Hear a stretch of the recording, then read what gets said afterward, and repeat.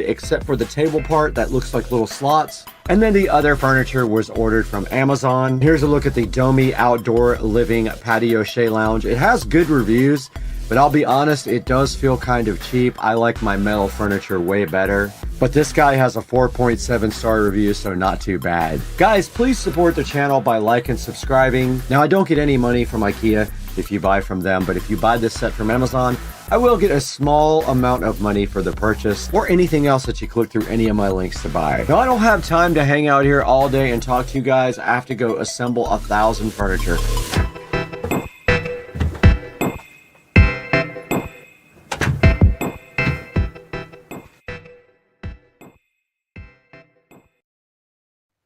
Hey guys, welcome back to the channel, Supercar Street Racing. I'm Brad, and I'm so happy that you guys are here with us today to take a look at this project for the Garage Find 10-year-old mini bike. So a little bit of backstory, because I shot some footage and ended up deleting it because I didn't think this project was going to actually happen. So the mini bike comes with just a regular incandescent bulb headlight.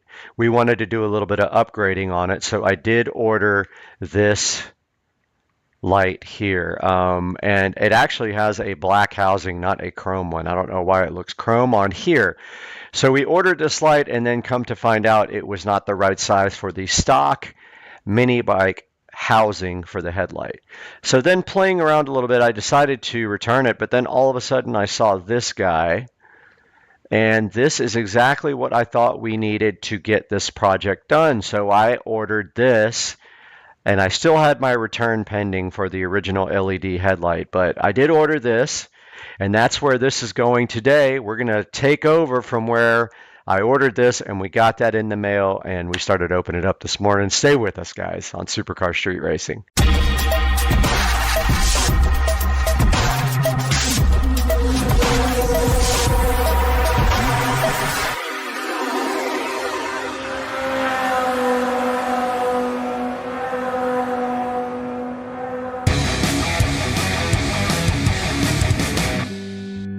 Okay, we got our brand new housing for our light, and did I already lose the nut that goes with it? I might have already, oh there it is. I ordered this new housing because this light wouldn't work with the stock housing. It works with this housing. We have our very dangerous, and do not try this at home, power supply, 12 volt power supply. We have our connector here, and I know that when it's like this, from the pictures, that's negative over here, and that is positive. So we're going to turn on our very dangerous, do not try this at home, 12 volt power supply, if it will reach. Never do this. This is, I don't have a real 12 volt power supply, so we're using battery charger.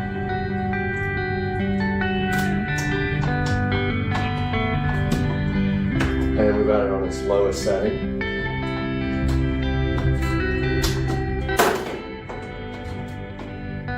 So now we just, that did nothing. That did nothing. That did nothing. Why?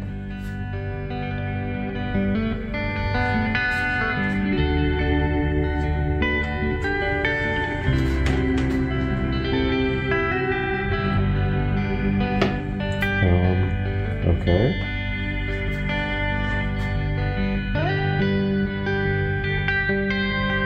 Okay. So that works. They're very bright.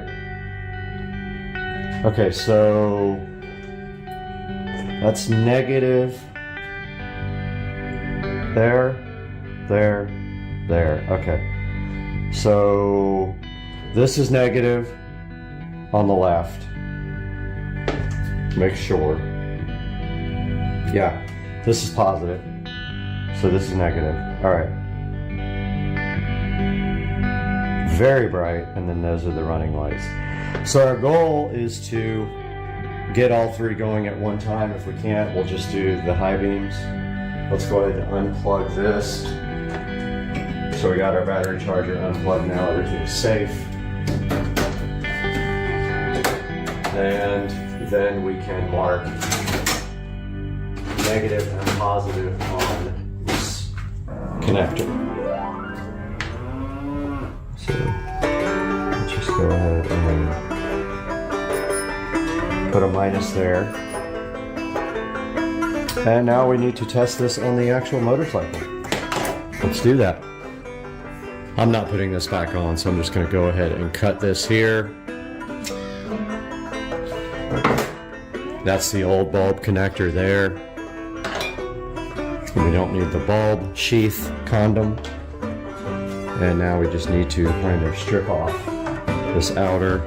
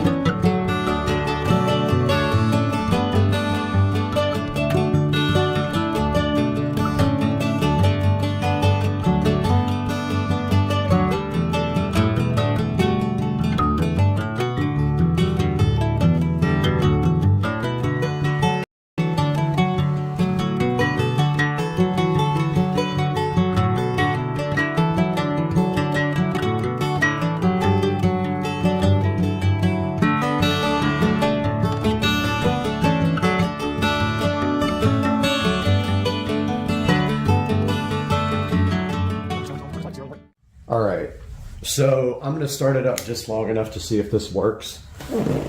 This bike is still not 100% together, but just wanna try it, see what happens.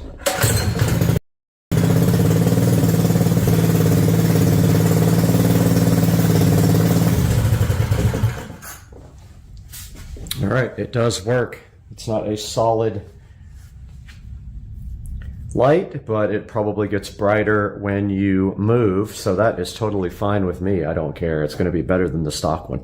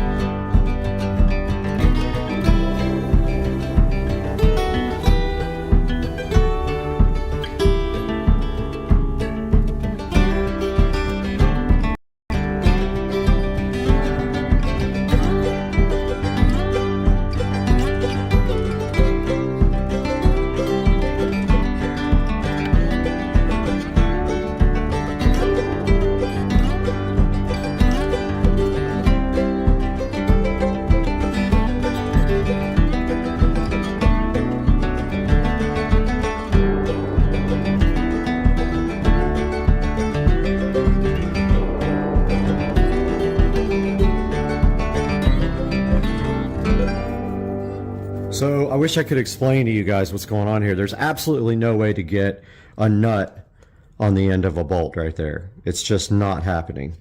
So zip tie is happening, and that's going to keep the light together because there's absolutely no other freaking way to do this. That's the only bolt that came with this thing. If they expect you to use that, there's no way without serious modification to this housing, and that means dremeling it out or cutting it or something, because that's not going to stick, dude. There ain't no way.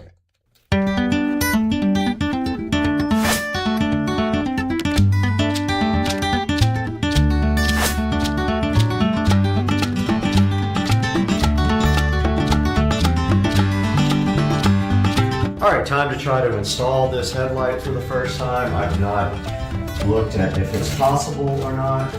Just kind of going for it.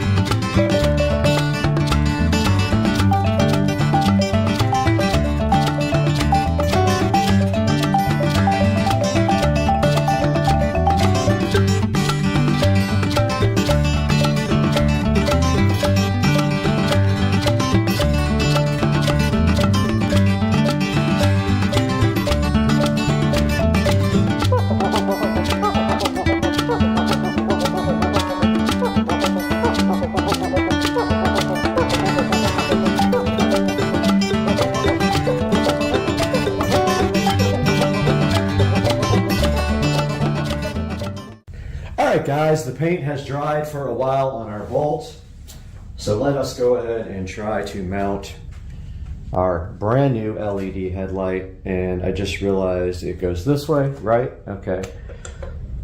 So it looks weird on the top bracket. I'm going to mount it on the bottom bracket.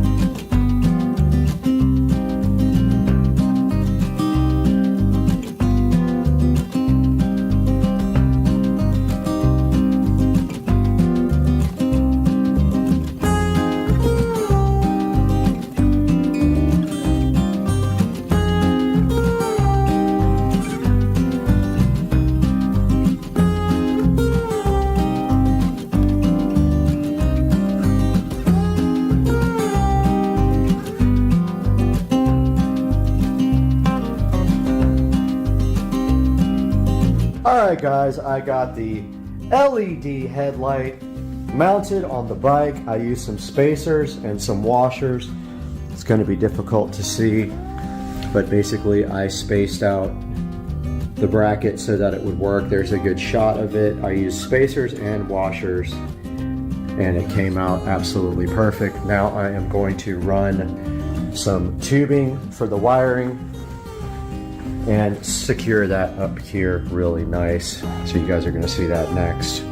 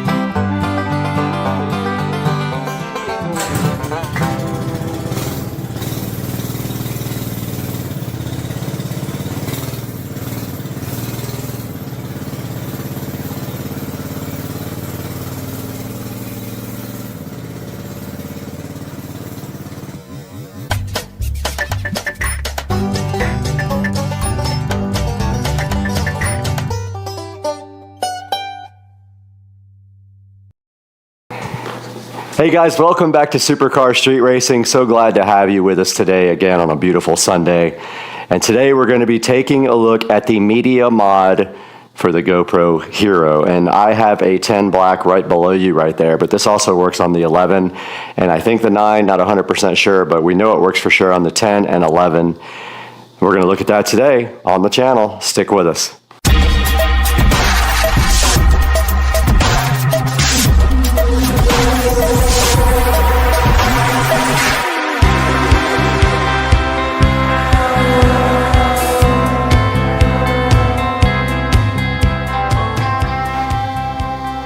Guys, it is Sunday Fun Day. We're back on Supercar Street Racing today with this media mod for the GoPro Hero 9 Black, Hero 10 Black, and Hero 11 Black. It is water resistant. It has a directional mic, a mic port, HDMI out, and USB-C ports. So you need this if you're going to connect an external mic to your GoPro. And I have not opened this yet. It is still packaged up in the box here, and I'm wondering if we can open it without doing anything to the actual packaging. I guess we cannot. They make it impossible not to tear up here. And so let's get this thing open and see what's inside. Kind of excited about this because I have a DJI mic kit. As you can see on the channel, there is a review for that. And this is the only way to use the DJI mic with the GoPro. Now, one thing I did read and saw online is that the GoPro and the Hero mic, sorry, the DJI mic will not fit on the shoe of the media mod all the way. It kind of just partially fits on there. And it looks like it did come with some mounts here for tripod and other. We're gonna see real quick what these are. This is to screw the device to anything that you use, any kind of mount. That I already have one of those. I have several actually. It's about, I think about 75 bucks to 79 bucks. I can't remember exactly. From what I read, the directional mic is not even that great in this. Not any better than the internal. And they give you a little windscreen for your directional mic there. And looking inside the packaging here, there is a manual that comes with this. It's got a limited lifetime warranty, it says right there. And here are the directions. So we have my GoPro Hero 10 Black right here. So first thing you have to do is remove the door on the device. And it does just pop right off, as you can see right here and right now.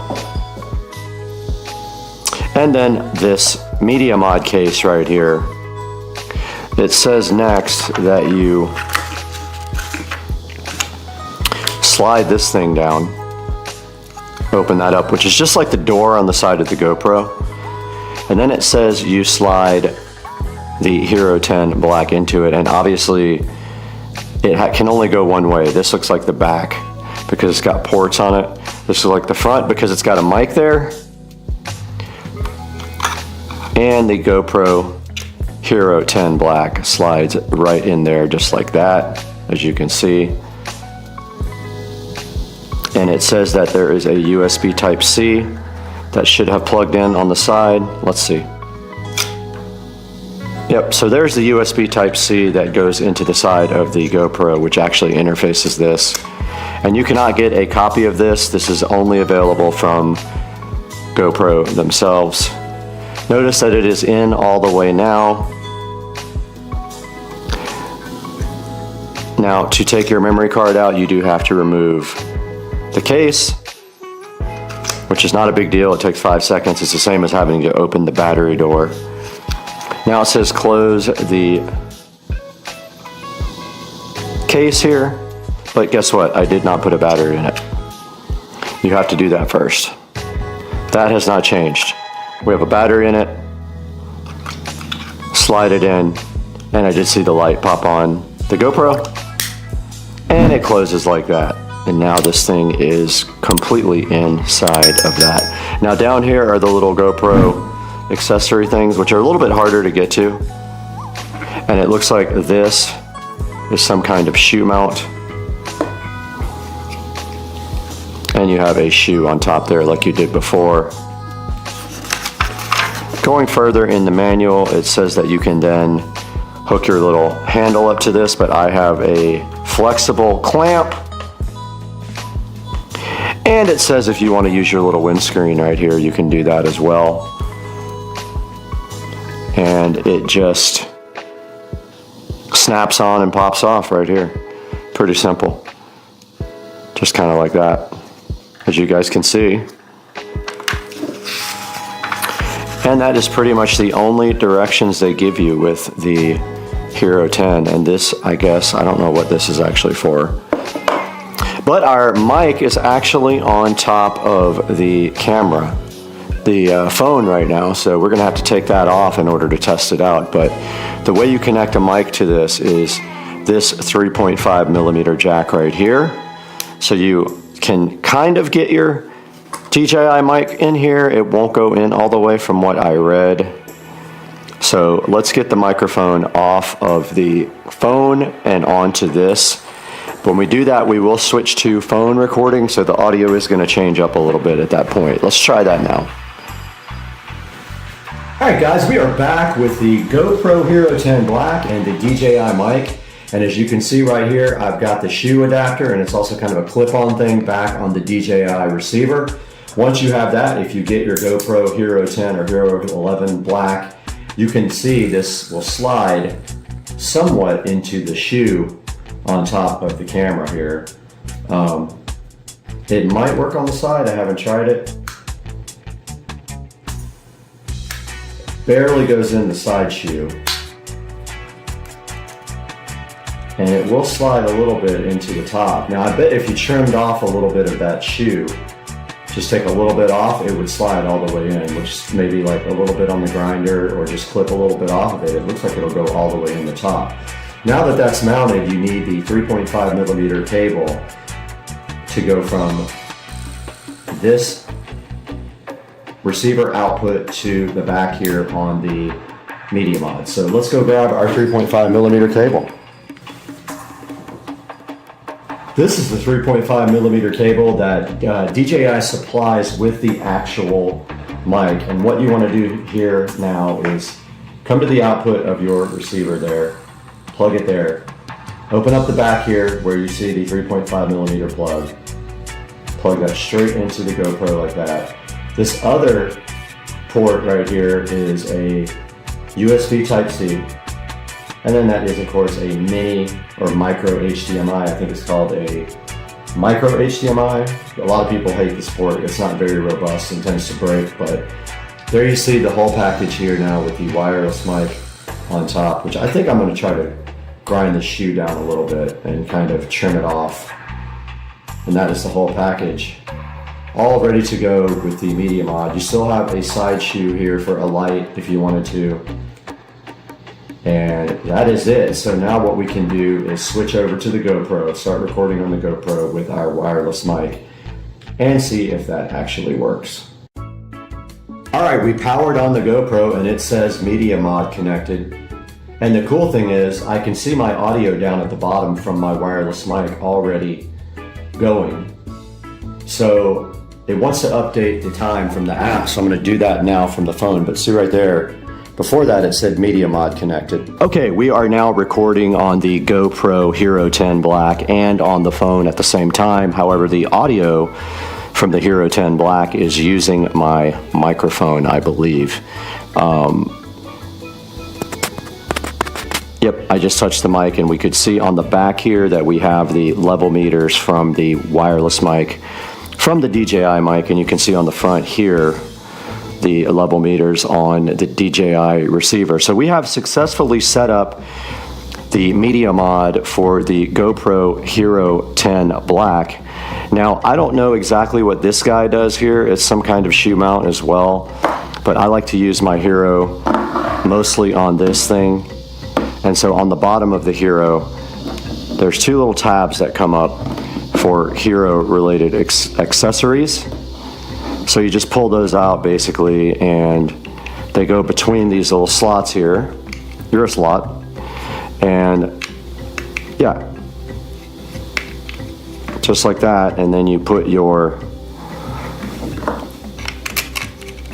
thingy through it like that and screw it in, and now this thing is ready to go shoot some videos and can be clamped on. And it has this extra clamping force thing if you need to make it actually tighter.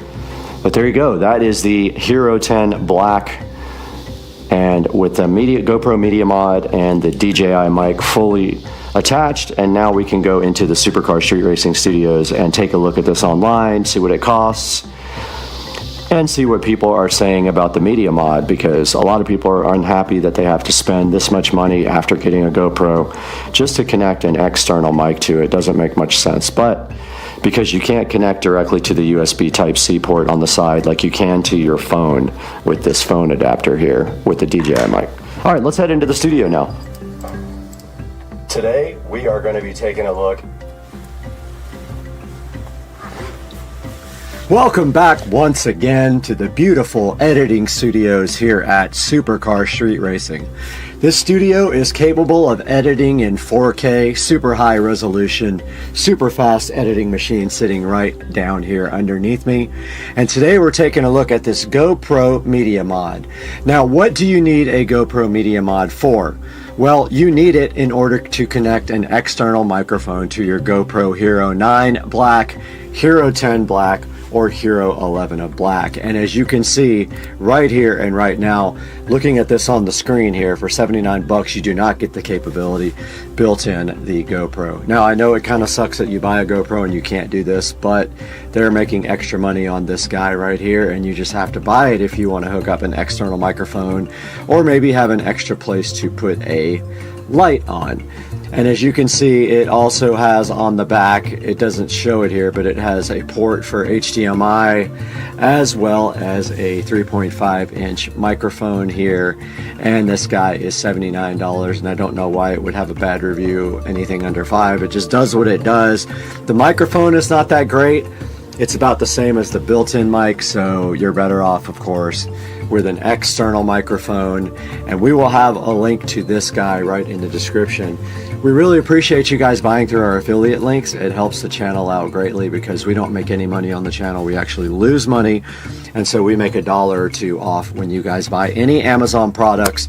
You don't have to buy the Media Mod. You can buy anything by clicking through this link, and it helps us out greatly. But back to the GoPro Hero Media Mod. You can only buy this guy through GoPro. Nobody else makes accessories for it, and GoPro would probably sue them if they tried, because they're trying their best to get rich off of this GoPro Media Mod.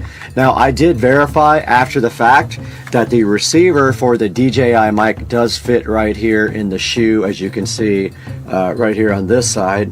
The shoe on the side of it, the GoPro or the DJI receiver fits pretty good in there. It's a little bit tight. Like I said, I might grind some off of it and see if I can get it to fit better. Other than that, no complaints about the Media Mod for the GoPro. Guys, thanks for joining us on Supercar Street Racing. We'll see you guys next time.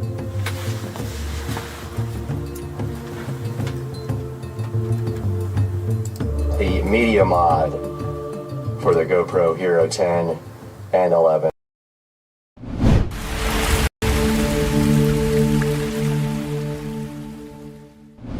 Welcome back to Supercar Street Racing. My name is Brad. We're out here in the 4K production studio today, and it's looking so fresh and fly because we just added some cool lights back here from Lumery. But today's video is not about those lights. It's actually about a different kind of set of lights. Marina was so kind to reach out to Supercar Street Racing and see if we wanted to work with them on their shop light. Now, these shop lights are pretty cool. You mount them in your shop. They are linkable. You can put more than one in a line, and they plug into each other. They sent us 4 of these, and we're going to transform Rich's garage today, so hang out with us on Supercar Street Racing.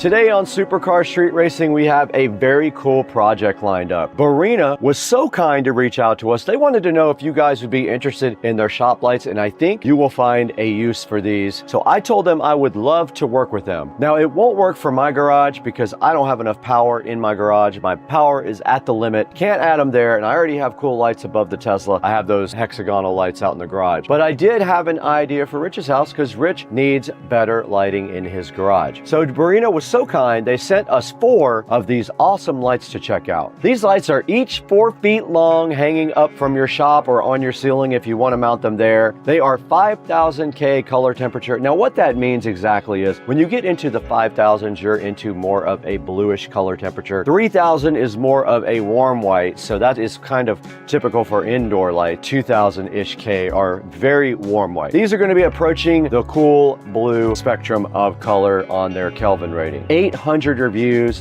and they have a solid 4.8 star rating. Now, I took a look at these lights already. They do have a pull string for them, but what I'm gonna do is I am gonna wire them up permanently in Rich's garage and also hide all the wiring. You're not gonna be able to see the link wiring going between the lights. I'm gonna do that up in the garage. They have a little keyhole mechanism for mounting the lights themselves as well. I'm going to use that on the ceiling of his garage and just use drywall inserts and the little screws that come with the insert. It also came with a bunch of mounting hardware. We're going to do a little unboxing of these next, but I wanted to go ahead and tell you about this whole project and what these lights are all about first. Now, you can hang these lights from a chain just like that picture shows right there. We're going to mount them directly to the ceiling. They are very light. I don't think you really even need drywall inserts. They'll probably stay up with just a screw into the drywall, like a drywall screw. No need probably for heavy duty mounting because they are LED, so there's not a lot of weight to them. They come in 1, 4, 6, and 10 packs. So depending on how many you need for your shop, you'll see that in a link in the description.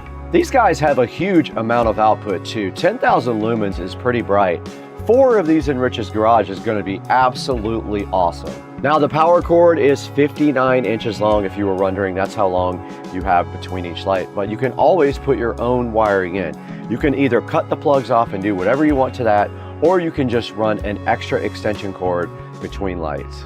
Now it says you can link up to 3. I'm gonna try 4 and see what happens. I don't think it'll be a big deal. We'll see. This ad up here also says that they are lasting anywhere up to 50,000 hours of illumination. They do give you a ton of hardware to go ahead and mount your Barina lights, and I'll show you guys that when we do the actual unboxing here momentarily. Now let's throw it inside to Brad. We'll get the unboxing done inside the house and show you guys what comes in the Barina lights.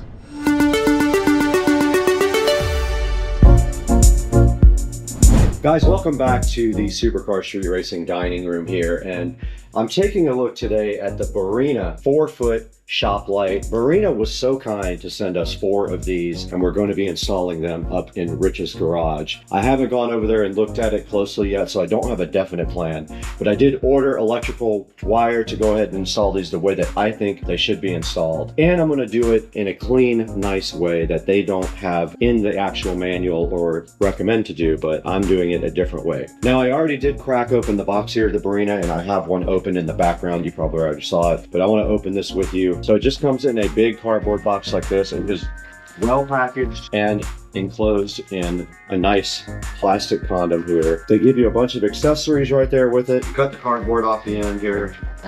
It comes right off. Use the knife right there, it comes right off. And then the whole entire light, we don't need that really going, is enclosed in plastic. And the cool part about lights is they have a plug on the end, and they also have a plug female on the other end. My only complaint about these lights are that they're only 5 feet on the power cable. So if you have more than 5 feet between your lights, these will not reach to the next light. And that's how bright it is. It's incredibly bright. And it's 6500K, so it's the upper level of bluish white. Look how bright that is, guys. You can see it is. I have 4 of these. That's going to be insane in Rich's house. There is a pull string right here.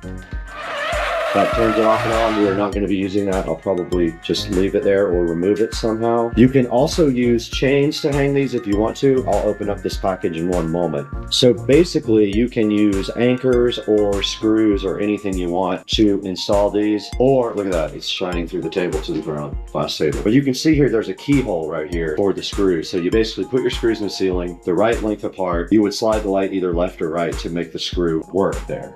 Now they do give you all this extra hardware. They give you a bunch of hooks. They give you these type of ceiling hooks. They give you drywall inserts. Yeah, you can see we got all the hanging hooks. We got some drywall inserts. We got 2 screws. Those go into the key right here. I'm going to use these at Rich's house probably, or some long drywall screws. This is very light. It's not going to come off the ceiling. But that's a good look at the unboxing. Look how bright. The Barina shop light, 4 foot. Now all we have to do is get busy and install these.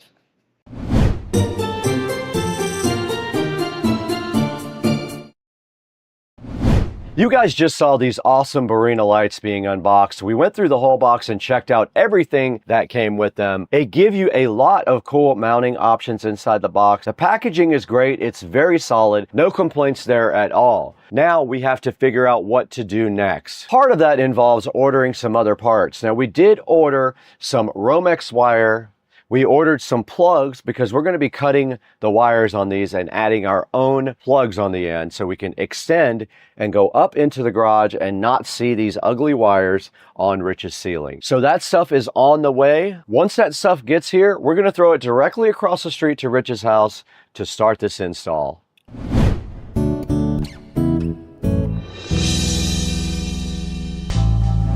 All right, what's up guys? We are out in Rich's garage right now, and you can see we have some portable AC units set up out here so we don't absolutely die. But we're about to start this project, and I just noticed up here, he has 2 different places where we can get power for the lights, and it would be switched. We can either do it there or there. This makes more sense because the lights will be in the center more than they will be back here. We're gonna go ahead and get set up for this, but we gotta figure out how to get the lights. My plan is I bought my laser level. I'm just gonna lay it on the ground and point it upwards, and hopefully I can align it with this straight pegboard right here, and that will give me a line. And then all I'll have to do is measure from the side of the wall in order to line up the lights. So I got all my tools here. I've got the lights right over here ready to go. So I guess the first thing we need to do is start figuring out a position for these. On the back here, they have keyholes. So what we have to do is we have to measure between the keyholes for where our screws go, and at the same time, we have to keep it straight as well. So we'll have to pull a measuring tape from there. Really what I am going to do is use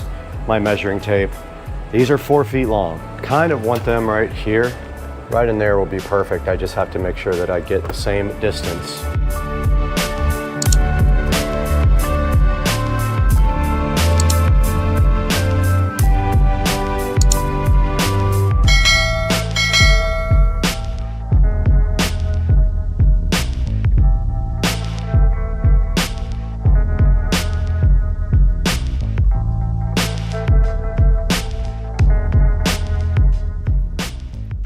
So I'm just gonna aim for 3 feet.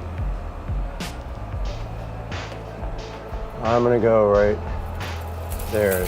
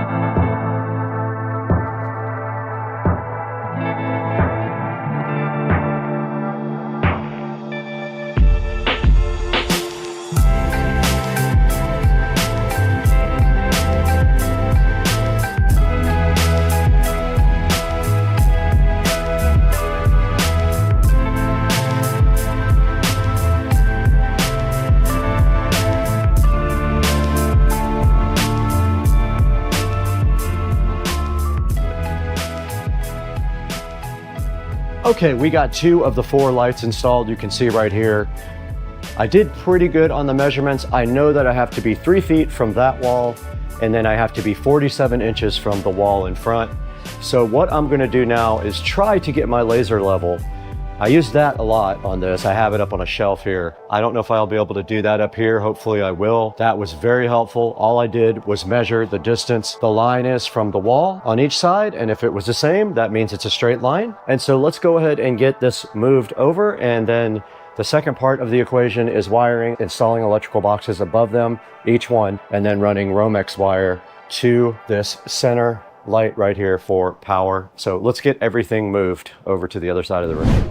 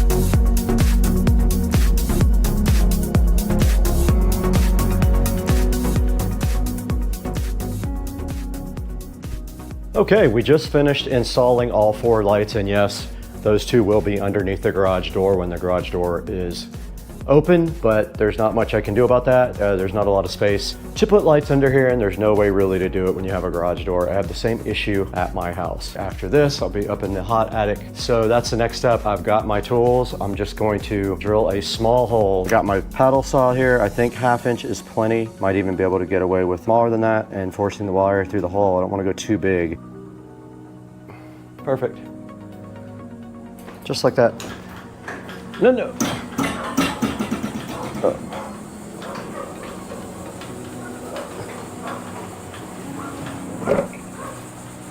These nuts. Ha! Got him! Got him! Don't open. Dang, you almost ripped one of the lights off the wall.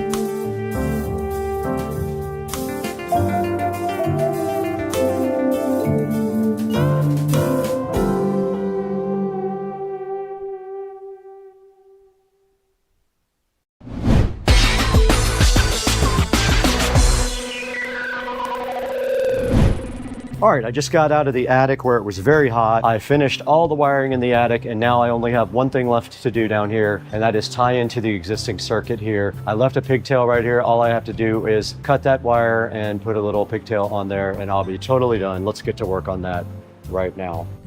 All right, I was able to finish the whole entire project. I wrapped this up just now, tested everything, but I wanted to show you guys. So let's go ahead and close this. Now just the light that's on now is just the LiftMaster light, so not much light in here. But you can see all four of the lights there. If they want to, they can pull the chains off or cut them off. And then here is the finished product. And that is nice. It is very, very bright, and it is perfect for Rich and Trish now. They are gonna love this, I think. Now, the only thing is, of course, when you open the garage, these are blocked. So that's the way it looks, and then all you have to do now is just let them check it out. You ready to check it out, man? Yeah, man. All right, I'm gonna let you do the honors. All you have to do is your normal switch. Normal switch? Yep. Whoa. Whoa. Wow. Good, man. That's bright. Yeah, man. Woo. I'm gonna open the door so what it looks like. It came out good, I man. won't even need that one anymore right there. I was gonna take this one out completely, but I just left it there. The little bulb one. Yeah. You're all right. I mean, Yeah, it is. Still even get light over here on your workbench and all that. yeah. Perfect, man. Yeah, man. Cool. Well, good. let Trish check it out sometime too. All right, cool. I'm gonna go get in the shower. Man, I don't blame you, man. I'm sweaty. Hell of a damn job.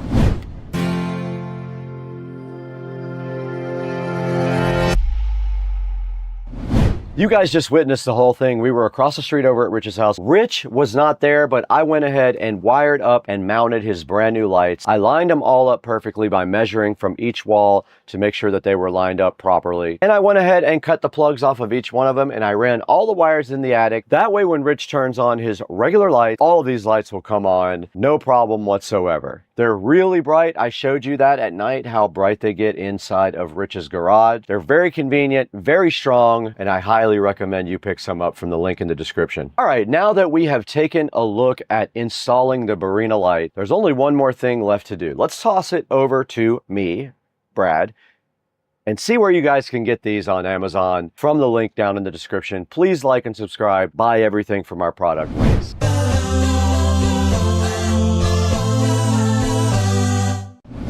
Hey, what's up guys? It's Supercar Street Racing once again. You got Brad here as usual, and we're in Studio B right now with a very cool project. I know you guys saw that. It was awesome. I went over to Rich's house directly across the street, and I did install 4 of the Barina hanging lights for him. I installed them directly on his ceiling, and then I wired them up so that when he flips the switch on, they do come directly on. It's really cool. It came out really good. They are super, super bright.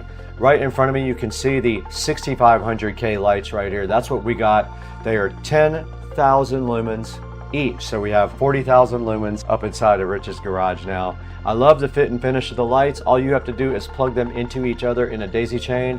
If you can hide that wire up in the attic like I did, you can also do that to make it cleaner. Or you don't have to, you could clamp it up to your ceiling as well so it doesn't hang down. But yeah, go ahead and check out Barina and get yourself some of these very cool shop lights. I have a discount code for you guys. If you go to the link in the description, Supercar Street R is the code, and that will save you money on the Barina lights. Or you can click through my affiliate link on Amazon as well. I'll give you 2 options down in the description to buy yourself Barina lights. Now they do have more than one kind. Check it out. They have also ones with motion sensor, so that's kind of cool. When you walk in your garage, it would just come right on, or your shop if you wanted to put them in your shop. So go ahead and check out Barina. I'm going to leave a link. Thank you for liking and subscribing as well. We have over 200,000 subscribers, which is very awesome, but I do need more, so keep up the good work, guys. Keep on watching the videos and liking and subscribing, and we will see you guys next time on Supercar Street Racing.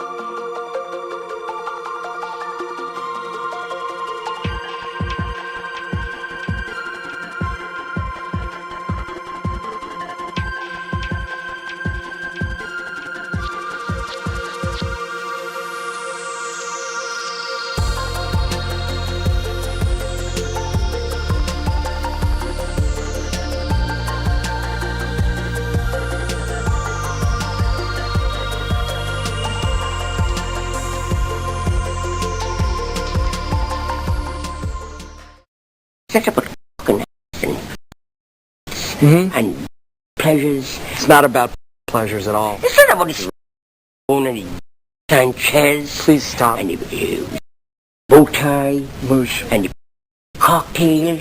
And the 16 balls. Moosh, just please stop.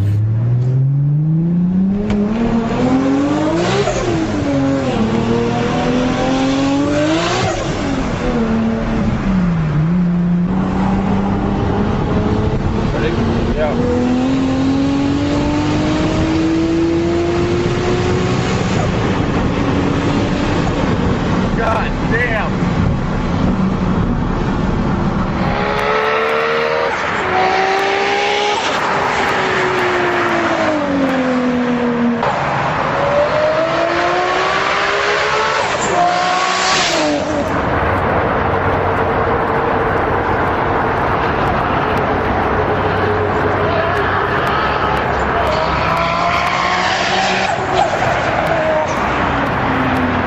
On the door of the studio that is peeling, the outside of it is actually peeling off. It's like a coating on there. I'm hoping this guy is a better performer than that one. The battery inside this thing is 10,000 milliamp hours. That should last quite a long time. Now it does actually use dual monitoring infrared and radar sensors for real-time monitoring. There's a look at the biometrics. It uses AI self-learning and can identify you in 0.3 of a second. It says it fits most wooden doors. There are measurements online if you want to hop on there and see if the Loxo actually will fit your door. I tried to put one lock on Rich's door one time and it would not fit, so I'm curious whether this one is the correct size for his door or we're gonna have to get it modified. All right, that's a quick overview of the Loxo 3-in-1 smart lock. Now all we need to do is throw it inside the Studio B. Let's get this thing unboxed right now.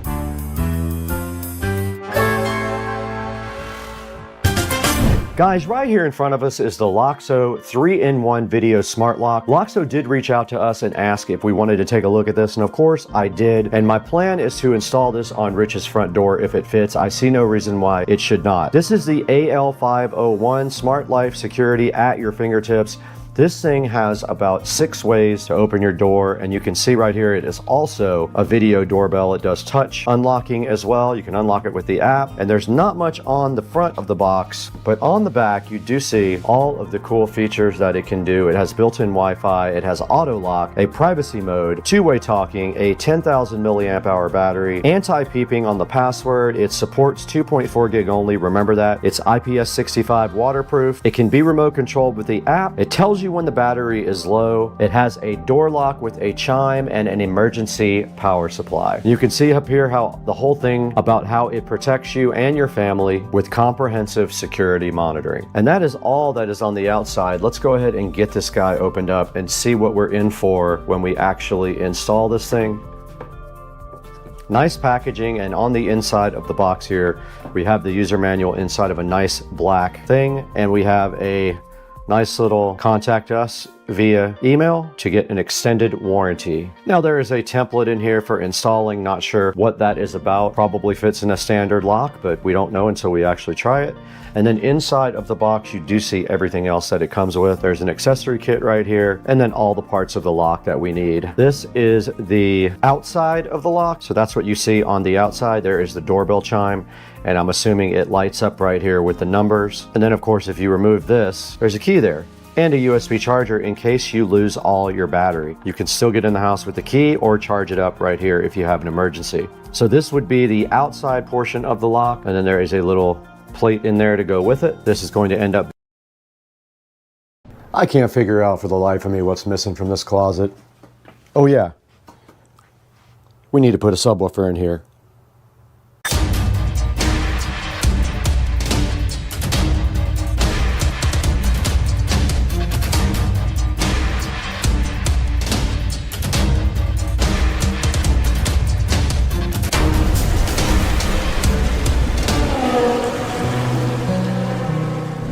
Guys, welcome back to Supercar Street Racing. Brad is here on a beautiful Monday in Northeast Florida, and we need to get this Sony subwoofer installed today, and we're going to put that thing right down there by where we have power. So our goal today is pretty simple. This guy has section on the back for speaker level inputs. We're gonna go ahead and get up in the attic, drill a hole in that cap, stick a hole in the side of the wall here, and go ahead and hook up this Sony subwoofer. So let's go ahead and get that sub down now and take a look at it.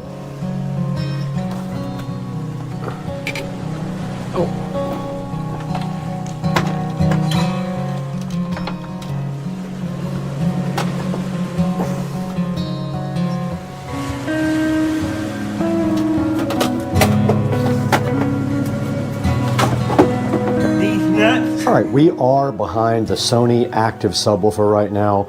I don't know how old this is, but it looks to be a little bit old. I did pick it up at a thrift store, and you can see inside it has a nice size heat sink down in there. I don't know if you guys can see that or not. But here on the back, we can see we have both inputs and outputs. Now what that is for is so that you can come into the subwoofer and there is a crossover built in, and you can feed your speakers like the ones up here in the ceiling with the crossover output. However, we are not doing that. We are going to be giving these guys up here the same feed as they had before, and this guy will just come off of those to go ahead and provide input to the Sony subwoofer. Now on the back here, they also do have a level control. They have a subwoofer cutoff frequency. Now what that is that is the crossover level. Okay, we just did look this up on Crutchfield, and this is a 10-inch powered sub with 60 watts at 1% THD, 100 watts at 10% THD, and it has a frequency response of 78 to 200 hertz. So this is a 10-inch powered subwoofer. I just wanted to discuss with you guys, when you are putting speaker wires in and you have to run wires down a wall, if you are on an interior wall, there should not be any kind of problems drilling a hole in the cap with a paddle bit and just dropping straight down with your wiring. Now, if it is an external wall, like the one in the bathroom going out to the garage, it could have insulation in it, which would make your job more difficult.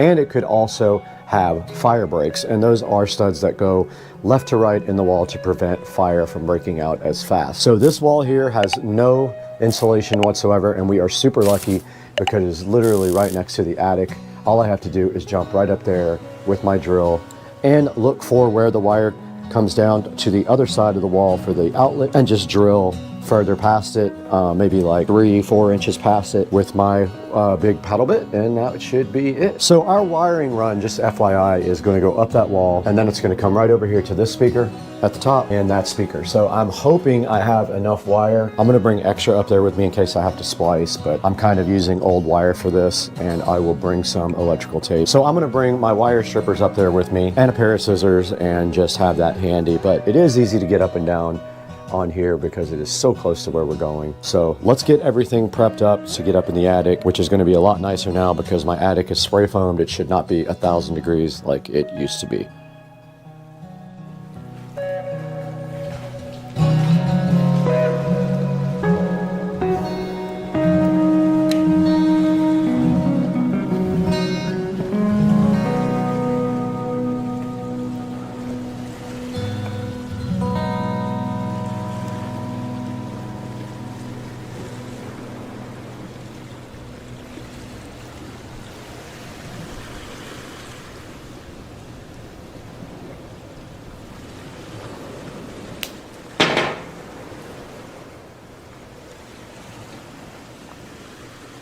Okay, we did prep our wire for going up in the attic. This simply gets it so it can just go straight down the hole, and then all we have to do is drop the wire all the way down and pull it out of the hole. Now let's go check out our supply of wall boxes and see if we have anything to use to cut into the wall.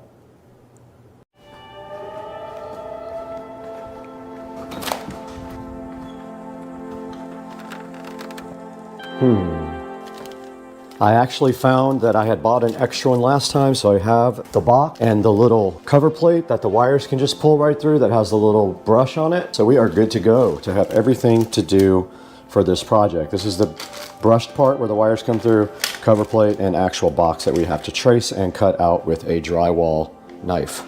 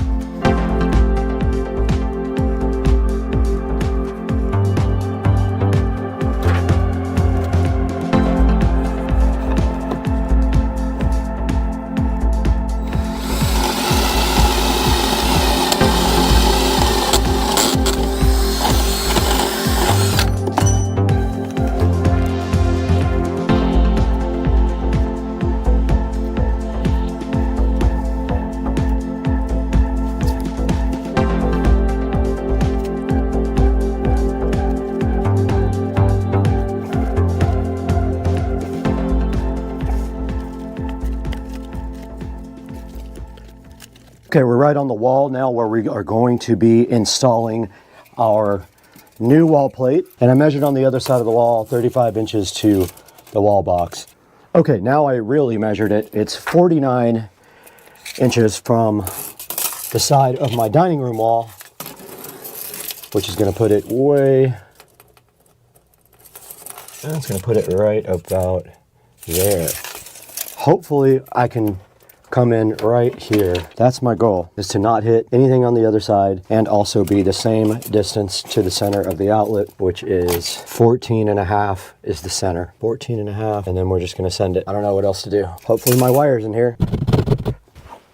Now the way we do this, put our template up there, level it out, and then mark it.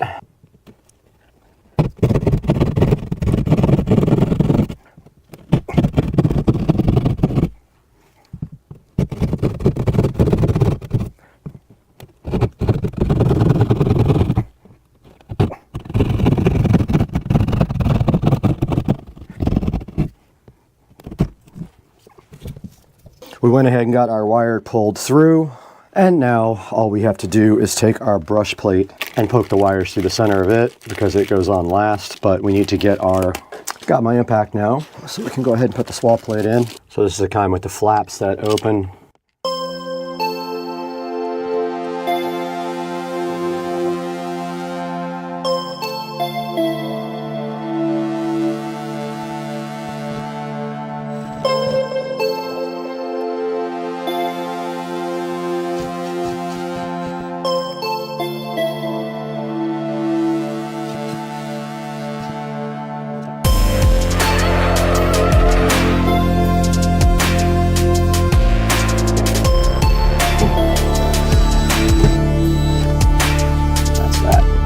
All done.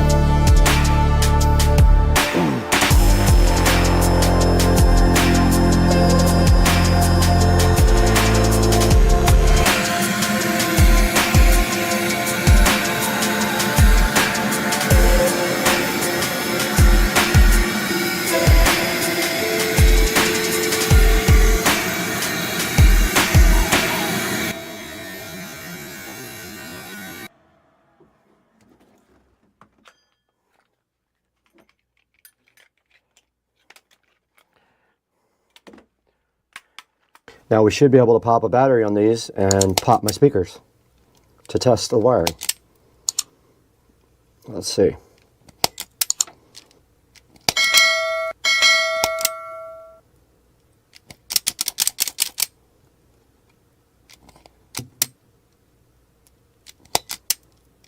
All right, let's grab a battery. 9-volt battery right here to test. We should hear it in the speakers right now.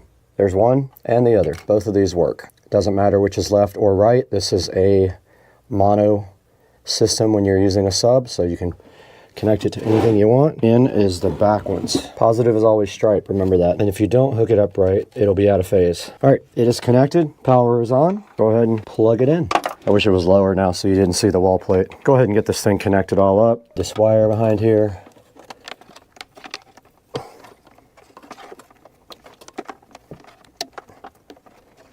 If we wanted to, we could slide over my shoe rack to hide it more. And we see the power light on. All right, there should be no copyright music playing right here. And it does hit pretty darn good for a 10-inch Sony sub. And this is designed to add some bass fill back around the bathroom area where I have speakers in the ceiling. And it'll also help out the entire house. But that is going to do it for this project. And I hope you guys enjoyed yet another subwoofer build inside of the house. 8 total subs with 6 being connected to the main house audio system. And we'll see you guys next time on Supercar Street Racing. Please don't forget to like and subscribe to the videos. And I'll put a couple of good subs in the description for you from Amazon. Go ahead and grab those. Click through my links. It helps us out so much. We can do more projects like this, more fun things with you guys. We'll see you next time.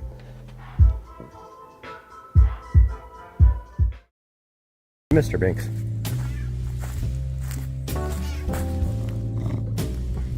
All right, guys, little fence update out here. It's kind of early. I don't want to be loud, but the new fence is going in. This is the line that it's going to run down. And then right here, it's going to cut across with a gate. And then my neighbor eventually will go over to his house with that. But the fence runs right down this line. You can see it here up against this post. My neighbor eventually will remove all this. And then these are the old posts, which I did a lot of the fence removal. They did a lot of the post removal. Runs down here to the pond, and that's where it stops. And then, what did they do with the old bulkhead? Oh, it's right down there. Okay, so I'm gonna have to trim that up. So that's where it stops on that side. Of course, there's the water.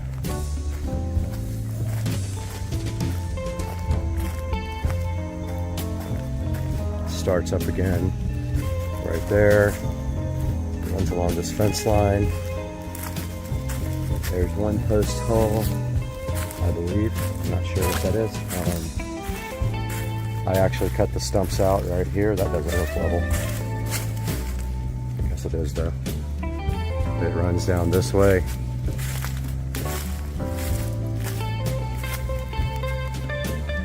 Looks like we might lose a little bit of land here to make it straight. Runs right down here.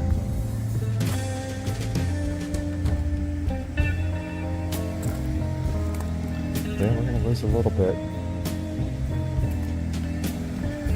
I mean, that's a straight line, but still. It runs right down here. And then there will be a double gate right here. So that's it. That's the new fence. All this will be concrete. It's definitely losing some property there. I don't like that. I'm gonna ask them about that when they come.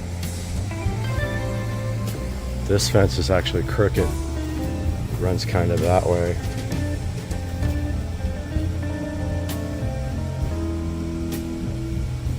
Yeah, I'm not sure. Hopefully they come on an angle.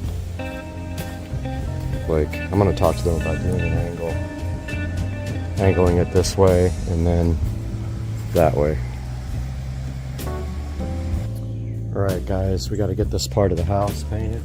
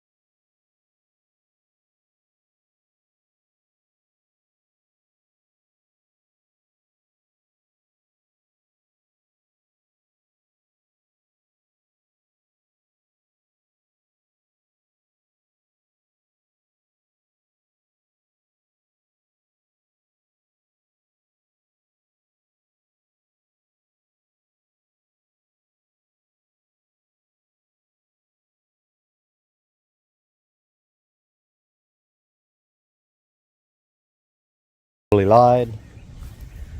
It's time to get this tree looking like the queen palm.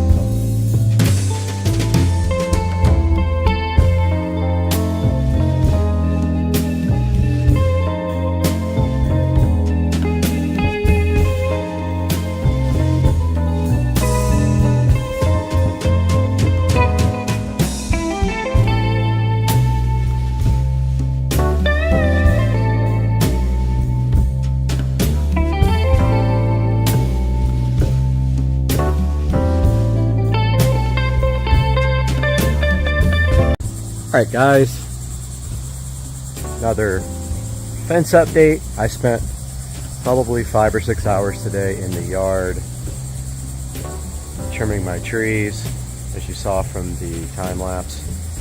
So that's what the fence looks like. On that side there's going to be a gate right there. I'll probably take a lot of that tree out, and it runs all the way down there, and then it starts over there. I trimmed all those palm trees up, by the way. They look awesome. And it runs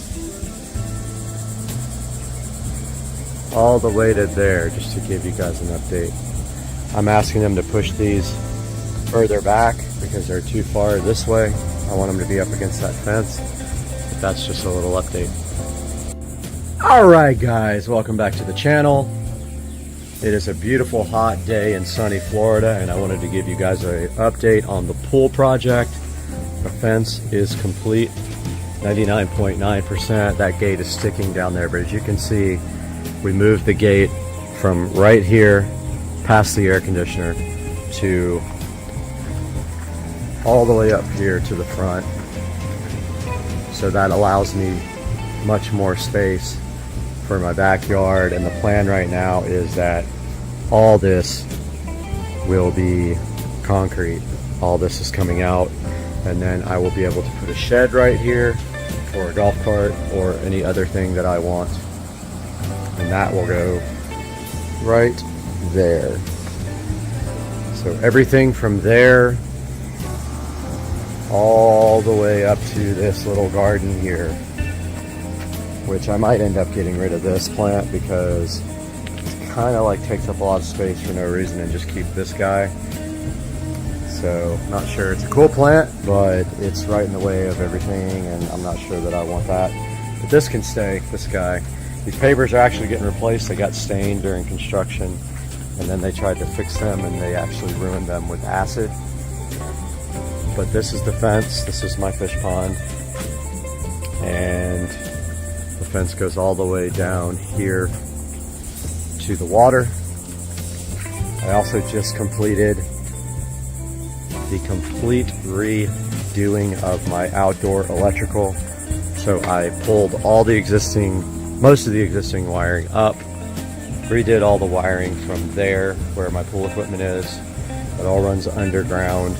I just put in these LED string lights from Walmart, Mainstays, which I will link in the description. They run the entire length of the fence all the way down here. I'll keep showing you what I've done. Also put a power box in there. It was already on the fence, but I moved it to the tree and created a little power plate for the back. I ran the string lights down there, back where they were before on the dock, or on the bulkhead, so they run all the way down the bulkhead here.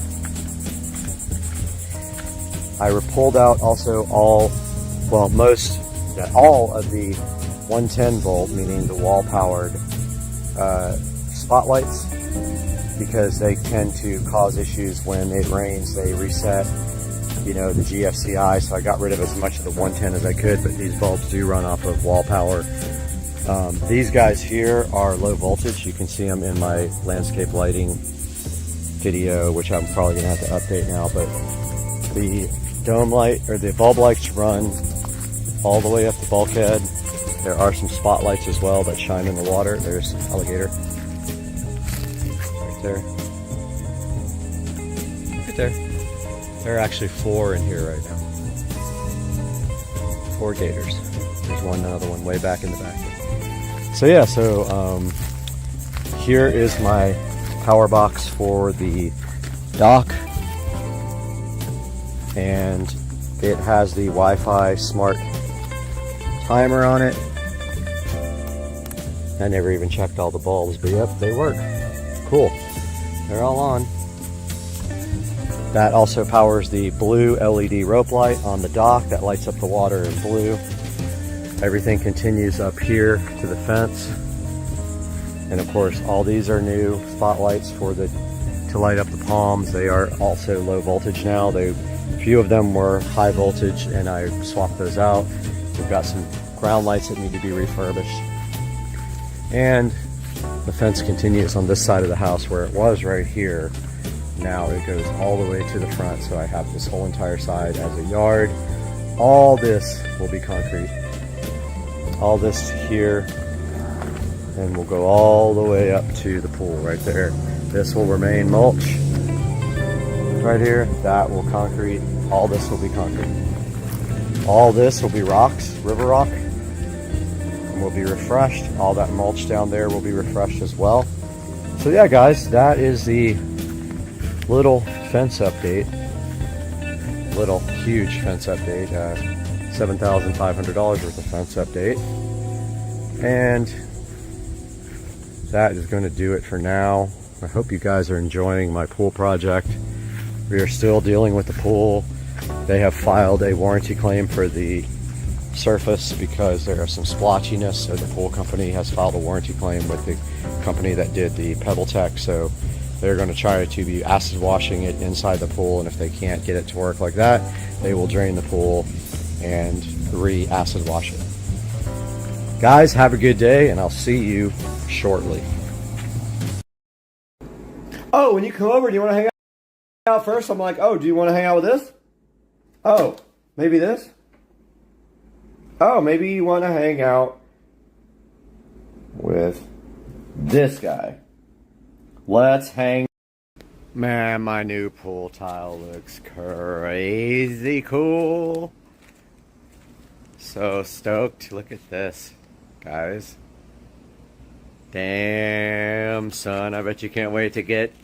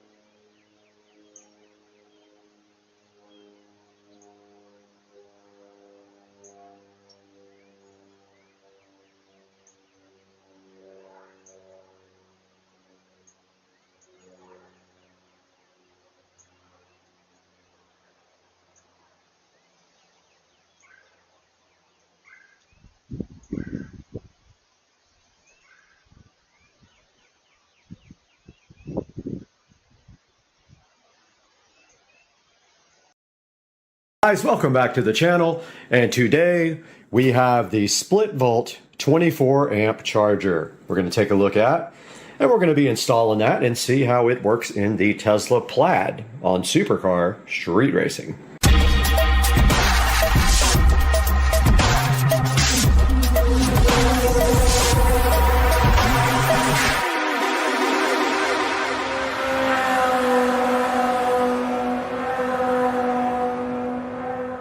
This is a split volt NEMA 10-30 charger, and it came in this beautiful bag, which I probably won't use because I have a Tesla mobile connector coming for the car, but this will be permanently mounted in the garage.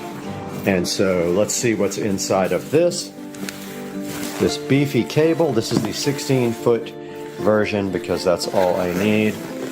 And pretty good packaging. The box was damaged, however, the inside had no effects, and it's got this nice split volt little thing asking you to email them if you have any questions.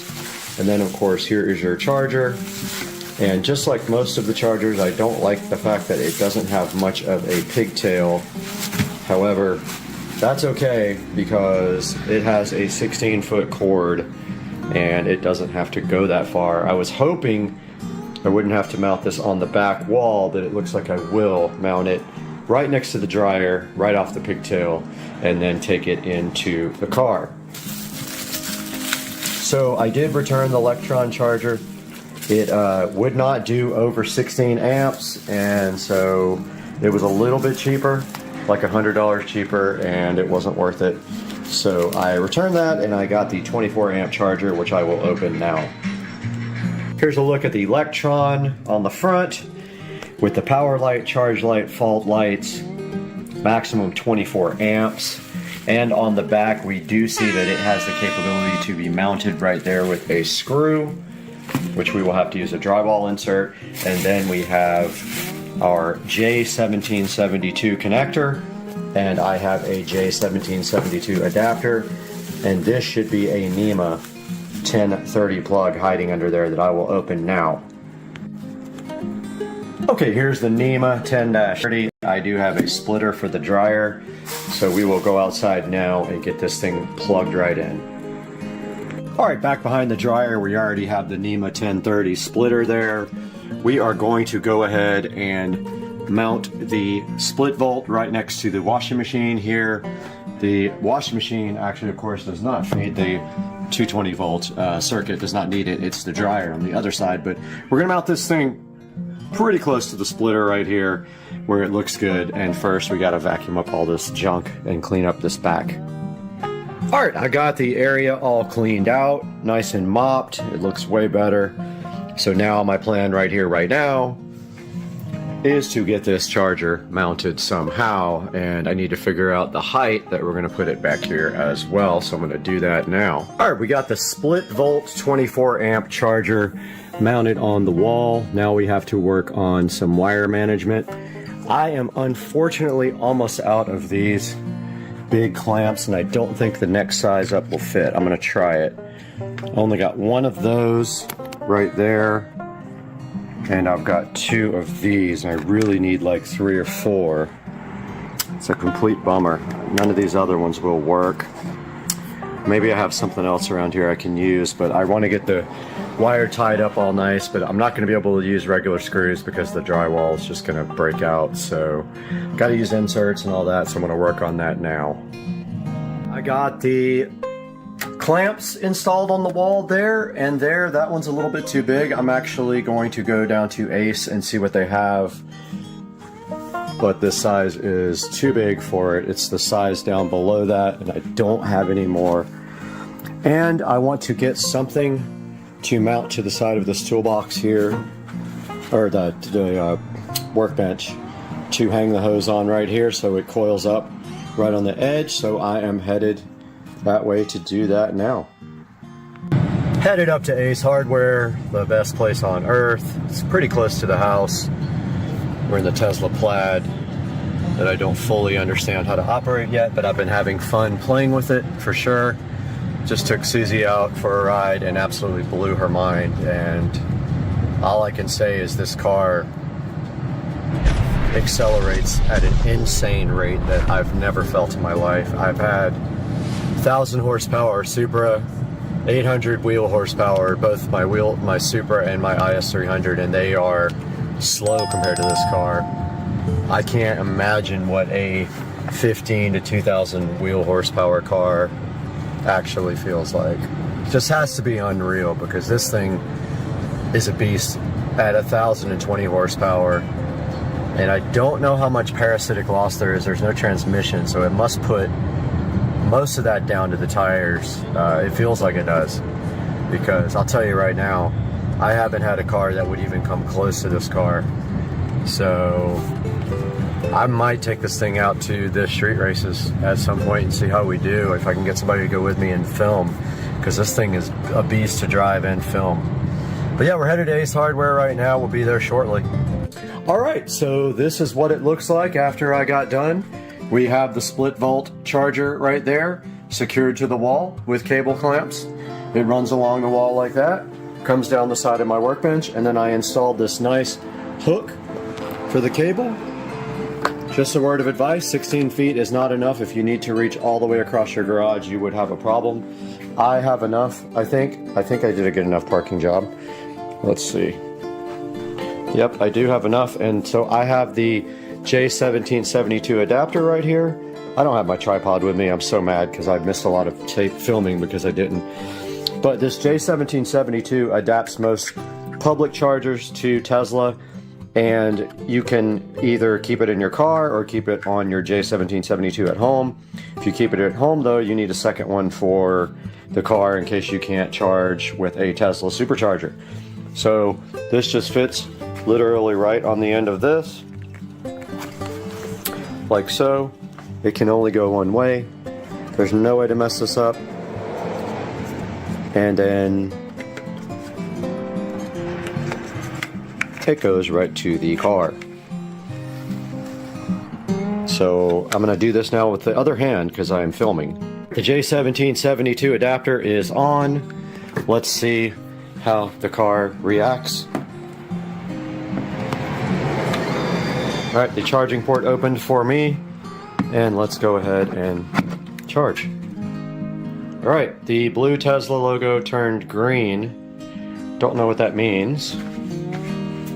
And it says charge on the split volt, but we will have to get into the car and see what the rate is. It should be 24 amps. We could actually go on the app too, but let's go in the car. So it actually could see it through the window. 5 kilowatt hours, 24 amps. So we can't go any higher than 24 amps with my circuit, but that is, what, 17, 18, 19, 20, 21, 8 amps more than I had before. So I'm hyped. This is where you set the charge rate. And so it said 2 hours to fill up, so it'll take 2 hours to get to the tip of the charge. Very cool. So that is the split volt 24 amp level 2 charger for the Tesla, all mounted up and ready to go. I kind of like the charging thing that was on the screen when I closed the door. I'm going to try to get that to come back up so I can show you guys on video. So this is what comes up when you are away from the car. It says charging time remaining 2 hours and 45 minutes, 24 amps of 24 amps, 238 volts, 6 kilowatt hours. By comparison, a supercharger the other day did 62 kilowatt hours. So about 10 times faster would be my guess. But yeah. Looks pretty good. I might put a couple more cable clamps on this over here. There's not much more I can do to clean it up, aside from running something through the wall and plugging it down here maybe or something like that. But I'm not disappointed with this turnout. It's pretty clean. There's really not a better way to do it. This dryer vent already looks like crap over here, so now all I have to do is put my charger right up on this hose reel thingy when I'm done. Guys, I hope you enjoyed the video. Thanks for watching. Sorry it's going to be a short one because I didn't video everything I was doing, but we'll see you guys really soon. Welcome to SplitVolt. Want the fastest electric vehicle home charger for the best price? SplitVolt portable 24 and 40 amp EV chargers have the best overall value, with the lowest price and fastest allowable NEC safe charging rates. Its 16 feet length provides flexibility, while also being lightweight. It coils easily into the included canvas carrying case. SplitVolt portable EV chargers can often use an existing dryer socket. Just plug in, and you have 21 or 37 mile/hour fast EV home charging.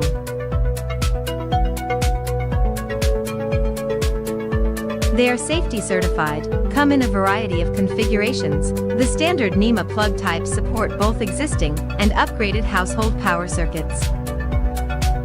SplitVolt chargers use J1772 handle connectors that are common across North American EVs and fully support the standard Tesla adapter. Its design includes internal vehicle power protection and 4 LED indicator lights with real-time status information that will alert you to failures or issues with your power source. Although designed for optimum portability, the charger may also be easily wall-mounted. Just plug it in and you're fast home charging. Thanks for watching.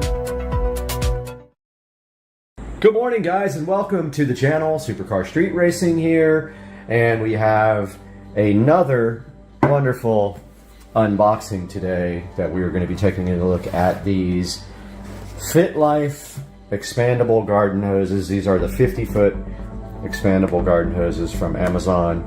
Now, the reason that I purchased these 50-foot hoses is because in the backyard on the pool deck, I actually have added a new spigot for water to be close to the pool deck, which I've never had before, and it's really nice to be able to have water there. I also ordered 2 hose pots, so they look like basically big brown pots. They are like the kind of like the plastic looking things, because I read a lot of reviews and the actual metal pots are very prone to rusting and they don't last more than 6 months to a year and they just fall apart. So my plan is now to take these expandable garden hoses, and I've never owned one before. I went ahead and bought 2 and 2 pots because I'm going to be putting one out back by the pool deck and then one on the side of the house where we're getting the concrete laid. There is a spigot there, so I'm going to put one there. If that works out, I actually am going to buy 2 more, one for my well pump and one for the front yard here where the hose comes all the way out to the front. That's the only bummer, is I don't have water out front of the house. The hose does run from this side of the house over here to the front. So that's one thing we got to take a look at. But we've got these FitLife expandable garden hoses,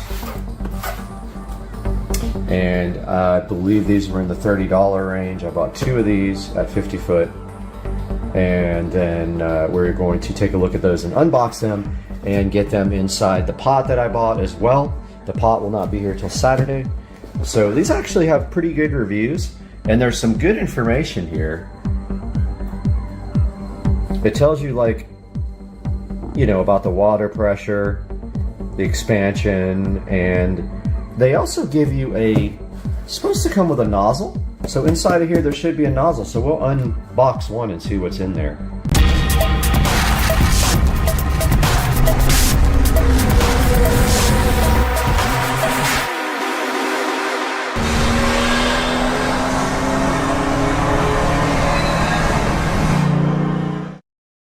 Check out this dude. Off in the middle of the week. So non-basic. Hey guys, the second part of the hose project showed up, and this is it. These are the hose reels. You can see here they have holes on the bottom to let the water run out of and let the snakes go in.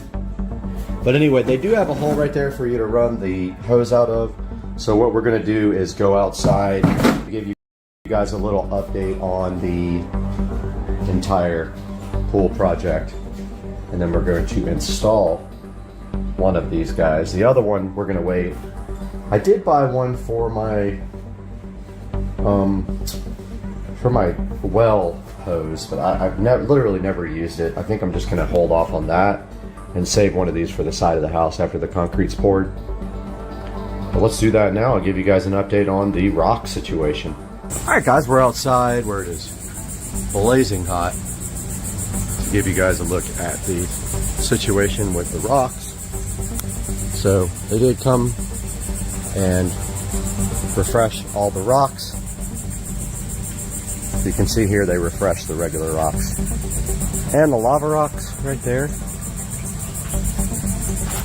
And then over here where I have to do new edging, they refreshed all this. Last time they did the mulch, this time the rocks. New section of rocks added here for the well, and we will be getting a hose reel to go up on that wall. Let me zoom out here for you guys. All right, we are back and going around to look at the rocks. All this is refreshed. You can see here.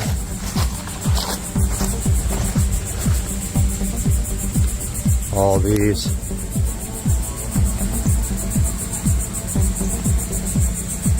lava rocks here, which it's been needing that for a while. All this.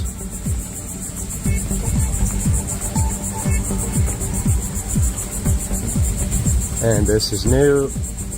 Actually not new, but the garden area is new as far as the shape. They put lava rocks in there because there will be concrete being poured all out here. Last but not least, they did this new area around the pool pump and the AC to which the concrete will be poured up to. And that is a look at what's happening with the rocks.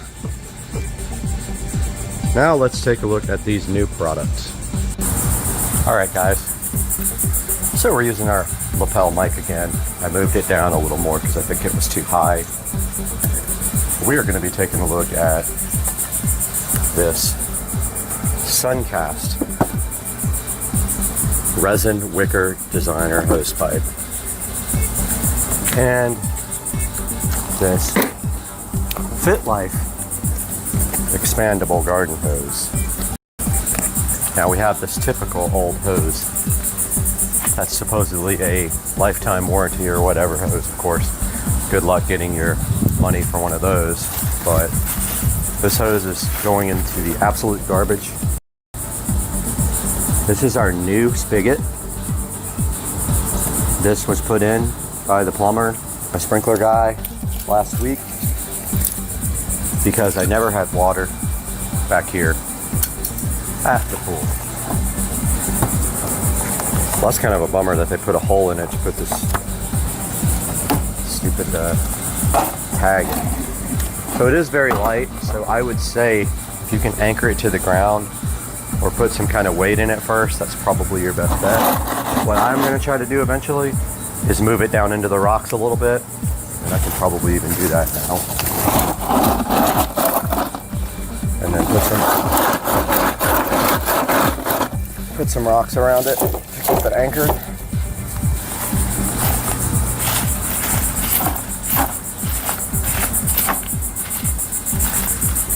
Not a big deal. That's gonna work out good. The exit hose for the hose, exit hole for the hose is right here. We got a free little bonus piece of plastic where they molded out the plastic from. And it is supposed to come with a new O-ring. Now this old hose had a quick disconnect on it. I'm not going to use that again. I honestly never used it. I'm going to seal this extra O-ring in case it leaks. Got 2 O-rings in this one because it was leaking, because this is a short. Looks like there's one left on this too. Yep. I'll save those 2 guys for the new hose, which is right here. The Fit Life expandable garden hose. Let's take a look at this guy. So it does come with its own spigot, I guess you call it, sprayer nozzle. I don't expect a lot out of a free, I wouldn't call it free. This hose is a $30 hose, $35 hose. And inside of the box, we see their spray nozzle, and we see, make sure the washer has been put inside of the hose. That's the first thing. Please put the screw side on your faucet. That is what I plan to do. So, first we have to run the hose through the hole, like so. It's got 1 washer in it. I will be adding the second washer. Oh, nope, I won't be able to. This is too shallow. Yeah, it's too shallow to put a second washer on, I think. Let me see.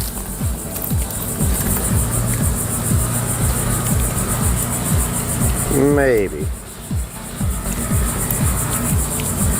Okay, it's gonna let me. It's one of those shallow faucets. I hate them. Spigot. It doesn't have a lot of threads on it. It's prone to leaking. Next thing it says, keep the valve closed and connect the nozzle. Turn on the faucet and the water, let the water fill the hose, and it should expand.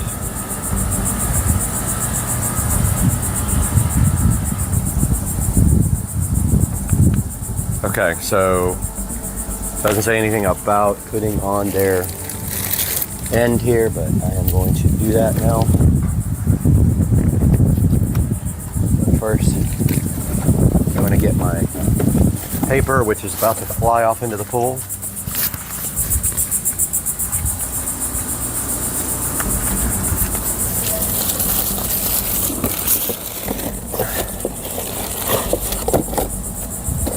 So double check when you do this that you have your O-ring inside here, or else it will leak.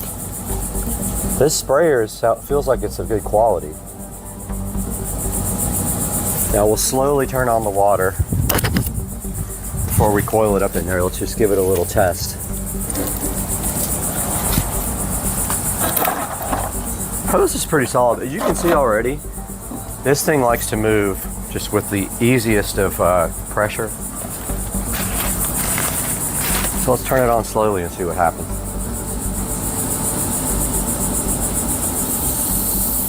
Okay, it's filling up. Looks like it's expanding inside of the bucket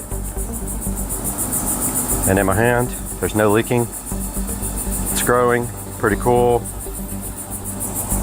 Let's turn this on. Nice high quality.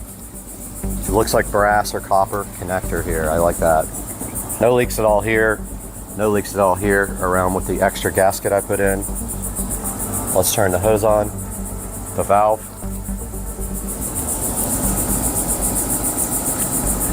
Valve is okay. When the valve comes on, the hose does expand, and it does say that in the directions. Okay.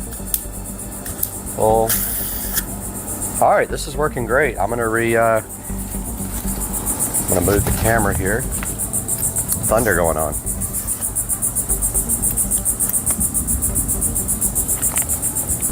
Okay, so here's our new hose. guys.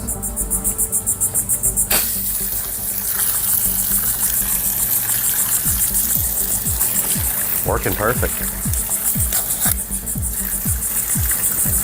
And I don't have much pressure in this hose. I don't know why it's like that. I think the plumber did something. Okay, well, it wasn't turned on all the way. That's one reason. I thought before there was low pressure, but there's not. Okay, that's better. So there's the expandable hose, guys. Now, I did notice one thing already that's going to be annoying, and that is my rocks are going to be pulled out of my garden by the hose when I use it.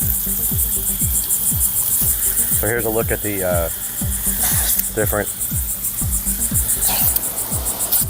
on the spray nozzle.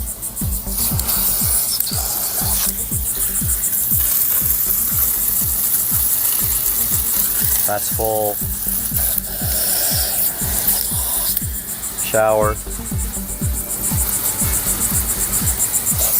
Angled. Jet. Cone. And soaker, whatever that is. So yeah, guys, this is a good setup. There's no leaks at all from the hose. I like the way it expands. I like the quality of the ends here. And I like the fact that it has a shutoff valve there. But here's a look at the quality of the ends on the hose and the Fit Life sprayer nozzle. And a look at the way this expands. Now remember, guys, when you are done with your hose, always turn the water off at the valve and run the water out. This is 99% of the reason why hoses fail. You leave them with pressure. So I'm turning the actual hose valve off. And then I'm going to run all the pressure out. And the hose is shrinking.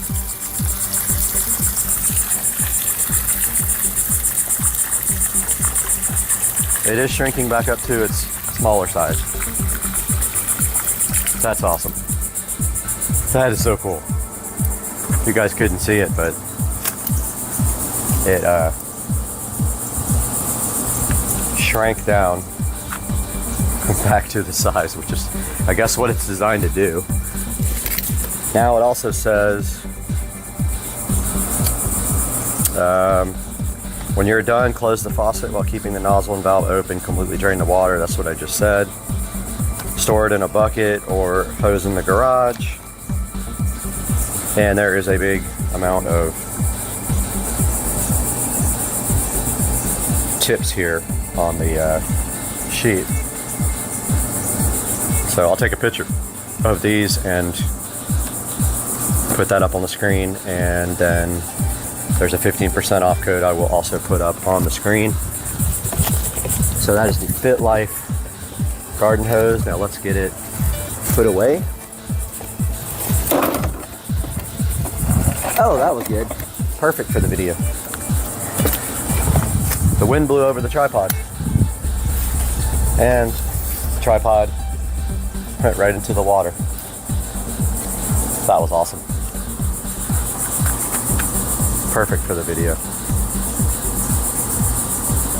There, now you guys are ready. All right, let's put this thing away. Now you can see what some people were saying on the forums, that this bucket moves very easily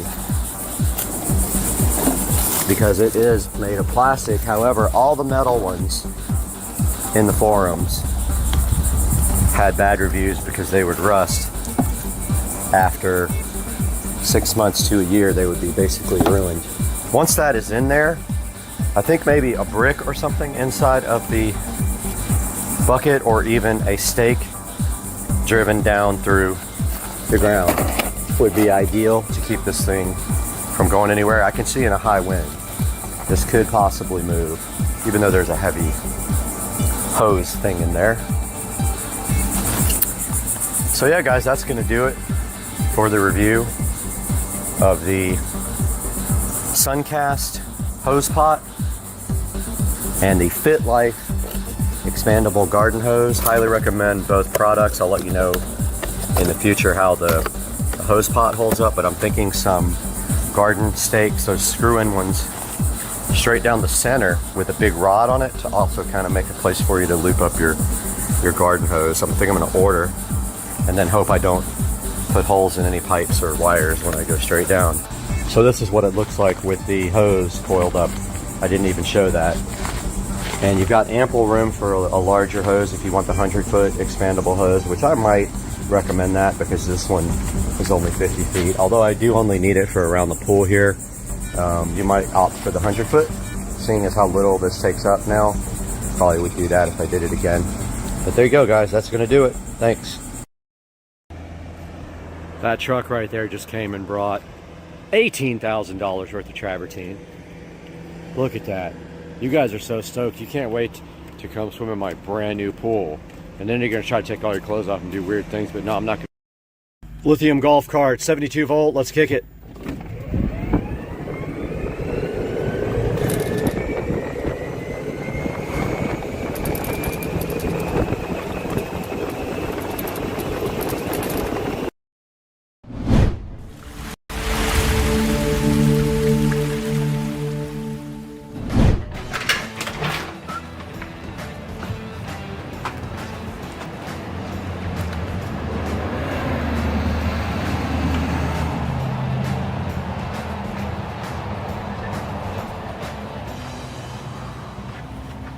Florida life.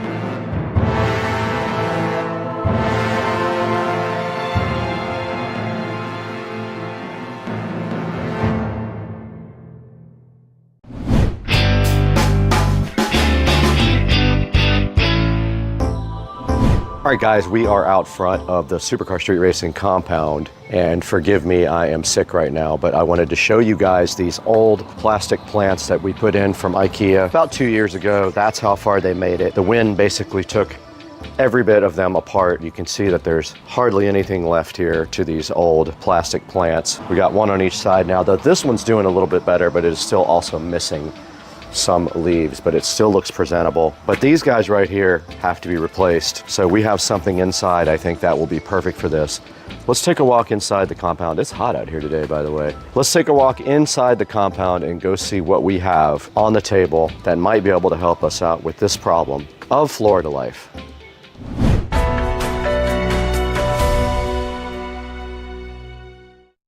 Guys, we are interrupting this program for a message from Priority Chef. Now, Priority Chef did contact us a few weeks ago and asked us to go ahead and take a look at their 6-piece mixing bowl set. They did send me a set of these and they are absolutely awesome. I love them. I'm gonna go ahead and give them to Trish across the street so she can make some awesome dishes with them. But just so you know, this is a 6-piece large mixing bowl set. It does come with lids, non-slip bases, and it does have 3 graters that go right on top to help you grate right into the bowl. Check it out, guys. Right in front of me here, you can see a variety of colors, including black, red, light blue, dark blue, gray. Just very cool that I think you can get a different color for your bowls if that's what matches your kitchen better. And check out the grater set down in the lower left here. That's also very cool. It's hard to find a bowl set with this in it. And another great thing about this is the different sizes that come with the set. You can see right here they have a 1.5 quart, a 2.1, a 3, a 4, and a 6 quart. You have a lot of options there when you're ready to start cooking. Check it out. You can mix and measure in the exact same bowl because there are etched measurements in the bowl that help you go ahead and put your ingredients in correctly. And these graters are so awesome. Look, you have a fine, a coarse, and a slicing grater. You stick those right on top of the bowl. You can get your ingredients and go ahead and put them directly in the bowl and mix it up right there. You don't have to do it in a separate bowl. Now, these guys are awesome for tossing salad, mixing ingredients, serving your dishes. You can bring them right out to the table and serve all your guests there. They have food storage as well since they have lids. You can prep your ingredients right in the bowl, and they're great for marinating stuff to cook later. These are also very easy to clean. Stick them on the top rack of your dishwasher. Let the dishwasher do all the work so you can enjoy the food later. And of course, this is a good choice versus other products because it is a silicone base to stop the scratches. Other products are metal, they'll scratch your worktop. These have an inner measurement scale. Others do not have that. That's a great plus to have. These guys have airtight lids. Other cheaper ones have no lids at all, or their lids don't fit properly. Guys, go ahead and go in the description. Check out the official link from Priority Chef. It will be a Levanta link. If you click that, it will take you to Amazon. We'll get a few dollars from this. It'll help us out. It'll help them out as well. And thank you for supporting the channel. Now let's get back to the video.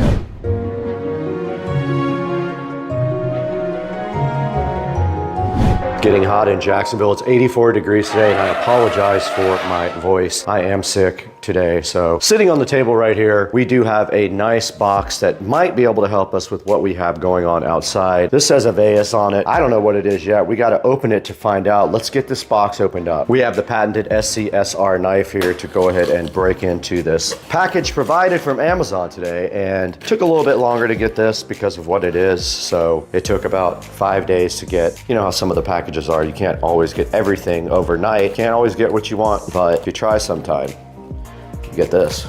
Do I have to build this thing? All right, well, inside the box, we have a couple of palms. These are artificial palm trees to replace the ones out there, and apparently I have to build them. Apparently inside of the box, we have palm fronds, another set. Oh. Okay. Oh. Okay, so it says, the instructions right here just say to take the other ones and put them on this. It's got a pot already.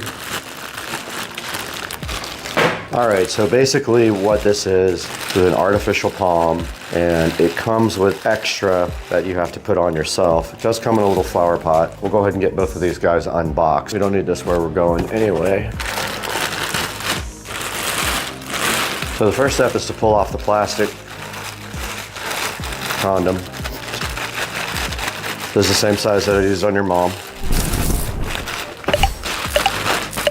And the instructions do simply say, in not so great terms, that you take your other, these are also tied together. Let's get the scissors, that might be easier. There are some palms tied together right here with a little piece of thingy. And you simply just separate them like that. And then you take your extra palm fronds and you place them directly on the tree. They are also tied together right here. These guys are tied together. They do simply just untie like a, now I want you to insert these directly into that. There is a hole in each one of these. Oh, that one did not go in easy. That one did not go easy. It had some extra plastic on it, giving it a hard time. See if it'll go in now. That's better. I trimmed the plastic off the leaf and it went in a little better. All right, there's two more. What happened on that one, there was some extra plastic right here and it was keeping it from going in. You might have to do that also on yours. It's right here at the very bottom. That one went in easy. Yeah, it says to bend them. It says to bend them on the instructions. So once you get them where you want them, you can go ahead and bend them into place. These bottom parts bend. I'll do that outside. Let's go ahead and get this one built first.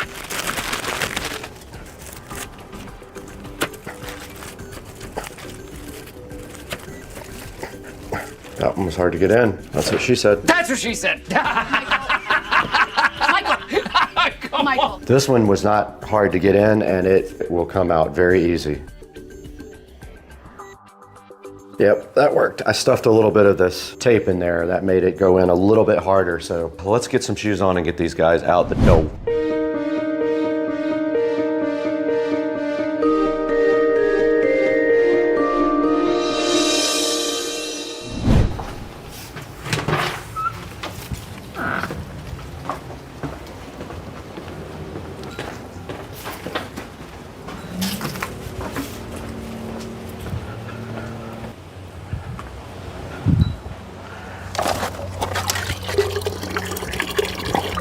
peeing.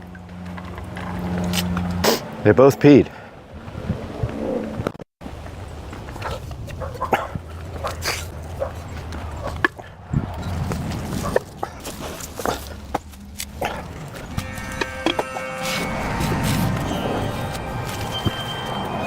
All right, guys, we did get the new plants put out here. All you have to do at that point is go ahead and bend them whichever direction you want. So if you want them to be shaped a certain way, you just grab the root here and you just kind of look at the base of the stalk and you just kind of bend it and it should stay. And then you can bend these to whatever shape you like. See how they just kind of stay where you're going? And then once you get those shaped out how you like, should be good to go. They look awesome. This one I never kind of fanned out. So if you just kind of bend them, they will stay in that position. And if you don't know how, get somebody who does to help you out. Just like that. And we do have 2 plants ready to rock.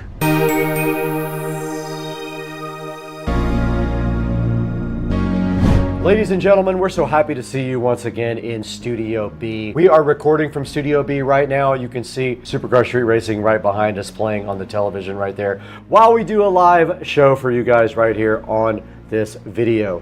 And today you can see we finally replaced our old blown apart artificial trees that were in the front yard. Now what happens to these guys is basically Florida is relentless. The wind, the rain, the humidity is relentless. Anything outside of your house is going to have to be replaced in 2 to 3 years, no matter what. It's just a thing. You always buy warranties if you can on anything that's going to be outside. Everything wears out, including the furniture. It's just a way of life in sunny, hot, humid Florida. Now these trees were in the backyard on my patio. They sat there for a while, but when I built the front patio, if you go back and check that video, I moved them from the back to the front, and I will get some more for the back patio so that it also looks fly, because these are awesome. And they make so many different kinds of trees and plants here. I want to show you a few of them. Now these are the 5-foot artificial palms right here. They are $118. They also have this bird of paradise right here. They have the cedar topiary in both 3 and 4-foot versions. They also have these 5-foot cedar topiaries, and they are quite expensive, $269 for 2. Make sure that's what you want. I think I might buy those for the garage, right on each side when you come up into the driveway, right against the garage. Now this is a artificial Dracania. Looks pretty cool. It is 4 feet tall. It's $64.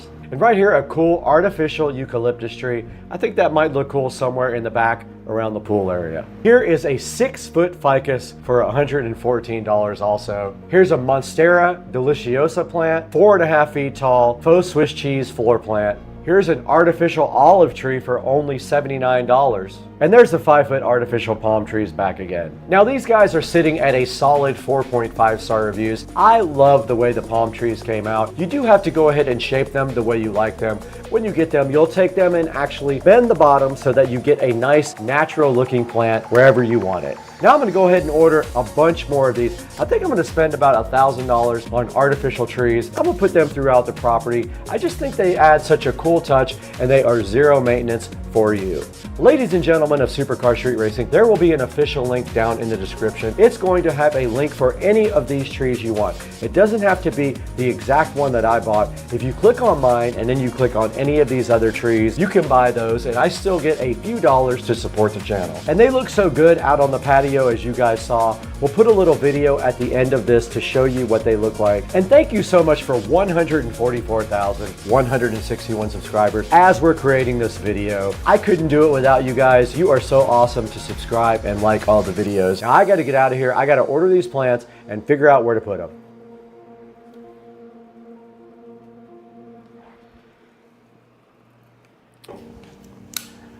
You guys thought we were all done having fun. I thought the video was over. I already edited it, I uploaded it, and then this showed up. Let's go ahead and see what we have inside of this wonderful, wonderful box here.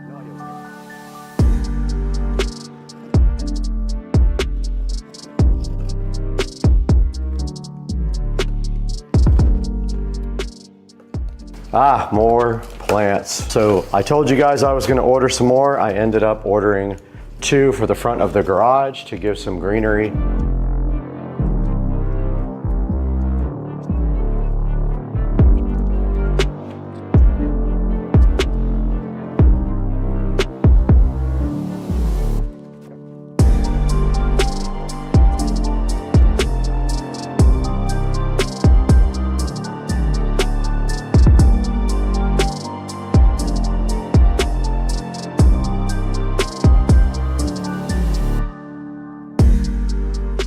So we need something at least 6.5 inches.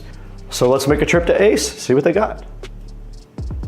Okay, we did go to the hardware store, and as you can see, we found two nice little white pots for these. I'm hoping these don't blow over and break. They are kind of heavy, so I'm gonna go ahead and take a chance on these two right here. And I feel like right here next to this light, or either right in front of the light, just a little bit. Oh, these are definitely gonna fall over.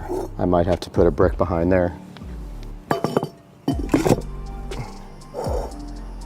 All right guys, I got my plants in place. That's kind of what it came out like. Forgive the garage door, it does need to be cleaned off. But I guess it looks okay until it blows over and breaks the pots, at which point I'll figure something else out. For now, that's what we got. As soon as the wind blows, that's gonna definitely blow over. That's it guys.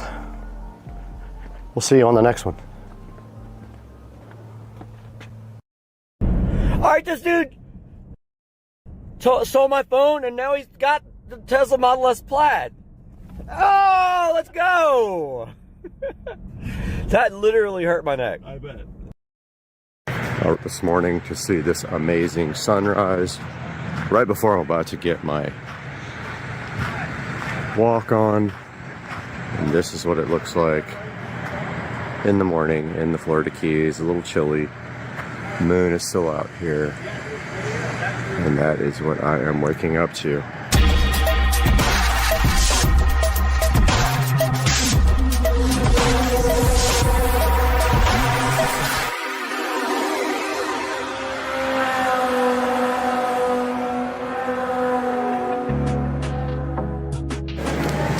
Alright guys, we are headed to the Florida Keys right now. We are at a service plaza. Check it out guys. Service plaza. And there is Dunkin' Donuts. Looking for some hot tea. Hot tea, top tea. And that looks like it's over here. Let's see what they got. Alright, I ordered 2 hibiscus teas. Just waiting to get that now. Alright, me and the nameless, faceless one are on the way to Islamorada. We are in Miami, Florida. And I'm gonna be there in like an hour and a half. Not bad, right? Person. Okay. Alright, me and unnamed person are, the girl with the pink fingernails, are about to cross over onto the bridge. And we have water on both sides now. And we are about 43 minutes away from Islamorada, and our Fisher Inn is our hotel. And here's water right here, actually. Pretty cool. Right? Super cool. Alright. Okay, this is the little Blackwater Sound on our right, and then these are the Everglades. All this water looks kind of blue, green here. Pretty cool. It's beautiful out here. Florida Keys Commission Pumping Station.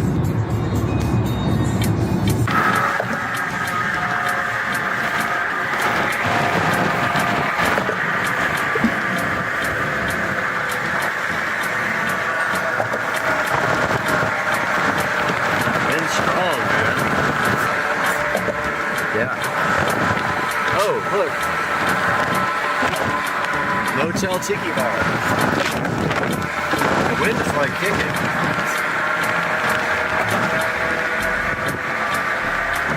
Oh, look at all the boats, man.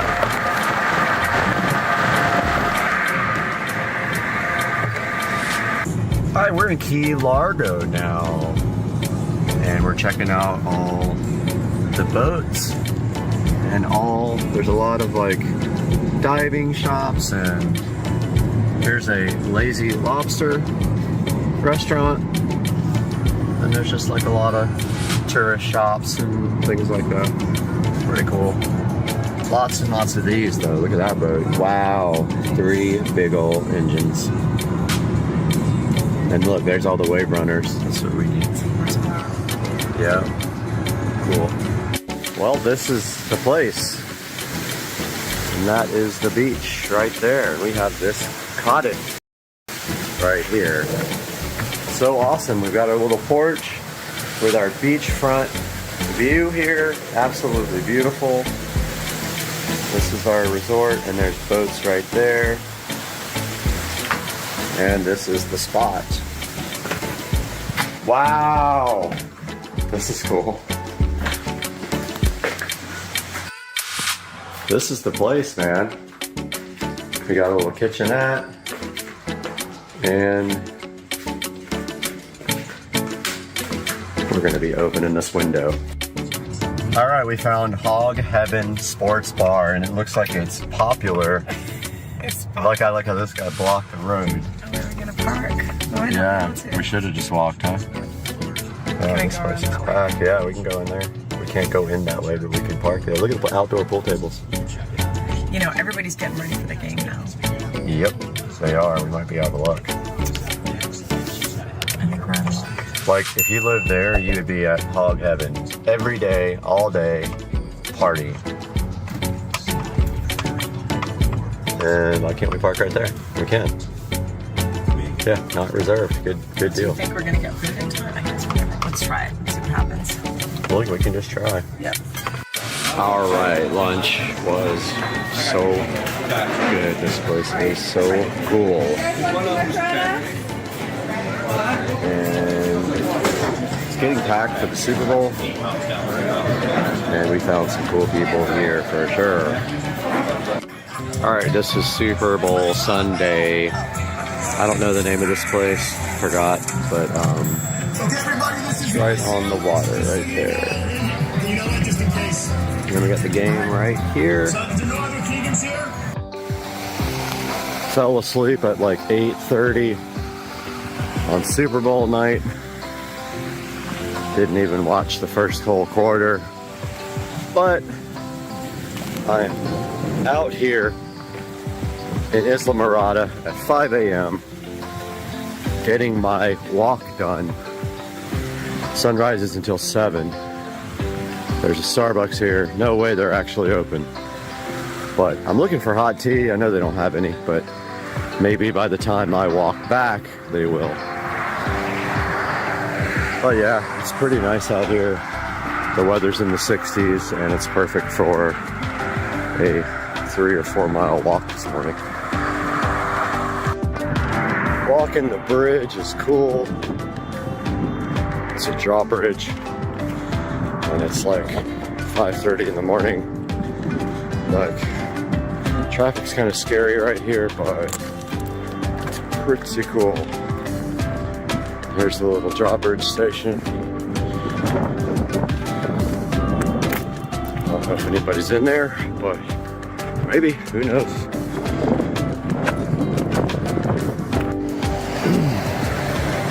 Never seen a way station up close. Guess it's nothing exciting, but it's one of those things you pass by constantly and never get a really close look at it. This one's in need of some pressure washing, looks like.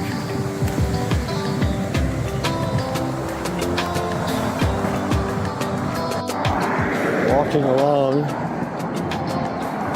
found a half a spark plug. Somebody is running on not enough cylinders. The sun is coming up.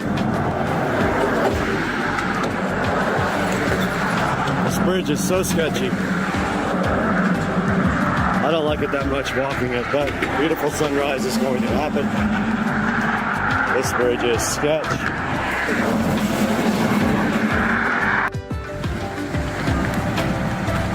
Sunrise on the beach in Isla Mirada. That's cool if that's a house. So I just walked 5.45 miles and then biked down to Starbucks, got some tea.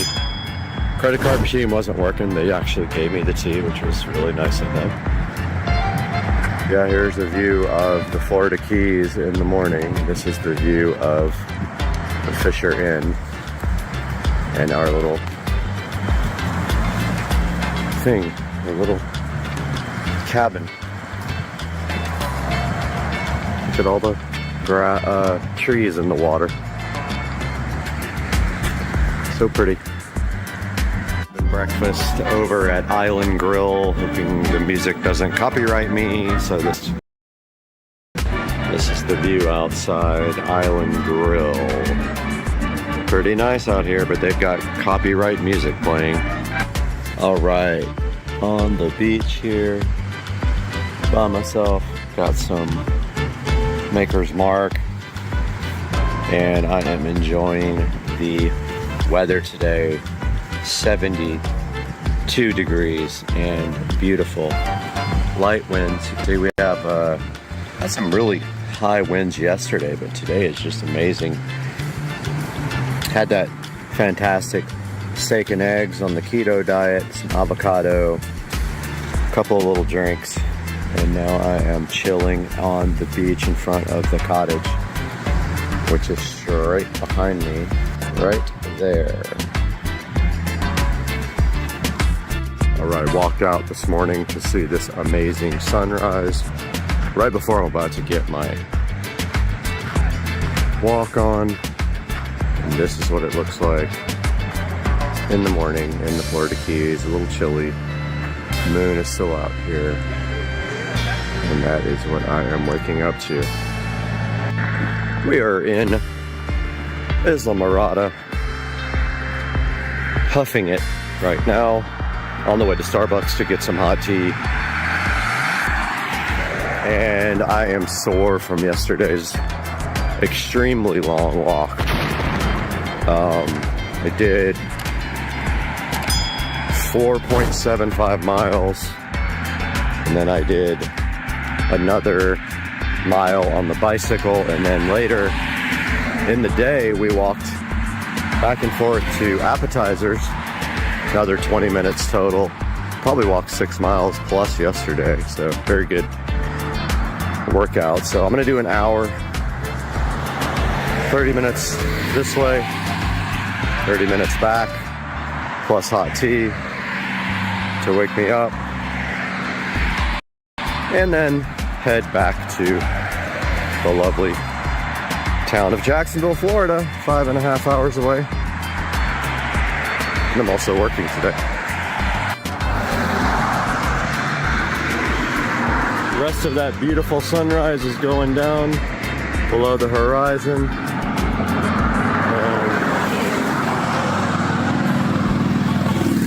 This is my view on both sides. Of course, we got the gnarly traffic.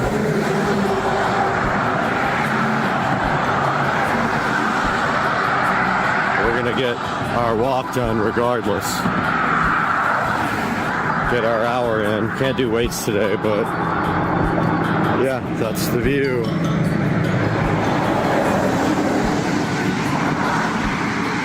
Of this beautiful city, Islamorada.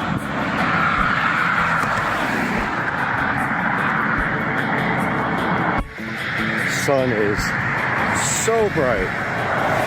I didn't bring any shades with me. Look at that, crazy.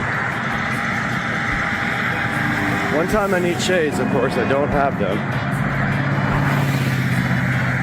So we're on the way back now, heading across the bridge to Starbucks to get some hot tea.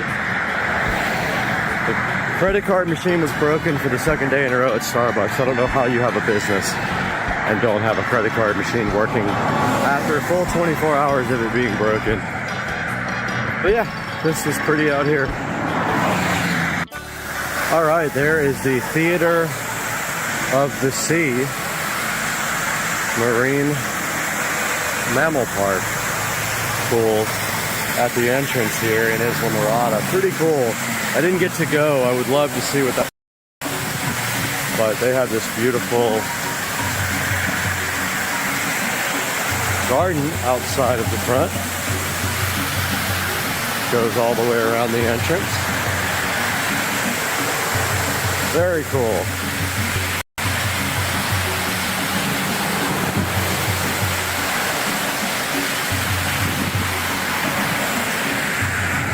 Alright, there's the Guitar Hotel, or the side of it. Not a good view right now.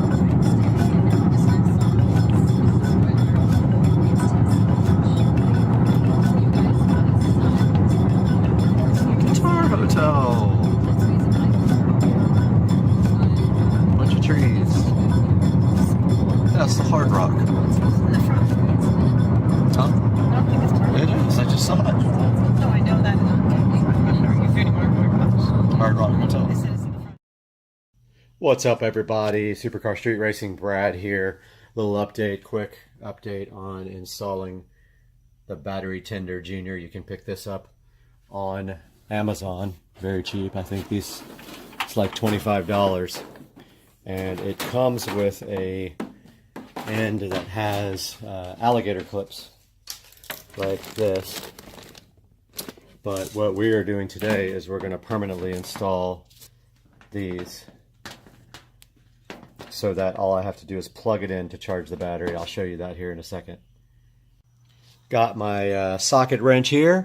I'm going to pull this top connector off the negative. There's that one. Pull this one off the positive. That is very tight. Very tight.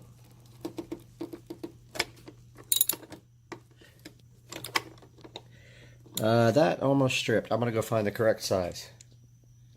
Got these battery posts off. Now mine are different from some because I have the top post. So I am going to take this battery tender junior connector right here. Comes with a permanent loop for it. I'm going to put I got the caps off of the posts, the top caps, nuts, sorry, was looking for the correct word.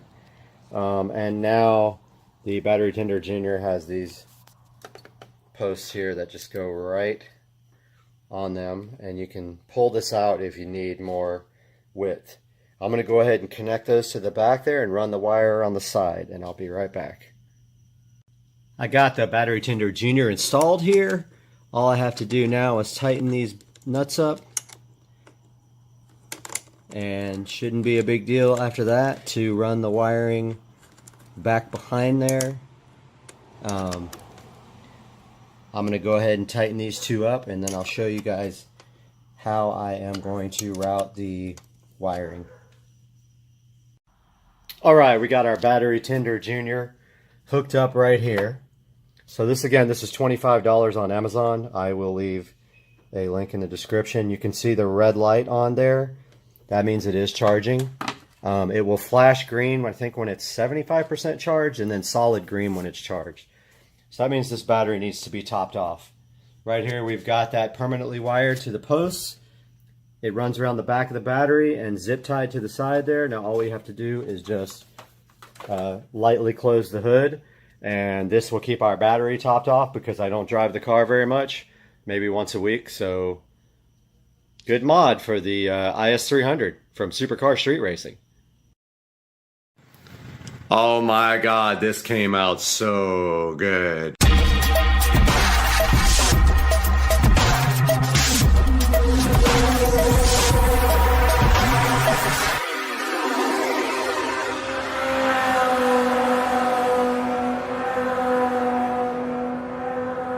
We've got our drill ready here, and all we have to do is make sure we pick a brand new bit from our brand new kit that is big enough for the mini jack to go through cleanly, because I don't feel like soldering it and unsoldering it and all that. So it's going to have to be big enough for the entire jack to go through, and the biggest bit I have here is 3/8, and that looks like that might be it. So we're going to go right down the side here and just gently drill through without breaking this. Nice. And of course,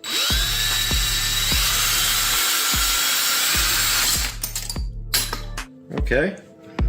Well, it didn't break the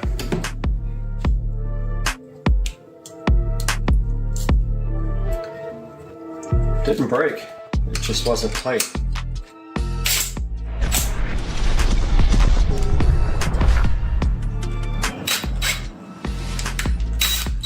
Okay. So it didn't get through the second plate.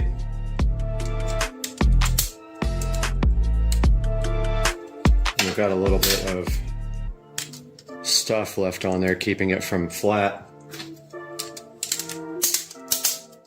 Okay, let's try that again. Okay. Might not be big enough. That's what she said.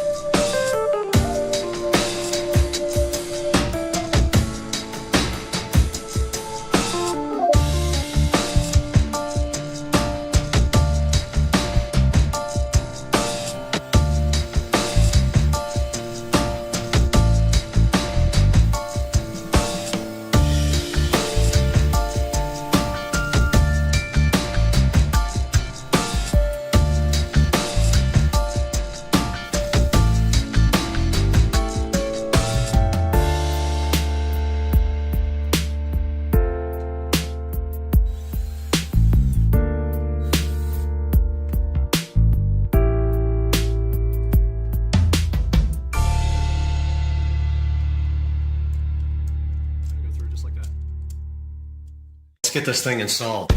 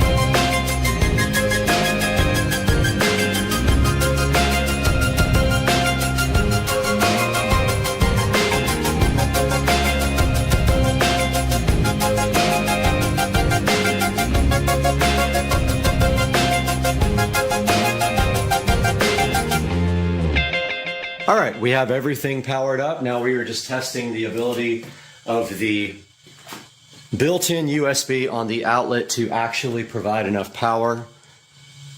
So when we go to system update, it will probably give us a warning if it's not good enough. So far, so good. I might just ignore it anyway in case, and then if it gives problems, look at it after that. Fire TV, about, okay, no warnings about low power. So we are good to go with the built-in USB on the back.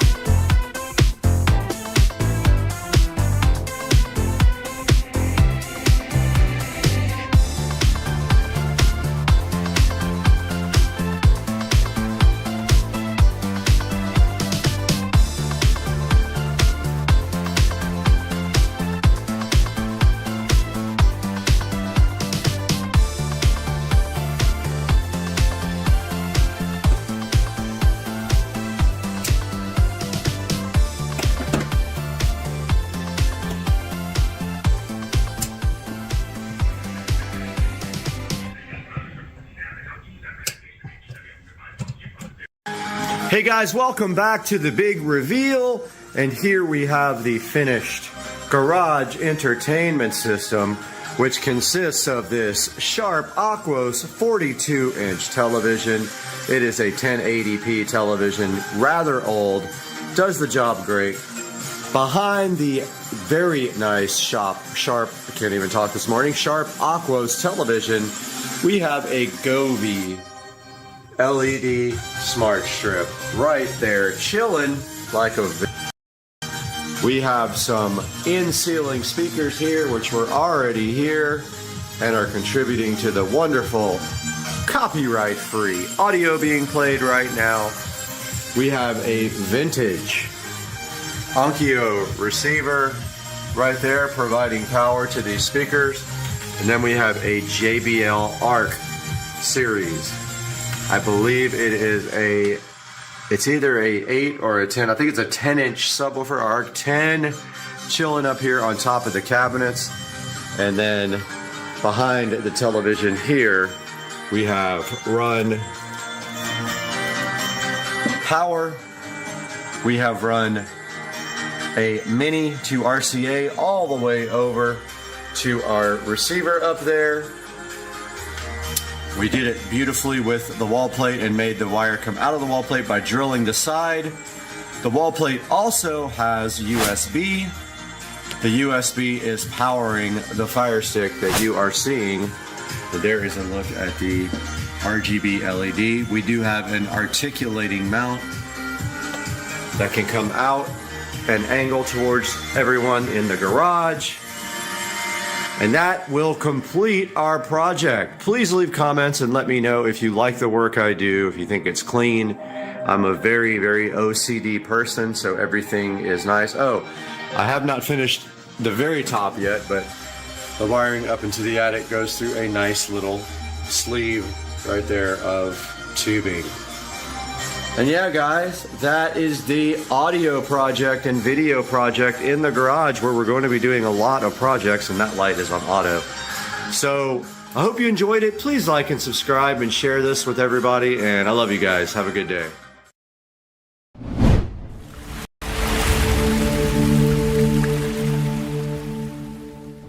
All right, directly in front of the camera today is something special. This is a green box full of goodness. Inside of this box is a clue as to what we're doing today. I'm actually not looking forward to this project because it is a dusty, messy project, but I need to get it done. I promised Comey LED that I would follow up to the last video with you guys and go ahead and install the rest of the night light recessed lighting with this 16-piece hole saw kit. Now, I know you're gonna ask me, how is that even possible? You already have holes in the ceiling. How are you gonna enlarge the holes anyway? Well, that's what we're going to do today. We are going to show you how to enlarge any hole that you already have with a hole saw kit. Now think about this. If you try to cut a hole right now out of a hole that's already smaller than this, there is nothing for this bit to go into to keep this from moving, and you will destroy your drywall. I have tried it. So the key is going to be unlocked today in this video. We're going to show you how to do this on Supercar Street Racing. Hang out with us today.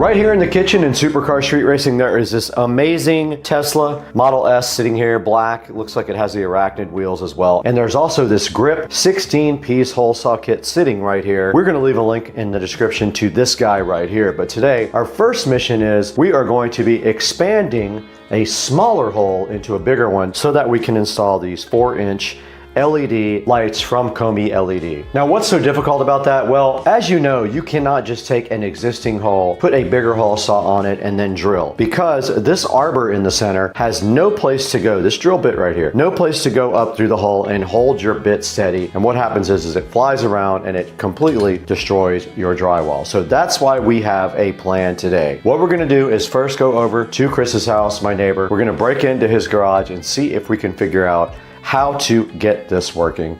Let's get over to Chris's house and see what we can figure out.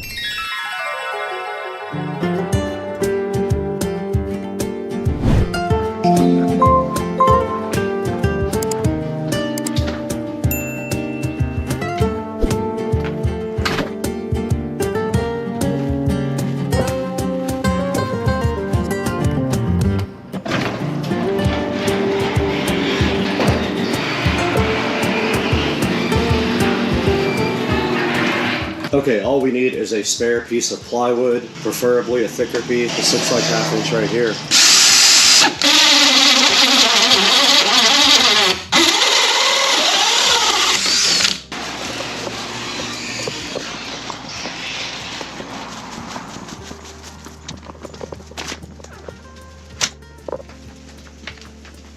Let's go ahead and show you what we're going to be using today. We have my DeWalt drill right here. Let's go ahead and take off the standard Phillips head. Here is the hole saw right here. We're going to throw that in the DeWalt. We do have this nice plug here, but it is stuck. Now there is a key to that. You simply push something through the back to free it up. This little screwdriver attachment. Oh, I did that wrong. Got him! I did it wrong. Got him! That whole thing's wrong. That whole thing's wrong. I did it wrong.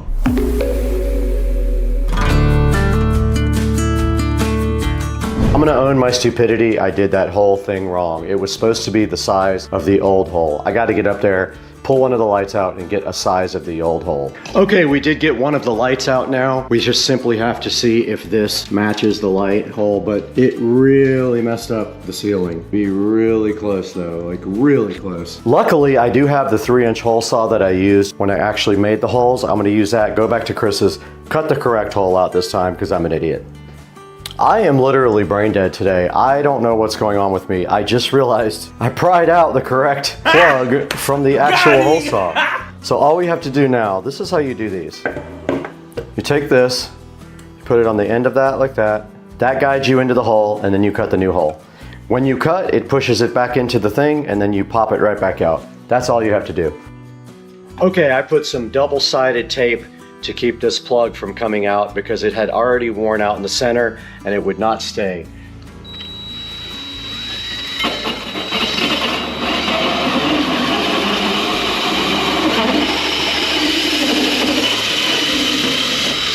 Now all we have to do is tie in the existing wiring to the new light, black to black, white to white, green to bare wire. And I'm using the wiring nuts they provided. They work great with 3 wires. Be careful of your ceiling while you're doing this. Any dirt on it will show. When you're done, these should not come out. Push everything back in the box, close the box. The color temperature. I'm gonna use a second stop. We'll test it first. All right, this thing's good. Next step here is just a spring. So you just pop these springs in. Don't touch the ceiling when you do it. Just like that. That thing's done.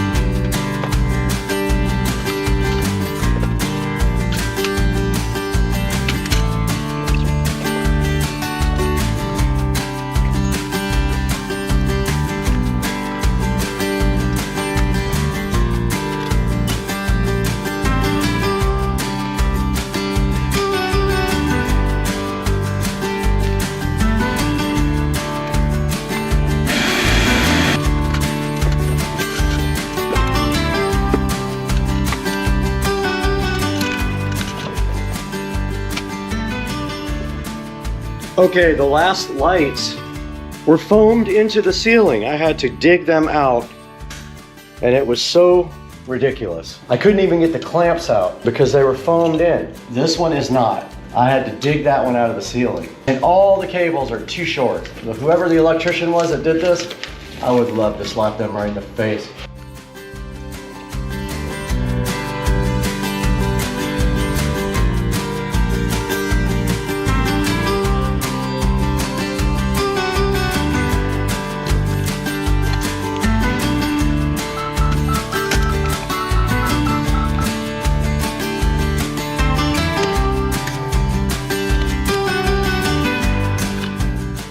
This thing waterproof?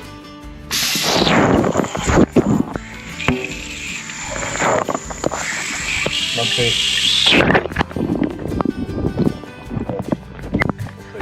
Break the brick. I think it's waterproof. What do you guys think? Does it work? Is the mic still working? Screen's not working. Ah, look at that, guys.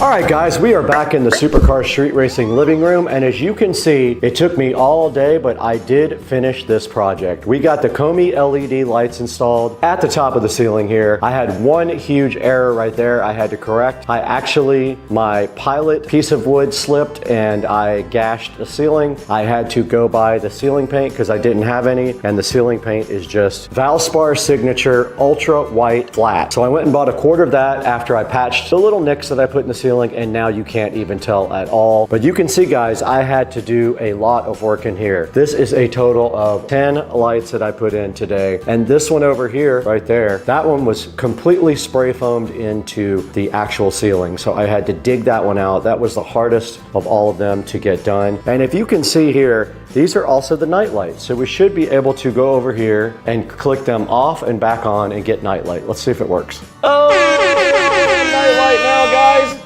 How cool is that? This looks insane. I love this look, man. This is Hdmi LED. You are my heroes. I love you guys, and I can't wait to work with you guys again. Look at the nightlight in here. This just looks absolutely fire, dog. Guys, please support Hdmi LED. They have done so much for the channel. They gave us all of these lights for absolutely free, and we went ahead and replaced all of the living room lights with Hdmi LED night lights, and it looks absolutely fire. I'm so hype trained for all this. Guys, thanks again for 150,000 subscribers. Also, I couldn't do it without you. Order yours. There will be a discount code also. Hdmi Brad, 10% off.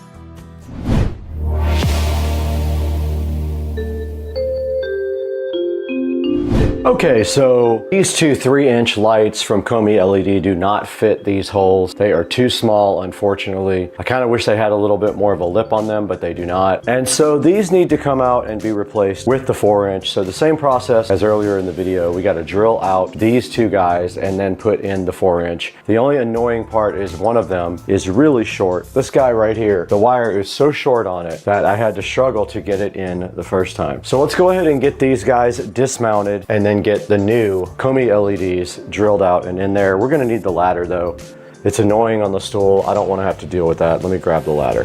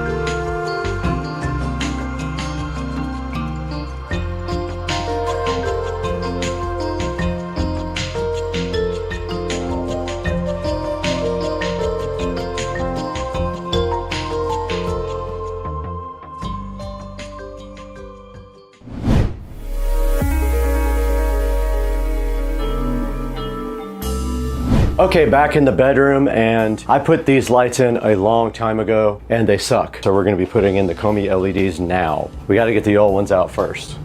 I'm hoping this goes easier because they're already 4-inch. Shall I actually get one out because I don't remember? Okay, now I remember.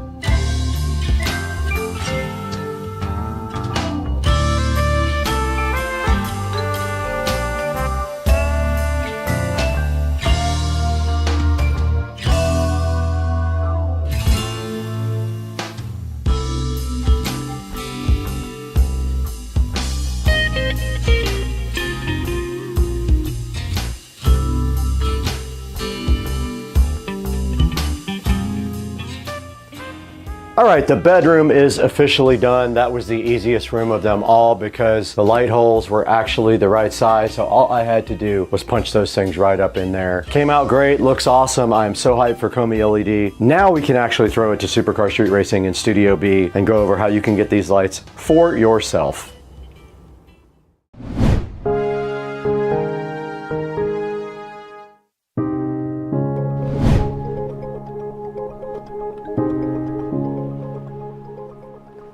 Hey guys, welcome back to Supercar Street Racing. We're here in Studio B right now. We've been editing all day today on this Hdmi LED awesome video. Hdmi LED was kind enough to send us lights for almost every room. We do have Hdmi LEDs in almost every room now. We have them right here in the Studio B office, right back there in the bathroom right there, in the living room, and also in my master bedroom. We owe so much to Hdmi LED for sponsoring Supercar Street Racing. Let them know that you saw the video and that you'd like to buy it. If you go ahead and use the discount code CHDMIBRAD 10% off, you'll get 10% off your order. There will be a link in the description and more information about Hdmi LED. They also offer not only these LED night lights, they also have smart lighting. They have multiple different colors, like they have this awesome black, they have bronze right here, and they do have brushed nickel. So take your pick of the awesome Hdmi LED lights and make sure that they know that Supercar Street Racing sent you. It helps us out so much when you buy from our affiliate links. You have no idea what that does for the channel. Hdmi LED sent us over 24 of these lights and we were able to use them throughout the entire house. They're very easy to install. They have multiple color temperature selectors on them and they just go in very easily. You go ahead and drill a hole with a hole saw, you pop them right in with the springs and you're good to go. And thank you guys for 150,000 subscribers, a huge milestone for the channel. And we are so grateful to have you guys on board and as fans and as subscribers. Please like and subscribe if you didn't already. If you're new here, welcome. If you've been here before, welcome back. We love you guys. We got to get out of here. We have dinner plans tonight at Hidden Hills.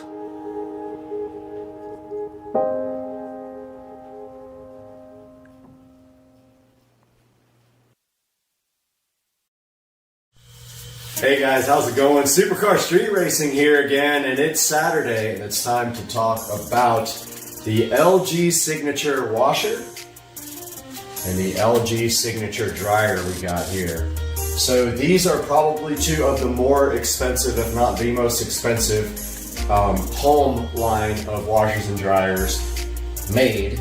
And there is a reason, because these are the top of the line that LG offers you. This is the Signature washer. As you see inside here, it is the WM9500 HKA right there. It is a 8.5 cubic feet washing machine, so it holds a lot of laundry, and trust me, that comes in handy. You can do an entire comforter, sheets, pillows from a bed set in one load is what they promise. Now I'm going to go ahead and turn the dryer back on here. This is the dryer, and before we do that, this is a DLEX 9500 Okay. Alright, so the dryer is going there. We have some laundry in here. We have the comforter in here that I just washed. And I did wash the comforter and sheet separately for a different reason. But the most exciting thing about this whole setup, besides being the fact that this whole setup is Wi-Fi enabled, if you look right here, you will see that it has the Wi-Fi indicator right there. This is Wi-Fi enabled, and it will report back to the ThinQ app on your phone, the LG ThinQ app. Now, if you guys watch my videos, you know that all my devices are smart enabled. So all my LG appliances are smart enabled. They all report back in one app. So we'll have some live video of that from the phone a little bit later in the video. But for now, this is the washing machine. Some of the features on the front, steam cycles. It has a steam washer and a steam dryer. It's got a normal heavy-duty bedding, permanent press, and towels under the general steam cycles. Then it's got under caring, it's got sanitary, allergen, bright whites, tub clean, and jumbo wash. And then under special, it's got delicate, sportswear, speed wash, rinse and spin, and downloaded. So the one that I wanted to particularly highlight here was the speed wash app. Or not app, speed wash setting on the washer and dryer. It is around 15 or 20 minutes and it works amazing. I use it all the time and it works great when you're in a hurry. For example, this comforter that I just had in there was speed washed. Now for the other cool thing, so like I said, it has the steam setting here. It's got the smart grid technology. It's got a delay wash. So when you're connected to Wi-Fi, you can add garments if it's locked by pressing this button. Here's your typical temperature settings: extra hot, hot, warm, cold, and tap cold. It's got extra high, high, medium, low, and no spin. It's got a soil, heavy, normal, or light mode. And then it has a grid mode with signals. It's got a turbo wash feature, a cold wash feature, an extra rinse feature, and of course, if you hold this, it's supposed to put the drum light on. Let's see.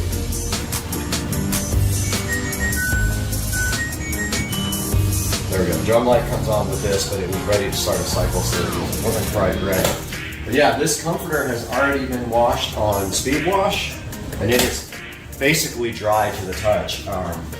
This thing washes and dries, and you know, when it spins, it dries the clothes almost all the way, so that means less stress on your dryer. It's a high efficiency washing machine. It does have a direct drive motor with a 10-year warranty on the motor, so right here on the front. And if we look down below that, we got the best part of this whole setup. We have a sidekick. So I'm going to show you guys that in a minute. Sidekick is another washing machine underneath the regular washer that does another set of clothes. It's very exciting. Now taking a look at the dryer here, this is also a 9 cubic foot dryer. It actually will hold more than the washing machine. And it is a turbo steam dryer. It uses steam. And it has the same type of settings as any normal dryer. It's got normal heavy duty bedding, permanent pressed towels. It's got antibacterial, steam sanitary, fresh steam, low temp, dry, and jumbo dry, and your caring. And then under special, it's got delicate, speed dry, air dry, and then it can download other, I guess, programs at the same time. It does have turbo steam. It is Wi-Fi enabled on the smart grid, so you can remote start it. You can save a custom program. It's got your normal dry levels, like heavy, very dry, more dry, normal dry, less dry, and then your temperature settings as any other washing machine, your time dry like any washing machine, your signal level for like when it's done, and then you can add more time, less time, do wrinkle care, and do a damp dry signal as well. Now, take a good look inside there. It does have towels in it right now, but you can see this is got a whole towel set in it, and there's plenty of room for other towels or other clothes. You just push it, and this is touch, by the way, so you just kind of push and hold that to start. Now, under there is not another dryer, of course. This is just a pedestal.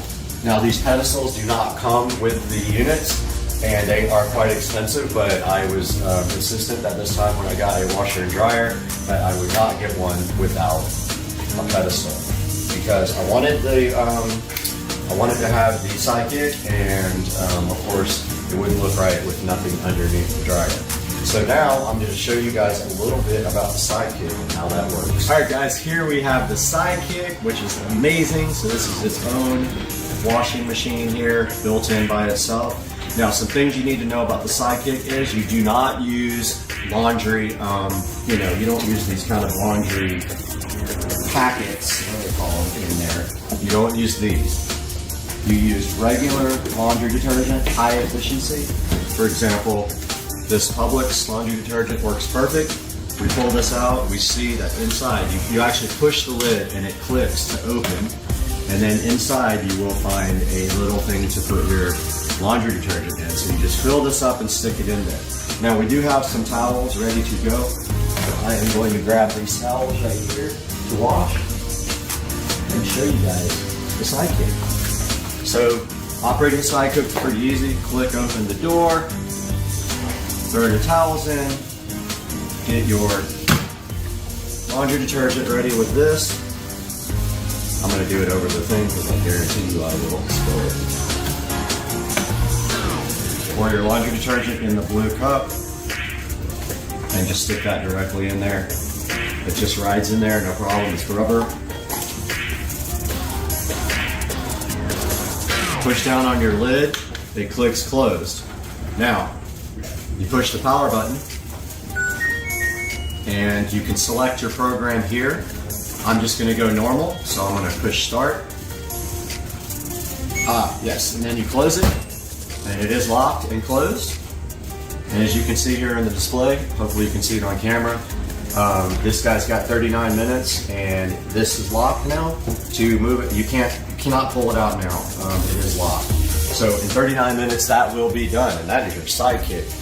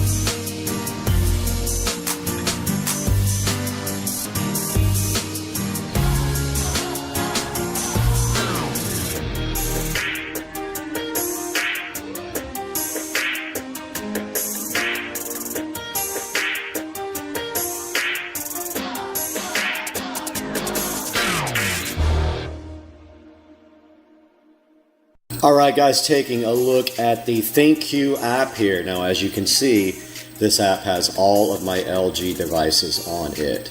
Sub-Zero Winds is my refrigerator, of course named after Mortal Kombat. Fireball, obviously named after the drink. For my cooktop range, Plate Destroyer is my dishwasher. Winona Dryer is my dryer, and Luke Skywasher is my washing machine, and Air2D2 my little window unit.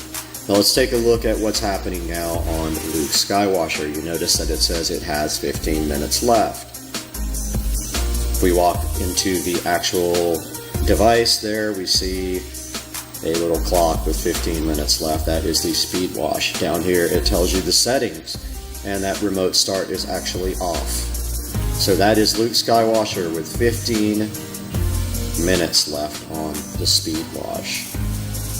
Now if we go back here to Winona Dryer, which is the dryer. Winona Dryer is drying with 28 minutes left. It's on normal dry level, medium temperature, and all the other settings are off. Now, adding a device to this ThinQ is easy. You just click Add Device, and you can scan the QR code, or you can manually select device.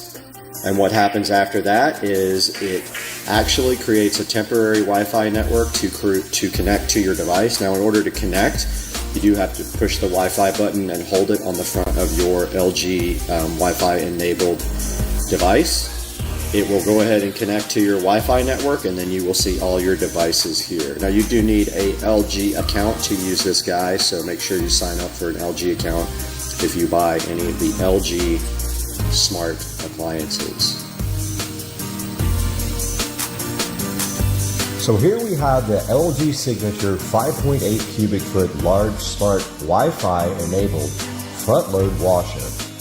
Some of the key features are black stainless steel finish, turbo wash technology, inverter direct drive motor, integrated control panel, and ThinQ technology.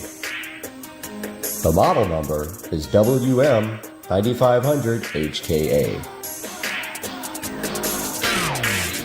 Here's the LG Signature 9 cubic foot large smart Wi-Fi enabled electric dryer with turbo steam technology. Its key features are 9 cubic feet of mega capacity, full touch on-door control panel, turbo steam technology, and ThinQ technology.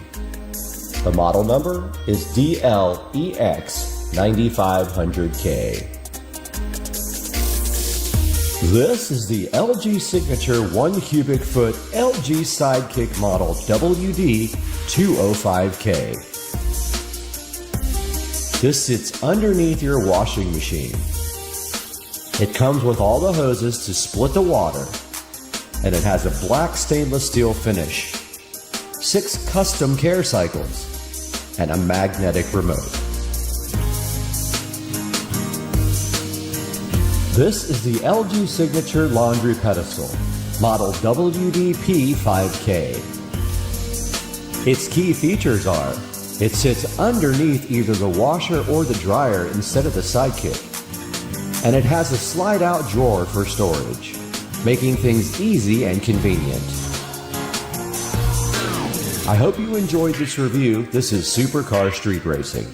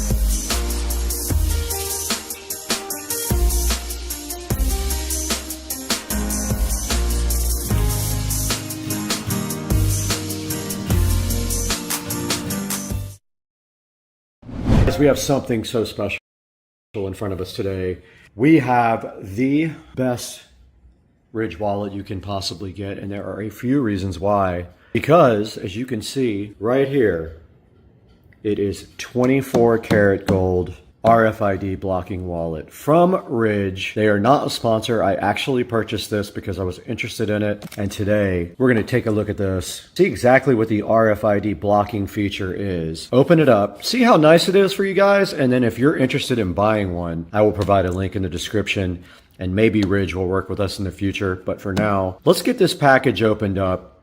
Take a look inside and see how cool this 24 karat gold Ridge wallet is. On Supercar Street Racing.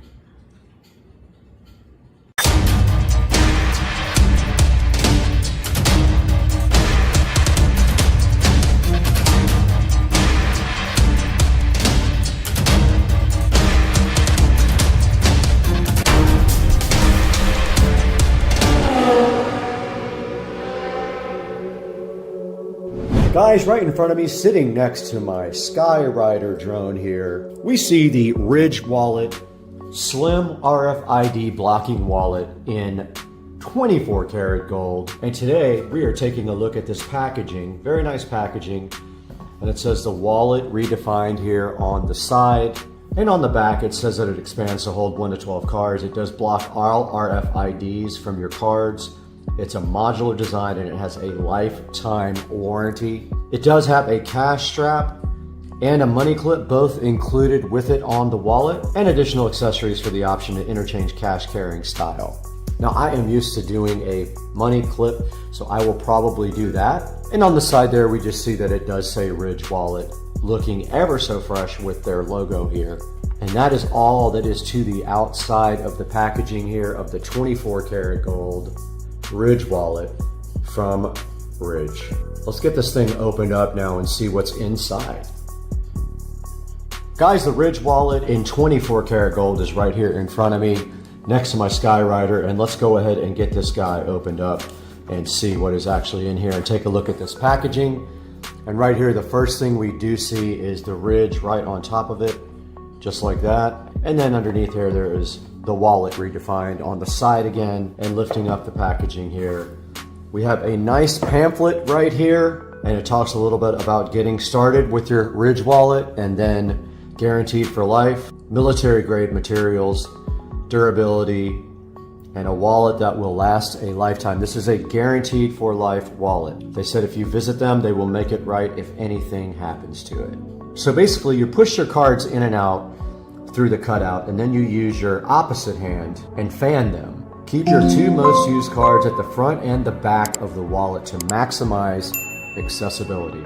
And then on the back, there's directions from changing the cash strap to the money clip, which is what I'm going to do. And then let's take a further look inside of the box here. Almost like a glasses cleaning to polish your Ridge wallet with. They also give you a Ridge sticker right here, which is very nice. They give you a nice screwdriver, and here is the 24 karat gold Ridge wallet right in front of you with the cash strap on it. And I like the money clip better, so I'm going to try to figure out how to change that. Here is the money clip, and they give you also an extra strap right here and additional screws. Okay, so to put this money clip, you have to take this thing apart and you have to take off the front plate, which I am nervous about doing, but I guess we have to. These are tiny screws, by the way.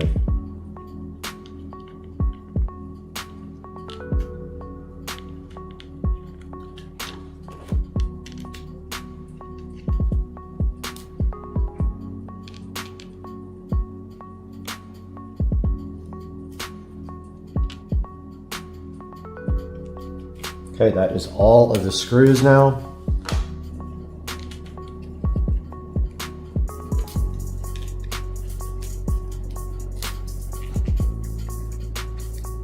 Okay, we have just removed 14 screws. All right, I was successfully able to take off the money elastic and put on the money clip, which is what I prefer. I'll just put my cash right here. Let's go ahead and get some cash to put in it. This is my old carbon fiber Palo Alto gift, which is showing some signs of aging. It's nice, but it's time to throw it away. And let's go ahead and put some crispy 120s in here. Like that. And then your cards just do slide in. Like that. Put your most used cards on the front and the back so you have access to them. Let's go ahead and add all my cards. All right, we have successfully added all my cards to the Ridge wallet. Super easy to do, looks awesome. I love the gold plating. I love the 24 karat gold. I love the fact that they give you the money clip with it and additional screws so that you can have that if you need it in the future. I'm gonna put the old clip back in there right there. Then we have this nice card that came with it that says that they build high quality products and shows you how to get to their site. Put that back in there, and they give you this nice polishing cloth to polish your gold plated 24 karat gold Ridge wallet with, and this nice sticker as well. And put our box back together. Okay, now I'm going to show you guys a video on how to add and remove the money clip to the Ridge wallet, and then we'll talk about it some more in the Supercar Street Racing 4K production studio with Brad.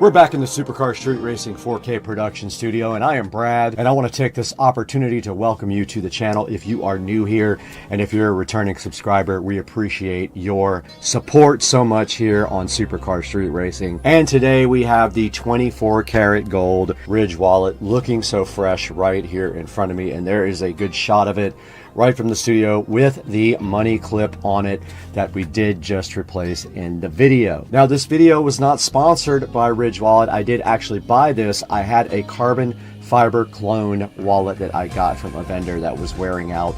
So it was time to get a new wallet, and I bought the Ridge 24 karat gold wallet, and it does come with both a strap and a clip, and you have to change out the strap to the clip because it comes with the strap, and if you want the clip, you have to put it on yourself.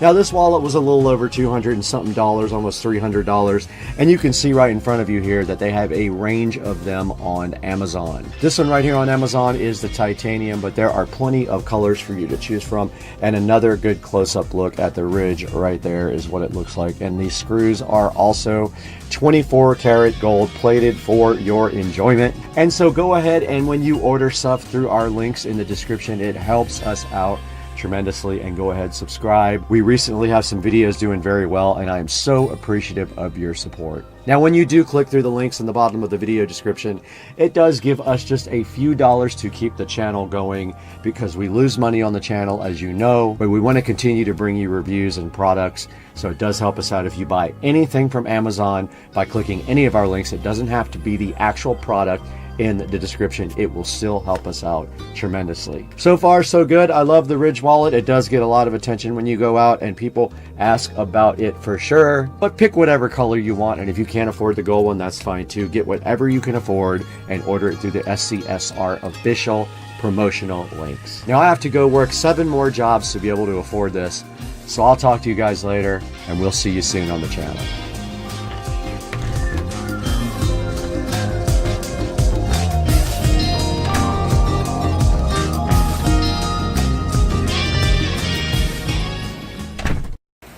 Man, this is a crazy thunderstorm. It is blowing and wind is going crazy. There was hail at some point. It is just nuts out here today. Look at that.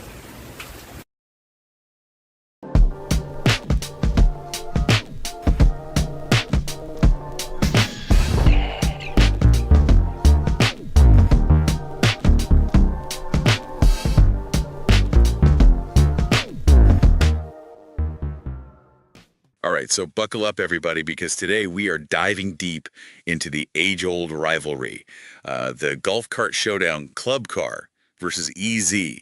Oh, yeah. Our listener is in the market for a new cart Okay. and sent us a ton of forum threads and articles to sort through. Wow. And let me tell you, there are some seriously strong opinions out there. I bet. It's like choosing between,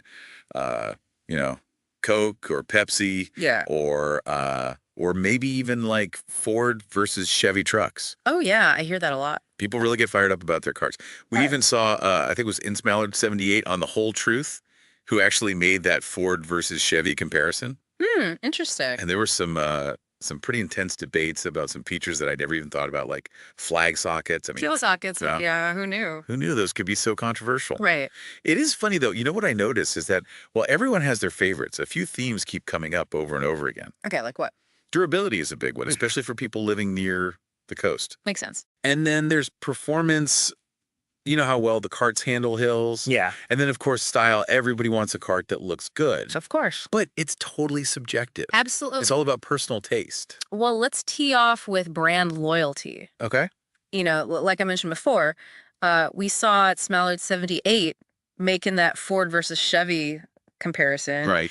And then there was this other user, Matty D MPLS, over on Hackers Paradise. Yeah. They actually switched from Club Car to Easy Go Oh, wow. because they really liked the new Easy Go body style. That's interesting. You know, it seems like brand loyalty with golf carts goes even deeper than with cars. How so? Well, think about it. People use their golf carts not just on the course, but also around their neighborhoods, sometimes even for errands. Yeah, you're right. So it becomes part of their lifestyle, like an extension of their community. Yeah, I can see that. So, that sense of belonging, of being part of like a club car family or an easy go crew, I think that plays a big role. Like a badge of honor. Exactly. But okay, let's get down to brass tacks here. Let's talk about the actual carts. Sure. This aluminum versus steel frame debate, that was a big one, Oh, yeah. Huge, especially for coastal areas. especially for our listener. Exactly. I remember Autobahn 70 and 904 polarized on the Firm Truth. They were really going back and forth about this. I bet. And it seems like Club Car, with their aluminum frames, Mhm. they get the edge when it comes to rust resistance. Right. Just because 804 on Reddit mentioned that too. Yeah, and there's a good reason for that. Definitely saltwater is brutal on metal. Oh, yeah. The salt just eats away at it. And then when you add in things like battery acid spills, which, let's face it, they happen, it just gets even worse. Steel just can't handle that kind of abuse in the long run. Okay, so aluminum is the way to go if you're near the coast. Pretty much, yeah. Yes. Aluminum forms this protective oxide layer, you see? Okay. And that acts as a shield against corrosion, especially from that nasty battery acid. So aluminum is like the superhero armor for golf carts. Huh. Yeah, you could say that. But wait a minute. I also saw some people on Reddit arguing that steel frames are stronger. Oh, yeah, they do have that going for them. And then there's Southerman13 who pointed out that some newer EasyGo models actually have plastic battery trays. Oh, wow. So that throws another wrench into the whole durability debate. It does make things a bit more complicated, doesn't it? Yeah, no kidding. So maybe durability isn't a clear win for either brand. You got it. It really depends on what you're looking for. All right, well, let's move on to performance then. Yeah. Specifically how these carts handle hills. Okay. On Talk of the Villages, there was a user elevator man who was all about their EasyGo with an AC drive. AC drive, huh? Yeah, they said it was amazing for climbing hills. Much better than their club car. Interesting. You know, for those who aren't familiar with the lingo, AC stands for alternating current, and DC stands for direct current. Okay. And generally speaking, AC motors are more powerful. They offer more torque, which is that rotational force you need to get moving, especially uphill. So more torque equals more hill climbing power. So does that mean EasyGo automatically wins in the performance category? Not necessarily. How come? Well, it's important to remember that motor technology has evolved over time. Just because a cart is an EasyGo doesn't mean it automatically has an AC motor. Oh, so older models might still have DC motors. Exactly. And newer club car models could very well have AC motors that outperform their older counterparts. So it's not just about the brand, but also the specific model and year. You got it. You got to do your research. Yeah, well noted. And speaking of real-world performance, there was another user on that forum, Ohio Girl. Yeah. And they mentioned that both their EasyGo and club car slowed down on hills. That's a good point. Especially since our listener is going to be using their cart in a hilly area. Exactly. So it seems like hill performance can vary even within the same brand. Absolutely. You can't just rely on the brand name. You have to look at the specific model and what other users are saying about it. Okay, user reviews are key. They are your best friend when it comes to this kind of stuff. Gotcha. Well, speaking of user reviews and real-world quirks, remember Elevator Man who loved their EasyGo? Yeah. Well, they also had a club car that had a bit of a brake light issue. Oh no, what happened? Apparently the brake lights only worked if you pressed the pedal in a very specific spot. Huh? Really? Yeah, can you imagine trying to figure that out while you're driving? Oh man, that sounds frustrating, but also kind of funny. Right. It's those little details, those quirks and annoyances that you don't always get from the marketing materials. That's why these forums are so valuable. They give you the inside scoop from people who actually own and use these carts. Exactly. It's like having a direct line to the cart whisperers. Ah, I love that. And sometimes those seemingly small details can make a big difference in how you use the cart day to day. Absolutely. Imagine cruising down a hill trying to warn the cart behind you to slow down, but your brake lights decide to take a break. Yeah, not good. It could be dangerous. All right, so lesson learned, always check the user reviews for any potential quirks, no matter how hilarious they might seem. It's exacta. Okay, let's switch gears now and talk about modifications. All right. Specifically lifts. On Reddit, there's a lot of talk about EasyGo TXT lifts being the favorite because they maintain the original shocks and springs. Okay. Unlike some aftermarket lifts for club car. Interesting. So for those who don't know, lifts are basically like high heels for your golf cart. Okay. They give you that extra ground clearance, which can be great for off-roading or just, looking cool. So you're saying my golf cart needs a lift to strut its stuff? Maybe not. It depends on what you're going to be using it for. Are you sticking to paved paths or do you plan on going off-road? Okay. And then there's rod quality to consider. Some lifts, especially the ones that don't use the original suspension, they can make the ride pretty bumpy. Good to know. So lifts are cool, but they're not a one-size-fits-all solution. Exactly. You have to think about your needs and how you're going to be using the cart. Right. And speaking of modifications, PDSW mentioned their Icon cart having four-wheel disc brakes. Oh yeah, that's a good point. Is that something worth considering? Definitely, safety features are important. Disc brakes generally offer better stopping power than drum brakes, especially in wet conditions. So if you're going to be driving in hilly areas or places with unpredictable weather. Yeah, disc brakes are probably a good idea. Okay, safety first. All right, so we've covered durability, performance, quirks, and modifications. We're making good progress. It's like we're building the ultimate golf cart checklist. We are covering all the bases. And speaking of bases, we can't forget about aesthetics. Oh, you're right. We need a cart that looks good, too. Exactly. You want a cart that reflects your personality. Of course, style is important. It is. So let's dive into the world of golf cart fashion, shall we? Let's do it. So, when it comes to looks, these forum threads were all over the place. Oh, yeah. Lots of opinions, but no clear winner. I remember that Hacker's Paradise thread. Yeah. There was a lot of debate about which cart looked better, and it seemed like in that particular comparison, the club cart came out on top. It's funny how subjective style can be, right? What one person thinks is sleek and modern, another person might think is boring. Exactly. Like, remember Golden Buff's comment? Uh-huh. They said the Easy Go looked like a bug with wheels. Ouch. Yeah, not a fan. But hey, to each their own. Exactly. Beauty is in the eye of the beholder. So true. So when it comes to design, what are we looking at here? Well, Club Car often goes for a more rounded, curvy look, Okay. while Easy Go tends to be more angular and boxy. Interesting. It's almost like those car comparisons we were talking about before. A Club Car is like the smooth lines of a Ford. And Easy Go is the ruggedness of a Chevy truck. Exactly. Yeah. And those design choices aren't random, you know? What do you mean? Well, they often reflect the brand's image and who they're trying to appeal to. Okay. Like, Club Car with those smoother lines might be going for a more refined, luxurious vibe, while Easy Go with that bolder, more utilitarian design could be targeting people who prioritize function and durability. So it's like choosing between a tailored suit and a rugged pair of jeans. That's exactly.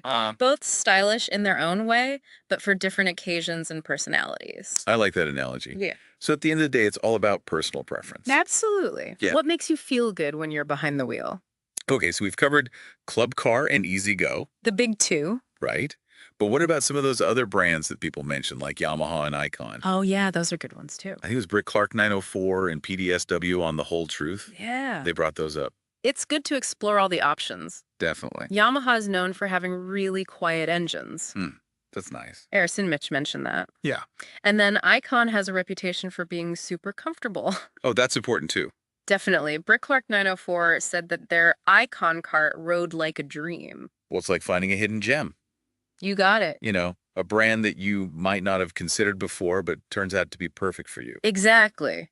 So don't be afraid to think outside the box. Okay, now, no matter what brand you choose, there's one thing you can't forget about. What's that? Battery care. Oh, yeah, that's crucial. Boataholic on The Whole Truth actually asked about that. Yeah. It's something that a lot of people overlook, but it can really make a difference in the lifespan of your cart. Right. It's like forgetting to change the oil in your car. Exactly. It might run fine for a while, but eventually it's going to catch up with you. So what are some of the things we should be doing to take care of our batteries? Well, Autobahn 70 had some great advice. Okay, like what? They recommended using watering kits and distilled water. Okay. And they even shared a link to a handy watering jug on Amazon. Oh, that's convenient. Yeah. So watering your batteries regularly helps prevent them from drying out. Okay. And using distilled water is important because it doesn't have any minerals that can build up and cause problems. So it's like giving your batteries a spa treatment. Haha, pretty much. All right, so we've gone from brand loyalty and frame materials to hill performance brake lights and now battery care. We've covered a lot of ground. Who knew there was so much to think about when choosing a golf cart? It's a lot more complicated than it seems on the surface, right? Yeah, no kidding.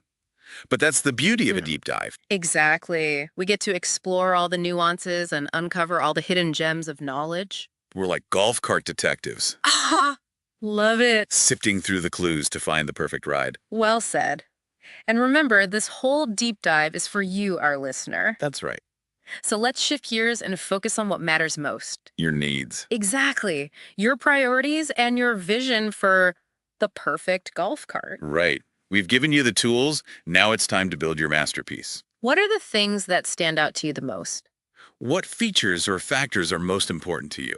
Think about where you're going to be using your cart, how often you'll be using it, and what kind of terrain you'll be driving on. Are you sticking to paved paths or are you planning on going off-road? And of course, don't forget about your budget. Yeah, that's always a big one. It's like planning a dream vacation. Okay. You have to consider your destination, your itinerary, and how much you're willing to spend. I like that analogy. So choosing a golf cart is kind of like planning a trip. It is. You have to do your research and make sure you're making the right choices. Now, throughout our deep dive, we saw people mentioning specific models within the Easy Go and Club Car lineups. Oh, yeah. Names like RXV Precedent and Onward kept coming up. Right. People were pretty passionate about those particular models. And that brings us to an important point. What's that? The model itself might be even more important than the overall brand. That's a great point. You could be all about EasyGo's reputation for durability. Yeah. But if you choose an older model with a DC motor, you might not get the hill climbing power you're looking for. Makes sense. Or you could love the sleek look of a club car, but if you end up with a model that has a rough suspension, those bumpy rides could get old fast. So it's like choosing the right trim level on a car. Exactly. Yeah. You might get all the basic features with the base model, but those higher end trims offer those little extras that really enhance the experience. Right. So you've done your homework on the brands. Now it's time to get specific and look at the individual models. Exactly. It's like zooming in on a map. Okay. We've looked at the big picture. Now it's time to find the perfect address for your dream golf cart. And remember, each model is going to have its own pros and cons, its own user reviews, and maybe even a few of those quirks we were talking about. Right. So don't skip this step. Do your research. Exactly. It's the difference between making an informed decision and just winging it. All right. So what's next? Well, you have all the knowledge about the brands, you understand the key features, and you know what's important to you. So the next step is to dive into the world of specific models. Another deep dive. You got it. We're in this together. From casual browsers to informed shoppers. And who knows what other hidden gems we'll uncover. It's like an archaeological dig for golf cart knowledge. It really is like we're on an archaeological dig for the perfect golf cart. I like that analogy. Yeah. So as we dig deeper, what are some of the things we should be looking for when comparing these specific models? Okay, yeah, that's a good question. You know, we've got the brands narrowed down, but now it's time to get down to the nitty-gritty. Exactly. So first off, don't be afraid to really get into the details. Okay. Go beyond those flashy brochures and those marketing slogans. I get the real scoop. Exactly. Look at the user reviews, check out the spec sheets, Okay. and even try to find the owner's manuals if you can. Oh, wow, really get in there. Yeah, the more information, the better. When you're looking at those specs, pay close attention to things like the motor type. Okay, AC versus DC. Exactly. What's the battery capacity? How far can you go on a single charge? Range is important. And then how about the suspension system? Is it designed for a smooth ride or is it built for off-roading? Okay, so it's all about matching those specs to your needs. Precisely. It's like comparing different types of coffee beans. Okay. They all make coffee, but some are stronger, some are smoother, some have a more complex flavor profile. Oh, yeah, I see what you mean. You got to find the one that suits your taste. And in this case, your golf cart needs. Exactly. And don't be afraid to ask questions. Yeah. Reach out to dealerships. Talk to people who already own the models you're considering. Get that firsthand experience. Exactly. The more information you gather, the better decision you'll make. So it's like putting together a puzzle. I like that. You know, finding all the right pieces to create the perfect picture. And remember, this is an investment. Okay. A golf cart is more than just a vehicle. It's a lifestyle choice. Yeah. Yeah. It's about enhancing your leisure time, connecting with your community, and maybe even showing off a little bit with your stylish ride. So it's about the whole experience. Exactly. It's about enjoying the journey. Well said. So as we wrap up this deep dive, what's your final piece of advice for our listener? Take your time, do your research, and most importantly, have fun with it. Yeah, this should be an exciting process. It should. You're about to get a new golf cart. That's right. And hey, once you make your decision, send us a picture. Oh, yeah. We want to see what you end up with. We've come a long way together on this journey. Yeah. We have. From casual browsers to informed shoppers. And who knows, maybe we'll even bump into each other out on the course someday. That would be awesome. Until then, happy karting. Happy karting. And to all our listeners out there, thanks for joining us on this deep dive into the world of golf carts. We hope you learned a thing or two. And that you're feeling confident and ready to make your decision. Remember, knowledge is power. So stay curious, keep learning, and keep on rolling.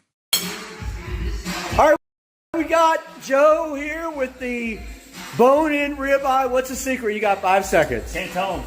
That's it. I can't tell him. Look at that goodness right there. Bone-in ribeye. You guys don't know how to make it. Pan. Mode. Recording started. Wi-Fi is on.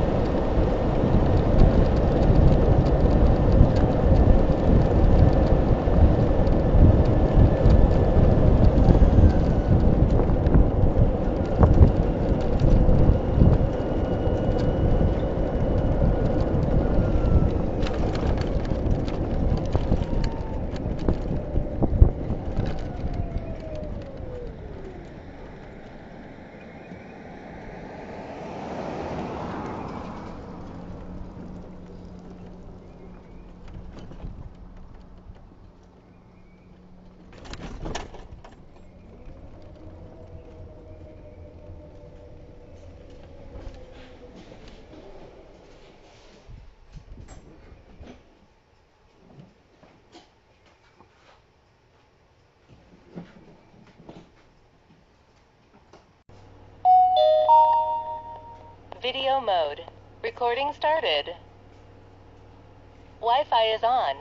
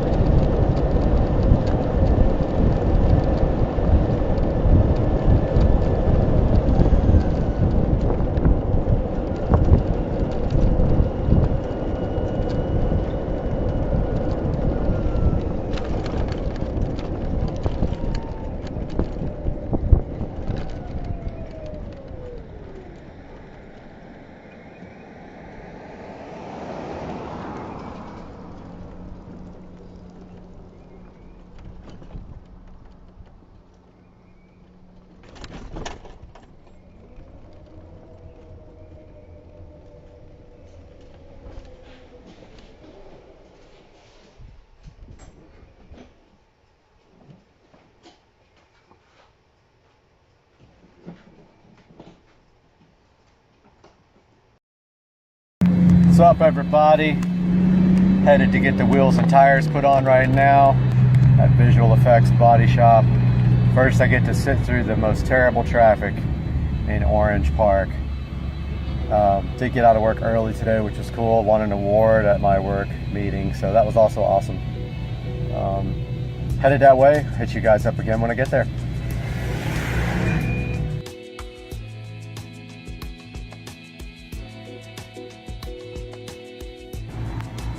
What's going on, guys?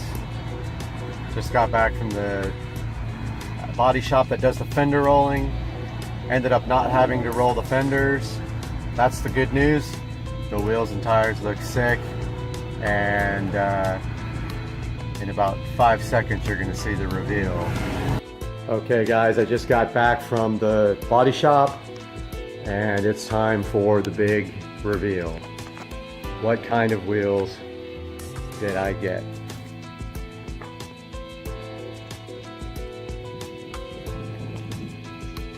So, boom. These are the new wheels and tires. These are, sorry about the truck that just went by, guys. These are HRE FF01 in tarmac, which looks absolutely amazing on this car. It looks so great. I never imagined how good that would look with that 1-inch drop and the black badges and accents really came out nice. I mean, I even think the front could maybe be dropped another 1/2 inch or so, but wow, what a difference that makes. Looks great. So these are the HRE FF01 in tarmac black, and they are, 1 second, I'll be right back with all the specs. All right, these are 20x9 in the front with a 25 offset, 20x10.5 in the back with a 35 offset, and the sizes are rear 305, 25, 20, I believe. Yeah, 305, 25, 20 there. Good shot of the new brakes as well. And the fronts are 255, 25, 20. The tires are Michelin Pilot Super Sports. So these are replacing all season radials that were on the car before. And I gotta say, wow. What a great looking car that turned out to be with those wheels. So the next thing that's coming is some interior modifications, and they are on the way here now. That will be my next video. I'm so glad you guys are sticking around to see the cool things going on with the car. Makes me happy when you guys click and view. So please subscribe, thumbs up, all that stuff. We'll see you guys. If you have any questions, post it in the comments.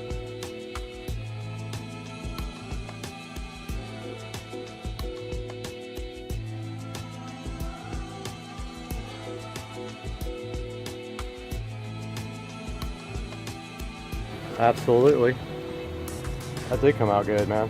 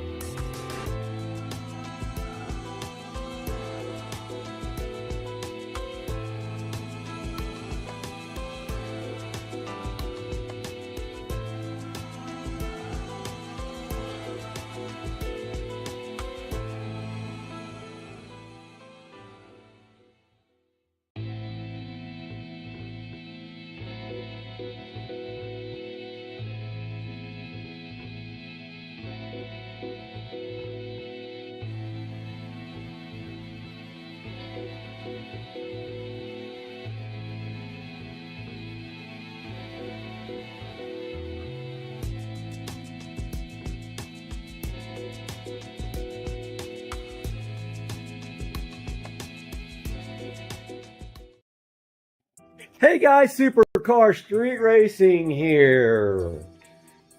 Been over a year, well, probably much more than a year, with the AVEN BMW Android system. I wanted to get back together with you guys because that's kind of a popular video. I know people are curious about how I feel about this now. So let's jump in the car in real time. I want you to feel the pain with me. First, well, we got to turn on this phone, we have to turn on our hotspot. Let's see if it's going to shut us down. All right, hotspot is actually on. So I use internet access from my phone. So I just turned on mobile hotspot and I use the Wi-Fi access point for the AVEN BMW. Yep. Oh, caught in the reflection. All right, so let's hop in and you guys feel the pain that I feel sometimes with this unit. Okay, so we got the AVEN. Now, right now, my instrument cluster is in Germany getting repaired because I scratched the screen on it trying to install it. But let's see if we can reproduce the issues that I have so you guys know just what I'm talking about with the AVEN. Now, the fitment is perfect. Let's not get that wrong. The only gripe I have is that the wiring was so tough to do that it was hard to stuff the wires behind the actual stock. This is the navigation unit here. This is the actual brain. There's a pass-through cable that goes in there for the AVEN, but there is a lot of wires that have to be stuffed through here. And I know because the dealer had to work on my car and replace the condenser, and they had to get all that back in there, and they were like, wow, you didn't tell us. So let's power it on and see if we get the same problems I usually get.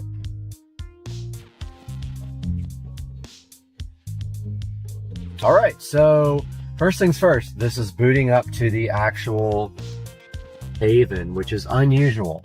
So what happens usually, well, I'd say it's about a, it's 50-50 if it boots to BMW Nav or to AVEN.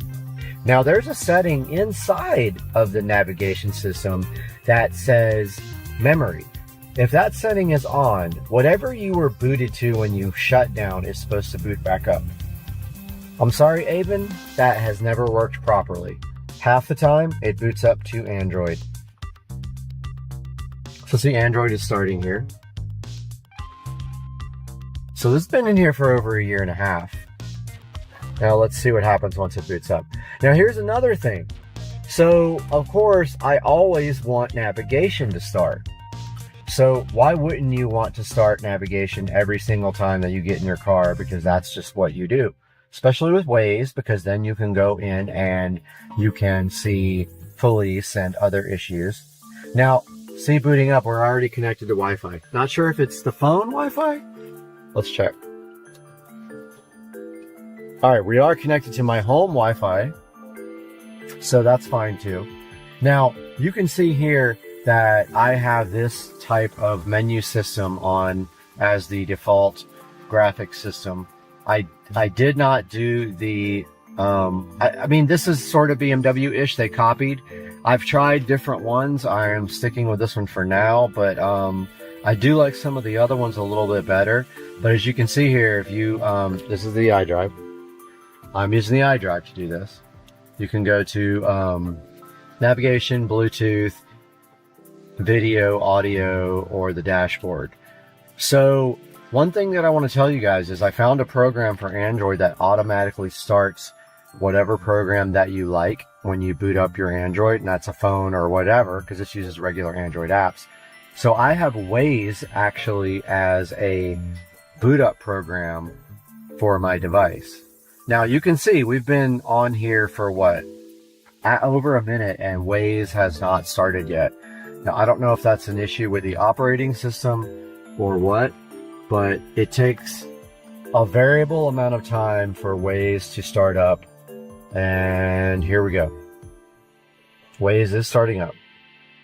So over a minute, and it is what it is. It is what it is. I can't say that it's, maybe the operating system isn't fully booted up yet. I really haven't looked into it very much because it hasn't been a problem, because when it doesn't start, if you hit the nav button here,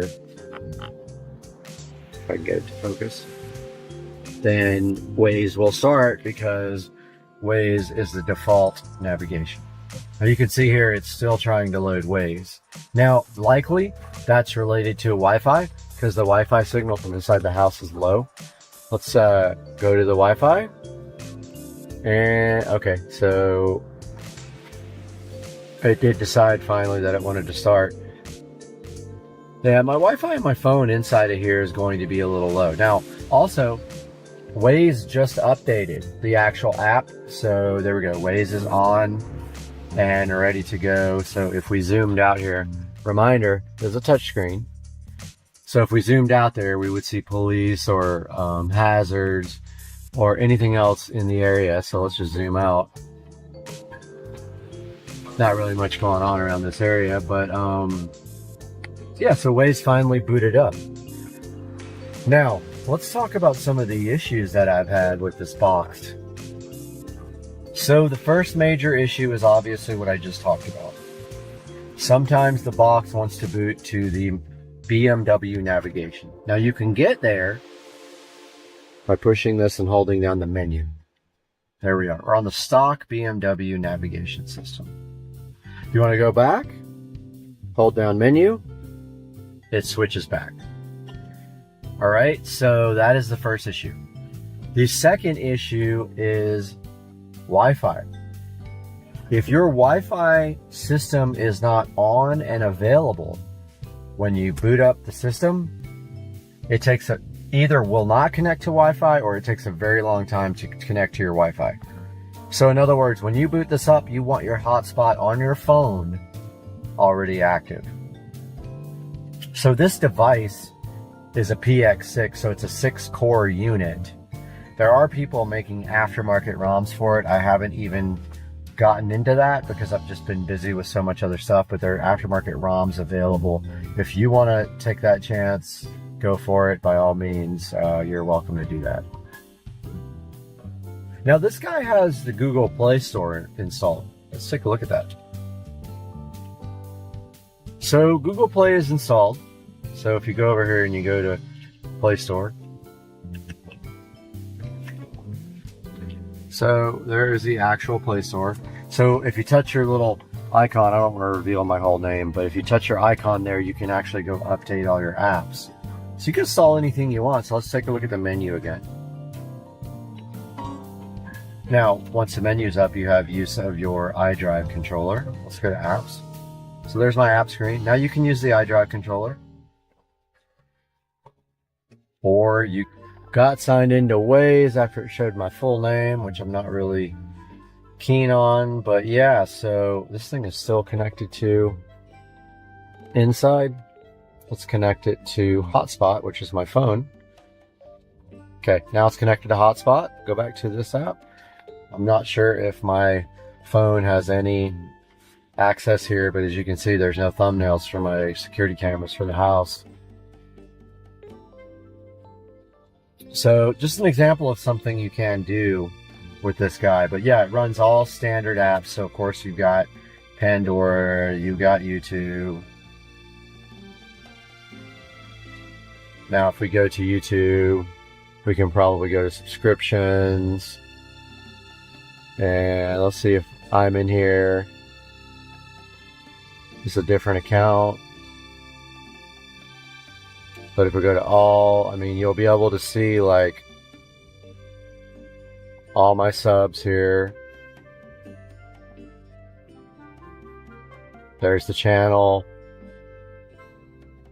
Here is the home theater build. It drops the headphone jack. So if you're wanting to use this for external audio to feed anything like so yeah, YouTube works amazing, works great. Most other apps do. Now let's talk about the support, which is a huge problem with this device. So this guy is bought from Avon. There are plenty of other companies on eBay or on the internet, Alibaba, Amazon, that sell the Android head unit for the E90X BMW, and also a lot of other BMWs, where you either replace the factory screen or you have to cut your dash. Now this is a factory screen replacement, which is HD. So you not only do you get better video with your factory navigation, you have high def video on your brand new screen. The problem is that Avon and most of these other companies, they don't have over-the-air updates. So when Android is improved or they add features or whatever, like T-Mobile or, you know, any of those, AT&T, whatever, there's no updates. I think, and you're thinking, yeah, so you just get what you get. Exactly. You get what you get. This box has had one update since it was introduced, and it wasn't any improvements on the bugs on the box. The other major problem with this box is that when you open navigation, sometimes the GPS doesn't work. Now, they have said this is because you should take off the Y adapter that lets the factory nav work as well. So I haven't done that yet. So I can't say yay or nay that that will solve the issue of GPS not connecting. Sometimes it will eventually connect. Sometimes it connects right away. Sometimes never. So I haven't taken the Y adapter out. That Y adapts the GPS. Big problem. I will do that eventually. I do have the GPS antenna available that I bought with it. They want you to install the GPS antenna instead of using the Y adapter and using the factory antenna. So we have those two issues. There's a few other issues. If you have Bluetooth player open or video player open, when you close down the unit, even if you have memory turned on or off, it wants to go back to that every single time you boot up the unit, which is annoying as hell. So yeah, there's been one update period for this device since I bought it like a year and a half to 2 years ago. You're not going to get updates like you do on your phone. Don't even sit and think that like, oh, well, I have a phone and they update it once a month. Nope, not going to happen. This is a specific created ROM for this type of box, and unless a company is not worried about selling new boxes, they're going to update it. But these guys, all they care about is you buying the next available higher performance box that comes up on the internet. So they're not going to be producing ROMs. And if you look at Avon's website, you can't even rate them with Google. You cannot go in there and rate them any kind of way. And this box is long gone in history. There's a much nicer, newer one out, but I'm not giving these guys another $500 for an updated box when they should be fixing the issues on this one. Their support is really non-existent. They don't answer emails. They want you to just replace the device with one that's the same, and I'm like, dude, it's going to do the same thing. It's your software, it's not the device. So 1 year with this box, I have so much to like about it. We have this amazing iDrive that works. We have ways we can use. We have the ability to use MHD, and through the USB cable, we have the USB DCAN cable connected, and we can look at maybe it'll work. It's also a pain point of mine. Every time you go into monitor on MHD, it asks you if you want to use the USB. You say yes, you still have to back out and go back in. Okay, so yeah, MHD worked, yay! There you go, so there's MHD on it.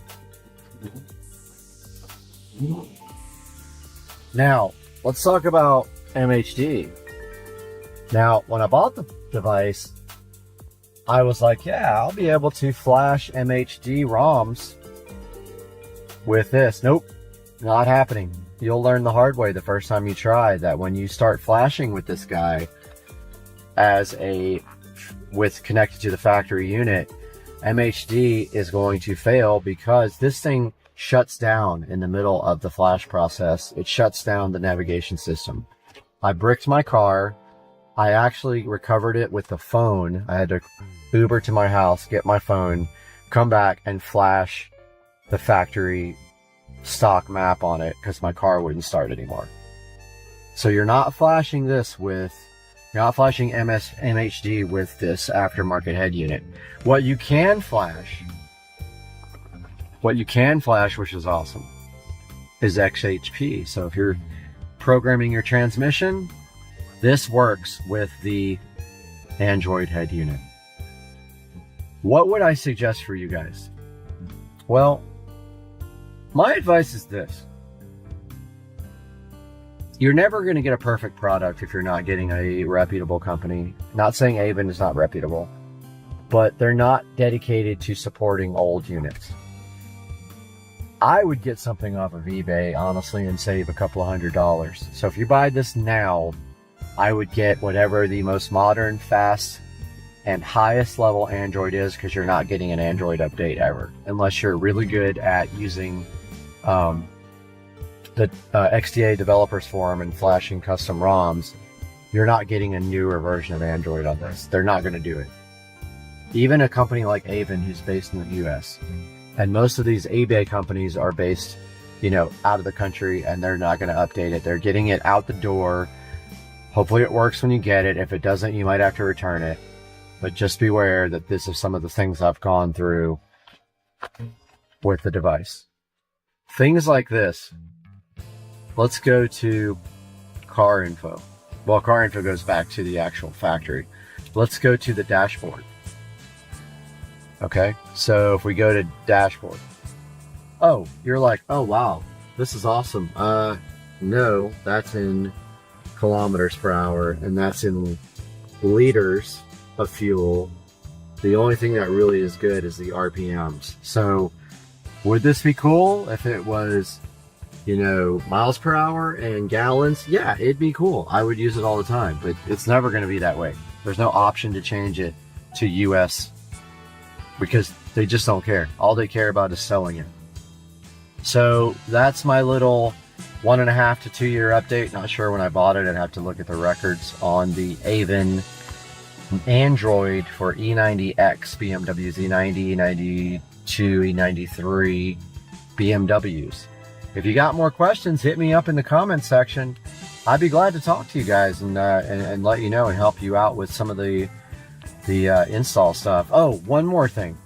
I did finally get, and I think you guys could see my video, but I did get the backup camera installed. And yes, it does work right when you turn the car on. It doesn't have to boot up the Android system. So there's the backup camera right there pointing at my garage door. I just wanted to update you guys on that. You do not have to boot up the system to get the backup camera to work, because the system takes a while to boot. So yeah, that's another thing that is working. And let's go back to the dashboard. That shows you that it does work. If not with a delay, it does work. And I'll see you guys in the next video. Guys, I might have figured this out, and I think we're going to be able to install this now. It was a process, but I am about to try it.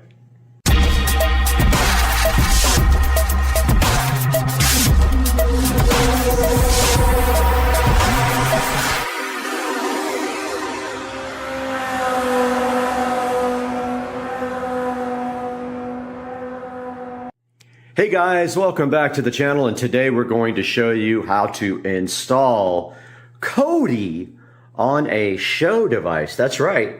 You didn't think it was possible. You thought you were locked down, but guess what? If you got one of these, you can put it on there.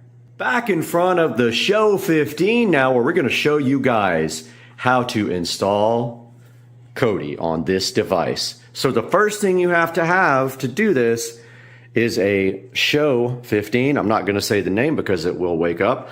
Once you have the Show 15, you will get a prompt that asks you if you'd like to upgrade your experience to the Fire TV experience. You go ahead and upgrade this device to the Fire TV experience, where you will come back and you will see this little dot right here. See that? right there.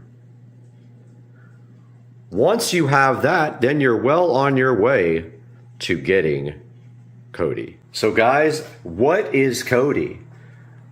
So Kodi is a multimedia app that has been around for a really, really long time. And it used to be called XBMC for Xbox Media Center. They did change the name.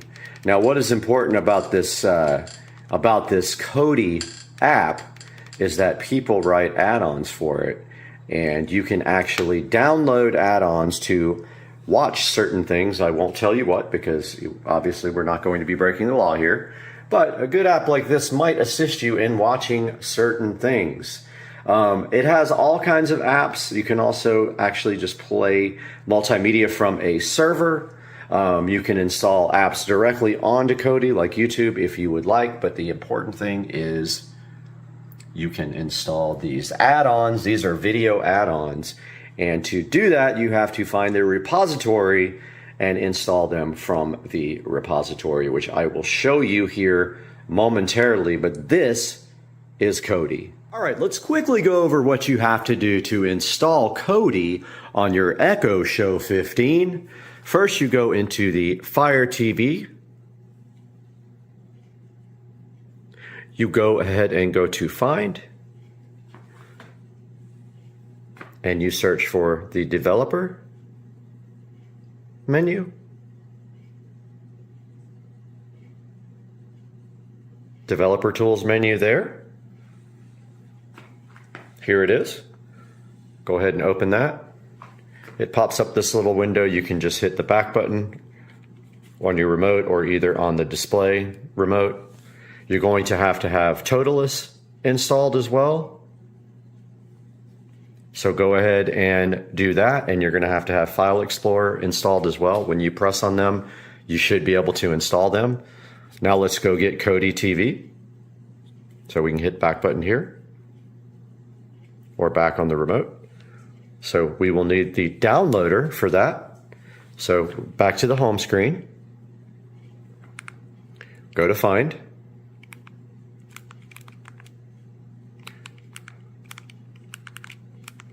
Try that again. Find, search for downloader. There it is there. Go ahead and install downloader. Once it's installed, open it up. Now it's telling you that there's limited functionality for touch. So now, once you have downloader installed, you browse to either this full link or you go to Kodi.tv. And remember, this is limited touch. So if we just go to Kodi.tv, if you don't want to type in that whole link, you're going to have to get the 32-bit version. Go to the little menu here. Go to download. Go to Android, the little Android robot. Get the 32-bit version. The 64-bit version will not work. It will go ahead and download. Once it's done, it's going to attempt to install, which is going to fail. This doesn't work because when you hit settings, it's just going to disappear. So just click done on downloader. Or actually you have to use your remote. Again, the touch doesn't work on a lot of things. Click the home button here or on the screen to get back to your Fire TV mode. Go into your apps. Find your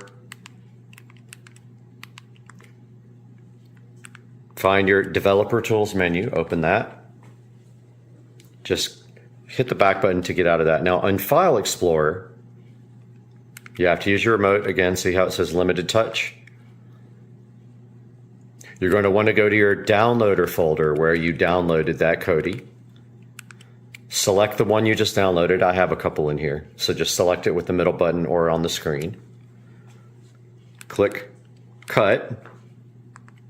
Hit the back button either here or on the screen remote. Go to Download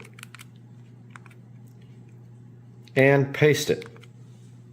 Once that's pasted, go back again, go into Toolless, right there. Toolless, or whatever it's called. Open that. Find your download folder. Find the app you just copied. It's one, these are old. I've done it a couple of times now. But open up the Kodi app. It will then say continue, and it will install, and it will finish. And then once it's done, you will see that if you go to the home screen now, and you go to all your apps, you have this wonderful Kodi.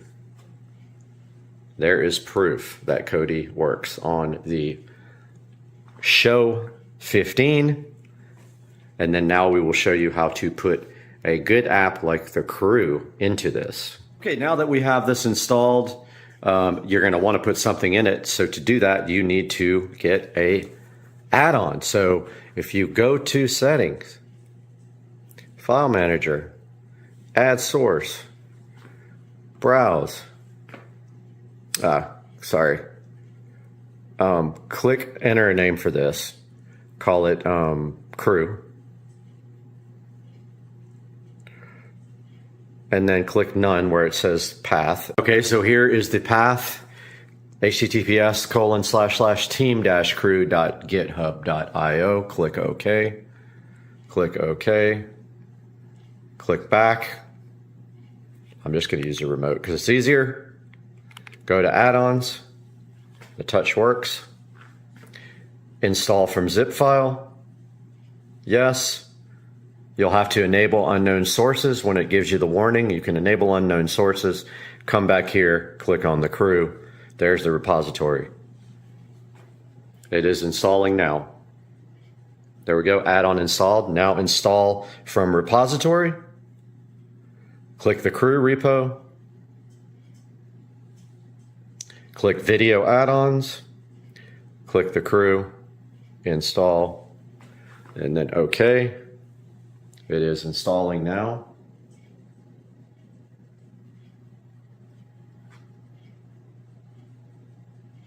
Shouldn't take too long. It's at 7%.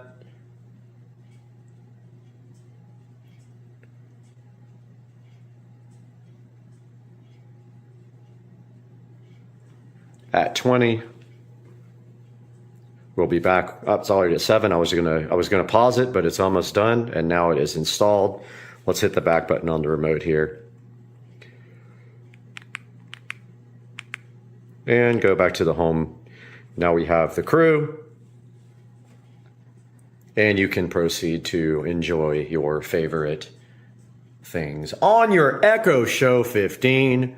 Guys, I hope you enjoyed the video. Please like and subscribe to the channel if this was helpful, and we will see you next time.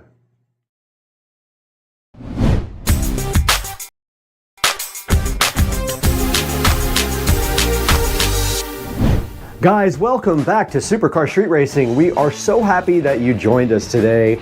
If you're a first-time watcher, or you're a second or third or permanent watcher, we really appreciate your patronage. Please like and subscribe, and today we have something special for you. We have the Signature Elite ES60 tower speaker for the Supercar Street Racing home theater room. And this is the Polk audio tower speaker we're going to be looking at today, and I think there might be something on the ground. That's right, we also have the Signature Elite ES90 Dolby Atmos speaker, front height speaker that goes with the ES60, a perfectly matched pair. So let's get to work on these today and see what these look like on Supercar Street Racing.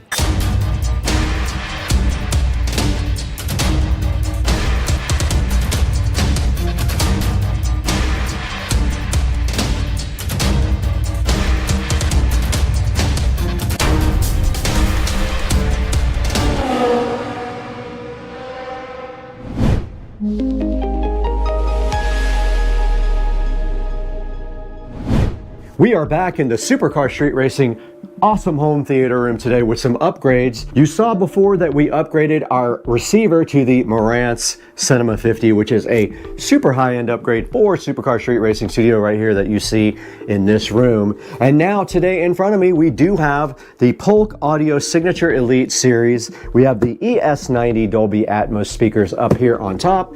They match the ES60 on the bottom here, the Signature Elite Tower speakers. These are a huge upgrade for the room. It will also add Atmos front height speakers to the Supercar Street Racing Theater. And these are awesome speakers and will replace the old JBL monitors that I've had for about 20 years. It's about time we got something new in here. We need some updated technology, and we got it right here inside both of these boxes to take a look at.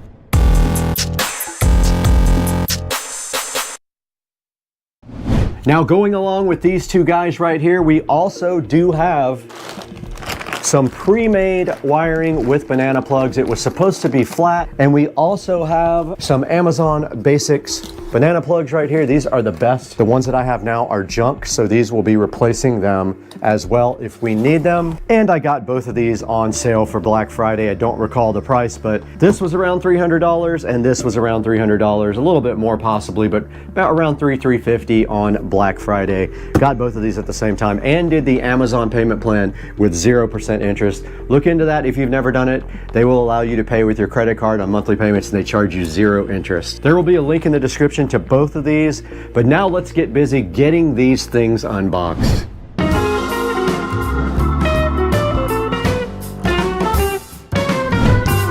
All right, first on the chopping block to be unboxed today is the ES90 Signature Elite Dolby Atmos speaker here. None of these are sponsored. I did pay full price for these from Amazon, so please help me out by ordering a set in the description and giving me a few dollars back to make my money back from this purchase. And these do just fit directly on top of the ES60 tower speakers. And right on top inside of the box, we have the owner's manual here for the ES90, packaged so nice. We have a big chunk of foam. We don't need that where we're going. And then inside the box, we have the ES90s. Let's get those down and out. And we just knocked over the old speakers. Fortunately, those are going away. Okay, right on top of the box here, we got the ES90 Dolby Atmos speaker getting unboxed here.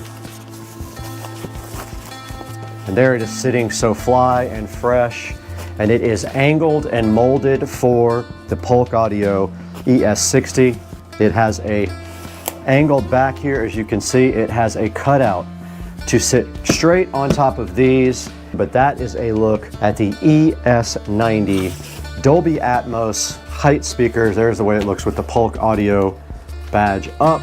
This guy does feature a Terraline tweeter and a mica polypropylene woofer for a two-way experience on Dolby Atmos. So these sit just like this on top of these tower speakers, and the sound does go up to height.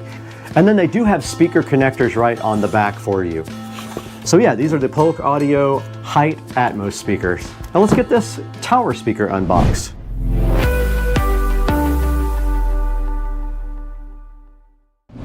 All right, guys, we do have the Polk Signature Elite ES60 tower speakers sitting right here, so fresh. The box is very heavy. Remember, these are not sponsored. Please go down into the description to buy your pair to help the channel out just a little bit. Please like and subscribe also. When you have a moment, that would help us out greatly, as we do not make any money on this channel at all. All the money goes back into the channel to pay for the things that you are seeing right now. We don't need that where we're going.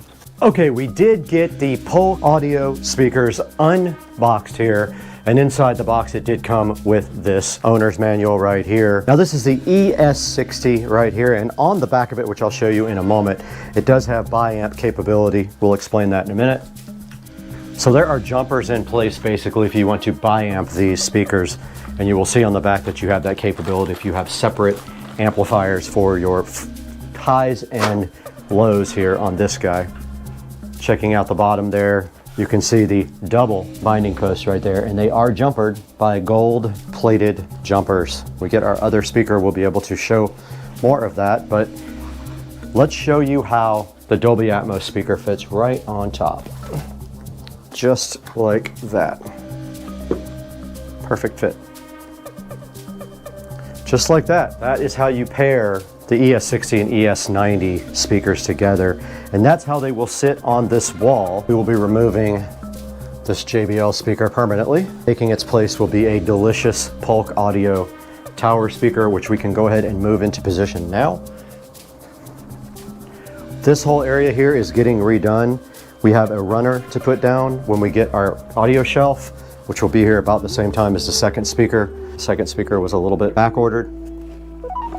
I'm gonna go ahead and use the existing wiring even though it is shot. And there is a jumper here that allows you to not biamp.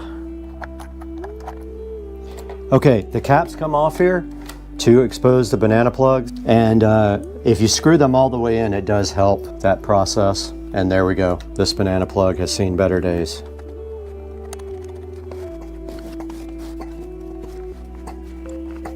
All this wiring will be replaced, but for now, we got our pre-made connectors here for our front height speakers. These are the same way. They have caps over the banana plugs.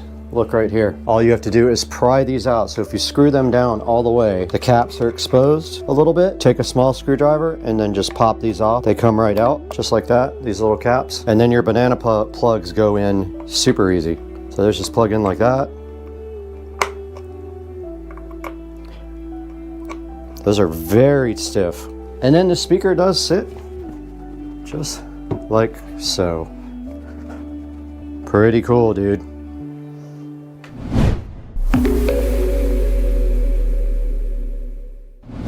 Okay, while we're waiting for our other tower speaker to come in, we can go ahead and put this Atmos speaker on our JBL over here. I'm gonna go ahead and hook up the Atmos front height speakers. Go ahead and get the banana plugs connected. So we have to pry out the caps right here. Just like that. Here's our other set of pre-made 10-foot speaker wire. Comes with the ends already on. All you have to do is just twist them to tighten them up. I don't know why they don't do that from the factory, but they do not. A lot of questions here today are not being answered, but yeah. They're a little difficult to get in. Take a little bit of pressure. That's the way they're designed to work. And obviously this is not going to be perfect until we get our tower.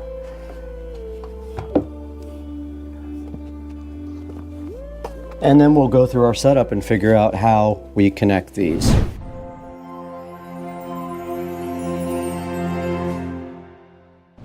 All right, we have set up the Dolby part of the speaker system now. We are good to go. Once that second tower speaker comes in, we'll get the rest of it set up and we'll give you guys another video with the full setup. Let's send it into the studio now with Brad to show you how to buy these online.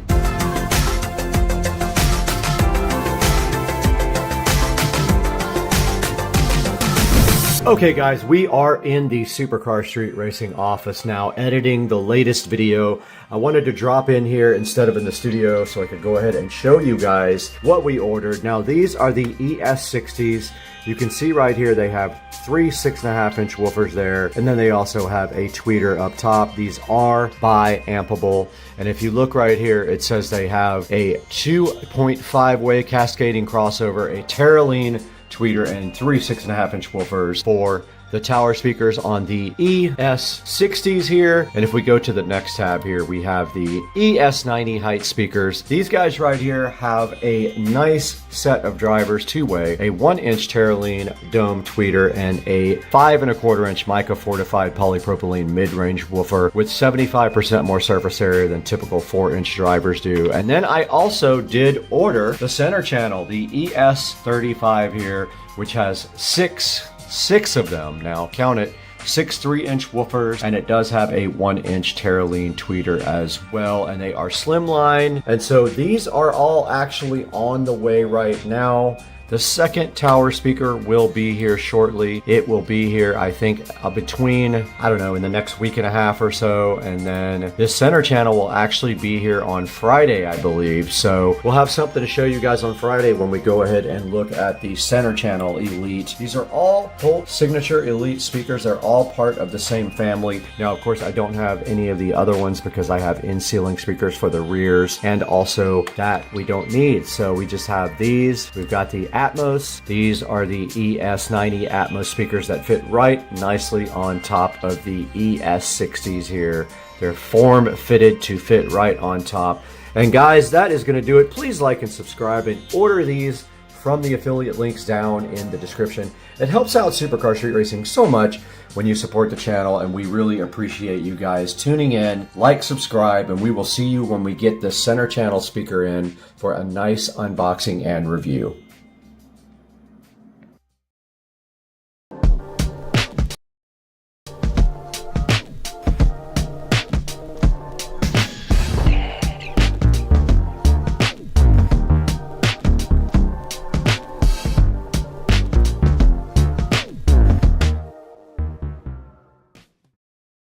All right, so we're diving into a really fascinating topic today. Yeah. You've sent over a bunch of material about people who've not just faced some pretty major challenges, but who've actually come out even stronger on the other side. Yeah. We've got listicles, we've got in-depth articles, even some personal stories in here. It's a really interesting mix. It is. Yeah. And it seems like you're interested in going beyond just a surface level understanding of, what resilience is. Definitely. You want to get into what makes these people tick. Exactly. Like, what were the exact hurdles they had to overcome, and how did they manage to not just cope, but really achieve some pretty incredible things? Well, to me, what's fascinating is how a lot of these stories really kind of make you question. Yeah. If adversity can actually be a catalyst for growth. Oh, that's interesting. It's not just about bouncing back. It's about using those tough experiences to fuel something even greater. So it's almost like resilience isn't just about getting back to normal. It's about reaching a whole new level because of what you've gone through. Yeah, and I think that's what's so inspiring about these stories. Totally. Yeah. Let's start with some of the physical challenges, because I'm already feeling pumped just thinking about these stories. All right, well, one that always comes to mind is Nick Vujicic. Oh, yeah. Born without limbs. Wow. You'd think just everyday life would be a challenge enough, right? Right. But this guy surfs, swims, plays golf. No way. And on top of all that, he's a world-famous motivational speaker. That is incredible. It really makes you think about what limitations even are. Right. Is it really about what our bodies can or can't do, or is it more about our mindset? Well, Bethany Hamilton's story really kind of highlights that mindset aspect, I think. Okay. Losing an arm to a shark attack at 13 Oh my gosh. would make most people pretty hesitant to even get back in the water. For sure. But she was back on her surfboard within weeks, Really? went pro, and now she's an advocate for shark conservation. Wow, there's something so powerful about that, It is. Not letting something so traumatic completely define you. Absolutely. She could have just let that experience hold her back, but instead she turned it into fuel for this whole new chapter in her life. It's amazing. It really is. It makes you wonder if that kind of trauma can actually trigger what psychologists call post-traumatic growth. It's a real phenomenon, and you see it in a lot of these stories. Oh, interesting. Wilma Rudolph, for example, she contracted polio as a child Oh. and had to wear a leg brace. I didn't know that. But she went on to win 3 Olympic gold medals. You're kidding. That's not just bouncing back. That's exceeding expectations that most people wouldn't even dream of setting for themselves. That's true. It makes you think about the role of perseverance in all this. Is it something you're born with, or can it be developed through facing these kinds of challenges? Like, was Wilma just incredibly determined from the get-go, or did overcoming polio actually forge that determination in her? It's a good question. I'd argue that adversity often reveals hidden strengths that we might not even know we have. Okay, yeah. Take Scotty Smiley, for example. He became the first blind active duty officer in the U.S. Army. Wow. After losing his sight in Iraq. That's incredible. It's not just physical adaptation, it's a complete mental and emotional transformation. How do you even begin to process that kind of loss and find the strength to keep going? I mean, it's hard to imagine. Did he rely on any specific techniques, or was it more about sheer willpower? Well, he talks a lot about asking the right questions, reframing his situation, Oh. focusing on what he could still control. It's fascinating how the human mind can adapt, Yeah. even to the most extreme circumstances. And sometimes even a temporary change can have a pretty profound impact. Oh, you're thinking of Bertie LaRue, right? Exactly. The horse riding accident that left him temporarily blind. And his blindness wasn't permanent. Right. But it completely shifted his perspective. It really did. Yeah. He went from taking his sight for granted Yeah. to truly appreciating the beauty of the world around him. Makes you wonder how much we miss when we're not really paying attention. And if maybe a shock to the system can actually help us see things more clearly. That's an interesting thought. It seems like so many of these physical challenges force people to really confront their limitations, reevaluate their priorities, Yeah, and ultimately discover a whole new sense of purpose. I think you're right. But what about the people who faced challenges that were more social or societal? I mean, those hurdles aren't always as visible, but they can be just as daunting to overcome, right? Absolutely. Yeah, it's almost like facing those societal barriers requires a different kind of resilience altogether. Oh, absolutely. It's not just about adapting physically, it's about navigating systems and challenging those really deeply ingrained expectations. Yeah, and sometimes it's about fighting for your right to even exist in those spaces. That's a good point. Malala Yousafzai's story is a powerful example of that. Oh, definitely. Advocating for girls' education Right. should be a basic human right, It should. but she was shot by the Taliban It's unbelievable. simply for speaking up.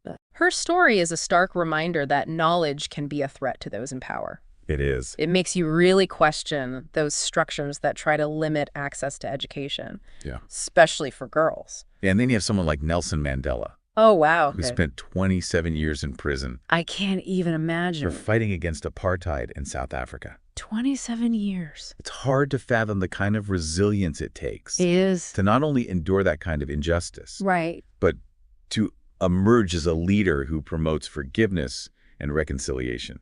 That's what I find so remarkable about his story, Yeah. He didn't let that experience make him bitter. He didn't. It feels like he actually transcended the anger and the hatred. It does. And that's what allowed him to lead such a powerful movement for change. It's incredible. It speaks to a level of emotional intelligence that's just off the charts. Yeah, for sure. It makes you wonder if prison broke him or if it forced him to confront his own humanity in a way that ultimately made him stronger.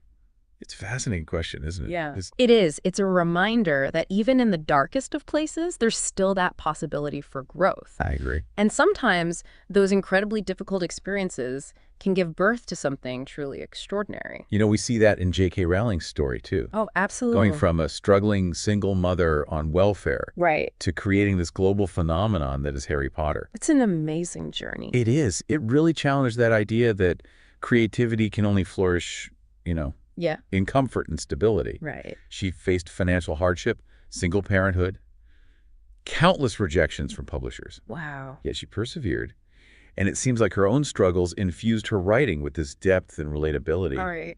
that really resonated with millions of readers. There's this idea that art often emerges from pain. Mm-hmm. And her story definitely seems to support that. It does. It's almost like she channeled her own experiences of overcoming adversity into the characters and the storylines. Yeah. Creating this world where even in the face of darkness, there's always hope. I think that's part of why it's resonated with so many people.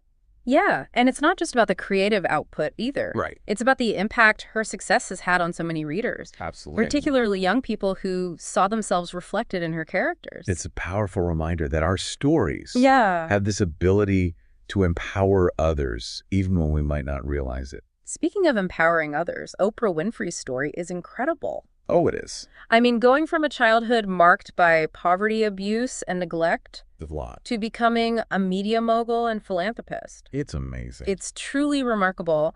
What stands out to me is how she used her platform to amplify the voices of others. Yes. Especially those who had been marginalized or silenced. She really did. Yeah. It's like she took her own experiences of being overlooked and unheard Right. and turned that into this driving force Wow. for creating space for other people's stories. That's a really insightful observation. Thank It's not just about achieving success for yourself. It's about using that success to lift others up. It's almost like a ripple effect where one person's resilience can spark this wave of positive change that impacts so many others. A chain reaction. And sometimes those ripples start in the most unexpected places. They do. Like take Dana, for example. She's this young girl in Kenya who contracted HIV after being raped. It's a heartbreaking story. It really is. But it also highlights the incredible resilience of the human spirit. Yeah, especially when you consider that she found support and purpose through the DREAMS program. It shows how important community and access to resources really are for overcoming trauma. Absolutely. And finding your voice. It's a good reminder that we're not meant to go through these challenges alone. That's so true. And sometimes the most powerful act of resilience is simply reaching out for help and allowing ourselves to be supported. So we've seen examples of resilience in the face of physical challenges and societal barriers. Yeah. But what about those internal battles? Oh, yeah. The inner demons, as they say. Right. That can sometimes be the hardest to overcome. That's where we get into the realm of mental and emotional resilience. Okay. And one of the most prominent examples of that is Jim Carrey. Oh, yeah. He achieved comedic superstardom. He did. But he's also been very open about his struggles with depression. It challenges that assumption that success automatically equals happiness.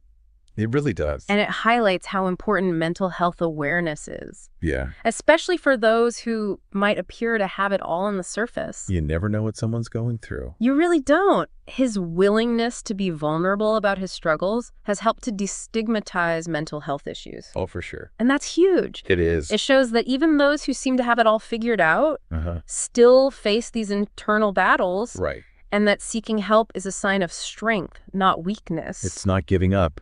It's taking care of yourself. Exactly. It's like acknowledging those inner demons. Right. It takes a certain level of self-awareness and courage. I think you're right. And sometimes confronting those demons can actually lead to a deeper sense of purpose. Oh, absolutely. Like take James, for example. Okay. He went from addiction and homelessness to becoming a counselor helping others with substance abuse. Wow, that's amazing. It's a beautiful example of turning pain into purpose. It is. He took those incredibly challenging experiences and used them as fuel for his passion. It's powerful. It is. It's a powerful reminder that our greatest weaknesses can often become our greatest strengths. But how do these individuals actually make that shift? Yeah.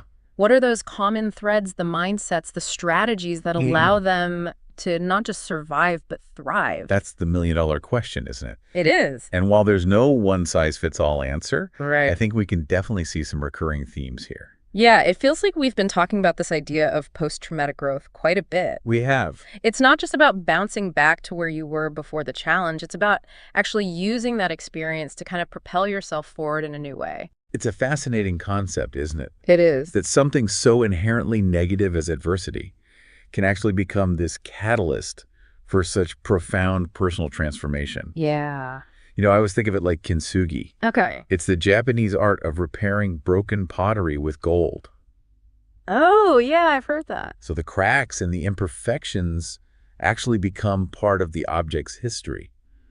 You know, Yeah. They make it even more beautiful and valuable. I love that analogy because it's like those scars are proof of the object's strength and resilience. Exactly. And it seems like that's a common thread we see with a lot of these individuals. It does. They don't try to hide their struggles. They actually embrace them. Right. You know, those experiences become part of their identity, a source of wisdom, Right. and often a driving force for helping others. And that's where I think the real power of resilience lies. I agree. It's not just about individual strength, it's about the ripple effect it creates. Exactly. These people don't just overcome their own challenges. They use those experiences to inspire and empower others. It's true. Their stories give us permission to believe in our own capacity for resilience, you know, even when we're facing these seemingly insurmountable obstacles. It's like they're showing us it can be done. Yeah. But how do we do it? I mean, is this something we can actually cultivate? Can we train ourselves to be more resilient? Well, based on what we've seen in these stories, I'd say it starts with awareness. Okay. Acknowledging that adversity is an inevitable part of life. Right. That setbacks are going to happen, and that challenges, while they're difficult, can also be opportunities for growth. So it's not about avoiding challenges altogether. No. It's about shifting our perspective to see them as potential opportunities. Yeah. It's about moving from fear and avoidance to curiosity and willingness to learn from those tough experiences. It's easier said than done, though. Oh, it is. I think that's the thing. It's practice. Like, how do we actually make that mental shift? Well, I think a good starting point is to reflect on our own experiences. Oh, okay. Think about a time When you faced a challenge, big or small, how did you handle it? Right. What did you learn from it? What strengths did you discover within yourself? So instead of focusing on what went wrong, we can try to focus on what went right. Right. What if we celebrated those small victories? Yeah. And used them as fuel to keep going? That's a good point. And another thing that seems to help is seeking inspiration from others. Absolutely. Hearing stories like the ones we've talked about today reminds us that we're not alone, you know? It does. That other people have overcome incredible odds and that we have that potential for resilience within us too. It's like those stories become a roadmap, showing us that it's possible to not just survive, but thrive in the face of adversity. And it's not about waiting for some major life crisis to test our resilience. Right. It's about building that capacity day by day through those small acts of courage and perseverance and self-compassion. Exactly. The more we practice, the stronger that resilience muscle becomes. So as we build our own resilience, we become better equipped to handle our own challenges. Of course. But we also become a source of strength for others. That's right. It's like that saying, a rising tide lifts all boats. I like that. You know, when we invest in our own resilience, we're also contributing to a more resilient community, a more resilient world. It's been a really eye-opening journey exploring these stories, and I think you've given us a lot to think about. I'm glad to hear that. You know, as we each face our own challenges, big or small, let's remember the lessons we've learned from these incredible individuals. I agree. Let's embrace the power of resilience, not just in ourselves, but in our communities. Because ultimately, it's not just about surviving, it's about thriving. Well said. And who knows, maybe someday our own stories of overcoming will inspire others to find their strength and resilience too. I hope so.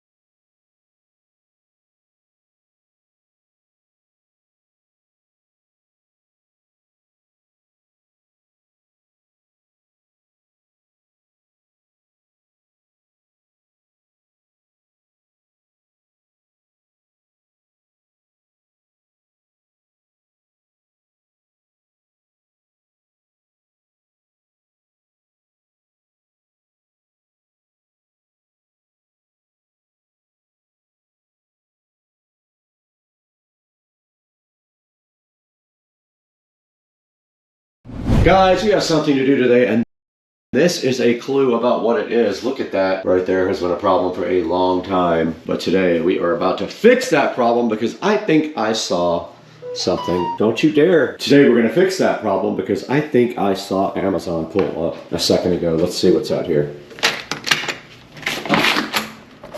Oh. A frog. Nope, there's a box out here. Let's get that box inside. Let's get this opened up.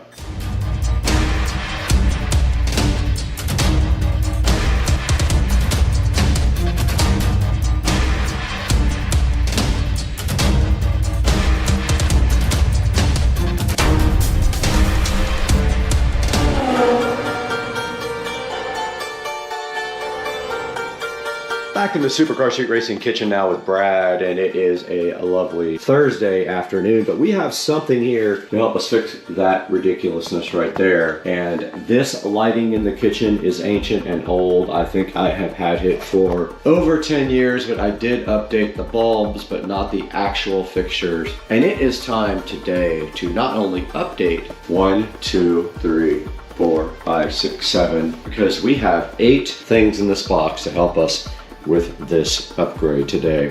And we're gonna get these out right now and show you guys how we're gonna get this kitchen more modern, update the lighting fixtures, and it's gonna be a great time today. So I'm glad you guys are here with me. Welcome back to the channel. Let's get to work here, man. Let's go.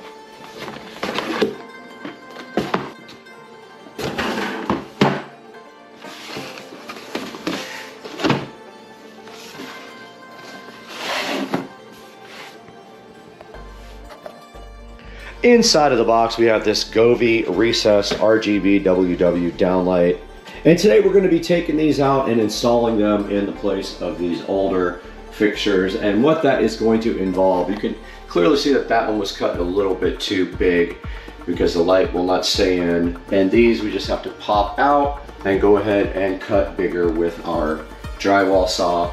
It is going to take a little bit to do them all. It's not a major amount of work, but it is an amount of work that is going to have to be done. It is definitely going to make a full mess, so we're going to get out something big to kind of put down as a drop cloth before we start cutting. And we will get our drywall saw out because you can't use a hole saw because there's already a hole. If there was no hole, we could grab a hole saw and easily cut these out, but what we're going to do is trace out and put up our drywall saw up there after we trace and go ahead and cut out these lights. Now let's get these out of the box and see what we're dealing with. Gonna need this. And somewhere, there it is. You guys don't often see the setup.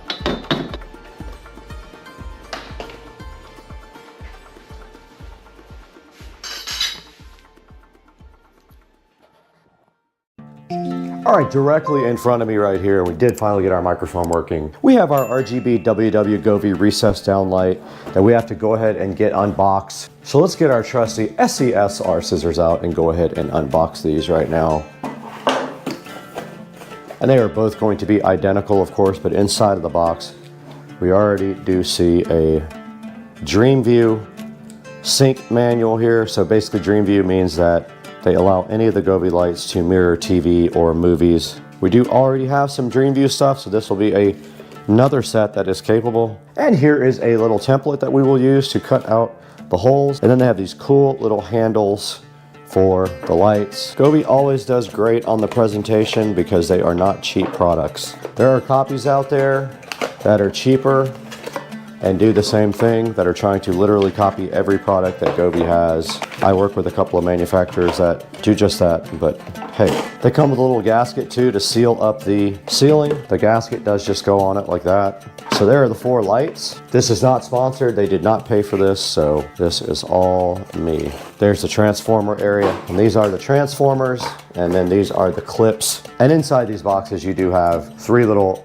wiring nut clips things that are easy quick connects, and 2 of these clips that go on the Govees to hold them into the ceiling. They go like that. They clip right in, and what you do is you cut the hole, push them up in the ceiling. This goes above the drywall like this and just clips, and that is how it is held directly into the ceiling.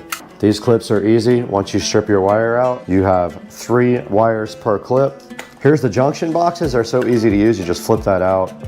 They have these 2 stripped wires already ready for you to go. So One of these on each one is a connection to this circuit of the actual junction box that allows you to connect another 2 sets of wires to each light. So you can branch off twice with these. All right, let's get the second box open, which should be identical to the first one. Same thing in this box, user manual, and hopefully 4 lights.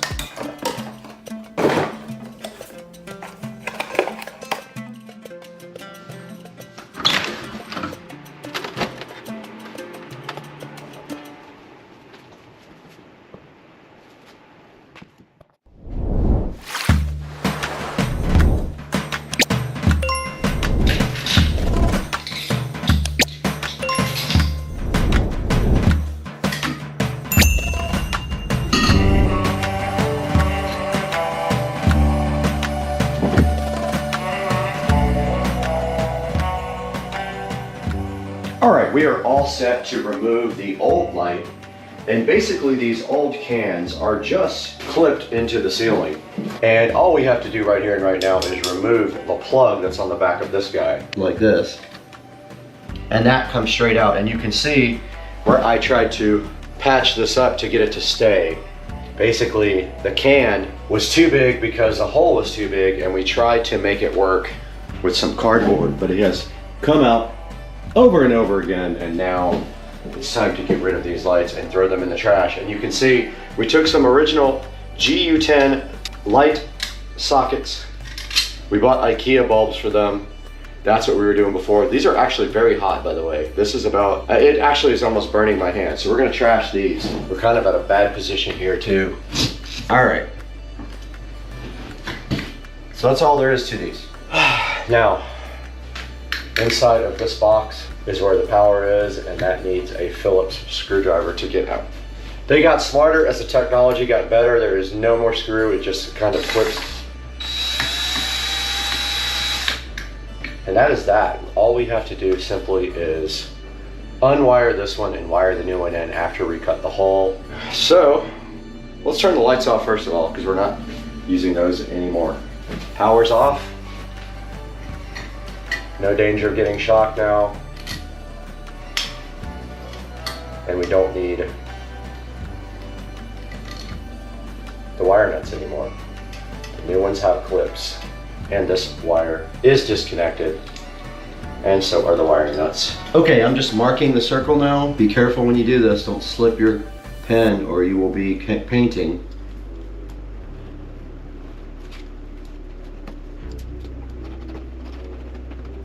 All right, there we go. You have about 1/4 of an inch of an error to make before you would be showing hole. Don't ever show hole. So let us go ahead and get our drywall saw, which is right underneath here. Okay, we got our hole cut. We do have our workman's pliers, and we have some work to do with our workman's pliers. We are going to be cutting the wire about 1/4 of an inch on each one of these. I'm matching what I saw inside of the stock Govee electrical box. I matched this. These are the clips for the Govee. 1 clip per wire. You just take this, push it directly on here like that. Pushes in, does not come out. This is your neutral wire, that was your hot wire. They just push right into the clips and the clip holds on to them. See, those are in. Now you do the same with your own wiring, but your wiring has to go through that junction box right there. So you take something to punch out the junction box hole to bend it. I'm using a drywall knife. Once you bend your hole out like that, you can pass your wiring through it and connect it. And there is a third one for a ground. I'm gonna go ahead and get that.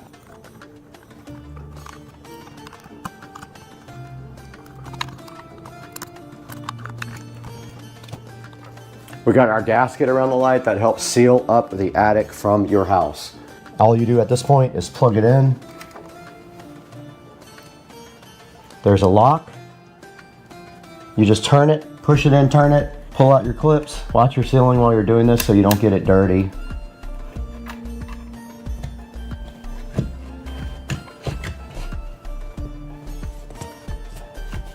The wire was caught. Check that out. Push that up in there. That light's installed. Now we should be able to power on the new Govee light. Let's try it. there it is. Substantially brighter than the other ones, as you can see. Look at the brightness there. Look at the brightness over there. This is quite a big difference and a very good color as well. Let's get moving on these other ones.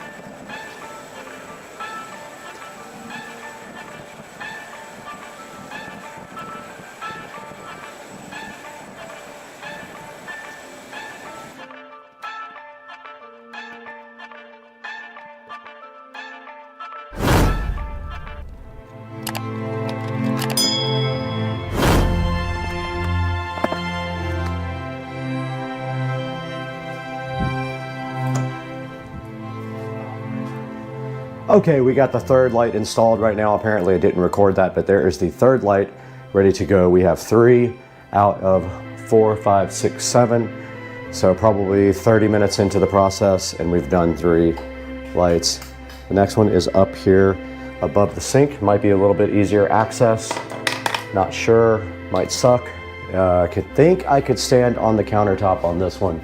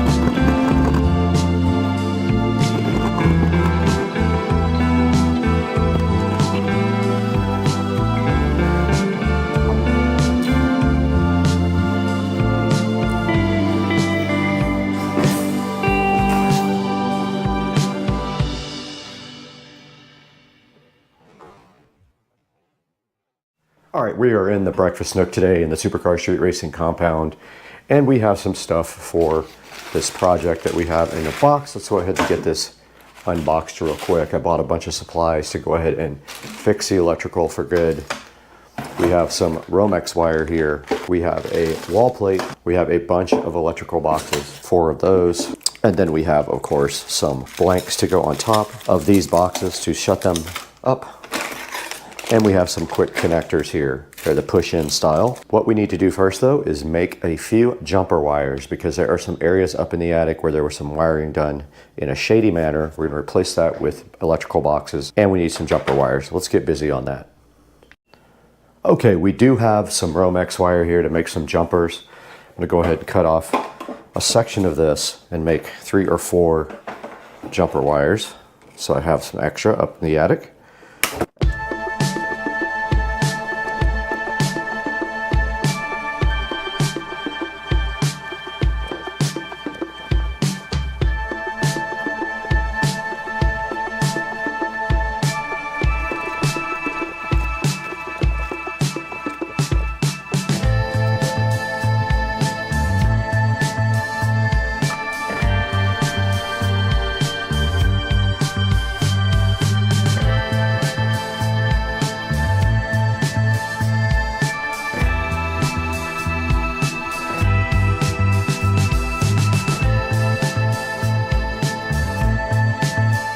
Okay, we are up in the attic now, and you can see our work area is literally right here. We have a couple of things we have to do. One of them's not going to be fun because it looks like we're going to have to extend this wire over here to get it on a stud. There's a couple of places where there's wiring outside of an electrical box that we are going to correct today. So our first thing is we're going to extend that wire over there and put it on an actual stud.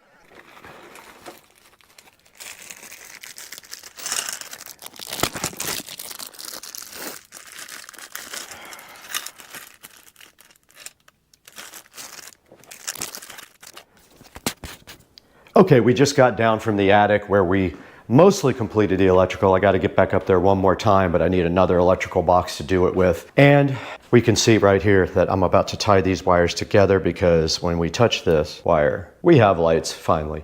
And so what we're doing is permanently wiring this on because I don't need a switch anymore. Everything will be smart and controlled with voice. So actually this is coming out. That's just a remote control for the Lutron dimmer, which blew up because I shorted it out. And I took that out, and now I'm going to wire these all together. They will all be controlled via voice. Need the tools. All right, all we have to do right now is just put one of these on.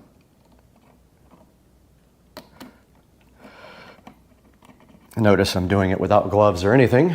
This one is hot. These are cool. These, you can actually see the wire through it.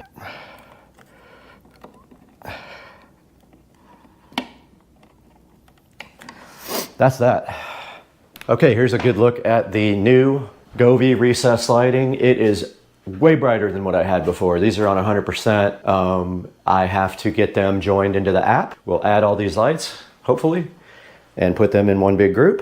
One other thing we forgot to do to finish this side off, we have these wall plates to put on. So basically, we don't need this switch anymore. The other switch is for the dining room. We really don't even need that one. So in its place, we have this one blank and one wall plate. So they give you these screws. Unfortunately, they're all flathead screws. So that's why we have our good old Black & Decker lithium ion.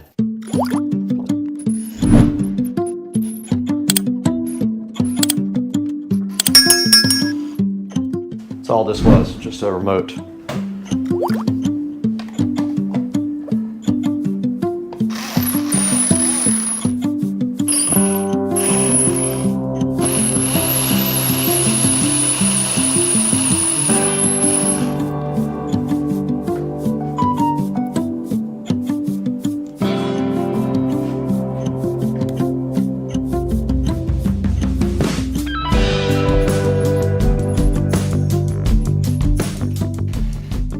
Okay, we are on the phone now and we want to go ahead and get the Govee app open. And what we're going to do is try to add all these lights. So we hit plus and there they all are. 1, 2, 3, 4, 5, 6, 7. Okay, let's go ahead and add the first light. We can't add more than one at a time. We gotta do them one at a time. That sucks. First one is connecting to Wi-Fi, kitchen 1.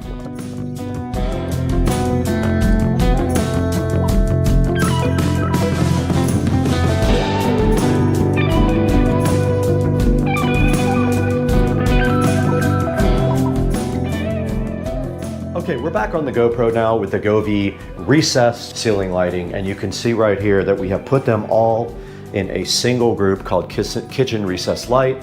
That means we can control them all with voice. So we went into the app, I'm not gonna say the name, you know what it is, to add these lights to a group. We created a group called the Kitchen Recessed Light group, and now they are controlled by voice. Alexa, turn off the kitchen recessed light. And there they go, let's turn it back on. Alexa, turn on the kitchen recessed light. Alexa, set the kitchen recessed lights to yellow. Alexa, set the kitchen recessed light catch. And if we want to do a scene, we can go inside of the app to do that. So we go in here, we can do a scene like night. There's the scene called night, so that is actually going to take the colors of the night scene. There's sunset glow, there's dusk, and there is rainbow. Oh, emotion, one of my favorite ones is profound. That is set on profound now. And guys, that is gonna do it for this edition of Supercar Street Racing. I hope you enjoyed it, and we'll see you again next time. There'll be a link in the description to pick up some of these Govee recessed lights if you would like to. And do the channel a favor, like and subscribe. We'll see you next time. So my dad made me this plasma cut guitar on his plasma table, and when I got back with it, I decided to try some modifications to it to see what they would look like. So the first thing I did was I acid washed it with muriatic acid. It had a nice copper tone to it, and then I accidentally messed it up by washing it with water. So I did, it does still have some acid wash on it. The look, kind of a patina look, but I also sprayed metallic copper paint and metallic silver hammered paint on it. Then I cut the holes around the edges just with a regular drill. Cut 2 holes to hang it with. Then the strings are made out of Romex ground wire. They were kind of hard to do, but if I get my dad to cut it again, I'd probably just put holes down here and these slots could go away, and then the wires could go directly to the holes. And here's the backlit LED strip. So this is a LED strip that I ordered on geek.com. This is the remote for it. It has a bunch of different patterns. You can slow down and speed up the rate of the fading, and it's basically just stuck to the back with the adhesive backing that it comes with, and then also hot glue, which is very difficult to stick to metal. So here's what it looks like with just, I also have an LED strip down there, but that's what it looks like with no other lights on in the room. And here, I'm going to go ahead and see if I can slow that down.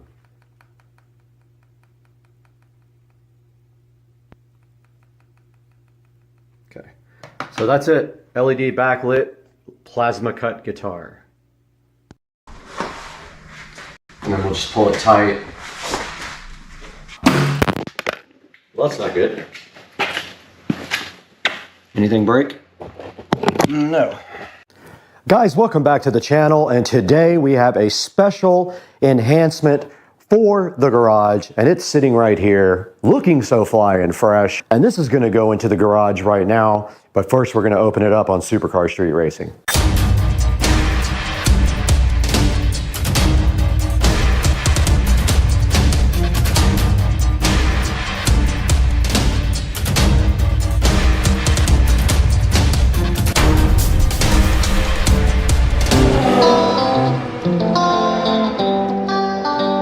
All right, guys, sitting right in front of me is an LED picture light for the garage to go over our Supercar Street Racing banner.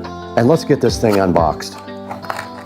And inside here, right here, and right now, you can see the LED light looking so fresh. And basically this light just uses USB power. It is very light. It probably won't need anything except drywall screws to hold it in. We will see. It does come with drywall inserts though, if you need them. And this little telescoping arm. And here is the mount. So basically you put this on the wall. It's almost got like a hot shoe mount. This comes out over and you can redirect your light any way you want. And it does come with this remote control as well. But you now shall not receive batteries with this.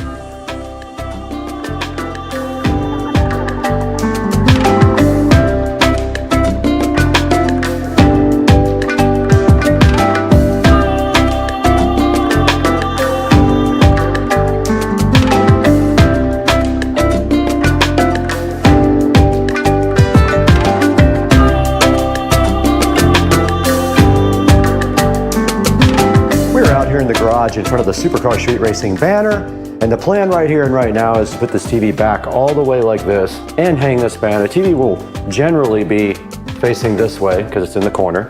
Now all we want to do right here and right now is mount this TV. Now all we want to do right here and right now is mount this light so that it shines down on our banner, like so. And then the wire will simply run behind the TV to this USB receptacle that I have. We have power available, a USB-A right behind it. It's super convenient. And I believe this thing works like this. Well, no, it would have to be like that. Screws on like that, so that's how you do that. And then we will just mount this up here and we will zip tie our wire. I wish the wire wasn't running, you know, wasn't right on the tip of this. I wish it was like, but actually that's not bad, you can't see it. So that's as high as we want it because it's going to be hidden right under the TV and we want it dead centered. So somewhere we probably need to get our, we need to get our measuring tape and measure dead center. Grabbing the measuring tape, and it is 4 feet. So we're gonna go at 2 feet. 2 feet is right above this little graphic. So what we wanna do is go as high up as we can without interfering with the TV, right there, and at 2 feet right at the center, and just throw our screws in right there, like as high as we can go.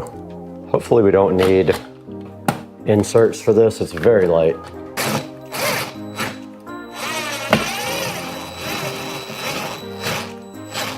Screws are very long and it's very light. And now we will just try to level it out so it doesn't look crooked, right there.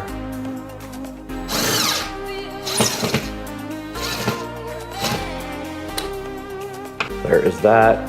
This thing is fine. It's not going anywhere. Light is very light. Get it? Now we'll zip tie this to the little neck. We'll run the neck right there. And all we have to do now is give this thing power. And there is a USB type A connector on the actual receptacle back here, which makes this very convenient. And it is plugged in and on and freaking out. It is oscillating. Oh, it's audio based. Nice. Okay, it is on music right now, but so eventually it's going to come up like that and you won't see it. We will tie it straight up like this and it's completely hidden by the TV. But for now, it is on music mode. So I'm putting it on auto where it is doing a nice RGB effect. As you guys can see, we can put it on color, and that is white. That's as white as it's gonna get. It's sort of a cool white, but you can see how it lights up the Supercar Street Racing banner right there, pretty cool. And then back on, and that is the brightness level. You can do dim or bright with the remote. That is full brightness. Now back on auto is where it oscillates through the colors. Looks pretty cool, guys. And I'll get another shot at night, and we also have to deal with this banner at the bottom not working right. But we need to get some zip ties and finish up our work. And the light is on and the wire is completely hidden, guys. Check it out. Looks fly and fresh. that's not good. Got him! Got him! Anything break? No. Yeah. Well, I broke my microphone connector. That's wonderful.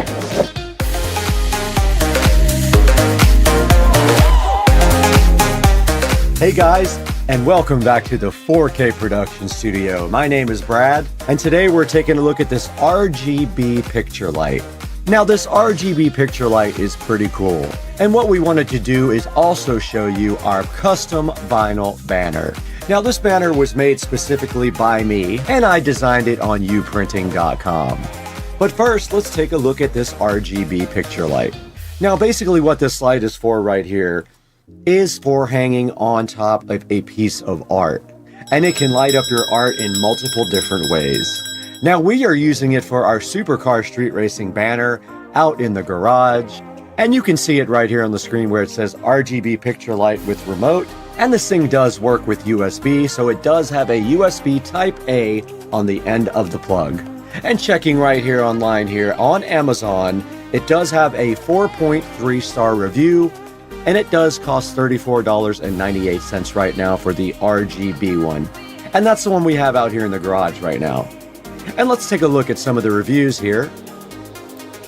It has 69% 5-star reviews, easy to install, and so nice, satisfied, and perfect fit. And the 1-star reviews say it's supposed to be wireless, but that is not true. It is not chargeable. And this guy says doesn't work with the timer. And the other guy says just cheap, which yes, it is very cheap, but it does work fine. And now taking a look at some of the pictures here, you can see there is an app for this as well. I didn't use it.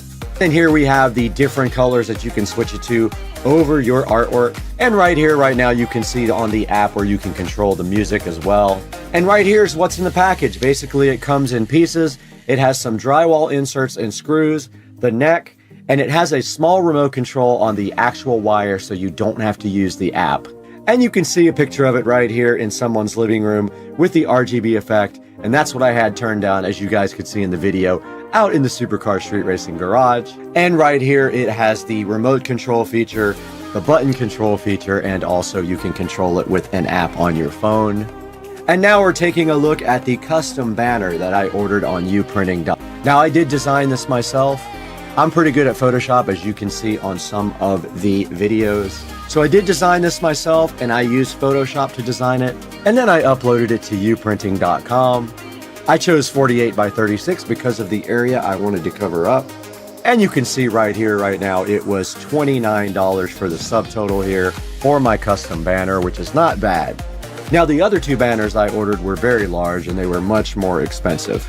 Now you can see the other order was almost $250 for the two large banners out in the garage, but the 48 by 36 banner was only $53 with everything included.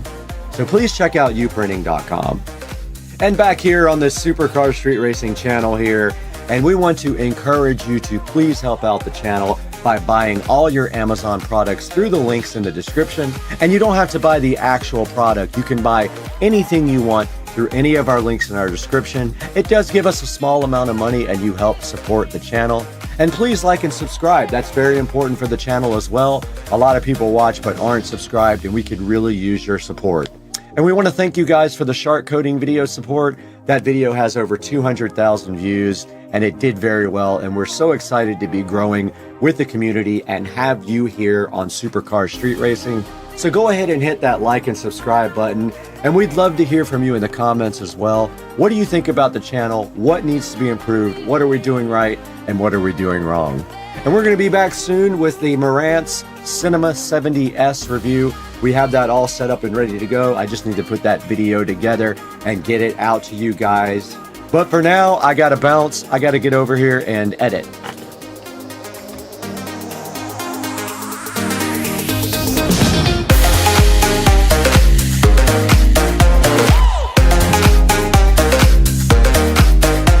Out in the Supercar Street Racing garage, and of course we are recording on the phone, which has better low light video. We got the garage lights set to purple, but I wanted to show you guys the art print light that is chilling so nicely over the Supercar Street Racing banner, and it is set to a cool white, but we have this remote here that can do whatever we want. We can go red, green, blue, yellow, light blue, purple, and back to white. Or we can do oscillating colors, which looks fly.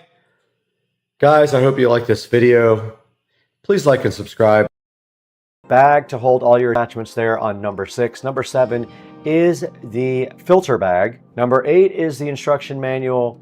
And then 9, 10, and 11, and 12 are your hoses and your bigger attachments and extensions there. And then you see the Fly DeWalt vacuum sitting right next to all the attachments. This thing has a 4.7 star review on Amazon, and you would expect that. DeWalt are the highest quality tools that you can actually buy, so you can't go wrong when you spend a little bit of extra money by buying DeWalt. It assures you that you have a quality product. I have all DeWalt tools now. All my power tools are DeWalt, except for a really old tiny little lithium screwdriver. Everything else is DeWalt. It says right here actually that DeWalt is reliable and durable. It's always quality assured and constructed with high quality materials. Built tough to endure working environments. It does have convenient onboard storage for both the accessories and the power cord, and it is a compact and portable design, which is important when you're doing work around your house. And we want to invite you guys to check out our new Instagram presence, relatively new. We just started posting more on Instagram to our story about videos that we actually published. We're going to put a link in the description to our Instagram. Go ahead and follow me on Instagram. And now we're also on TikTok. We are posting a lot on TikTok right now. Please check it out. We have already tons of videos. We have 20,000 followers and 2,847 likes already. Please check out my TikTok. It will be in the description as well. And then check out the Supercar Street Racing Facebook page is also up. I will link that in the description. Go ahead and follow me and like some of the comments. I will put everything that we do on the channel on all of our social media outlets for you guys. And we want to thank you guys, of course, for 214,000 subscribers. We couldn't have done it without you. Please like and subscribe if you have not, and buy all of your Amazon products through our links in the description. It helps the channel out greatly. It gives us a few dollars here and there to stay in business because we don't make any money off the channel really. But we got to get out of here right now. We got to go to lunch. It is 10:30. It's time for lunch. I'm out of here.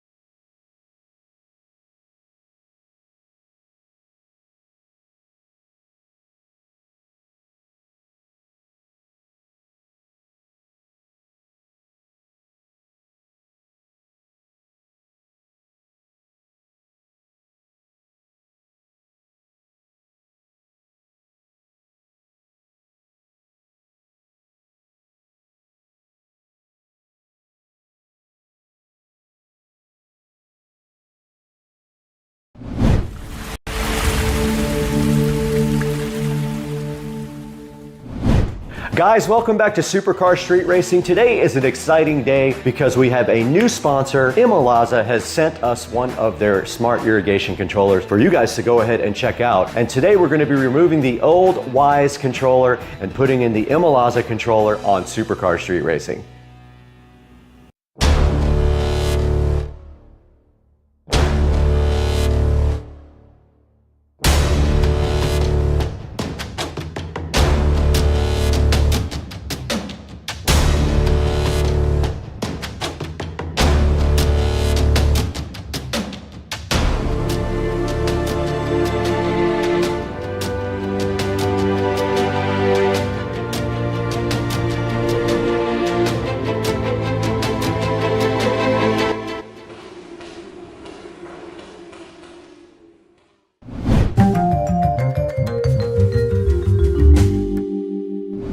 Guys, we're so happy to have you back on Supercar Street Racing today, and we have a new sponsor in Imalaza. They have gone ahead and sent us their smart irrigation controller, which is sitting so fresh next to me on my right here. And we're gonna get that installed and remove the old Wise sprinkler controller that we're not exactly super happy with. We're gonna do all that on the channel today and show you guys this thing, and let's get started now. The first thing we need to do in the step on this process is to go ahead and unbox. Let's go ahead and go inside the Supercar Street Racing kitchen and get this brand new Imalaza smart irrigation controller unboxed. All right, we are right here in front of the Imalaza ET Master Smart Sprinkler Controller this morning on Supercar Street Racing, and our first effort of the day is going to be getting this Imalaza ET Master directly out of the box and unboxing it. But first, we're going to take a look at the front and see what is actually on the box itself. You can see right here, it does say it has real-time evapotranspiration master technology, and it is the pioneer of intelligent watering decision model. The smart and simple way to water your yard is for hassle-free watering and a healthy lawn. You can see right there. And then down below that, it works with existing weather stations. It is synchronized 24/7, 365 a year with these weather stations. And it does say it has a ultra-stable network connection. We'll see if that is the case. And over-the-air technology gives you nice updates to keep your device fresh and updated with the latest software. Now down at the bottom, it does say, see this on almost everything now, that it only is compatible with 2.4 gigahertz networks, and these days, even if your network has more than 2.4, like if you have 5 or whatever, you can still use the 2.4 portion of your network for devices like this, and most smart home devices also require the 2.4 gigahertz networks. Now on the side of the box, it just does say Imalaza. It has their logo on the side. And on the top, it just says real-time intelligent ET Master, water smarter, not harder, which is kind of a tongue twister. Now back on the back of the box, it has some of the technologies there. Imalaza Watering Duration Expert. It lets you set up your parameters for your garden's different areas, such as your plant types and your sprinkler type. The Watering Duration Expert automatically generates scientifically precise watering durations that meets different plant needs in different seasons. So we'll see how that works with the different types of plants that we have. Now it has a Weather Genius feature. Now what that means is it does sample weather from your area and then adjust the watering based on that. And then the ET Master continuously monitors the natural evaporation of water and the amount of water consumed by plant transpiration in your garden based on latitude and longitude. So it does know your location and kind of can figure out apparently what your needs are for your specific area for watering. And on the side of the box here, it indicates that it is compatible with rain sensors, and I think it said that it was compatible with the closed type of sensor, master valve, well pump or start delay, minimize water hammer, and then optimal weather station and a water usage report from the Imalaza Smart Sprinkler Controller, which decided to go back up against the wall right there on its own. Okay, now that we've taken a really good look at the outside of the box of the Imalaza, we're going to go ahead and unbox it now, and that simply just means opening the lid here and checking out what is inside of the box. And it looks like on top we have the actual sprinkler controller chilling right here, looking so fly, with this cool Imalaza design on it, which is kind of like mimicking the the logo here on the front of the box. And I think this thing probably just comes straight out of the box. So it separates into two pieces here. That's probably for easier installation. And apparently here is the connectors on the Imalaza, and they are clearly labeled on the top here, as you can see. And then it has some buttons here. It looks like a play, almost like a play button, play pause, and fast forward and rewind buttons. Pretty interesting there. And on the back of the box, it just says Imalaza again, smart sprinkler controller, and a place to hang it up right here. And on the front of the box, I do see a reset button right there and a barcode of some kind here, a QR code at the top, and all the connectors right there at the bottom, which you will need a small screwdriver to access. Underneath that, there is an instruction booklet here, and it does show you the wiring diagram. Looks like M is the master valve pump, 1 through 8 are your zones, S1 and S2 are rain sensors, and then your common connector is the common for all of the zone common for your zone valves. Now they give you cool little wire labels here. I already have some on my Wise sprinkler controller, but I have not figured out the wiring yet on that. We will do that out in the garage momentarily. Don't return. It says if you have questions, go ahead and scan that QR code there, and another one of the same thing. And then here's the manual for the Imalaza, and I have not opened that yet, but we will take a look at that next. And there should be a power adapter at the bottom. There is, and some anchors to put into the wall if you need those. We are going on a pegboard. We will be able to screw it directly into the pegboard. Now, a brief look at the manual here. It shows you what you'll need to actually install the controller. You're gonna need a screwdriver, possibly a hammer, a drill, and a drill bit, and then of course you need the transformer. It says to test your old controller that it is working properly before you change this out. It wants you to take a picture of your wiring. That's pretty smart because you may need that in the future. And then it says to remove your old controller, but it says make sure you turn off the power first. And then it has some instructions here for installing your new controller, and it does say using your previous photo to go ahead and wire your new controller up. Now it says right here if you want to wire up a rain sensor, it does work with a closed rain sensor, a normally closed rain sensor, and it shows you how to go ahead and wire that on the next page. And there is such a thing as a wireless rain sensor. Shows you how to wire it up if you do have a pump. I don't have one anymore. How to download the app and add the new controller to it, and the ways to do it in iOS. And Android comes up next in the list here. And then there is a Wi-Fi indicator here and some instructional videos you can go ahead and scan the QR code and get to. And some network troubleshooting if you do have problems, and then a FAQ on the last few pages. And that is pretty much everything that's inside of the box. Now we need to get outside to the garage and go ahead and take a look at what we currently have out in the garage.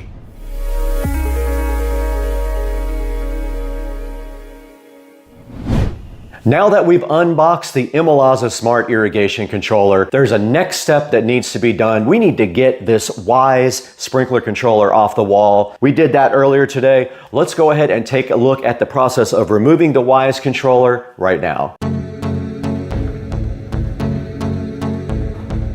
All right, we are out here in the SCSR garage, the ultimate compound garage, and we are looking at our sprinkler controller here. We have the Wise sprinkler controller sitting there that has been doing its job for a long time, but to be honest with you, it doesn't do a great job of watering, especially when you have it on a rain program. It does sometimes not water for a very long time. And so today we are going to be removing this and putting in a new Imalaza sprinkler controller where we are hopefully going to improve our watering experience. Now it's a little bit tricky to put this in because there is a wire that has to run down through the bottom here. Now this is the Wise sprinkler controller. You can see right here it just connects to the wall just by this little, it just has a little clip that it goes into like that. The back of the sprinkler controller is right there. You can see the wiring is labeled. So I'm gonna go ahead and take a picture of that before I disconnect it so I can get it redone if I have to. Okay, looking at the back of the Wise sprinkler controller, there is a 3, a 2, a yellow, and a white, and there is maybe a little bit of slack, that much slack. So that's all we have to work with right there. Let's go ahead and get a good picture of this while we can. Okay, we went ahead and took a look at the back, and this is very clear now. Very, very easy to understand. The white wire is the common wire right here. You see a C on there. The yellow wire is zone 1, the blue wire is zone 2, and the green wire is zone 3, and that is specifically labeled on these tiny little labels right here. Now there is not much slack here, so I can't pull this out very far. I don't know if this is compatible with the new sprinkler, so let's go ahead and compare power. If it's compatible, we will reuse the power. Okay, the current power adapter is 24 volts AC out. And I think that that is exactly what the controller uses, 24 volts AC. Let's go ahead and see if it is labeled as such. Output 24 volts AC, 1000 milliamp hours. I don't think it'll be a problem. We can go ahead and try it though ahead of time by taking our controller out and plugging it in and seeing if it does boot. All right, and it is firing up, no problem. And it does have some lights on in front of it. So this current power situation looks like it is going to work. So let's go ahead and disconnect the existing wiring and go ahead and rewire it. And you can see here, this is much easier than they give you for the new controller. The new controller has screws. This just has a little thing that you press down and the wire pops you right out of the thing. So green was zone 3, that fell off. Go ahead and rewire, relabel zone 3. Blue is zone 2. There's zone 3 labeled. Zone 2 is blue. So I don't have a master valve apparently because there's not enough wires for that. And yellow is zone 1. Make sure that when you put these on, you pinch onto the wire or they just fall off like these other ones did. And then this is the common. So we'll take the C on the common, just like that. My labels are wired. That is power there. We're gonna need our drill now. Take the Y's out, which it actually broke. You can see here it's broken. Gonna have to break out the black paint to patch up the wall here. Now let's see how we are going to mount our new unit. Well, look at that. It covers up the existing almost. I'm gonna do it just like that actually. And look, it also has a place here for you to just run a screw straight through. You don't have to hang it. So this will be easy. And then I'll be able to just come straight up with my wires right to here. This is gonna work out really good. Go ahead and run the screw in right there. The wiring is just gonna go just like that. Common 1, 2, and 3 right over there.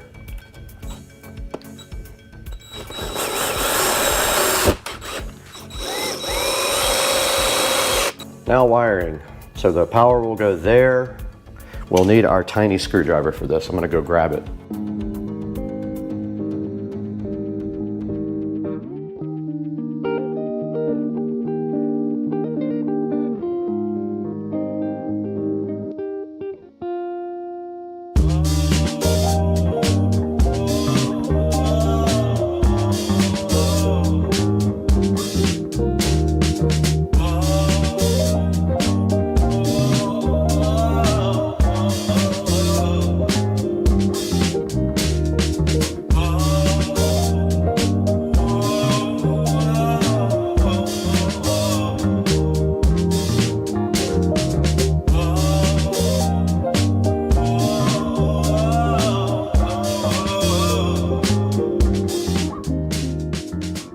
All right, we did get the Imalaza controller up on the wall. Now the next step in the process is to go ahead and download the app and get this controller added to the app. And to do that, we have to download that from the App Store and then go ahead and create our own Imalaza account. Let's go ahead and get that done now.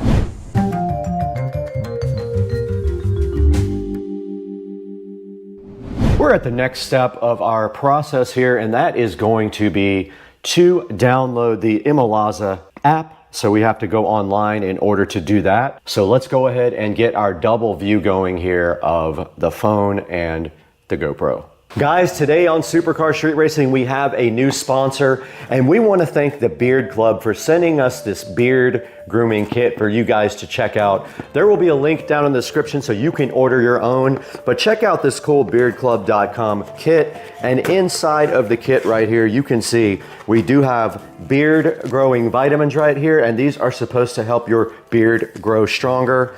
We have a nice grooming brush right here as well. And this is some beard growth oil to put on your beard. This is vitamin growth spray for your beard right here in this little spray. This is some nice beard shampoo for you right here to use on your beard. And then we do have this Beard Club Derma roller here for you to use on your beard as well. All this stuff is included in the Beard Club kit here, and we would love for you guys to go ahead and check it out. And we want to thank the Beard Club for being a new sponsor on Supercar Street Racing. There will be a link in the description. Go ahead and grab yours today and let me know what you think about the Beard Club kit. Okay, we are recording on both the phone and the GoPro now, and we are going to go ahead and get this app downloaded here. So we are in the Play Store. Let's go ahead and search for Imolaza. Imolaza is right here. Let's install it. It is going ahead and downloading the app right now. I'm gonna go ahead and open up the Imolaza app. We have to create an account. We are going to be putting my name in. Okay, we have already signed up for Imolaza, as you can see here. We're gonna go ahead and click Add Controller. You gotta use Bluetooth, allow Imolaza to access your location, but we need to plug in this guy first. And it asked me if I would allow it to use Bluetooth. I said yes. It found our controller right here. I'm gonna click it. It wants my Wi-Fi. You guys can't see this. All right, it went ahead and connected that time. Let's name it SCSR. Let's do irrigation. It is solid blue now. It wants me to put my address in. We'll skip this part for you guys. All right, so it does have my neighborhood on here now, as you guys can see. It is flashing, kind of pulsing blue. It is pulsing blue, flashing, controller activated. And you can see on the screen here, a kind of look at my address, set up zones. Now it wants us to move outside for this next part. And we need to go outside to do this part. So let's go ahead and move outside.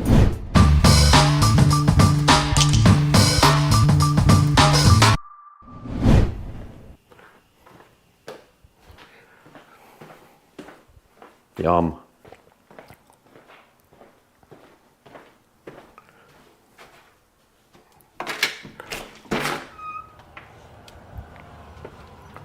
I went ahead and set the picture here, and let's see a quick run on this to see if it actually works. We're gonna do a 5-minute run. Let's see. There is a play button, and there it goes. Our watering on zone 1. Zone 1 does work. It is cold, so we're not watering much right now.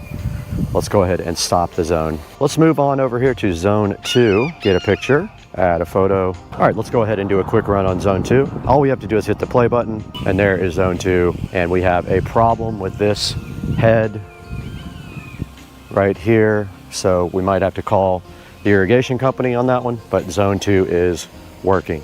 Let's go ahead and stop down zone 2 and go backyard to zone 3.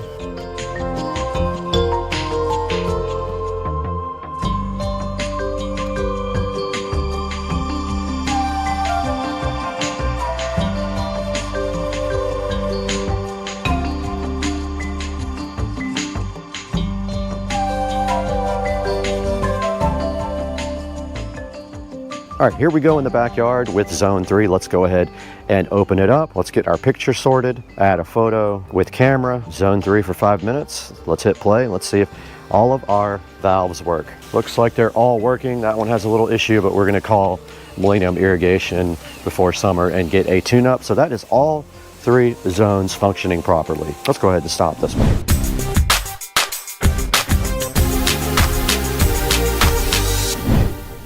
All right, now that we went ahead and configured all of our zones, we need to go back into the Imolaza Smart app and show you guys exactly how that works and look at some of the smart options and some of the scheduling options on the app and go ahead and configure those for you. Let's go ahead and sit down with the phone and get that checked out. All right, we're on the front page of the app right here where it does show our weather, and you can set up a schedule by going down to schedules and hitting the plus sign. And now it says, let's create an optimized watering schedule for your yard. If you hit next here, it says that you can choose between a new grass schedule and a fixed schedule, or an ET Smart schedule. It is pre-selected on fixed schedule. If we go down to ET Smart schedule, let's see what it wants us to do from here and how it knows what to do for us. We're gonna turn on all of our zones and hit next. Now it wants to water everything for 21 minutes per zone due to the fact that we are in a climate that is dry. Let's go ahead and put Smart Cycle and Soak. And what this does is helps prevent runoff by breaking up your watering time. So we've got an option here to skip rain. We got an option here to skip freezing, and we've got a wind skip also. Let's go ahead and select all those. So here is the issue here. It is wintertime in Florida, and right now it is very cold, and so I don't know if it will compensate for the cold weather or not. I have to ask the manufacturer that question. For now, I'm just gonna set up 2 days. It's gonna start on the 31st and end never. It's gonna end before sunrise, and this is going to be winter. And that's as easy as pie to go ahead and set up a watering schedule. You can see there, we have our watering schedule active, and it is going to start on the 31st. I encourage you to look at this heavily for your area and customize it if you need to. I will hit the manufacturer up about the recommended days and the fact that it is winter time in Florida. So that's going to do it from inside the app. I hope you enjoyed that part of it. And once again, if you have questions, please put them in the comments section. All right, guys, that is going to do it for today for Supercar Street Racing. We are so happy that you guys have tuned in today. The channel is really growing immensely. We have a lot of subscribers coming in now, but we need those video views up and we need your support. Please make sure to like and subscribe and check out some of the older videos where you have time. And we want to thank Imalaza today for being a new sponsor on the channel. You can go ahead and find a link to this in the description down below. You can order one for yourself, and let me know if you guys have any questions that you want me to ask the manufacturer. I'll go ahead and ask them for you and get an answer as soon as possible. But meanwhile, please like and subscribe to Supercar Street Racing. We need that more than anything. We need your support as a viewer, and we need you to go ahead and buy all your products through our product links down below. Thank you once again, Imalaza, for this awesome smart sprinkler controller. Oh my God, this thing is so freaking cool. Guys, welcome back to Supercar Street Racing again, and you got Brad here. We just got through a minor hurricane which has just moved out of the area, and so now we have time to come back and show you guys a new review of something sent to us by a company. They wanted us to check it out, asked if we were interested, and of course we want to get this stuff out to you guys to try. So let's get out here in the SCSR garage and take a look at what we got out here. And we have the Jet Fan Max by Kika. We're going to be taking a look at that today, and they also sent us the portable fan as well to take a look at. All that coming up today on Supercar Street Racing. Hang out.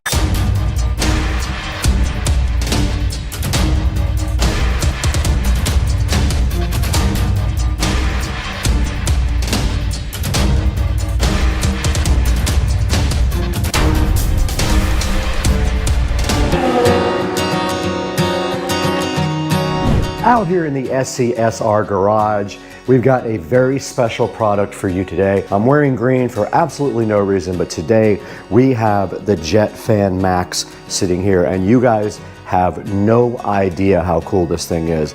We're going to be taking a look at this today for the very first time, and the challenging part is that the instructions are in Chinese or something, and so I had to try to translate them to figure it out. But we're going to open this stuff up really soon and see what's inside the box, what they included with the Jet Fan Max and the portable fan as well. We'll get that information to you guys today and tell you how we feel about this fan. So let's get going. We got a lot of stuff to do today with this, and we're out here in the beautiful garage hanging out with the Tesla and the golf cart. Let's get this thing unboxed. We're starting with the Jet Fan Max here from Kika, and right in front of me you can see the box is silver and does show a picture of the fan in front right there, and then it's got some little artwork around it like that, and on the back it looks identical to the front. No big deal, nothing really on it.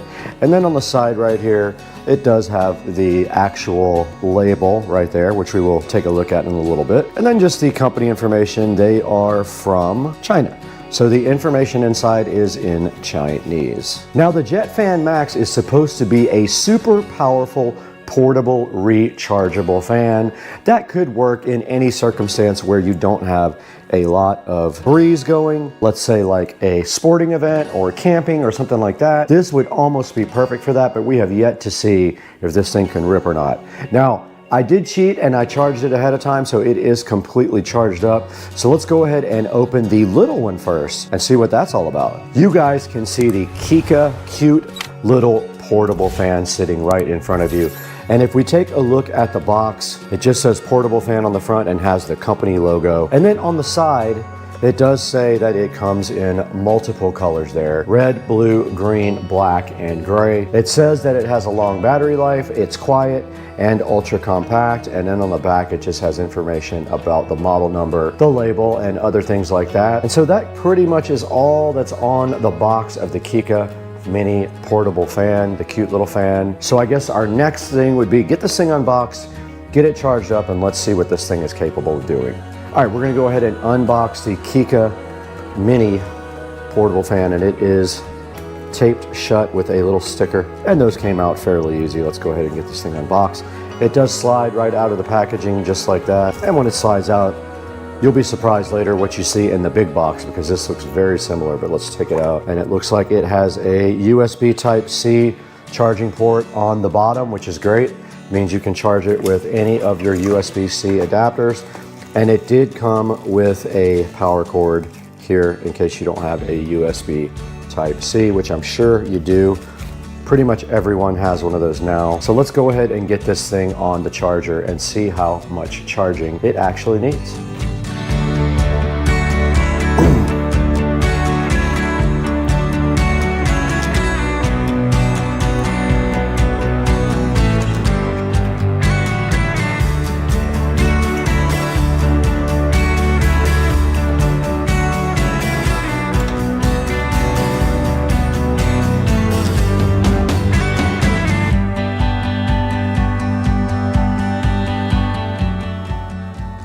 All right, you saw right there that we turned on the Eco battery inside the golf cart. We did switch on the 12-volt system, and now we have plugged in the mini portable fan to the club car precedent on the 12-volt system here, and it is charging with this USB Type-C cable. It is on a single LED, so we're gonna go ahead and let this guy charge up until it is fully charged. And while that's charging, we can go ahead and open the big one. Let's get over here and open the big monster size fan from Kika, which is chilling on the golf cart. Right in front of the Kika Jet Fan Max now, while we got the little guy charging over there off of the golf cart battery, we can go ahead and take a look at this guy. So let's go ahead and get it opened up. It actually opens up backwards like that. And as you can see on the inside here, we have the Kika fan. We have a nice instruction manual right here as well. We've got this add-on device right here, which kind of looks like a filter. We've got this tube right here, like an extension. We've got a charging cable right here. We've got this little brush add-on. And then we got the Jet Fan Max, which weighs about, I would say, 5 pounds at least. All right, we're sitting in front of the Jet Fan Max packaging content, and unfortunately, the entire manual is in Chinese, so I did have to translate the few things that I could figure out. But obviously there is a type of filter here that you can put on it with a screw on this thing. So that means you probably screw it onto the end right here. You can see the Jet Fan Max is threaded, and then on the other side we see the controls here. So this is the power button. You long press this button here to go ahead and start the Jet Fan Max, and then this is a slider that does control the power level. Now this button, not sure what that does because I am not able to translate that part of the manual. We can give it a shot and see if we can figure out exactly what that does. All right, the Jet Fan Max is in front of us, and we do have this add-on. You have that, and then you have this nice brush add-on here as well, and that goes right on. I don't know what you would possibly use that for unless you're going to clean something maybe. You have an extension also that you can add on right here, and there's a good look at the extension on the end, and then you can then put your brush. That just clips right on the end like that, and that is how you use the accessories. I guess you can blow stuff off with it like a cleaning tool. And then this thing just does come straight back off like that, and that part unscrews just like that. Back out here with the VESA Jet Fan Max, and let's talk a little bit about the operation of this. Now, as I said, this is kind of substantial. It is heavy. 5 or 6 pounds should tell you that it is a quality product, and a lot of that might be the battery on the bottom. Not sure, but the battery does slide out just like that. So if you have an extra battery, you can go ahead and have that charged up and ready. But that just slides right back into the VESA, and then it is ready to go. Now here is the power slider, and that's the level of the fan intensity. And I don't know what this does because I cannot read the manual. Now to power on the fan, you simply hold the power button down with a long press. And you can see right here, it does say 95% on the charge indicator, and it is at 0% power. Now we're turning it up, and it is going to blow the camera over. It will blow. That's only 36% on the thing, and it will blow this. Absolutely rips, and you can see how much power it had at only 50%. It will blow the camera over easily.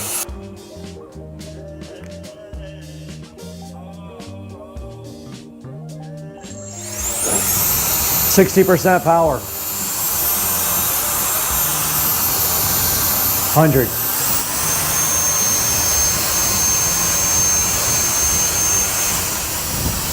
So strong. Wow. All right, I don't know if you guys can see the dust on the car. We're gonna give this a shot to get the dust off of the car. Let's see, there's plenty of dust on the car. Here we go. Blew it right off.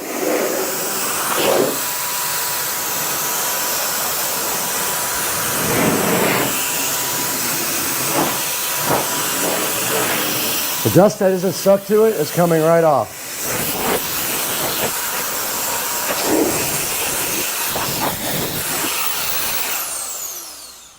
Now here's a look at the indicator from 0 to 100% on power is what you see right there. It's on 0 right now. And I still don't know what this button up here does. Let's give that button a shot. Oh, it's a turbo button. 100 and this is turbo. Oh, it won't let me do any more turbo. Oh, there it goes. All right, it would not let me go on turbo the second time. I don't know why. Maybe the fan will overheat the motor. Let's see. That time it did. That's the turbo button right there, the top button. All right, we determined that the top button here is the turbo button, and it will not let you keep that on for long, and I suppose it is because the fan motor will probably overheat. Now we were on 95% power. Let's go ahead and plug this in again and see where we are after using it briefly.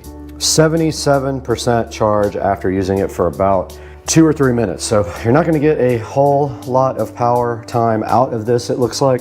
That went from 95 to 77 in not too long a period, but also we used the turbo button 5 or 6 times, so that probably sucks down extra battery. I would say you probably could get a good 10 minutes out of this if you really needed to, but we would have to test that completely. Once it gets fully charged up, we'll see how long we can get this thing going for. But we can get 10 minutes out of it. In the Supercar Street Racing kitchen, over an hour and a half has gone by, and you can see that the fan has now charged up to 100% on a standard USB outlet right here. It is a 20-watt USB outlet, and we use regular USB Type-C. Now this thing was down at 77% after around 3 or 4 minutes of usage and also using the turbo button. Now, that is probably going to be tested here very quickly because we are going to turn this thing on and see how long it takes to go all the way down to 0%. But first, we need to head on out to the Supercar Street Racing garage and check on the other fan, the mini fan. So let's go. The mini fan has also been charging for an hour and a half, and it is on the 4th dot of charging, so it is not quite done yet. Let's let that fan get all the way done, and then we will test the power of it to go all the way to 0. The Kika Jet Fan Max is fully charged at 100%, so the next step is to turn this fan on and see how long it takes it to go down to 0. Set a stopwatch. Okay, stopwatch started. Now we have started, we are 2 seconds in. We're gonna go ahead and power this fan on at the bottom. You hold down the button, it is on, and then what we're gonna do is just turn it on high and see how long it takes. And it is. The only way we could get it to stay was with a 2-liter bottle of Coke and our tequila. So we're gonna let the battery run down now. I can't see the battery, unfortunately. Let me turn it where we can see it. We've got 1 minute, 18 seconds.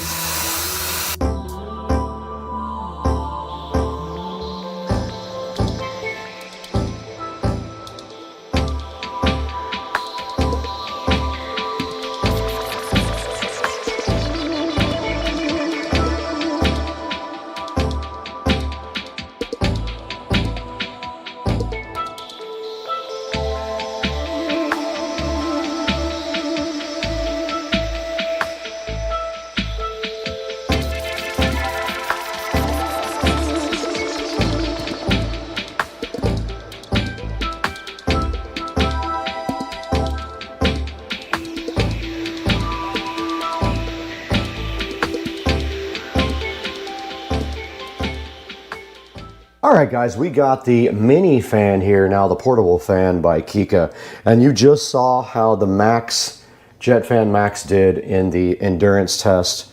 And now we're going to test the mini portable fan here from Kika and see how long this goes. All right, guys, we have our stopwatch running right here on our device. And so we're going to put our fan right here, start it up, and see we're already 10 seconds in. Let's go.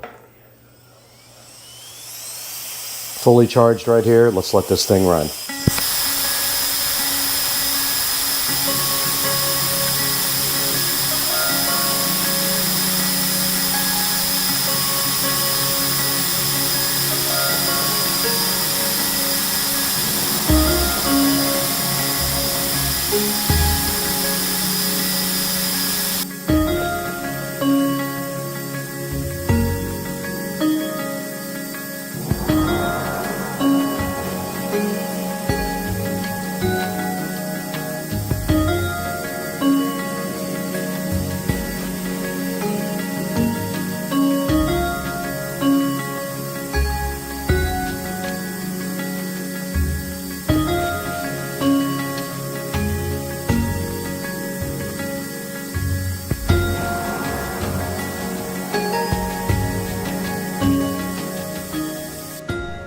Okay, guys, so you just saw we ran the mini portable fan down to nothing.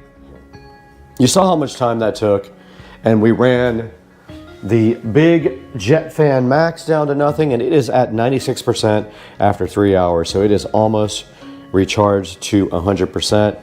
Just using the typical USB Type-C cable here.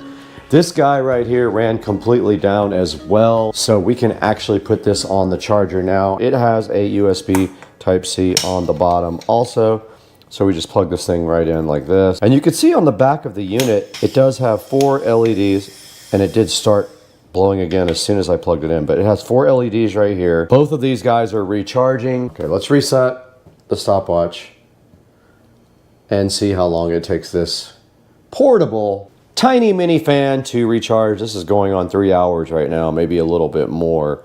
And then we'll give you an update once we get all this stuff completely recharged. The Kika, or Kika, however you want to pronounce it, fans are rocking every way, y'all. Guys, welcome back once again, and today we have a special product here, the Kika, or Kika, however they pronounce it, JetFan Max. I don't think this thing is available yet.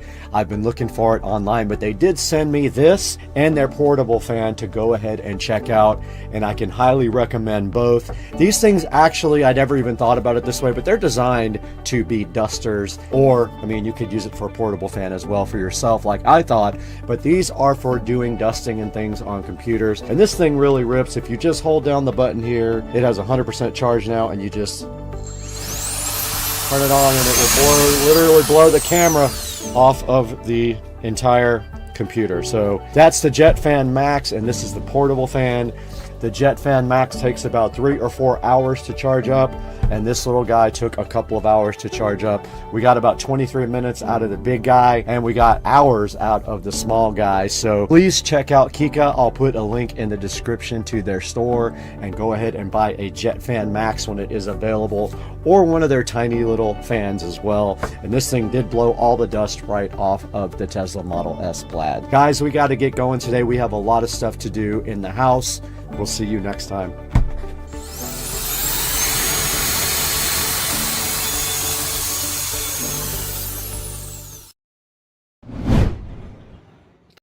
Three-hour nap. Wasn't expecting this at all, but I am hyped for this, guys. Check this out.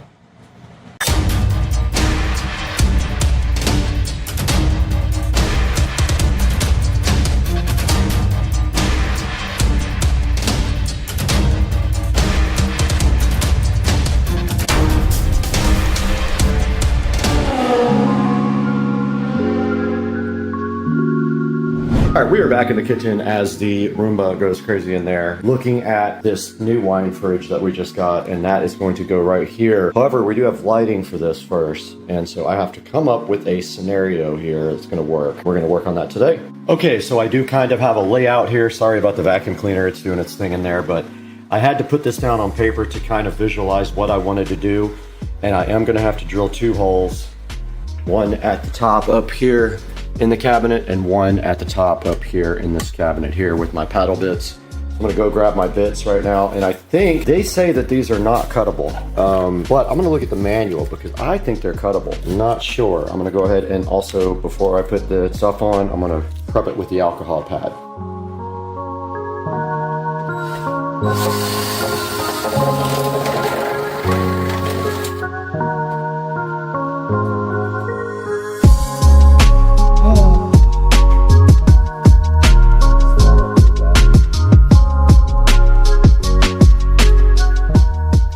I am going to go ahead and set up the LED strip now and just kind of put you guys in here for it. I'm going to start here with power. So we have our freshly painted surface here. It shouldn't be dirty. And I am just going to, and then we just start up at the top here. It's kind of perfect length.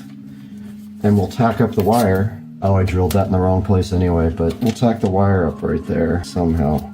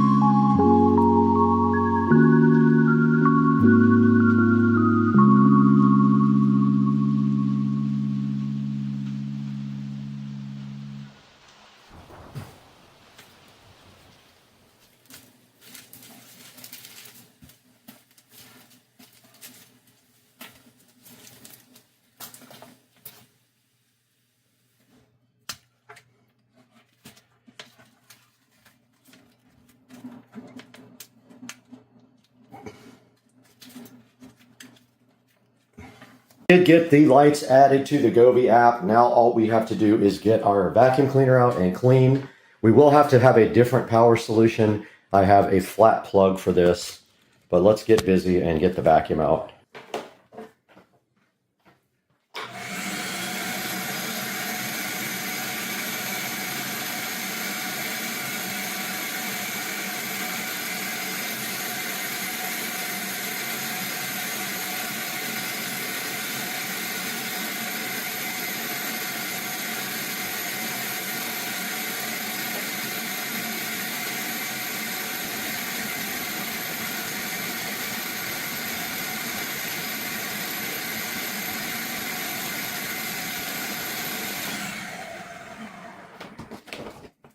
Okay, we did take a chance on the Schmecky compressor wine fridge that we need to get unboxed now. I looked at the reviews and they weren't amazing on everything, but I went ahead and got it. And we're gonna get this unboxed, and it should be almost the exact size of this opening. Now, one thing you have to understand about non-compressor wine fridge, they use a chip to cool down the inside, and they need room in the back to breathe. There is no room back here for anything to breathe. So that was a problem with the other one. Let's get this unboxed.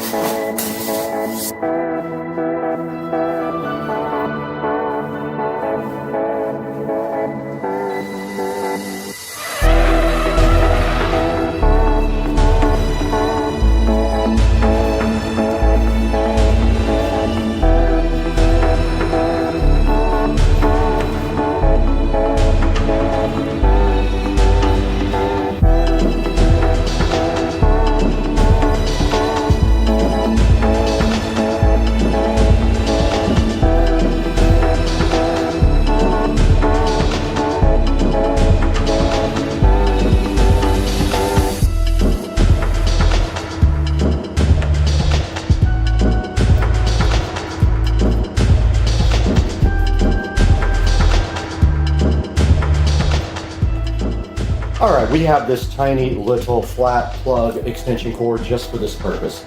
This actually lets you push the thing back further because you don't have a plug sticking out. There is a hole at the bottom of this wine fridge in the back. And so I'm thinking we can put all the power down there because this will be long enough and it will kind of stuff in there. But the problem is you can't get back here to do it. So that's gonna be kind of a pain. But you can hook up this power extension and maybe it'll just work. Let's see.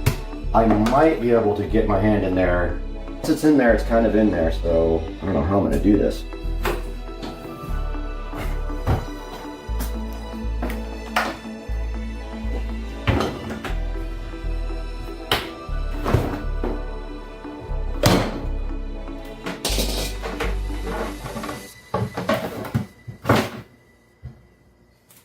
Perfect. Wow. Wow. So lucky.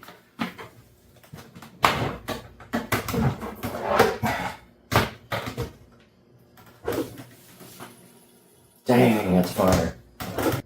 Is a millimeter. It is literally a millimeter on this bracket up here. Look at this.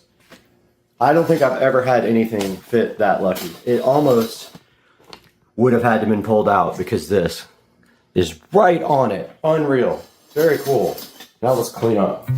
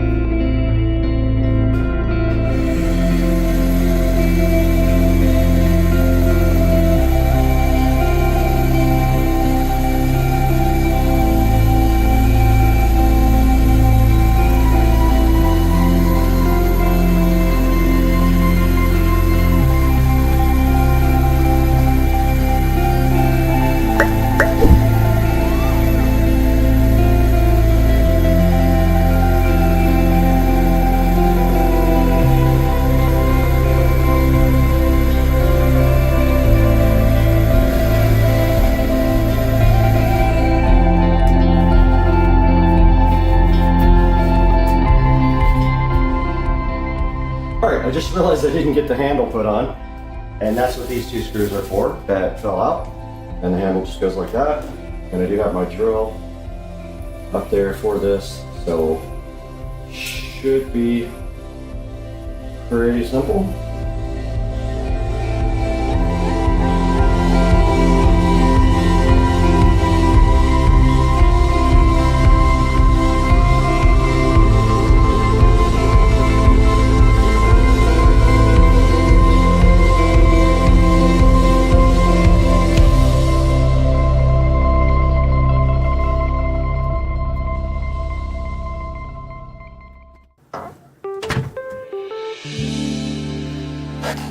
Hey guys, today we are in the Supercar Street Racing 4K production studio, and we are taking a look at the Schmecky 28 bottle compressor based fridge. And you know this is different from a regular wine fridge because it has an actual compressor like your refrigerator does. What that means is a normal wine fridge, and I say normal, traditional wine fridges now usually only have Peltier coolers. Now what a Peltier is, it is a chip that gets hot on one side and cold on the other side when you apply current to it. It's pretty cool, but also inefficient, and it needs a lot of room to breathe. And that means in the back of the fridge, you need some space for the air to get in and out so it doesn't overheat. Now, the last wine fridge I had in there had the Peltier cooler, and it had a issue with overheating, so I bought a fan and put it up above the wine fridge, but there is no room for that now.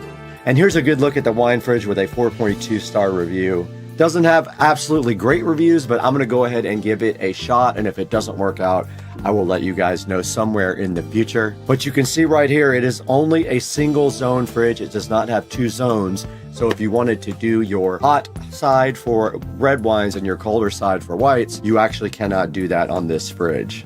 It does have a white LED light inside that does stay on, which one thing I was really adamant about. The other wine fridges, the light turns off after a certain amount of time. This one stays on the whole time. And you can also see that right here and right now on the other tab here, we have the Govee RGB IC Alexa LED strip. Now what we did with this is we drilled holes in the cabinets and we went ahead and lit above the wine fridge and behind it. It looks pretty cool and also goes with the theme of the kitchen where we have other things also lit up like that as well. Please, when you're going to buy any product, go ahead and buy it through the Supercar Street Racing official link in the description of the video. Now Govee does have a special deal right now. You can get a $5 coupon plus you can save 5% on 2 items. They have like 3 promotions going on right now. So it's a good time to go to the affiliate link in the description of the video and go ahead and click right there for me. Now go ahead and also make sure if you're going to be enclosing this fridge that you check those dimensions pretty closely.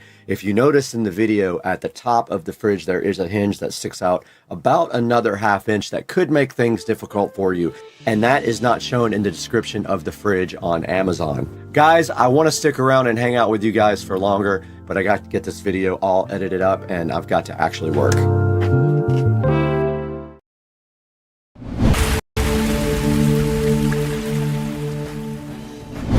Guys, welcome back to Supercar Street Racing. Exciting day today in the Supercar Street Racing living room. We're only in here for one reason, because this box is so heavy I can't move it to the other room. But today Temgo reached out to Supercar Street Racing, wanted to know if we were interested in checking out their 48 volt 100 amp hour lithium battery for golf carts and other applications. This one is going into a golf cart though. So today on the channel, we're gonna get this thing unboxed right where it sits because it's so heavy. We're gonna take a look at it and then install it as well with Joe on Supercar Street Racing.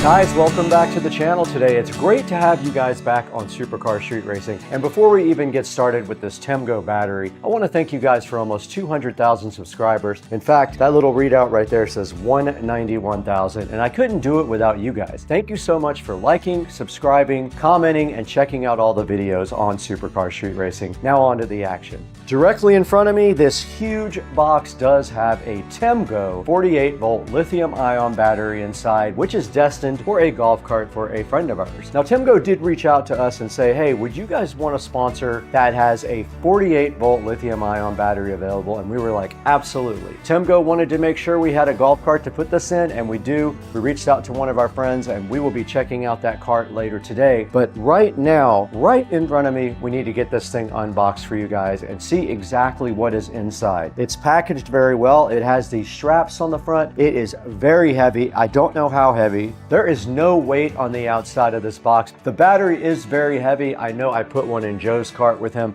and it takes 2 people to lift it up and put it over the battery bay. So let's go ahead and see what we find inside of this Temgo packaging right here.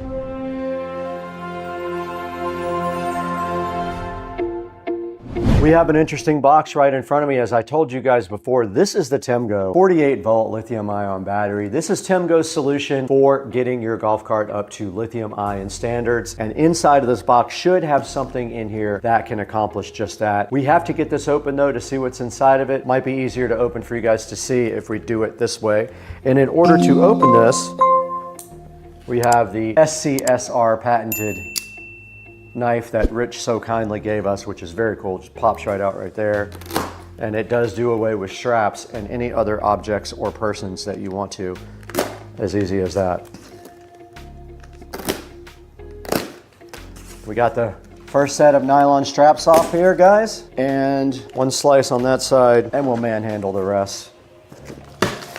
It just did pop right off. Box is a little bit torn up right there. No big deal. I don't see any damage to the inside though. And then inside of the box, we do see TIMGO packaging here with something in it. There is a package with some kind of something in here. So we will have to take a look at that and see what that is. Then there's a nice styrofoam condom sitting directly on top, keeping the battery nice and snug.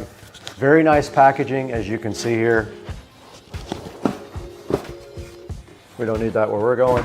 And then inside of the box, we do see the actual TIMGO battery. Better view up here on that. Inside of the box, we have the TIMGO 51 volt. It's actually a 48 volt. Sitting inside of a nice plastic bag. It does have some side-looking handles with ropes on it. Then there's some other goodies right here next to it, which will make this box lighter, hopefully. So let's go ahead and see what we have inside here. So this is the first smaller box right here that's inside of the TIMGO. Okay, inside of that box, it looks like we have a bunch of accessories here. Looks like we have a wire for the readout. We have some nuts and bolts for everything. We have the 2 ratchet straps to hold down the actual battery. That's what these are for, ratchet straps. And then we also have a few random screws here. So those are probably to hold the display on if you want to screw it to the front of your golf cart. So that's all that's in the first box, and I have a feeling the second box is just going to be the charger. Let's get this opened up on camera. It is the charger. I don't know if you guys can get a good look at that. There is some styrofoam protecting it, but basically the way this works is it does not have a port, so you do have to plug into this female with an extension cord. You'll have to raise the lid. Now, there might be a way to adapt this. I could see maybe drilling a hole and epoxying this into the front of the golf cart. I don't think that would be too difficult.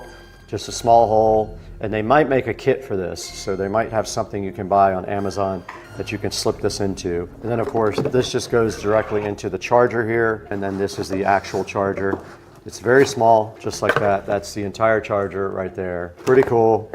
This goes to your battery, positive and negative terminals, very easy to connect, and that is it. That's all that is in the charger box too. And that is the full kit of the TIMGO. I'm gonna see if I can get it out of the box now by myself. I don't know if I'll be able to. So the problem is it does not want to come out of the styrofoam for me to get it out of the box. The whole styrofoam wants to come out. But there goes the TIMGO out of the box. And now the TIMGO is directly in front of me in the plastic where it shall remain. The battery looks great. It is a orange and white looking battery, and I can lift this by myself. It probably is around 50-55 pounds. No big deal. I know you guys can get a good look at this from the GoPro up there. Pretty nice fit and finish on the battery as well. There is a code to scan up here. And there is also an app for this. This battery is Bluetooth, and actually if we wanted to, we could go ahead and plug it in and charge it, but we're gonna wait on that part. And the first thing inside of the bag is the installation instructions. I'll put a picture of that up on the screen for you guys. Just very, very basic install. There's nothing really too complicated about it. It's a positive and negative. Positive and negative goes to your actual controller. So super easy, remove the old batteries, and your very first battery leads go onto this. Further into this, there is a whole manual, and they are offering you a 2-year warranty if you share your experiences with other people. And inside the manual, there's just some charger specifications, a installation diagram, shows you how to put the screen on, which is also very easy. And then it shows you how to open up the app as well. And that is about it. That's inside of the actual battery. So that is all for the unboxing part of the battery. Now let's go ahead and throw it out where we're gonna start this install process with Joe and Brad.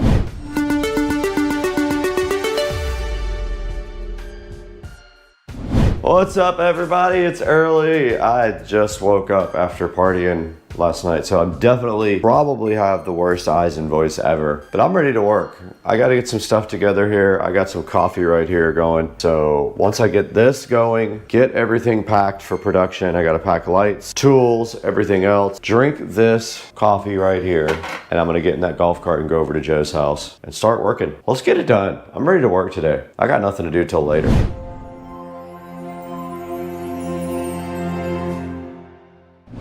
We're in the truck right now, and we're headed over to check out this golf cart. We did find a candidate for getting this battery put in, so we're going to check out the cart right now. Looks like it's 48 volt and it has some sort of Trojan-like batteries in it now. Yep. And then tow it back over to your house so we can start the process. Also, while we're here, I want to take a look at his dashboard to see where I think a good spot is to mount that display. Yep. And we'll ask him what his preference is on that. Yep. And that's it.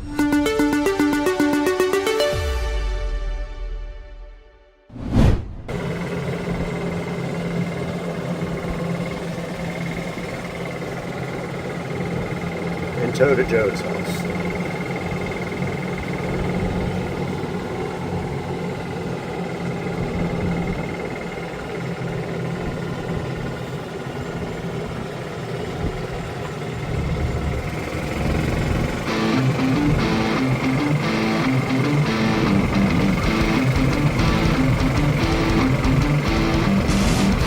Let's go, baby. We'll Flintstone it.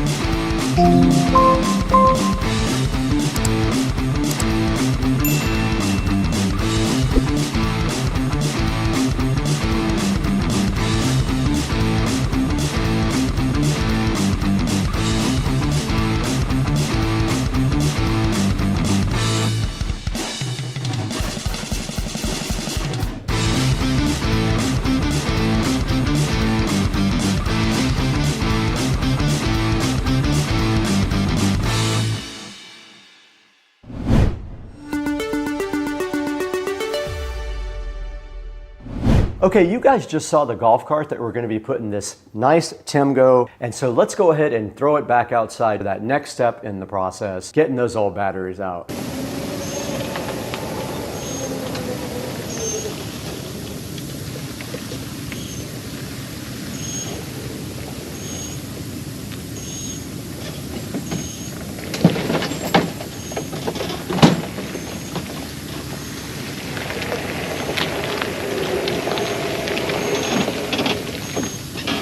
Let's see.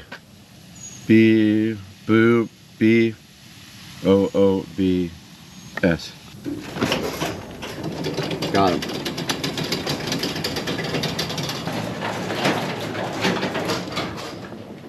Dude left me a mess. All right, while the garage cools off, I'm gonna raid Joe's fridge for some breakfast. And there are a few eggs in here I'm gonna steal from Joey. Let's go, son. Let's go. Guess what else I'm gonna steal? Some of this goodness right here. I'm gonna make some egg burritos this morning. 0 carb wrap. I'm gonna let that cool off for about 15 or 20 minutes while I eat breakfast and cook.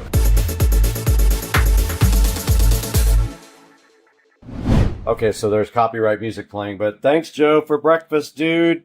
Appreciate it, brother. Look at these egg tacos, buddy. We're out here in Joe's garage now. We just stole all of his breakfast. We ate all his food for free. We broke into his garage with the code BOOBS because why would it not be? And now we're out here in front of this club car and we're gonna go ahead and get all these batteries out. That is the next step, getting the batteries out of the club car so we can get the other battery in. Now in the process, there's a lot of corrosion on these batteries as well. What I'm gonna do is I brought my drill brush and I'm gonna go ahead and brush off all this nonsense right here, all this battery acid and everything that has built up, and then take everything off. And if I have to put new terminals on these, I brought everything with me to do it.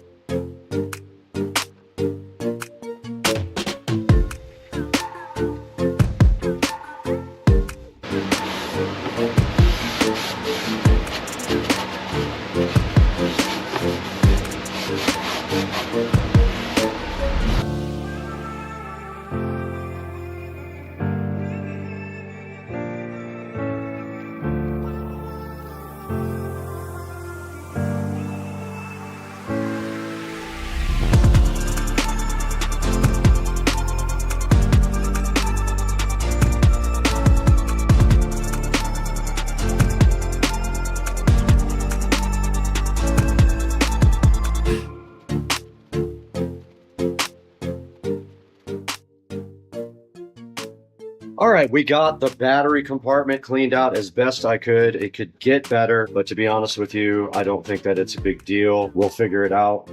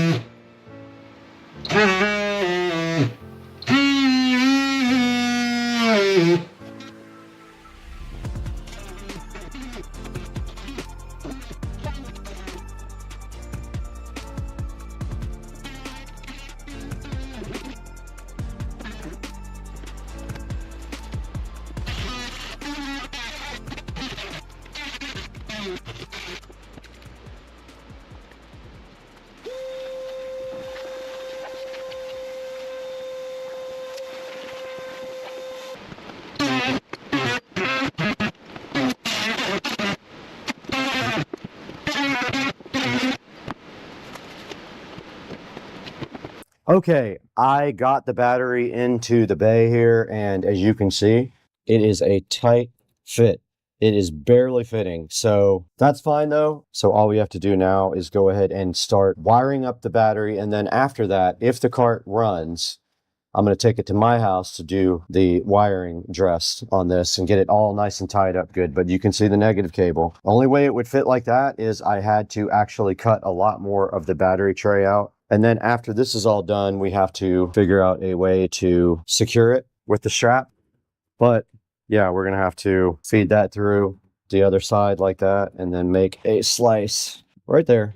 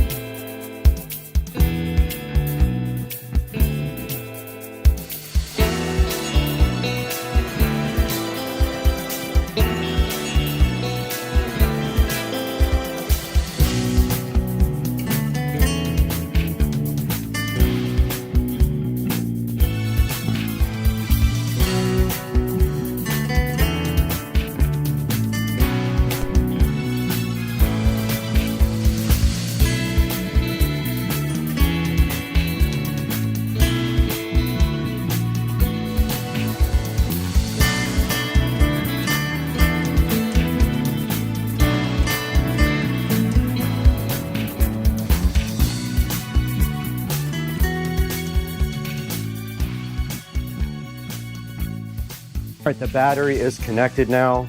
All I have to do is drill a hole for the display.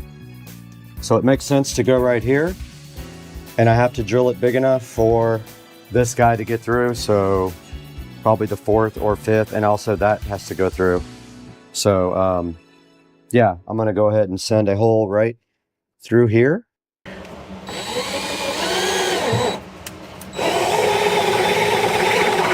And that looks like it's perfect. I have to start at the front. So yeah, that works perfectly. I have to start at the front though, so let's find a place to put this display. All right, I have the battery on. It is at 54%. I'm gonna go ahead and plug it into the charger now and let it charge up all the way. I have to mount the charger still, but I have to take a little break. It's on and connected. And here is the charger. Plugs into a regular extension cord here, so got to find an extension cord. Oh, I'm an idiot. Forgot to wire the charger. I am literally stupid.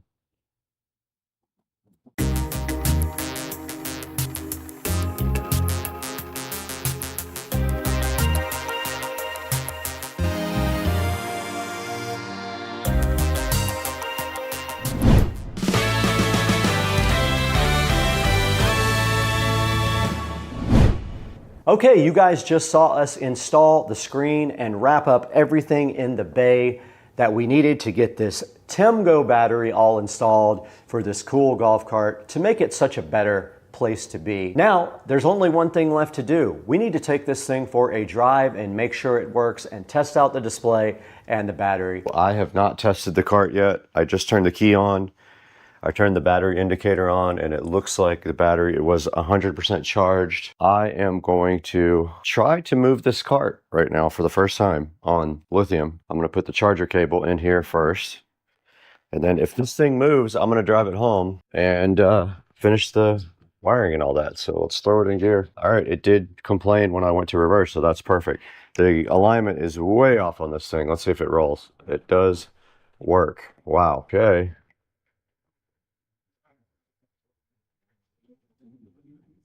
It rolls. All right, let's put my cart in Joe's garage. Back in the garage now, and I brought all of my tools back home, and I brought the cart here as well to go ahead and wrap up the wiring. Now, I don't like to leave a cart in any kind of condition. That's not any way that I wouldn't want it for myself. So I'm gonna go ahead and wrap up the wiring on this cart using all my tools here.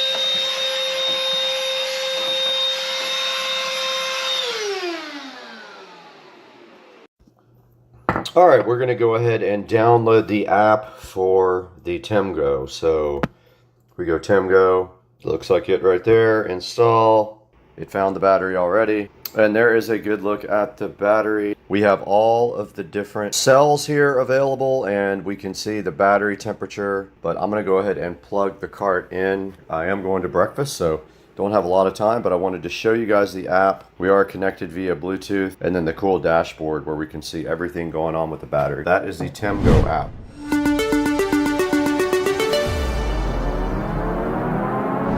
Hey, what's up everybody? Brad here from Supercar Street Racing. I am so happy to have you guys on the channel here today for this special episode about the TEMGO 48 volt golf cart battery. Right here in front of me you can see the TEMGO battery sitting so fresh and fly, and you can see that it does have a built-in 200 amp battery management system that comes with it. It's a full kit. You get everything you need to go ahead and convert your golf cart over to lithium ion. All you have to do, like you saw in our video, is remove the old golf cart batteries, the old lead acid batteries, or your old lithium ion battery if you have one of those, and go ahead and put in the kit for the TEMGO. Right now it is $7.99. It might be different by the time this video gets aired, but right now it's $7.99. It has 4.9 star reviews out of 45 reviews, which is very good in the review department, almost perfect. And right here in front of me, you can see it comes with the nice display. It does work with the TEMGO app. It has a cable there for your display that goes and mounts up in the front of your dash area to keep you informed about your battery condition and charge. Now this says it's specifically designed for the golf cart. It says it weighs 87 pounds. I believe that. I thought it was more like 50, but 87 sounds reasonable. and it does come with all of the hardware necessary to mount it and connect your battery cables. It's saying ideally you might get 40 to 47 miles. It will vary. It can output up to 200 amps of continuous current. It has a 600 amp peak if your controller and solenoid can handle that. And it is IP65 waterproof rated. Now you can monitor this battery in two different ways. You can go ahead and use the app, or you can use the screen that is mounted so conveniently up in the front of the golf cart. Now this thing does indicate that you can charge this battery in 5 to 6 hours. It will charge at 18 amps if your current will allow it at your house. It has an input voltage abnormal protection, as you can see here, over voltage protection, and short circuit protection, so it is safe. This is your one-stop shop for a battery kit for your golf cart. Check it out, it's got everything you need. It does say if you want to, 4 of these you could parallel and go ahead and use in a solar system. So this guy is supposed to last up to 5,000 deep cycles, which is very good. That gives you a long life range on your lithium-ion battery. Probably about 10 times the life of your normal lead-acid batteries. This thing will do 200 amps of continuous discharge, and when you need it, if your system supports it, up to 600 amps for 3 seconds. This guy's got a maximum power output of 10.24 kilowatts. It's compatible with off-grid solutions as well, so if you need something for off-grid, go ahead and consider these to support up to 4 batteries. Now they do offer a 36 volt and a 48 volt. We chose the 48 volt, of course, because there are more golf carts out there, but if you need a 36, there's an option here for one of those as well. Go ahead and go down to the link in the description to order your Temgo from the official affiliate link for Supercar Street Racing. It does help us out so greatly when you do that, because we only get a few dollars to run the channel every month. We need the extra money. If you guys could help us out by ordering this or anything else through any of our product affiliate links, it will carry over to anything you want. Go ahead and click one of our links. Order whatever you want. I'll get maybe 50 cents to $1 from each thing you get, and it'll help out Supercar Street Racing. And at the time of this video, we had 191,678 subscribers on the channel, and that's all because of you. We couldn't do it without you. Please like and subscribe. Your comments are important. Also, we want to know all about your golf cart, what you did to yours, what you bought. If you bought this one, if you bought a different one, put it in the comments. We might even share your videos if you want to share them with us, so tell us how we can get those as well. Thank you for liking and subscribing. Keep it up. Keep up the momentum here for Supercar Street Racing. We love you guys. We're big fans of yours as well. We got to get out of here. We got projects to plan and videos to create.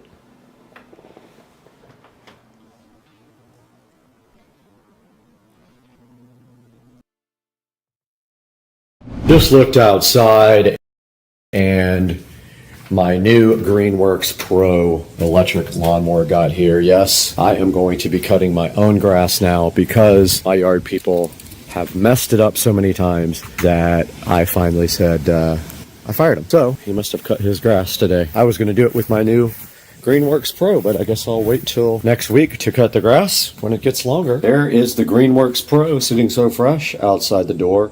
Let's get it inside.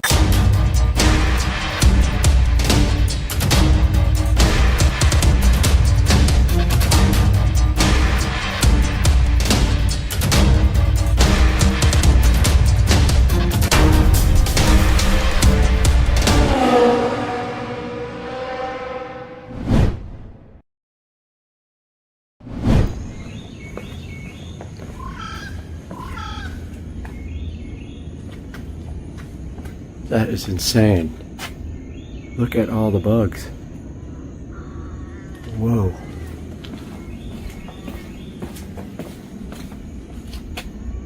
Unreal.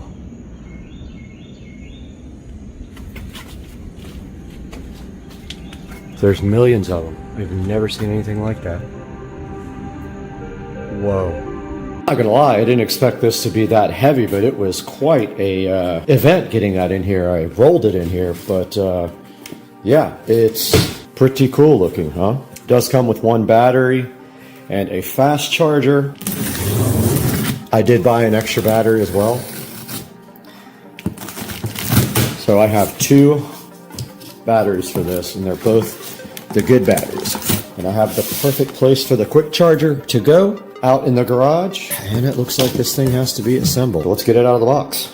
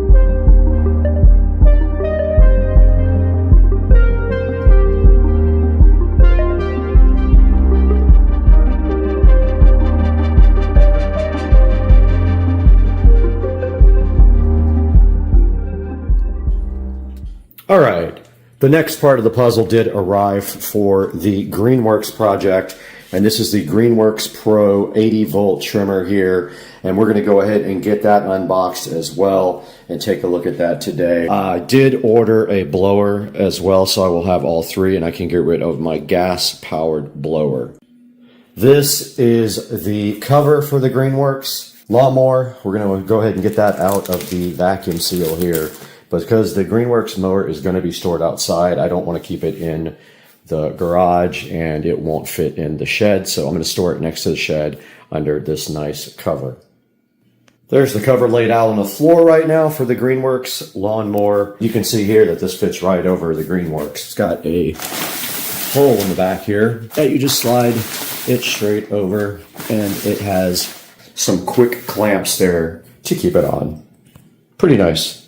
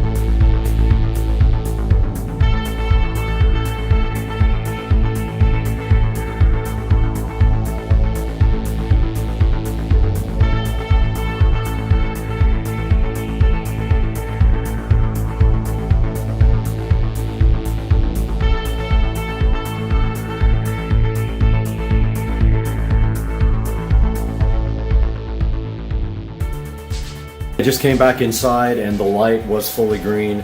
Now I did notice that the fan stays on for a while after it's done charging, probably to cool down the battery charger. But yes, it is at the 25-minute mark and this battery is fully charged. All right, we are outside of the house now, and we do have our pattern to go ahead and cut the yard in a diamond. So I have my battery pack here for the phone. I've got my pattern here. There's going to be a few little areas where I have to make some modifications because there's stuff in the way, but I think I can make this work. I've never cut the grass with this before, so this is a first time thing. I got to get set up and get my tripod out and all that. So we'll get back to you guys when I'm ready. And it is almost time to cut the grass, and you know what that means. We need a battery, and so we have to come out here to our charger and get our biggest battery out of here. Is that big boy right there. is what we're going to use. I'm just giving it time to dry. It's wet from overnight, and also the sprinklers were on briefly because the sprinkler repairman was here replacing my valve, but I have never put one of these in, so let's see how that works. We got the 80 volt lawnmower here, brand new, never been used, don't know how to use it. I've got the deck height set to the second from the top here. Gonna see how low that is. If that's too low this time, next time I will crank it up a bit. But we should be able to just put this battery. Okay, so it goes down. So this insert's basically, this should be facing up in the back.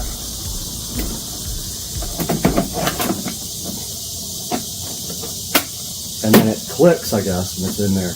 And the battery is full. Now we should just be able to push that button.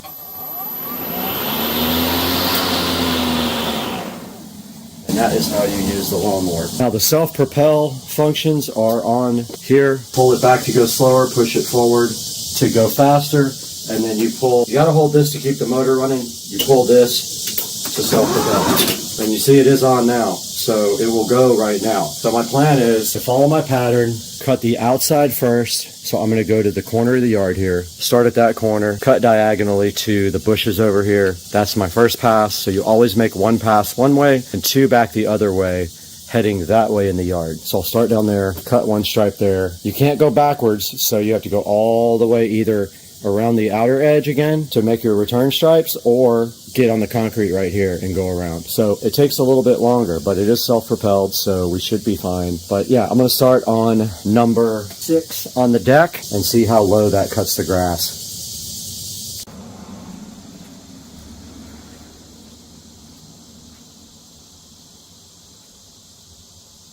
Right, I let the yard dry for about 45 minutes. I know it's not completely dry, but I don't have time to wait. So I'm gonna go ahead and start cutting, and we can go ahead and start on the edge here, go around to the corner and put our trail back, but I gotta get my pattern out here just in case I forget what I'm doing.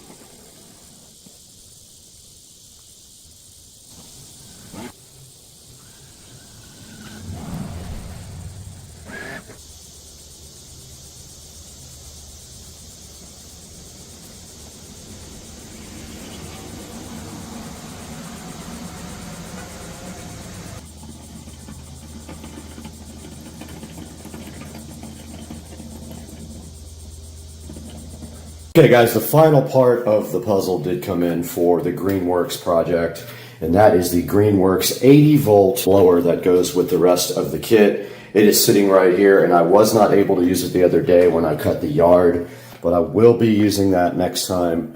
And just to give you guys a little update on the yard, this is what it looks like the next day after I cut it the other day. All right, here's a good look at the yard after I did cut it with the Greenworks mower. Looks pretty good.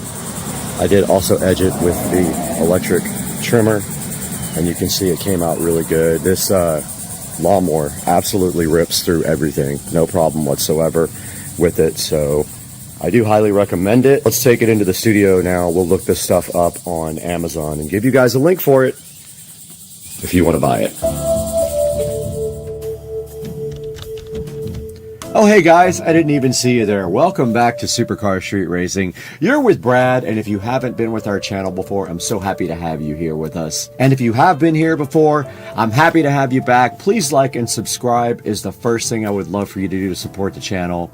And we are celebrating our first time to get rid of all of the gasoline powered things at the Supercar Street Racing house. Now we only have electric powered things at the house, so we can get rid of all of the fossil fuel that we have to store over in the Supercar Street Racing shed in the compound. And right in front of me right here and right now is the Greenworks 80 volt brushless cordless self-propelled lawnmower. And this thing does have a 60-minute charger.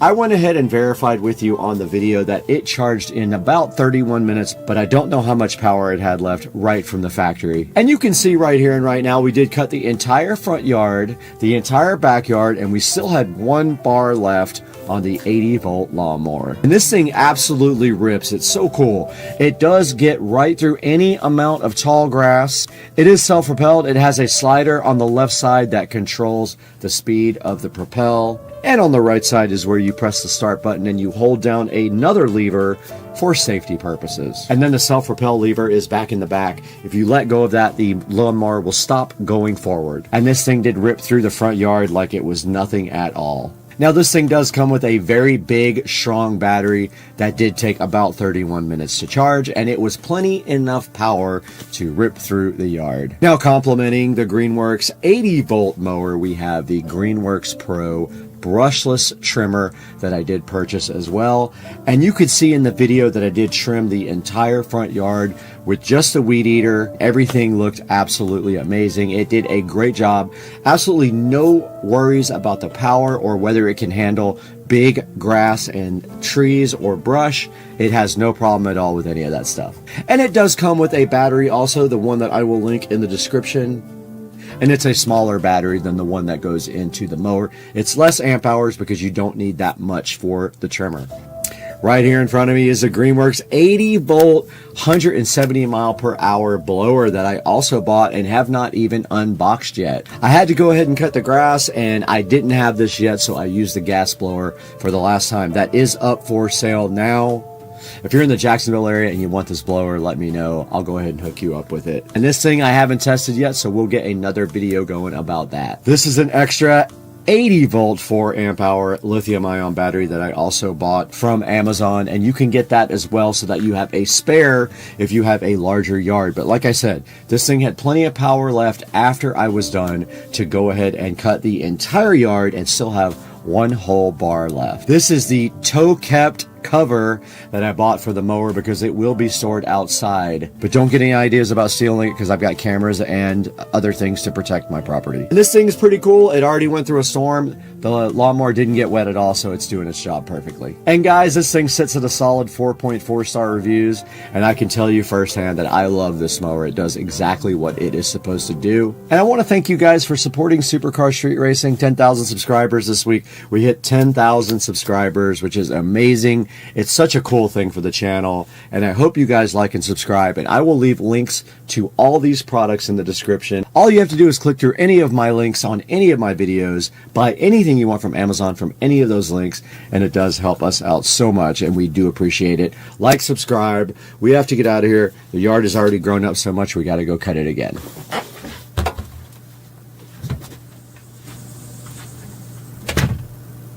All right, guys, so we are on February 8th here. doing our weigh in. Let's see what happens. Don't look at my weird feet, please. All right, we're at 151. I actually said 150 earlier today, but I did drink some water. So we're at 151 on day 38. Hey, what's up, guys? We have a new product sponsor today. Charge is back. We love those guys. We've worked with them many times before, but today they sent me directly from the factory. I'm one of the only ones who has this. This is the Charge Ice Mag 3. Their brand new wireless charger, and it has active cooling, which is a unique thing, and QI2 next gen wireless, which charges at 25 watts. It's got a magnet on the back, a 10,000 milliamp hour dual cell, all premium Apple grade ATL cells, 35 watt max USB charging if you use the wire, and it's sleek and transparent. Check out the active cooling system. The Charge Ice Mag 3 is right here in front of me. I have one of the first ones in the world to show you guys. Check out a link in the description. As soon as this comes out, please pick one of these up. It's got this really cool little kickstand on the back too. Check that out. And it does just link directly up with your phone. And you can see right here, it is charging my phone right here. And then also there is a little active cooling fan spinning in there, keeping this thing cool. So check out the Charge Ice Mag 3. Pick yours up soon. Link in the description. All right, we are out here. New Smyrna Beach, me and Joe, and then right across the street from our hotel room, there's the burnt down bar. I forgot what it's called. But yeah, so we got the perfect view of the burnt. Today we are in the Supercar Street Racing kitchen, and we have been blessed with a couple of cool products from Mighty Cleaner. They did send us the extra large chamois towel and another extra large chamois towel, two colors. One's in blue, one is in a brownish color. And today we're going to go ahead and get these things open and wash my sister's car that's across the street over there and make it look better and test out these chamois towels. Let's get going on Supercar Street Racing.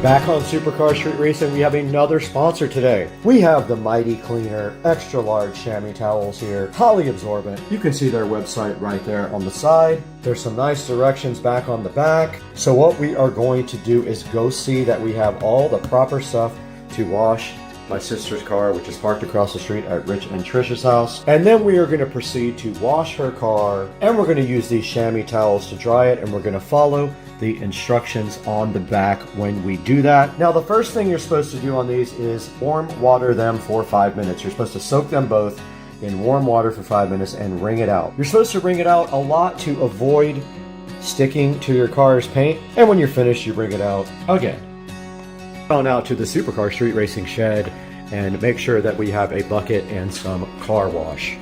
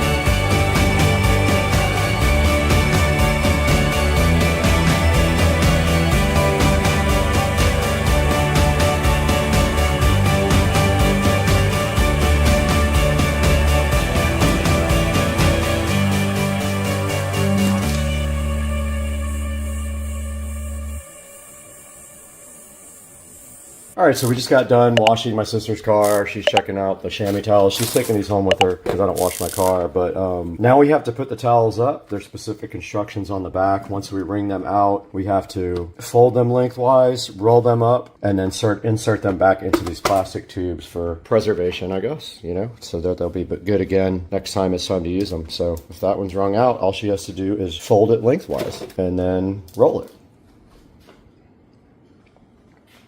Is that pretty easy? I think so. I'm fixing to try it. Okay. Let's see. And then it should just go right back in this holder. Pretty cool. And those are going home with you. Ah, yay. Oh. Did we roll them the wrong way? What happened? We rolled them the wrong way. They said lengthwise. And then like this. Yep, that's it, because that's tall enough to fit. Nope. And then... One more. And then the lid just pushes right over it. Well, I don't think... Oh, perfect. See, that one's going to work. How'd that happen? So now, that's the... I guess that's the right way to do it. I don't know. We'll see. Oh, that one's going to go perfect. Yeah.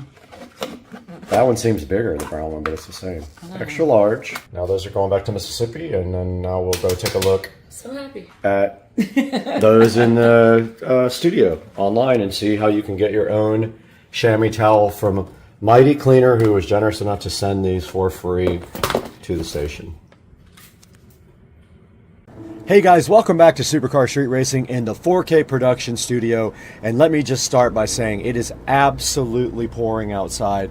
So you might be hearing the background noise because the mic can definitely pick that up. But today we got the Premium XL chamois towel for the car. It's a 2-pack. This was generously given to us by Mighty Cleaner to go ahead and check out and test with you guys.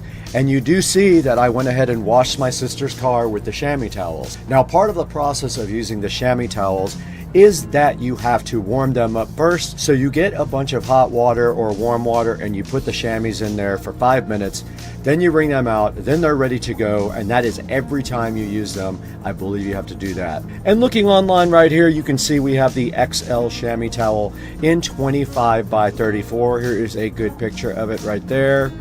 You can see it is from the company Mighty Cleaner. And then here it shows you the absorbency, and I did notice it was very absorbent on my sister's car. I only had to wring it out 1 or 2 times for the entire car. You can see right there, it's extra large, and you actually probably could dry the whole car in one go. I did wring mine out a few times though, and I probably didn't have to. This thing is totally safe for your car's paint and won't scratch it. It is very soft. And right here you can see it's easy to use, doesn't leave lints, just keeps going and going, and you just keep drying your car off with one big towel. Also good for interior of your car, it says. I didn't think about using it in that way, but apparently you can use it on the inside too. And it lasts for years, hardens if left to dry, and should be stored in the case to keep it damp. My sister asked that question. What about the fact that it still has water on it when you put it in the case? It has to be wet, otherwise they turn into like a hard rock. Right here you can see it works for boats and trucks as well. I can see where it would be great for a boat to keep it on board and keep things dry and wring it right out across the side. These towels have a 4.6 star review. They're $22.95 right now, and you get 2 towels for $22.95. And like I said, Mighty Cleaner was generous enough to give us these to review for you guys, so I hope you enjoyed it. Now we're going to play a little video for you from Mighty Cleaner.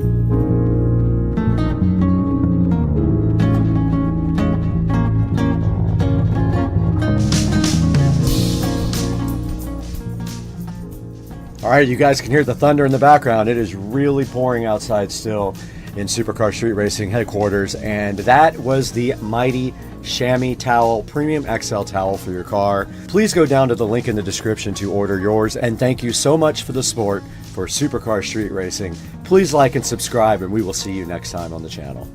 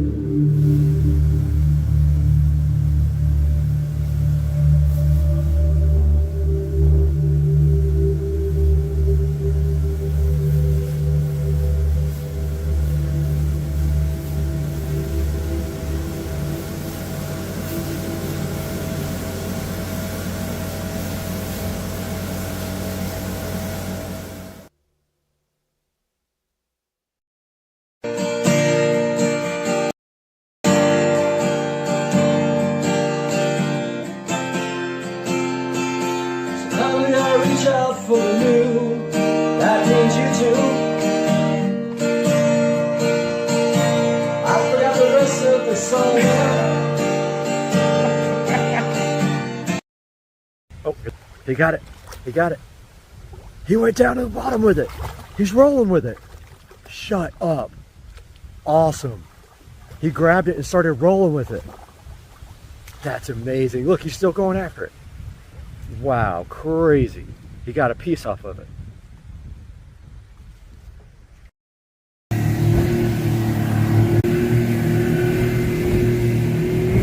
Biggest boat ever driven up this river. One Blue Jay, big ol'. Guys, I might have figured this out, and I think we're going to be able to install this now. It was a process, but I am about to try it.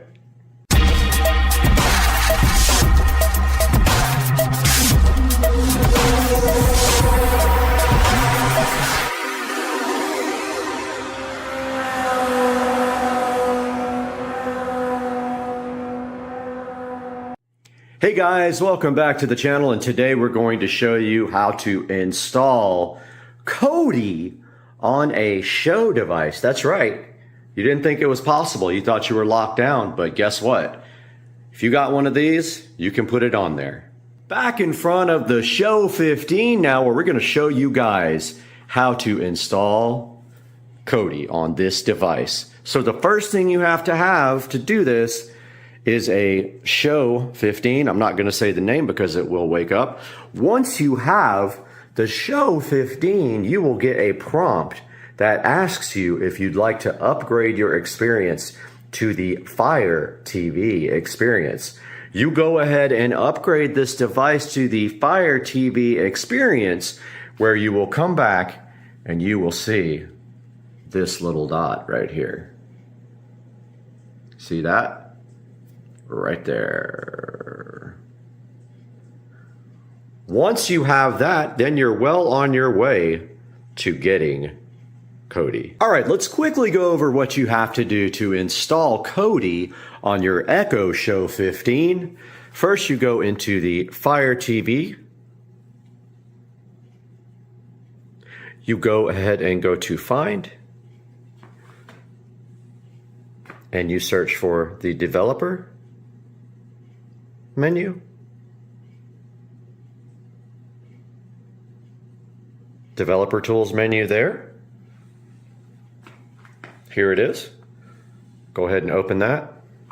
It pops up this little window. You can just hit the back button on your remote or either on the display remote. You're going to have Toolless installed as well. So go ahead and do that, and you're going to have File Explorer installed as well. When you press on them, you should be able to install them. Now let's go get Kodi TV. So we can hit back button here, or back on the remote. So we will need the downloader for that. So back to the home screen. Go to Find.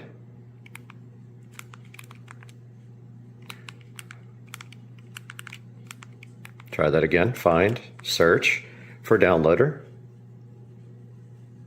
There it is there. Go ahead and install downloader. Once it's installed, open it up.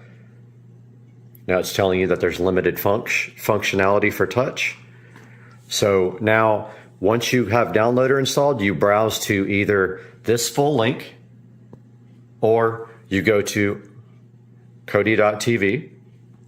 And remember, this is limited touch.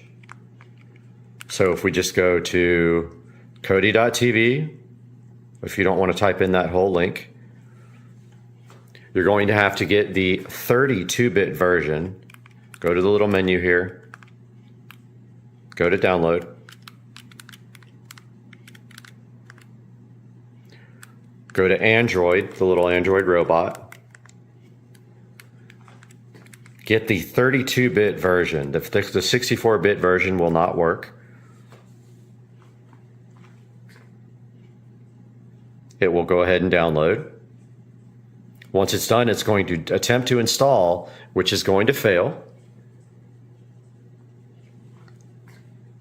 This doesn't work because when you hit settings, it's just going to disappear. So just click done on downloader. Or actually you have to use your remote. Again, the touch doesn't work on a lot of things. Click the home button here or on the screen to get back to your Fire TV mode.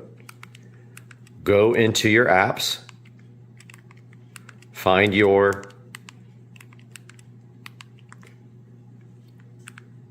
developer tools menu, open that. Just hit the back button to get out of that. Now on File Explorer, you have to use your remote again. See how it says limited touch? You're going to want to go to your downloader folder where you downloaded that Kodi. Select the one you just downloaded. I have a couple in here. So just select it with the middle button or on the screen.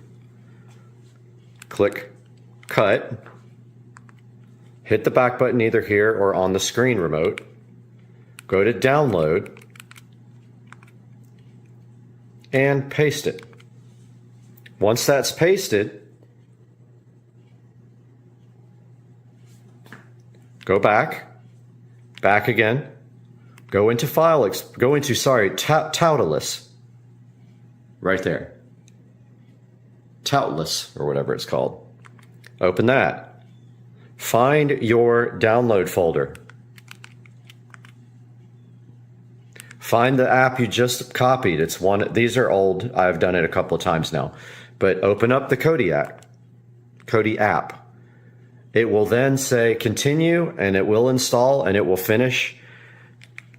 And then once it's done, you will see that if you go to the home screen now, and you go to all your apps, you have this wonderful Kodi. There is proof that Kodi works. That smart mirror peel is so good. The peel satisfaction on the smart mirror is so good in your life. That peel sat on the smart mirror. We got the smart mirror and we got the peel satisfaction. We got the peel sat on the smart mirror. All right. I thought I'd do a cold start video for Ryzen Miata. Tribute to Ryzen Miata. We just got off the phone talking about the BMW 335i. There's mine right there. Here's the SL. So I figured I'll hang the camera out the door here, cold start this thing and rev it a little bit. Here we go.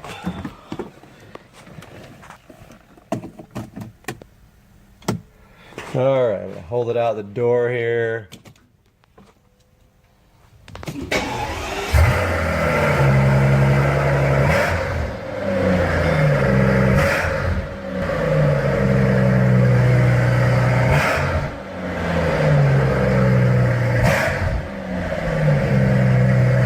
Thing sounds fucking mean. All right, Ryzen Miata. There you go, Chris.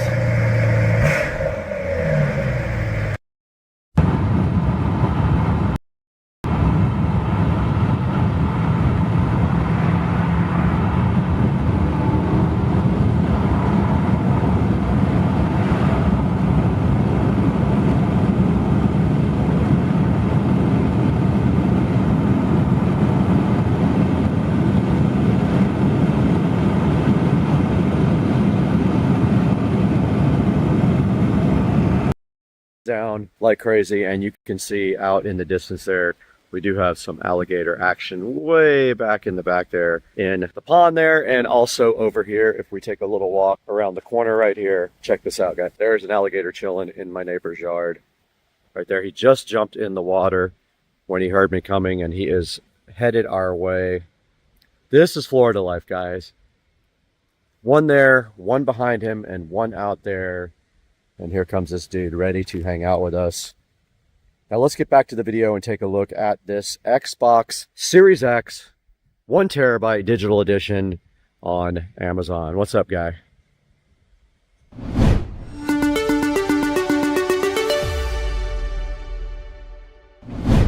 Guys, we're back inside Supercar Street Racing Studio B trying to wrap up this video, but I did want to get in here and show you guys the Xbox Series X 1TB digital edition here. This is actually the same amount that you will pay from Walmart. I paid about exactly the same. With tax, it was around $450, $455. You can see right here, it's $427, and it also is 1 day shipping, but you are gonna have to pay tax. And I did get it with a controller, so it's the same here. You can get it with a Blue controller, and it is unavailable at this time. So go ahead and pick up your Xbox Series X digital edition from Amazon.com, but there is also another big available option here that I will show you right now. Okay, we're on Walmart.com. You can see right here it is $498 right now if you go ahead and buy it off Walmart.com. You can go ahead and pick it up from your local store. There is no shipping available. I'll throw a screenshot up of that as well right now.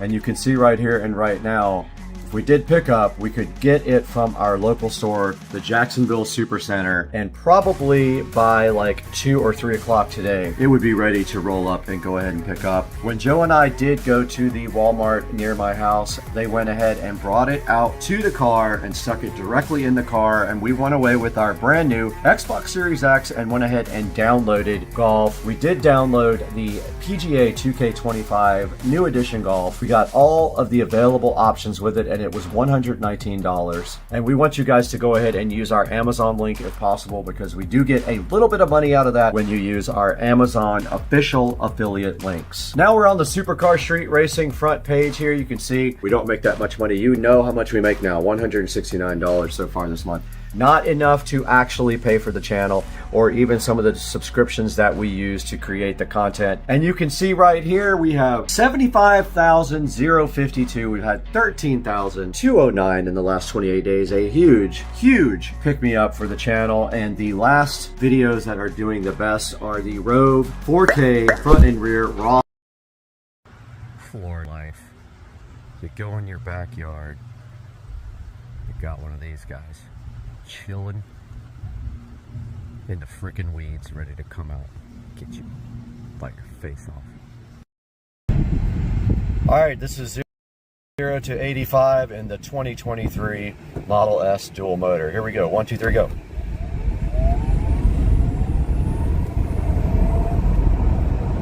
And it's limited there. Guys, we have only one mission, and that is to finish our WOW Light Smart Light RGB project for the other side of the fence. We have the second part of the equation right here, so let's get busy and get to work on this.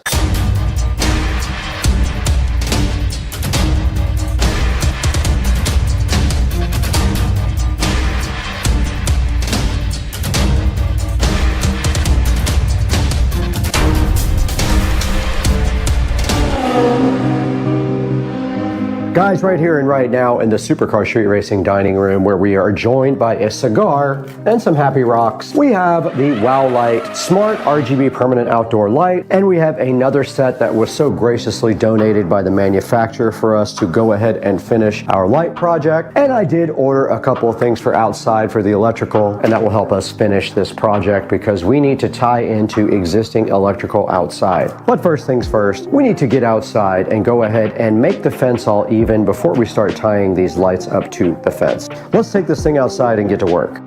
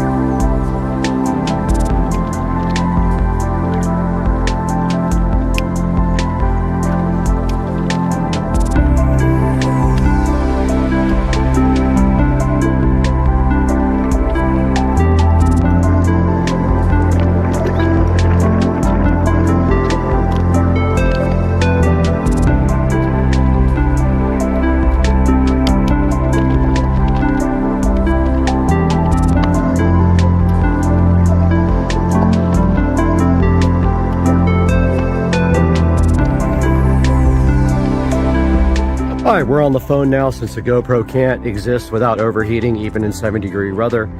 70-degree weather. Literally, this thing overheated. Ridiculous piece of junk. But anyway, we finished running the lights along the fence. All we have to do on this side now is get the electrical stuff squared away. I ordered the parts for that. And then we'll tie this up really nice, but you can see we have all the lights strung across the fence, and we followed the existing bulbs that do not work 90% of the time. And we went behind the shed because you can't see it. I wanted to go on top of the shed, but there's nothing to put the lights on. There is no eaves. There is on the side, but not on the front. And we followed it all the way to the gate over here. All right, we are out here by the fence, and you can see that we completed this side of the fence and have since turned on the lights. And it looks pretty cool. They run all the way to the other side. And also we are shooting this on the brand new S24 Ultra in 4K 60. Now check it out, guys.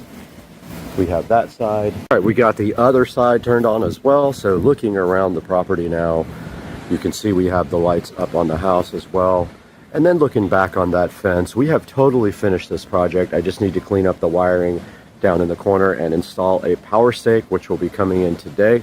But that's going to wrap up this video. That's not super important. Basically, all this is going to do over here is give power to my landscape lights and the fence lights, and there'll be a stake right here in the ground next to that landscape light that has a splitter inside of it. And so guys, I hope you enjoyed this video, and I hope you like the way the wow lights came out on the fence. It really adds such a cool effect to the back of the house, and I'm really hyped for this, and I hope you guys are too, and I hope you try the same project. And now let's throw it into the Supercar Street Racing studio for information on where to buy your wow lights.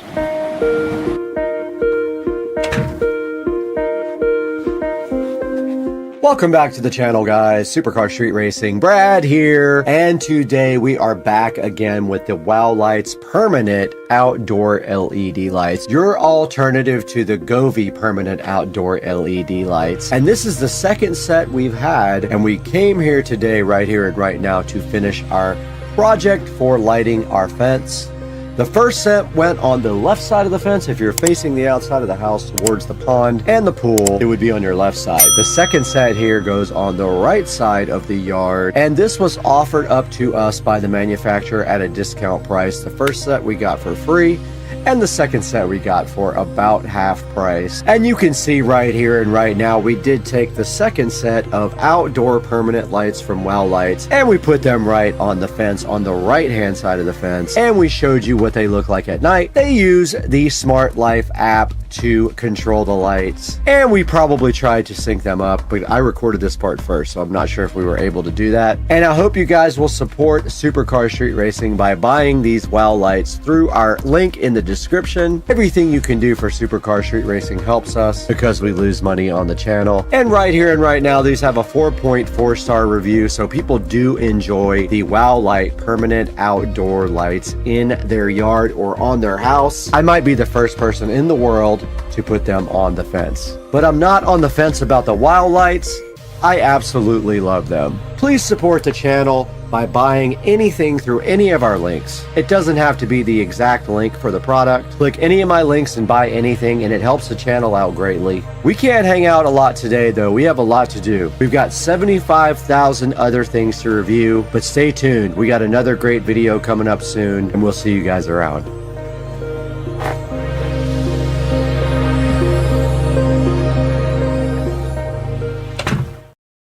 All right, we are back out here today in the Supercar Street Racing driveway to get the second part of this garden done.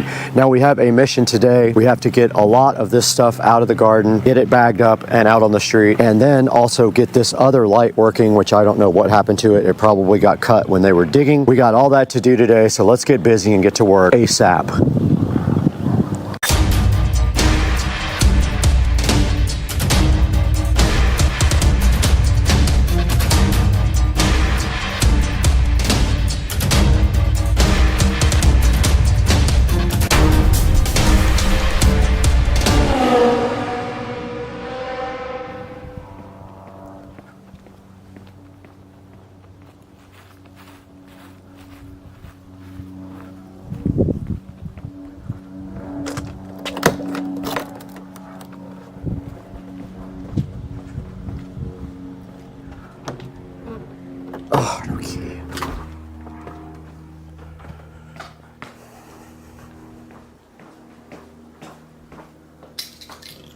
Now,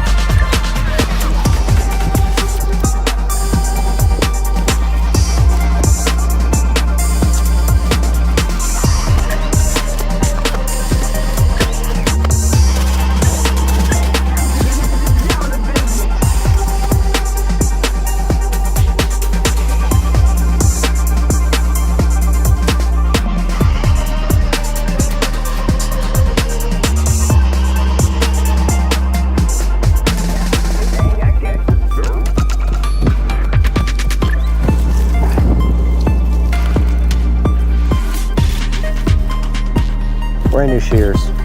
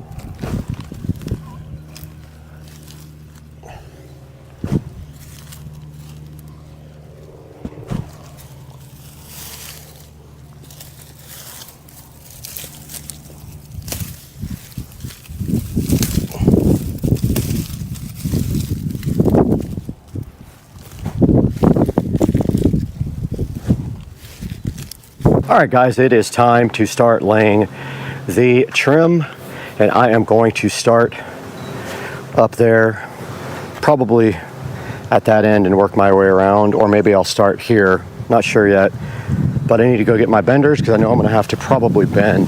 But let's see what we got here. We don't have enough to finish this by any means, but I'm going to order some based on what I get done today. We have 1 cut piece and 3 long pieces. If I can use the cut piece on one of those edges.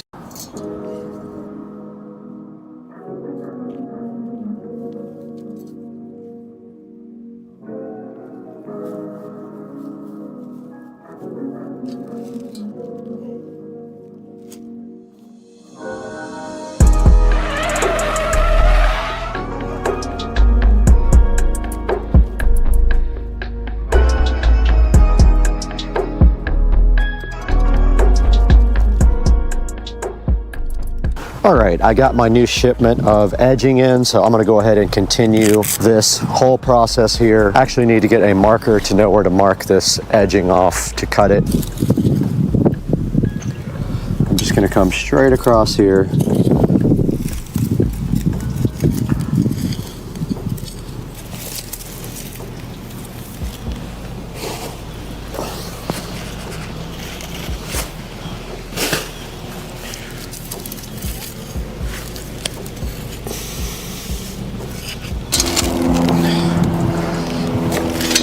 We got our new trim edging.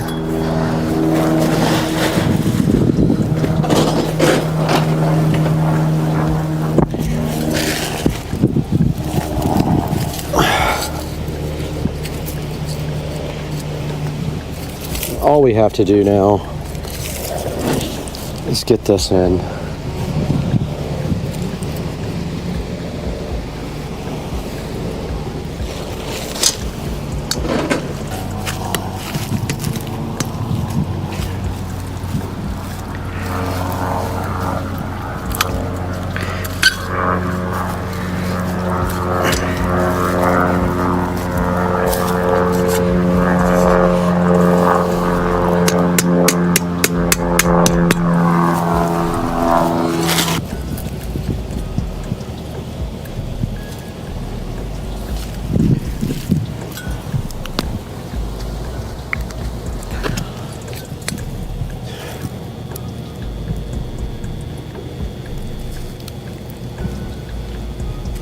If we cut on the far side, we should be good.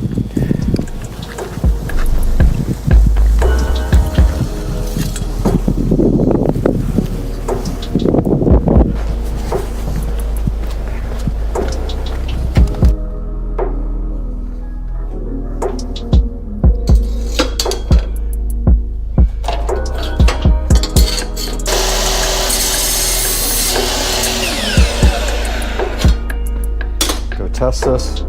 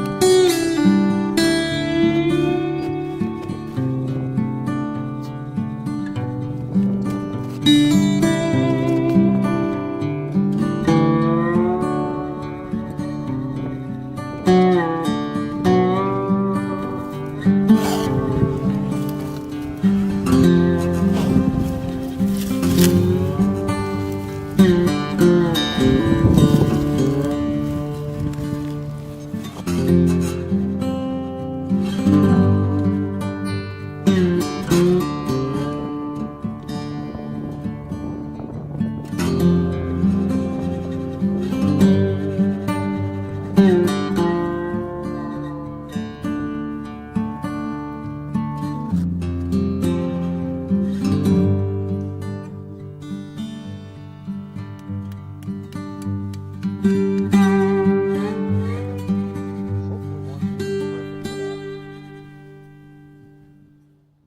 I can't cut. I can't.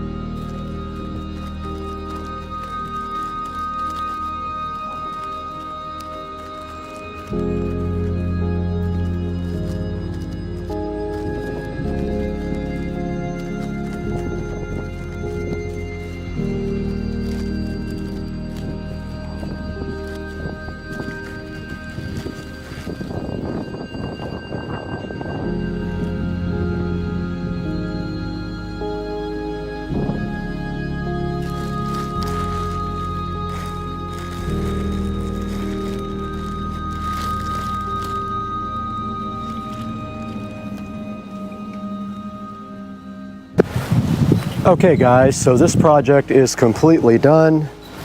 I have successfully re-landscaped this garden and remulched it. And you guys can see here it came out nice. All you have to do is put this pot back in place and clean up. And we are good to go. And I hope you guys really enjoyed this video. And I hope you can do your own garden too and save thousands of dollars like I did. And we will see you guys on the next one.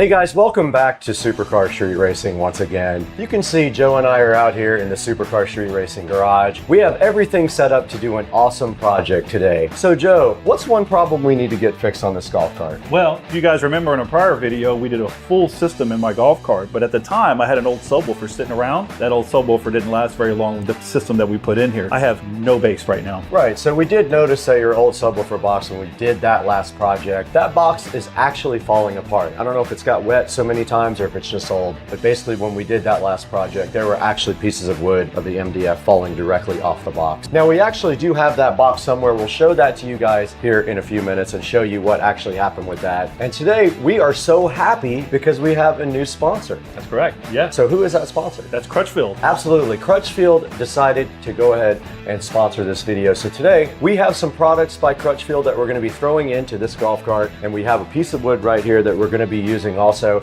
to do what? Build a new subwoofer box. We're going to build a subwoofer enclosure. We're going to go ahead and calculate the volume. We're going to do the measurements. We're going to cut all the wood. We're going to do that all today, so hang out with us. Awesome. Let's do it.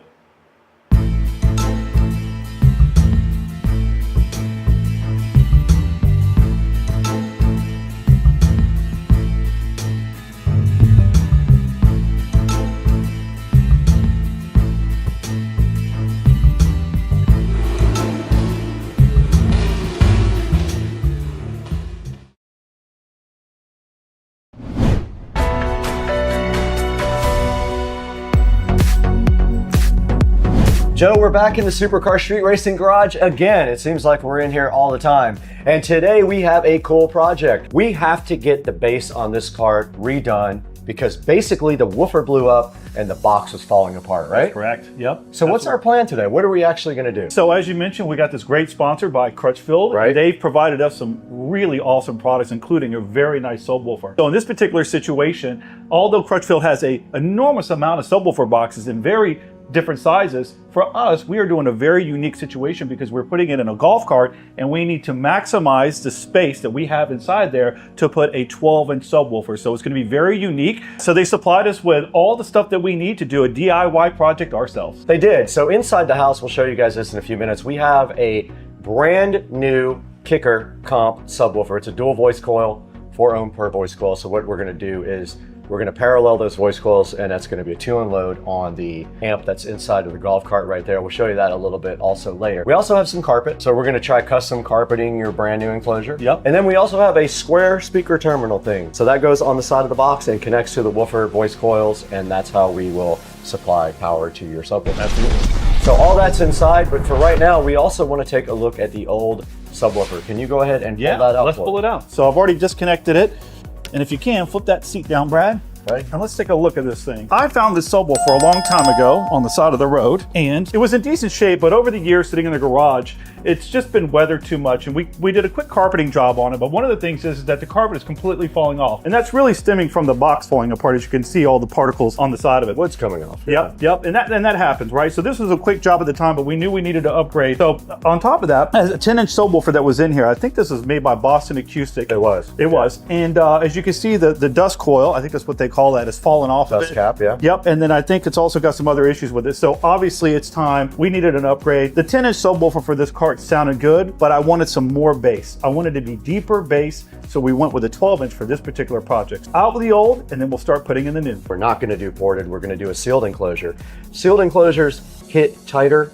They don't go as deep low as far as low frequencies go, but they are tighter bass, and we're not going to bother with the port or anything like that this time. We also have some polyfill to throw inside of the box, and polyfill helps the box seem like a bigger box to the woofer that is mounted into it. Yep. Now also, we're going to have to mimic this enclosure style because we want it to fit just like the old one. But at the same time, we do have a 12-inch woofer that we're going to be putting in here. This is a 10. So we're going to have to figure out if we have enough width to actually hold the 12. And also, we probably want to make it as big as possible because the 12-inch woofer needs a certain amount of airspace. And I believe it was anywhere from 0.75 cubic feet to 1.5 per driver. So we're going to try to get as close to that as we can. And if we can't, we'll have to deal with what we have. We have a limited amount of space down here, as we will show you guys here in a few minutes. And one last thing, whoever built this box at the time, they used an old style of just cutting a hole in the back and then sticking the speaker wire out of there. So that's letting air up, right? We don't want that. So that's why Crutchfield was nice enough to send us over a new speaker connector, which is going to be a nice connection, perfectly sealed. It's going to be great. And also you can see as we're working on it, you guys can't quite see this, but literally the box is all over the back of the golf cart now because it is literally disintegrating as we look at it. So what's our next step? Should we show them all the brand new stuff we got from Crutchfield? Absolutely. All right, why don't you grab this old disintegrating box and let's get out of here. I got a plan for this old box too.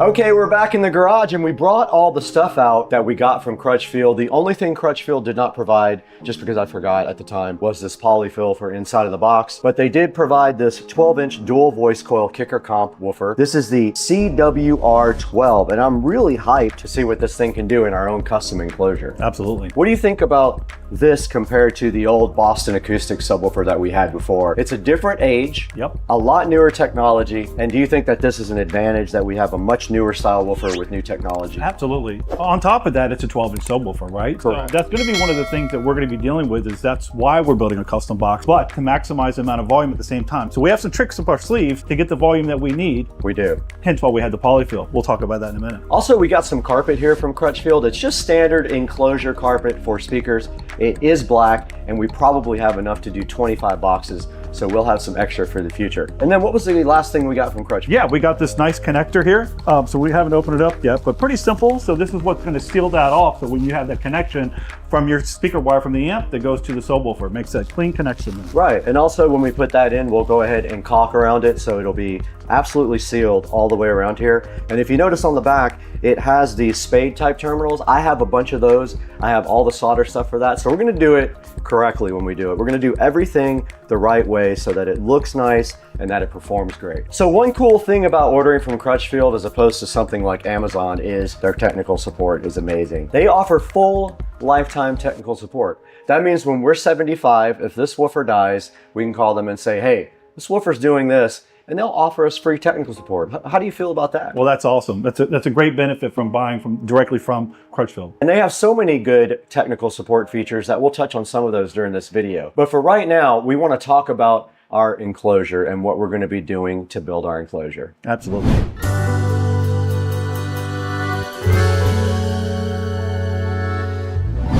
All right, so one of the things that we have to go over is how we're going to build this box, right? So I went out and got ourselves a nice big old piece of 3/4 MDF for us, right? MDF is the preferred wood that most people use when they build a box. It's really good, it's strong, and it holds up, and it makes a great sound at the same time. Absolutely. They recommend not using plywood or anything like that because of the sound qualities of the plywood. You can see we have some MDF over here, and basically all MDF is it's like shavings of wood that are pressed together and glued together. Absolutely. So when they cut other wood, they take that, they press it together, they glue it, and that makes this big, huge sheet of MDF right here. Now, how much was that sheet?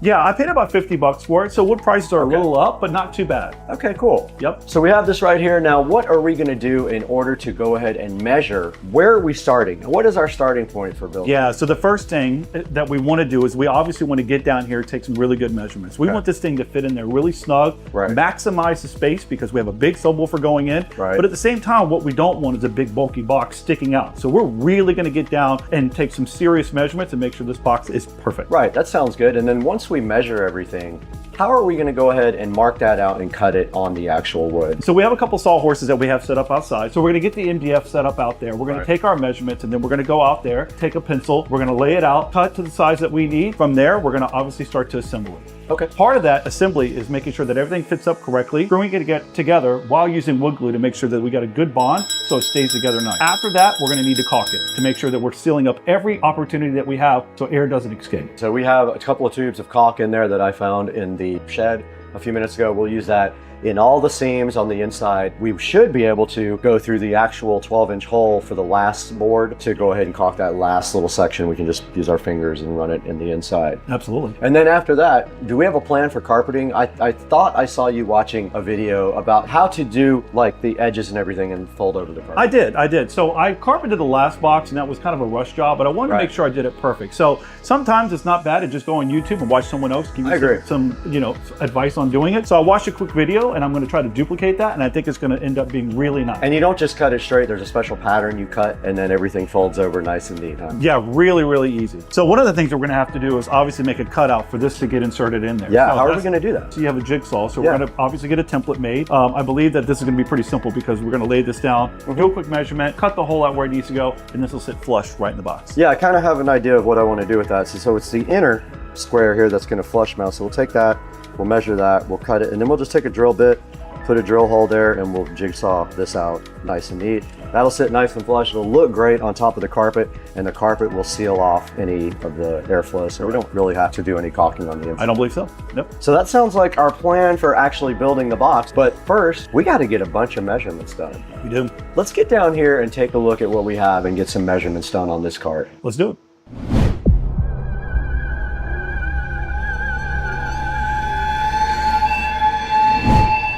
We're back in the garage with another sponsor on Supercar Street Racing. We have this awesome AIXPI. We don't quite know how to pronounce it. We did some research, but we couldn't find it. So we're gonna call it AIXPI or AXPI, this solar sensor light here. And I'm pretty hyped about this, Joe. This is pretty cool. What do you know about this thing from looking at the facts? It's LED, which is nice. 240 LEDs also. Exactly, and it's solar powered. So Right. you never have to have any power supplied to it. It's ready to go at any time. Right, now here's the sensor part of it. So this is what detects your actual motion. And so this thing is solar powered. You can see the solar cell right here, how it charges.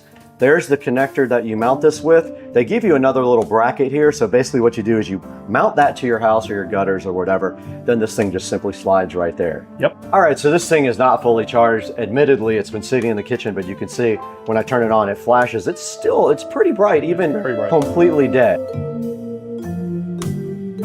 So thank you AIXPI for this awesome solar security light. 3,000 lumens is pretty bright, and it's just got a tiny little lithium-ion battery sitting inside this little box right here. Now let's get back to the video and see what's going on at Supercar Street Racing.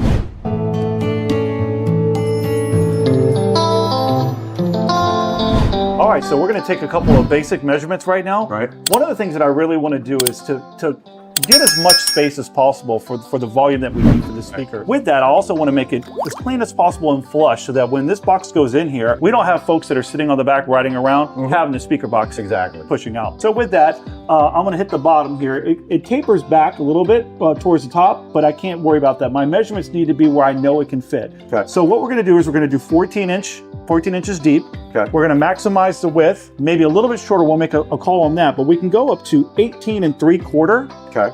And then on the height, we're going to try to really get as much as possible, but we have to keep room for the subwoofer because it's facing up. And there are some metal brackets that run across the top here, so we have to be very careful that we leave enough room for not only that subwoofer to fit in there, but for the excursion of the subwoofer, the up and down of the subwoofer. Exactly, and also the top of the subwoofer probably sits a little bit up. We have to open it up to really get those exact details though. Absolutely. And it looks like we've got roughly 13 1/4 on that. So what we'll probably end up doing is making this box roughly maybe 10.5 to 11 inches tall to give us the room that we need. So when you measured your 14-inch depth, did you measure to the edge right here? I did. Well, I measured it just here, although it will stick out a little bit, but your legs will not sit on it because your legs are going to come out here. So it's going to come right to this part over here. Okay, that sounds great. That looks like the measurements that will work for us. So now let's go ahead and unbox the actual subwoofer right here. What do you think? Sound good?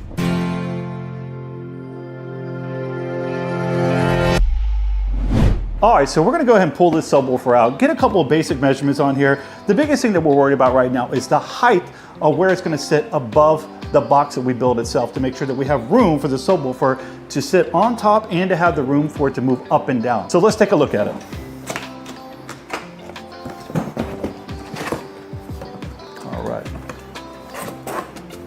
All right, inside the box, always awesome is we got a nice sticker there to put somewhere, usually on a good outdoor refrigerator. And inside the box, we got this beautiful, nice, brand new competition kicker subwoofer. It looks amazing. We don't need that where we're going? All right, so let's go and open this thing up and get inside here.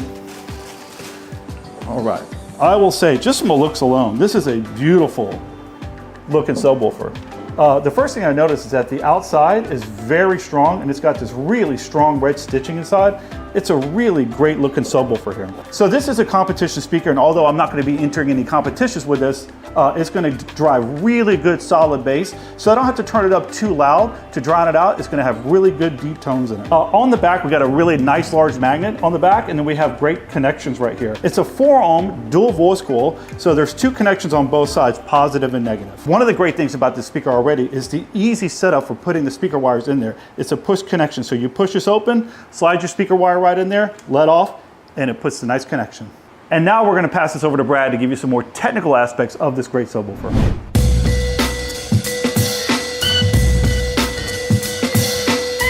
Okay, we're right here in front of the Kicker Comp 12-inch woofer. It is the Comp R. Now this guy has 500 watts RMS power handling. The RMS part means it's the average power that it can handle. It can handle up to 1000 watts peak also. Now taking a look at this woofer, if you're unfamiliar with dual voice coil woofers, basically there are 2 connections here. There's one on each side here, and what that means is each voice coil has an impedance level. This impedance level here is 4 ohms, this one is 4 ohms. So depending on your amplifier and what the actual ohm load it can handle is how you wire up this woofer. If you put both of these voice coils here in parallel, it'll be a 2 ohm load presented to your amplifier. If you put them in series, it would be an 8 ohm load. So for our amplifier can handle a 2 ohm load. We're going to take off of this voice coil, go to this voice coil, and then off of this voice coil, go down to the connector. That's going to present a 2 ohm load to the amplifier. We can prove that with an ohm meter also. We can put it on the end of the second wire here as we loop here and then out. We should see a 2 ohm-ish load at the amplifier.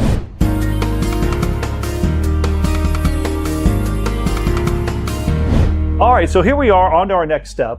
We took some really good measurements, and one of the things that we were most concerned with was the height of the actual subwoofer because it's going to be facing up. So with that, we had roughly 13 1/4 to play with, so we're going to reduce our height down to about 12 inches. That gets us about 1.5 inches, 1 3/4 of play to make sure that we have enough room for the top of that subwoofer to not only sit in there, but to have room for it to go up and down. All right, so one of the most important measurements for us was to make sure that we had enough room for the subwoofer to sit in there.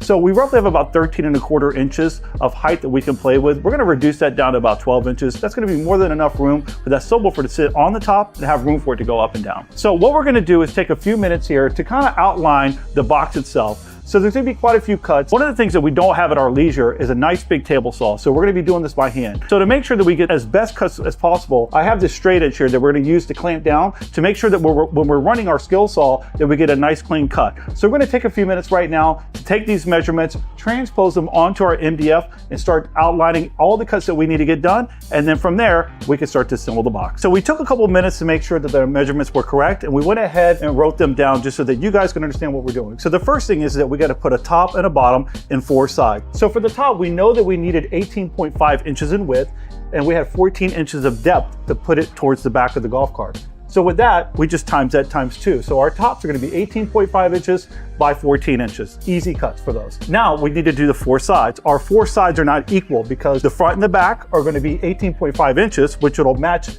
the width. However, we need to go 10.5 inches to take in consideration that this is 3/4 inch MDF. So with that being sandwiched between the top and the bottom, we needed to take off 1.5 inches. So we wanted to get to 12 inches, so we're going to do 10.5 inches on that. And then for the left and the right, that one, it's 14 inches. In regards to the depth, same thing, 10.5 inches to make sure that we have the room to sandwich it to get to our 12 inches. So here we go. We're going to go ahead and lay out the exact measurements that we want. So one of the things that I always try to do is we have plenty of wood here. So I don't mind having a little bit of scrap left over, but I always try to utilize any of the factory edges. So we need 2 cuts on this particular one. So what we're going to do is measure out 14 inches for the top. So on here, we're going to lay out 14 inches and then we're going to have 2 cuts here to complete the top and the bottom, which are going to be roughly 18.5 inches.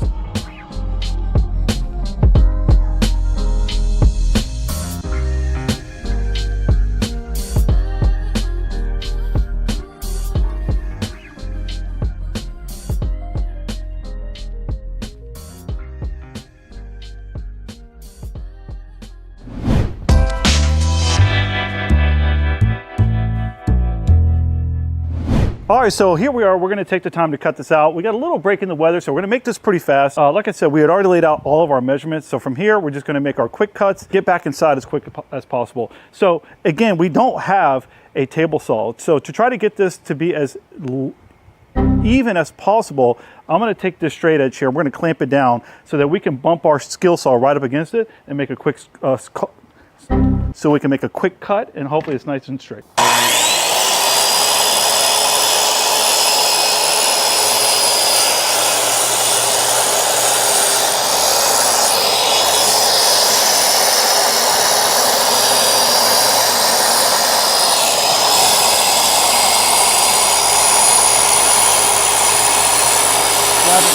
You're pinching it. Are you ready? Okay.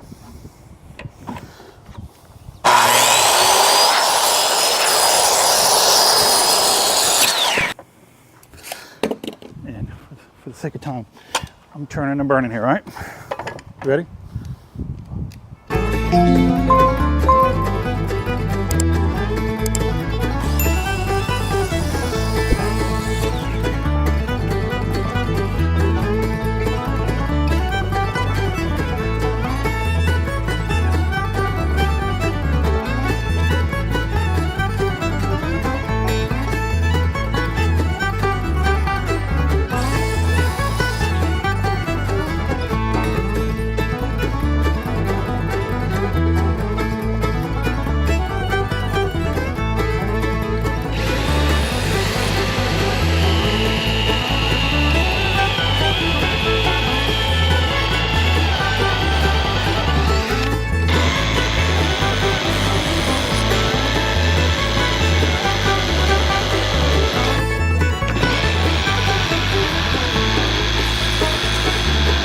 If you blow us off, we can come back inside the garage, close the door. Yep.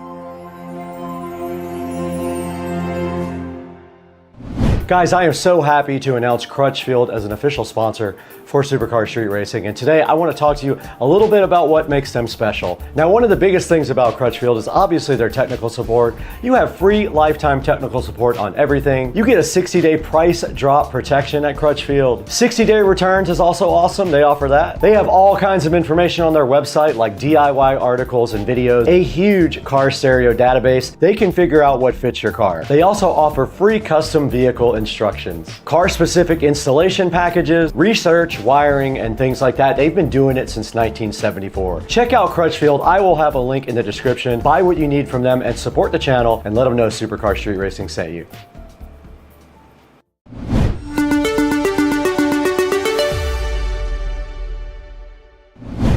All right, as you guys just saw, we were outside cutting all of our parts for our enclosure, and you did a little rough math on ChatGPT. And how big was that box? Yeah, so it actually came out to about 1.29 cubic feet in volume, which is perfect. Absolutely perfect. The woofer has, I think, a range of 0.75 cubic feet to 1.5 I believe so. feet, so that's perfect. So what is our next step here? Yeah, we're gonna get into the assembly part of it, so pretty straightforward. So I got a couple clamps. We'll kind of roughly put this together. The biggest thing is that we're gonna get our wood glue down, we're gonna clamp it together, and then we're gonna pre-drill our holes, because what we don't want is the wood to split. MDF is a little susceptible, even in the cut, when we cut it, a little piece chipped off.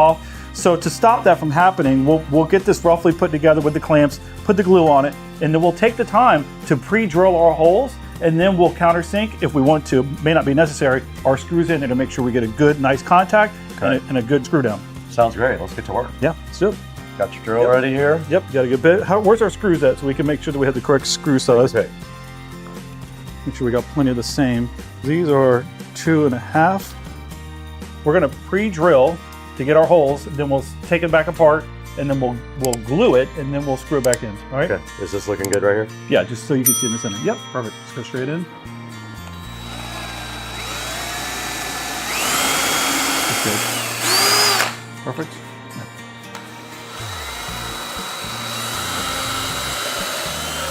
Perfect. All right, so now we'll disassemble, get the glue ready.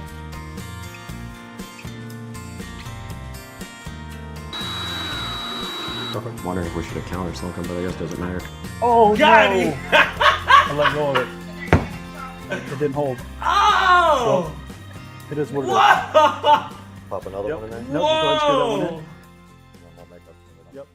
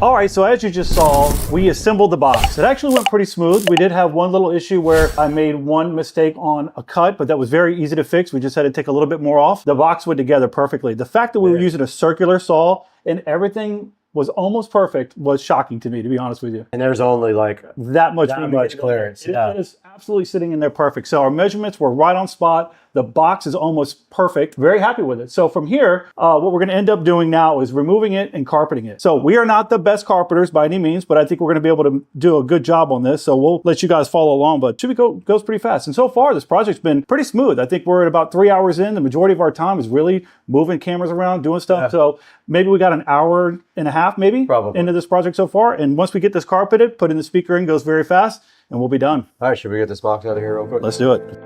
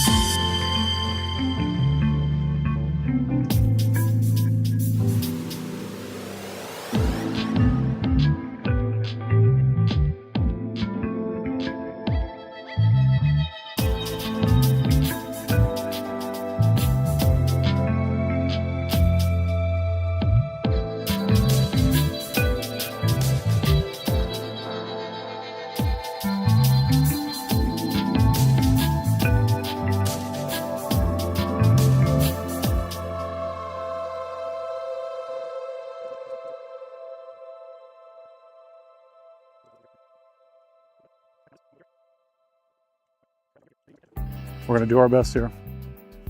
Next time you do it, you'll be an expert. Maybe. Now, that together, this together. Perfect. Okay. You're going to hold this tight. Pull that and hold it tight. Pull it towards you. Okay.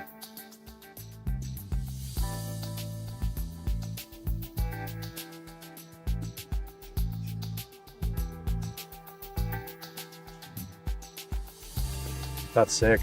Should peel off, right? And then that flaps down and you're done. Drape it over it, pull it hard again.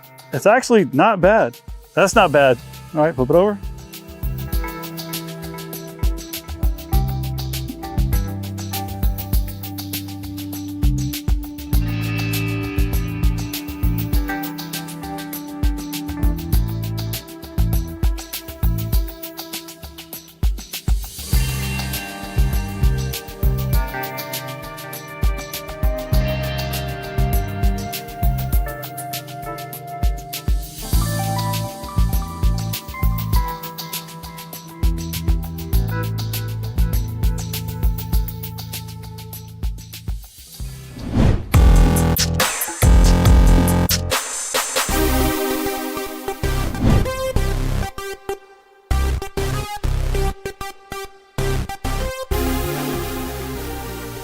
right, guys, you just saw us carpet this enclosure with the half moon method that we borrowed from Soundman. And now what you're seeing is we're cutting out the hole for the speaker so that I can go ahead and start wiring. Now this wiring is going to involve going from voice coil to voice coil, first of all, to make this woofer in a 4 ohm to 4 ohm parallel load will be 2 ohms at the speaker connector. And then also what you're seeing is me crimping these connectors on and then using my heat gun to go ahead and heat shrink the end of the connectors onto the wire. So all that's happening right now, let's take a look at it.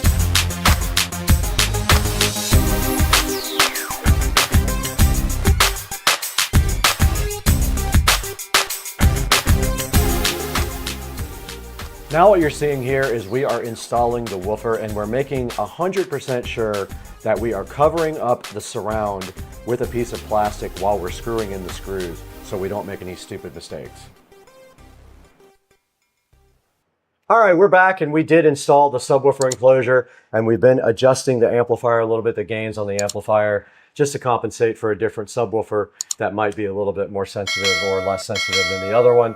We turned the gains down on channels 1 and 2, which are supposed to be the highs, but it's actually, I think, 3 and 4. But turn the gain down on that, and then when volume goes up on everything else, it'll bring the subwoofer level up. Because the subwoofer gains are maxed out on the amp. The amp is pushing as much possible power as it can, which means we also might need a second amplifier. But I was going to suggest, and I will send you a link to this, I was going to suggest we get a 12-volt USB fan and strap it right to the side of your amplifier and power it off of your inverter in there. It's got a USB port. Keep it a little cool. It'll cool your amp off and keep it from going into overheat. Okay, you can see the woofer clearly through the back here. If you ever pull up to a party or anything, all you gotta do is open the back hatch and you've got that woofer. Yeah, and the other reason it's up right now is because this panel's, it rattles. So we're gonna probably have to do some dynamatting.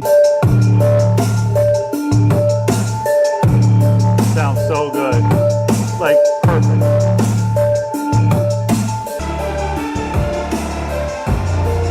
Sounds really, really good.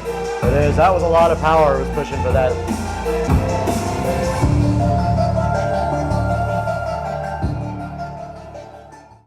All right, that came out really good, but maybe we can do some improvements. What do you think about maybe improving the amplifier side of the bass? Yeah, I think so.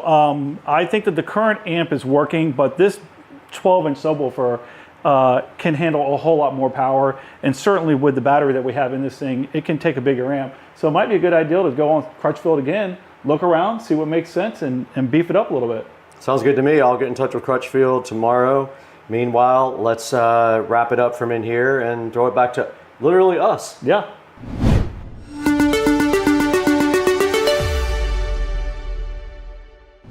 Okay guys, so you just saw us build an entire enclosure for this club car. How did that go? How was it? I thought it went pretty easy. I mean, we had a couple of tight measurements that we had to figure out, but otherwise, I think the whole box put together very nice. So you just saw us build the box from scratch. Right. Install it, test it, run it, and it turned out great. Right, it did. During the process, we need a little extra help. So one of the things that we're able to do is go to the Crutchfield site, do a little research on there. They got a lot of great stuff on there. They have videos, articles, a lot of various different links that help you out, which was tremendous amount of help for us when we built this. And don't forget also their phone support. You can actually give those guys a call and they would be more than happy to walk you through anything that they can. And if they don't know it, I bet you they can find an answer. Absolutely. Today you saw us do all the steps to get that enclosure put into this 2017 club car. So if you have a club car and you'd like to copy our design, I'm gonna go ahead and put the dimensions down in the description. I'll put all the products that we use down in the description.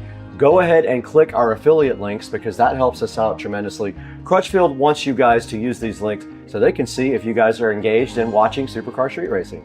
All right, well, we're all wrapped up here. I just want to say thank you to everyone, including our sponsor today, to give us this awesome subwoofer that we put in, and to the 150,000 subscribers that you have obviously built up over a lot of work and a lot of time. So thank you all for subscribing. Right. If you haven't, like and subscribe. It's a super big help for us. It is, and if you're just here, if you found the video somehow and you're not a subscriber, it does help a lot if you'll hit that subscribe button.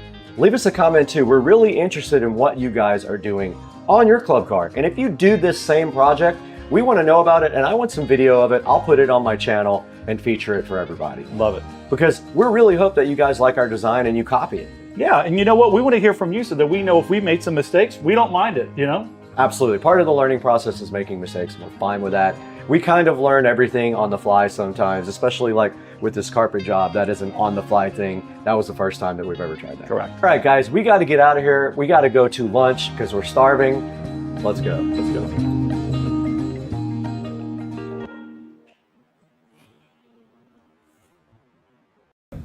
Okay, so It's rumored that you couldn't sneak in liquor or anything in a bottle on your checked-in bags, but on your carry-on you can. So let's see. Waiting. Is it in there? We've been waiting. Is it in there? Is it in there? That's the key.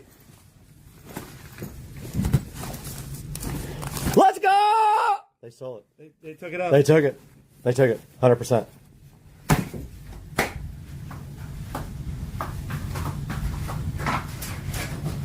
You're running out of time. You're running out of The time. dude was like, I can make that happen, but hope it's not too late. You're running out of time. You fucked up. You're running out of time to open this. Brad, you fucked up. You got 15 seconds. You should let me Come go. on, hurry. God. Hurry. Where am I going? This right here? Zipper, hurry. Oh my God! We got one through. How is mine not in here? You got gypped, dog. All right, guys, welcome back to Supercar Street Racing, and in front of me today in the SCSR office we have something that is neither a camera or a duck, but it is a cam duck, and it did come in a plain brown box here with just this duck on top, and we can see it also right up here on Amazon if we click on that. So today our mission is simple. Cam Duck asked us to get with you guys and take a look at the cam duck and see if you like it. And I have one right here in front of me, so I am going to be opening this momentarily with you guys. Yes, this is the Cam Duck XN BK. There are two versions available up here. One is with a SD card and one is not. So let's take a look at this today on Supercar Street Racing.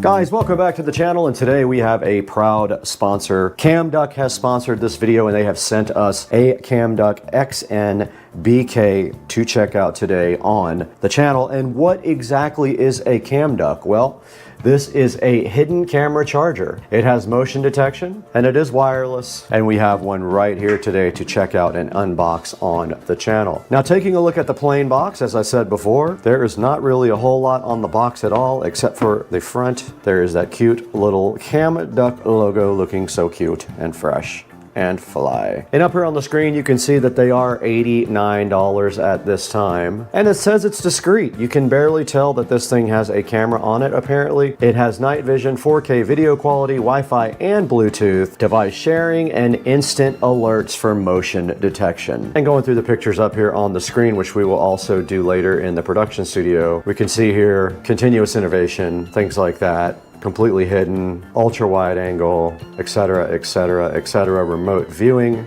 You can connect directly to the camera without Wi-Fi using Bluetooth if you have to, and there is an app to go with this camera. So let's take a look at what's inside the box now.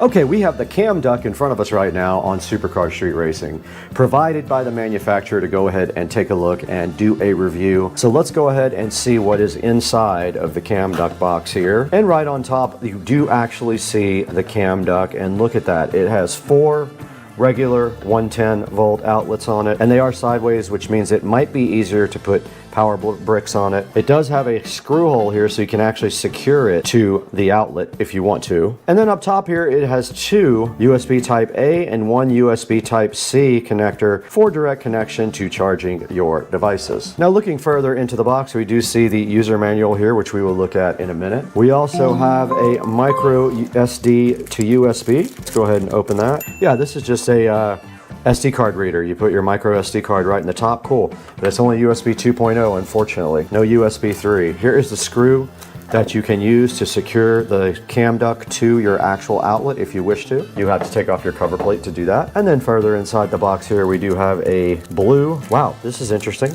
But it does look like this guitar pick. That's a guitar pick. And that's all that's inside the box for the cam duck. We do not have a SD card, was not provided for this, so we would have to supply our own if we want to record, I'm assuming. Now looking at the front of the cam duck right here, there is a reset button right here, if you notice, right next to the actual camera eye. This must be audio mic, doesn't say.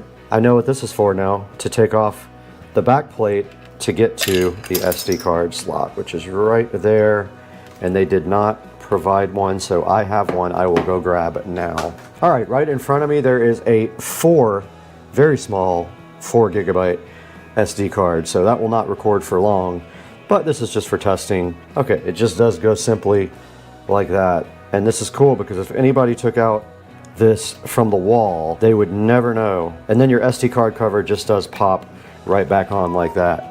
Okay, we just did insert our SD card in the hidden pocket beneath the back of the cam duck. And now continuing through the manual here, it does have an infrared lamp on the bottom. This part right here is an infrared lamp. These are all charge ports, USB Type A, USB Type A, and USB Type-C, and it does provide 5 volts and 2.1 amps. Now we will go over the lights and what they mean when we go ahead and plug in the cam duck and start configuring it, but there are different colored lights to let you know what is going on with the operation of the cam duck. Now downloading the app is pretty simple.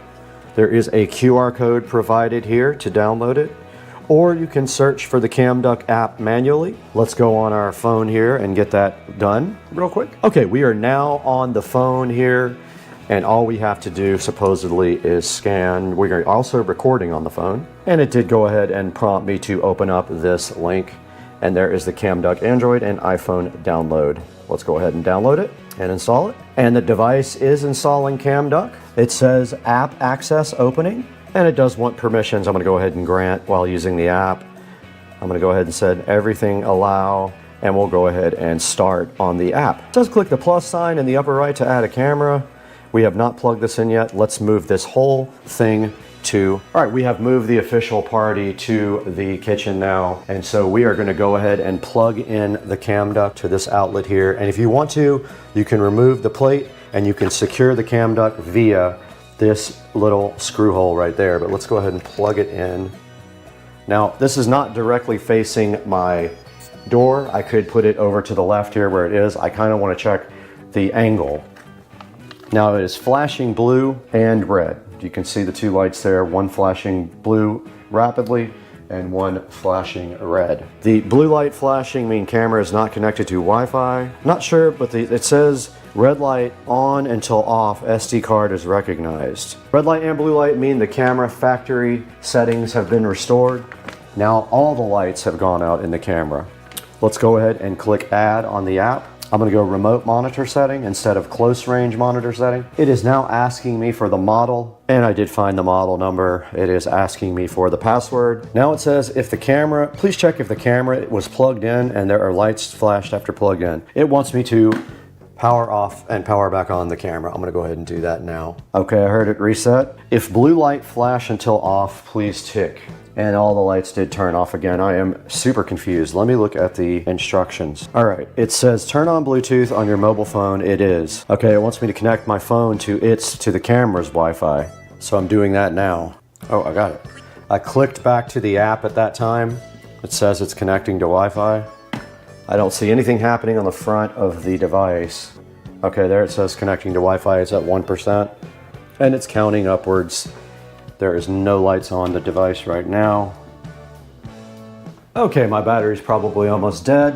And of course it did not connect to Wi-Fi. Oh, now it says it found one camera. It said it failed to connect to Wi-Fi, but then it said that it did. It's trying to connect to Wi-Fi again. It failed the first time. So let's see if it works this time. We're moving strictly to the phone now. Okay, for reasons unknown, I came back after moving it from there to there, and it instantly connected. And if we go into the settings, we go into network information, it is connected to the network, and it says it's got a good connection. So it would not connect over there. 2 feet away, it will. And here is the actual picture from the screen. And you can see down here, you can record, and I just switched it onto 4K. Okay, it is not seeing my SD card. So that part is not working. Let's go ahead and get some video recorded directly from the cam duct. Okay, obviously this SD card has a major problem. It must be completely shot because it melted the back of the cam duct cover. It got so hot. So I'm gonna go find another SD card. This SD card has some major problems. Who knows if this will even work again. All right, I'm absolutely 1000% surprised that this actually worked, but I did put a 64 gig SD card in there in place of the 4 gig that melted the whole thing, and it actually is formatting the SD card now. So that means you'll be able to record to your SD card and go ahead and play back directly from that, and then actually record from that to your camera if you want to. So this is formatting. I'll get back to you guys when it's done. Our SD card is done formatting. These glasses look fly, and there I am right there, and it is saying it is recording in 4K. Now, it should be continuously recording, meaning I would be able to take the SD card out and get the video directly off the SD card, or if I hit record here on the phone, I think this records to the phone itself, but I have not quite figured that out. I checked the instruction manual here. There was nothing on it about where the videos say from on the phone, but let's see if we can find them.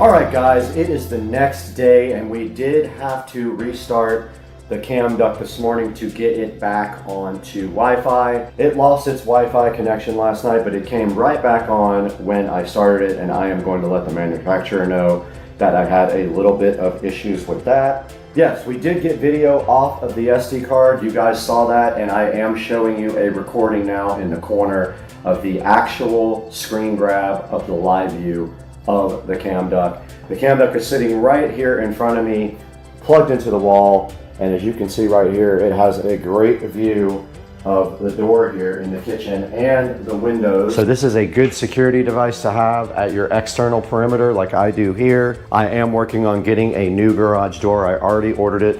It'll be about 4 or 5 weeks before it comes in, and it is clear, so we will have a clear door to the garage, which is going to be very cool. But I am working with the manufacturer for cam duct to improve the product and work on some of the English problems in the app, because the app is hard to understand and it is very difficult to connect to Wi-Fi because you can't understand the app. And I'm going to be working with them on some of the bugs that I find and making sure we improve this product for cam duct, because they were so generous to send us a cam duct to go ahead and review for you guys and throw up on Supercar Street Racing. Guys, thank you so much for being a Supercar Street Racing watcher.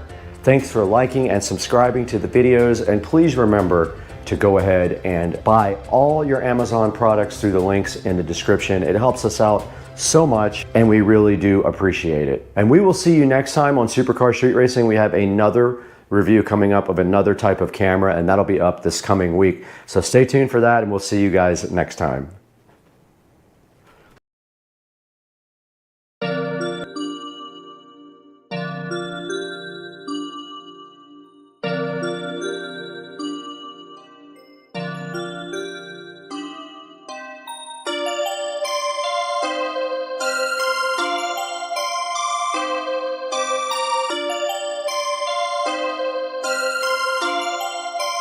Perfect, perfect, perfect, perfect, perfect.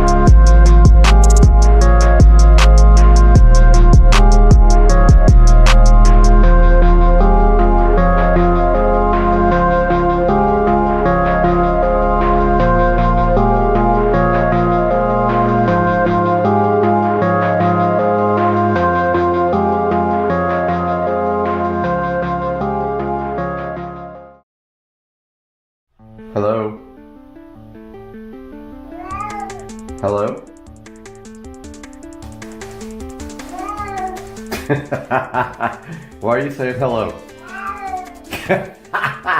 Hello? Hello? Oh, hello. Cat is literally saying hello. So weird. Hello? Supercar street racing here, and it is a wonderful cold Tuesday morning, and something I have not been looking forward to for a while. Just a little update though, also on my gauge cluster got lost in UPS, my electronic gauge cluster from Germany, and they are working on sending me a new one, but it was supposed to be here yesterday, and then UPS says shipment has not been received yet, so I do not know what's going on with that, but I will update you as soon as I know. Here is what we're working on today. So I believe the PCV valve on the N55 has failed. Now, the symptoms of this are whining coming from the engine and a rough idle. And also it was diagnosed by a shop not too long ago because I have some code that say lean mixture, and they couldn't find anything wrong, and they think it was the PCV valve. Now, one thing you have to know is BMW tries to hose you on this, and they want you to buy the whole entire valve cover instead of just buying a PCV valve. You cannot just pop out the PCV valve and replace it. Or you can spend $82 on eBay for an aftermarket valve cover, which was my plan. But I did find this fix online, so I bought this from Amazon. I'll put the link in the description. This is a replacement cap diaphragm for the PCV valve on the N55. You can see here's the part number, if it'll ever focus. So $25 for this guy. I've got some JB Weld here. What we're gonna do is I've got a online video that I watched. A lot of people cut the cap off and like kind of chip it off and pry it off. But I saw this video online where this guy just used some snippers on the side of it. He snipped the side and then like right here, and then it popped right off. After that, he used a flathead screwdriver. I'm gonna try that. So that'll be in the next clip here. Alright, so taking a look at the N55, the first step to doing this is to remove the nice little engine cover here. I do realize when I took it off that I'm missing the grommet on that side, so the thing kind of just sits there. Now, I've never done this and I didn't watch a whole video on how to do it, but it looks like this cover here needs to come off too. This is kind of what supports the engine cover bracket. Engine cover mount is, I guess, what it is, because we got to get this guy off. There's the PCV valve. Looks like I got to take at least the airbox cover off, so I went ahead and undid the latches there. Now I'm going to pop the airbox out real quick, and I'll be right back after I do that. Okay, airbox is loose. Now it needs to be unclamped, I believe. Actually, maybe not. I might be able to get this cover off from here. I'm not 100% sure. Hopefully that whole thing doesn't have to come off. I'm gonna check real quick. I'll let you guys know what I figure out. All right, a little update. I did watch a video online that said if you can snip away at this part on the side, you can pop the ring off, and then this will pop right off. I tried these snippers right here. Couldn't get that to work at all. They didn't have enough grip to get in there. I tried a few other things. I ended up using my Dremel with this cutting disc, and I cut on the side, and you can see where it popped out, where it separated, and I just took my screwdriver and pried it in there. Now I'm about to try to remove it. Very difficult to film and do this at the same time, so I'm going to try this real quick and get right back. Okay guys, little update. Went very well. I just pried my screwdriver under the lip around there and broke some of that lip off, and then the PCB came right out. And sure enough,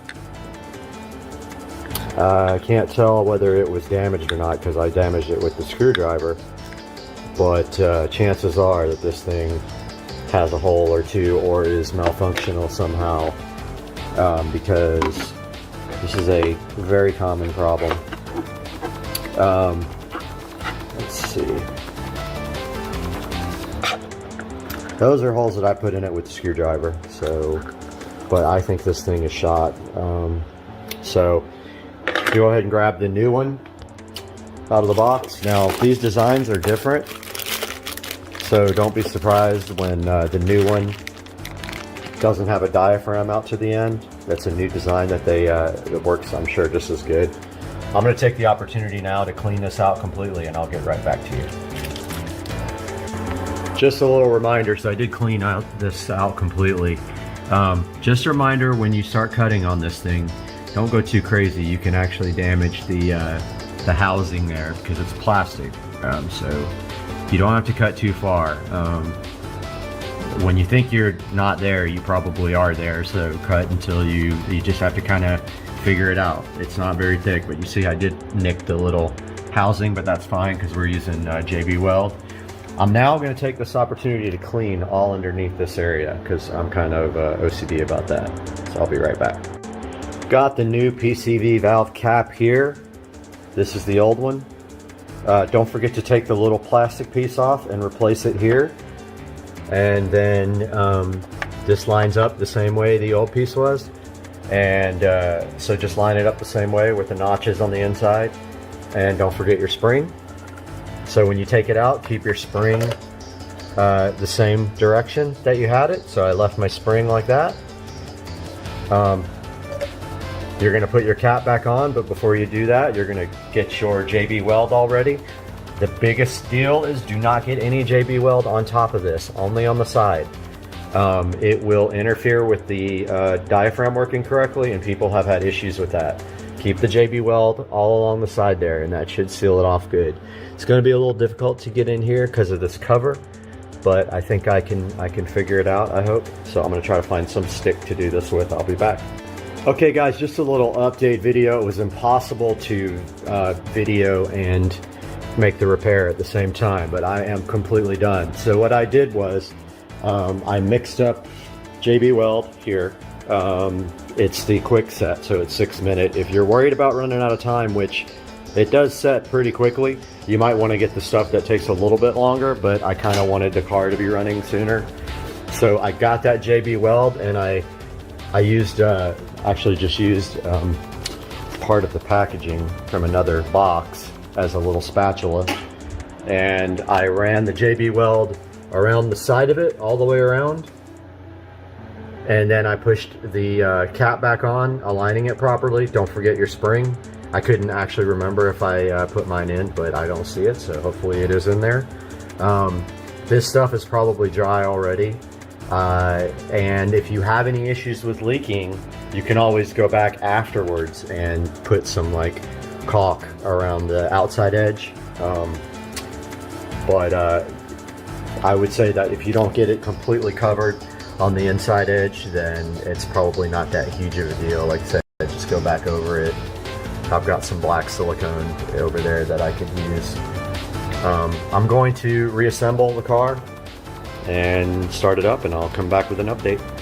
All right, I got the airbox back on. I'm gonna wait to do anything in case this is leaking and I have to seal around it. But we're gonna find out right now live if this thing works. So let's crank it up and see what happens. See if we get any errors or anything. Any shaky idle.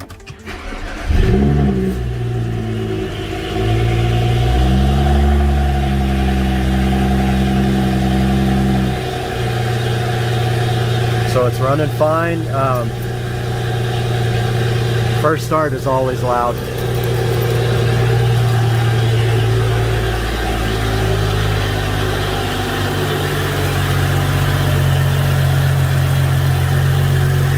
Go ahead and crack this garage so I don't die.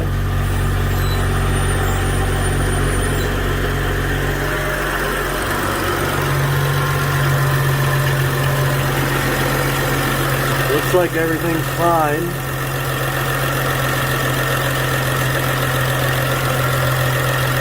A little bit of valve ticking in there. I think that's normal though. think that's Vanos. I don't think that's anything to worry about. But yeah, car's running great. I'm gonna go ahead and let it warm up, and then I'll put all the details online. Have a good day, everybody. What's going on, everybody? I don't know why I'm so excited, but it's Monday, and I'm headed to the gym, and I got some news for you guys. I just sold the car. Again. That is true. It happened. I got a deposit on the car on Friday, and I got about 85% of the money today, and I will get the rest tomorrow, and then the car will be gone by Wednesday. So I sold the SL65, which means that I am buying something else. And I don't know what yet, but I have my eye on some really cool stuff. Some Nissan GTRs, twin turbo Lamborghini, and twin turbo Corvette, some really cool stuff like that, a single turbo Supra. So I just wanted to post this quick update, let you guys know that the SL65 is sold. Stay tuned, I'm going to post another video as this thing gets loaded up into the truck. You guys have a good one. Peace. But no, you got that phone holder thing. Yeah, so the camera overheated, of course. That's what happened. You have to take off all this corrugated crap or it won't fit through the hole. Oh, it won't? And then you got to go all the way to the top, and then the dash goes on after you put this through the hole. Where's your stool? Oh, put it inside. Right here.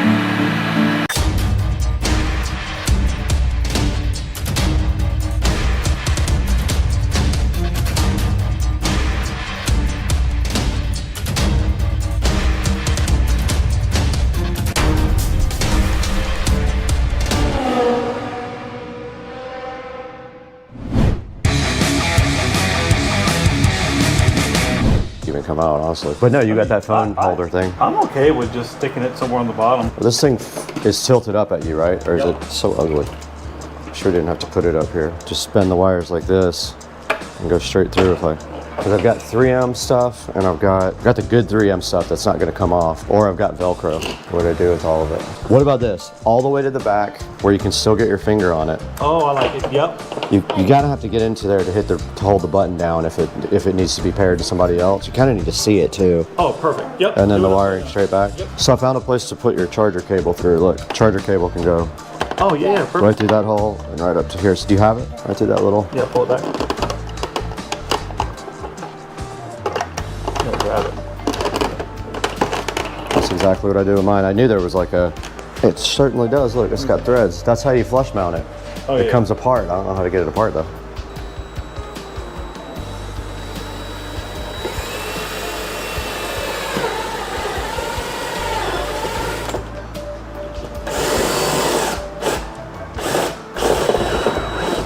Just a couple times.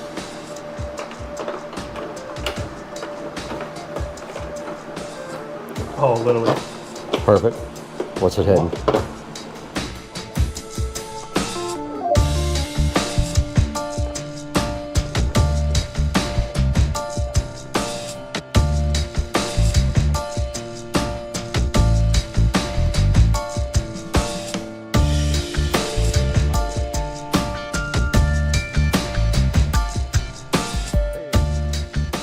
All right, I'm working on this Bluetooth again now that we've got the bass knob already mounted. I cannot find a good place for this, to be honest with you.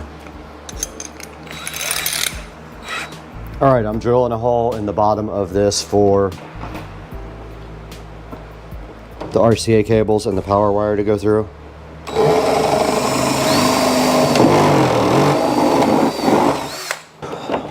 So I sent a hole straight through to the back here. I'm gonna put the Bluetooth adapter on the top. But first I gotta feed all the RCA cables through the hole. Camera's 1,000 degrees for no reason. All right, I got the Bluetooth adapter mounted. Sorry about all the noise, but it's very hot in here. We're good to go on the Bluetooth adapter. We got the bass knob mounted, and I got the power run for the charger for the iPad. So pretty much this dash is ready to go in. Everything is done on the dash. I used double-sided 3M tape on the Bluetooth adapter and ran the wiring back through the back. So now we can go ahead and get this thing installed.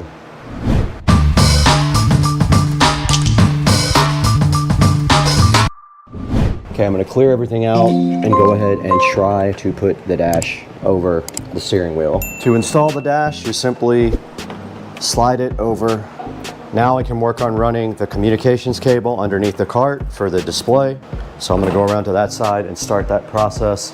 Camera's probably gonna overheat again just because. So the communications cable is just gonna run right next to all the other stuff and down through the same hole. I'm gonna try to just run enough up to the top just for what we need, not a bunch of extra. And tie it up under the cart if I can. I don't want a bunch of extra wires in the bay.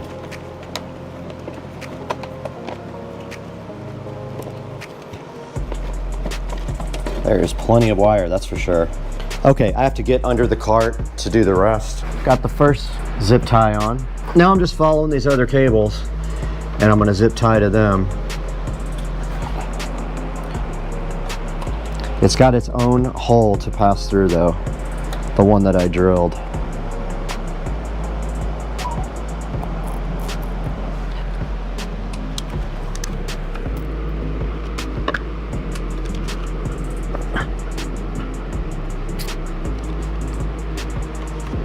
Okay, right here we take a turn through the new hole.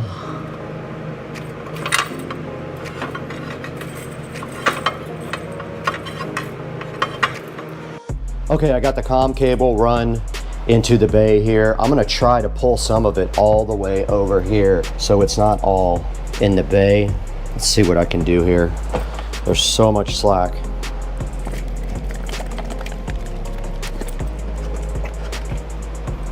Yeah, so this is gonna work out perfect. I'm gonna come down like this. I'm gonna stuff the rest on the side of the battery, and I'm gonna come just like this and zip tie to these guys.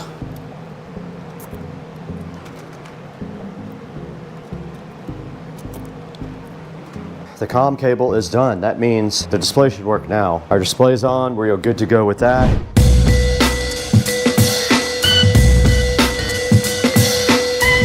To get this plug through, you have to put the wires through first, like this, before you slide it over the wheel. And then there's just enough room, I believe, for the wiring to go down. But you have to take the corrugated stuff off of the wiring. See how it goes on now?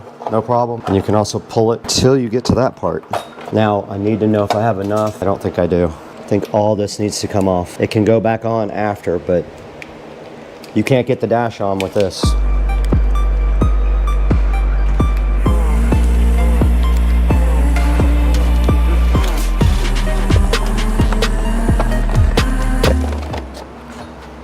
That's how you do it.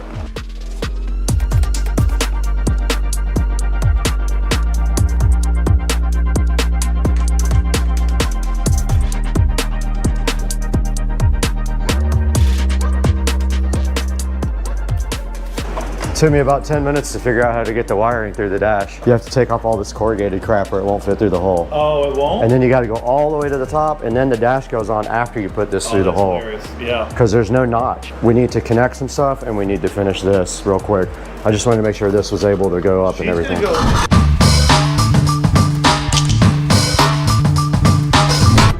All right, so here we're back, gonna work on the subwoofer. Found this thing actually on the side of the road. Somebody had a sign that was just said free stuff. So I found this subwoofer along with an amplifier, and it's been sitting in my garage now for probably 5 years. So I'm like, perfect time in, break this thing out, clean it up, get it working. The porthole was rattling around in there, so I'm gonna take the time. Brad already screwed it back in, and I'm gonna take the time to seal it off, caulk it up to make sure we got a good seal on it. And then after that, I'm gonna go ahead and carpet it, fresh and new, put the subwoofer back in. Hopefully we'll be able to hear some sound out of it here in the next couple hours. We're on the home stretch with just probably 5 or 6 more things that need to be buttoned up, and then hopefully everything will be done and we'll be able to fire it up and test out the new system. All right, while you're doing that, I'm gonna go ahead and finish up getting your blinker control back on and start plugging things in your dash so we can get this thing back together.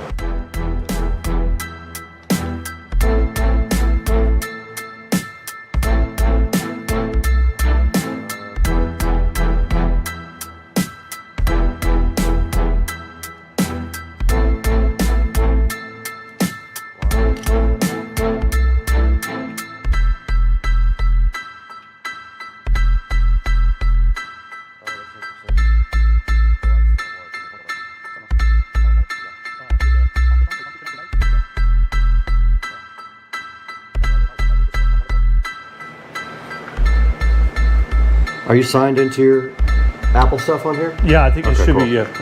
Where's the SCCR whatever scissors? These nuts. Oh, that's a good sound. That's going through the speakers, isn't it? Mm-hmm. Trying to get a pair? Yeah, I just don't know how to get this thing in Barry mode.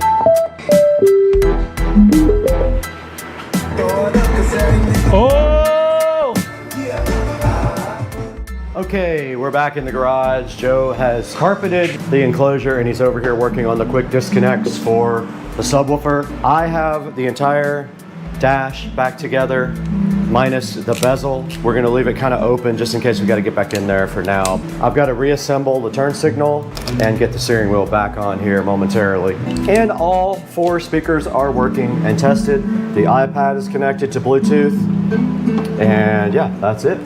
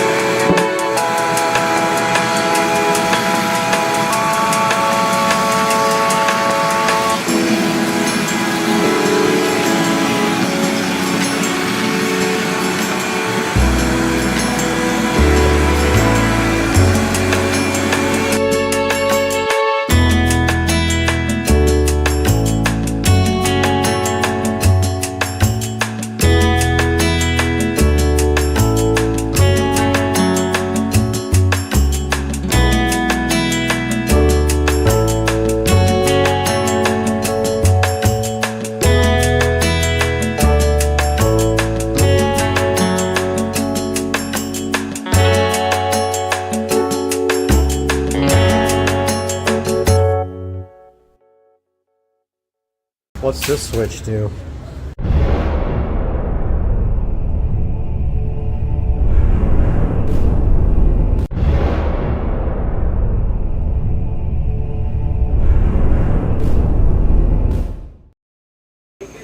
Kitty, I'm trying to watch UFC. Why are you blocking the screen?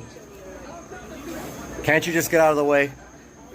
Why are you so anti-UFC and boxing? Why? All right, this is day 9 of no pool pump turned on. You can see it's starting to look crazy now. Look how green it is. And then it's going to get worse, but oh my God, that scared.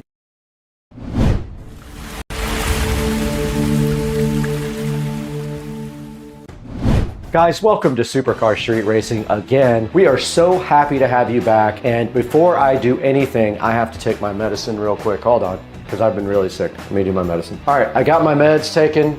We are ready to proceed today on Supercar Street Racing, where we have a special edition, cruise edition for you guys. We are going on a cruise in about 2 weeks, so we have a special cruise edition for you today. We're going to show you exactly how to bring liquids on board. I'm not going to tell you what kind, but we're going to show you how to bring liquids on board without having to pay. So let's do that today on Supercar Street Racing.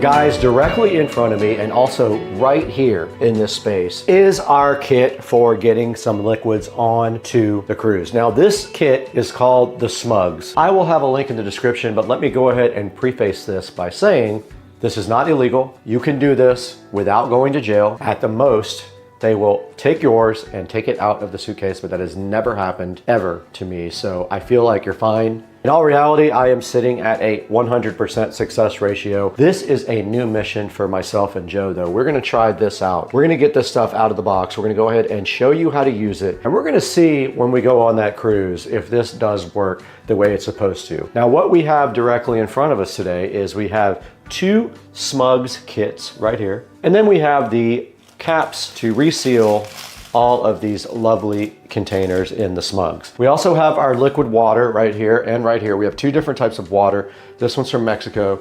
This one is from Russia. And we're gonna go ahead and get that into the kit today and just see how much of a mess we can make when we try to pour this. So let's go ahead and get these kits unboxed. This is the same kit as this one. There are 2 here. Link in the description. Buy yours through our link so you help out Supercar Street Racing. Let's get this opened up.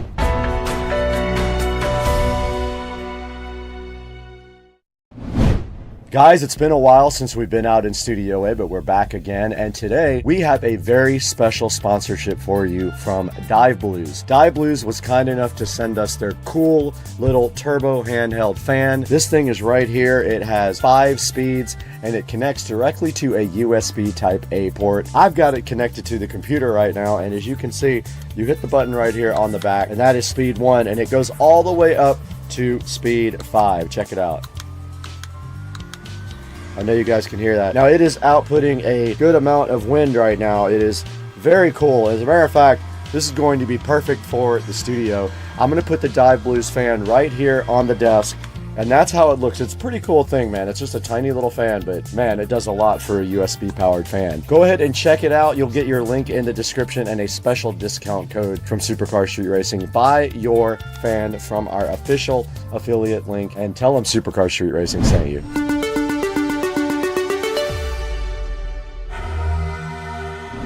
Right in front of me, you see the patented SCSR Smith & Wesson Extreme Ops knife, ready to tear into the Smugs. And directly inside the Smugs, first thing we have there is a Habana Joe sunscreen. Next thing up, we have a coconut milk healing shampoo and body wash. We have a body lotion, silky smooth body lotion infused with Hawaiian orchid oil.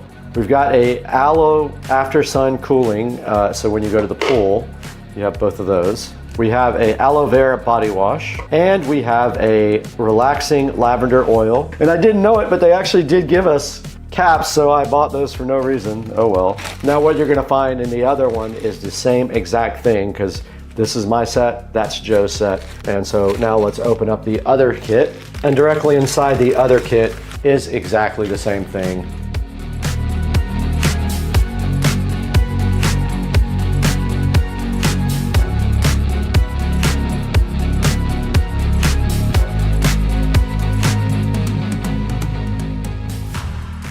We've got our towel here too, and basically all we have to do right here and right now is get this liquid into these containers, and it might be that I need to rinse these out as well. I didn't think about that. Let me rinse this out. Now, which one of these do we use and how do we know not to fill it up? So this one looks good. This water here is from, well, actually, I don't think it is from Russia, but it's Russian style water.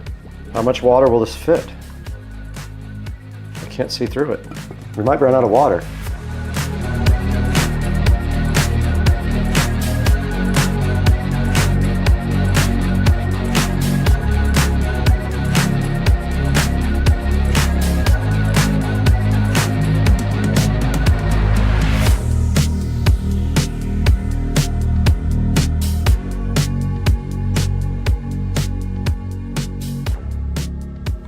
All right, this water bottle is ready to go. We can now take water with us on the cruise. Let's go ahead and fill up the aloe vera. Water number 2 is ready to go. We are almost out of water though. I feel like we won't even get this one full.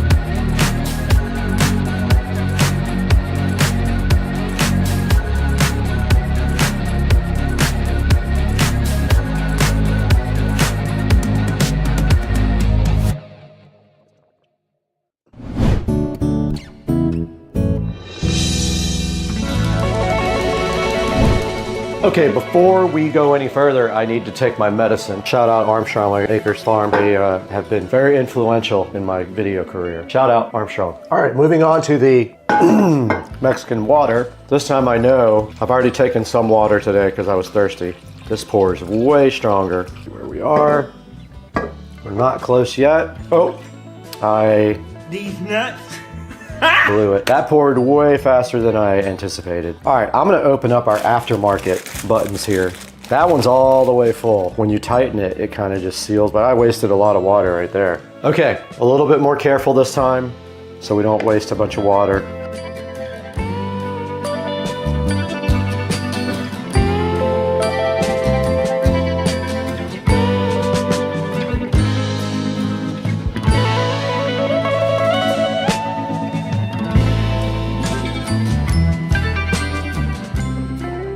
Okay, we're right here in front of the Smugs, and I'm not going to finish this in front of you because it's boring. But I do want to say that they want you to put these into the caps, not onto the bottles, but it's kind of the same thing. You place them in the caps, and it does say do not try to walk your luggage on with these. Only check your baggage, which is what we're going to do. That's not leaking at all. So you fill them up so there's no sloshing, so you fill them all the way up. That one might need a little more liquid. That one does not, so they want you to make sure it's all the way full. It tells you to put them in storage bags, so we're gonna get some gallon Ziploc bags to put those in as well. That way if they leak, it doesn't matter, it leaks directly into the bag. These are to pour in the bottles. Got him! Anyway, guys, you get the picture. The Smugs kit is comprehensive. Get your Smugs kit from the link in the description. I would love to hear your experience if you try to put, it's gonna be fine. Look, guys, I have actually done way less of an effort than this and had zero problems. Let Supercar Street Racing know how you did on your trip. Now let's go into Studio B and check this out online, how you can get your kit, order it now, let me know how you did. Shout out Armstrong Acres Farms.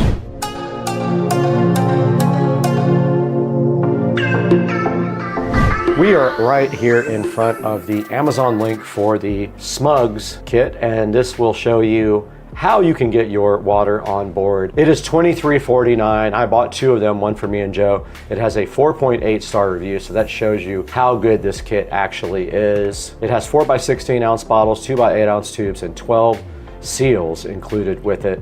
These are all food grade plastic with 12 safety seals and instructions, leak proof. Keep it discreet, guys. Go ahead and order these from Smugs. There will be a link in the description you can see right here. So you're gonna need more than a 1.75 if you're gonna fill all these up. So that's perfect for cruises, beach days, pools, anything where you need to Smugs your jugs. $100 of savings inside, fits in any luggage also, but I would encourage you to put those in a big gallon Ziploc bag before you go directly onto your cruise ship. There will be a link in the description to the Smug, so you will be able to order your own for when you go on your nice trip. And right here on the dashboard, we have 129,173 subscribers, and we encourage you to like and subscribe and hit the bell icon so you can see when we publish a video. And we are so appreciative for your support. I am sick right now, and I'm sure you guys could tell by my voice, I've been struggling for the last 4 or 5 days. So getting this video up is going to be tough, but I'm working through it. Like, subscribe, support Supercar Street Racing. Watch our last video about recess sliding. The one before that about AI robotic lawnmowers is also killing it. Let's get going, guys. We got a cruise to go on. Let's get out of here. But I gotta get some medicine first.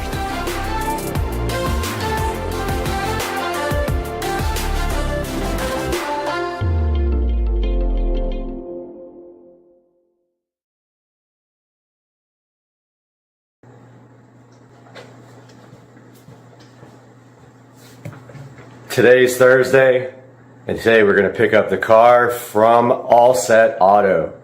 Welcome to Supercar Street Racing. Have a look.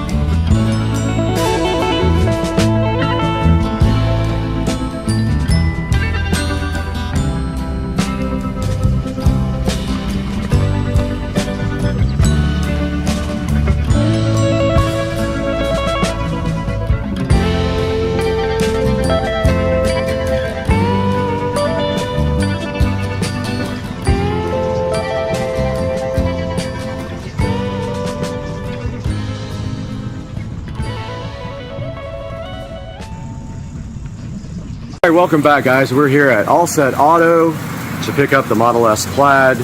So let's go in and check it out and see if it's all ready to go. All right, All Set Auto. We're back. Morning, Brad. Good morning. So how long has it been? About a week and a half, 2 weeks since we dropped it off? About a week and a half, yeah. Yeah, and so you guys made some progress? Oh yeah, it's done. To say the least, right? Oh yeah. All right, well, let's go check it out, man. I'm hyped. Let's see. Have a look. Wow. Look at this thing.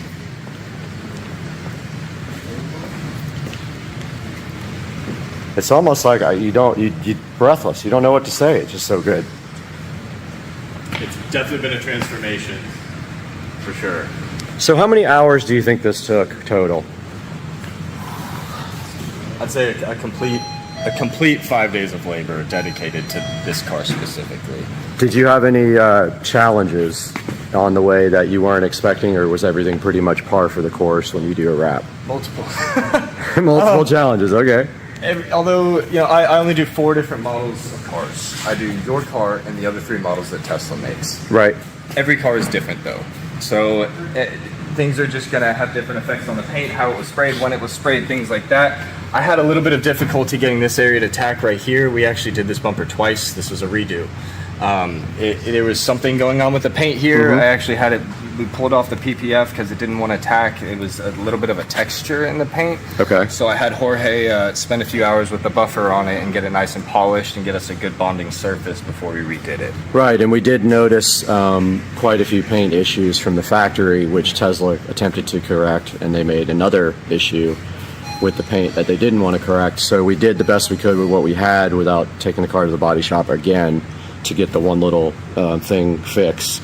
So also we added some carbon fiber bits to this guy. So this is a carbon fiber V, and it is about, I want to say it's about $300 to add that.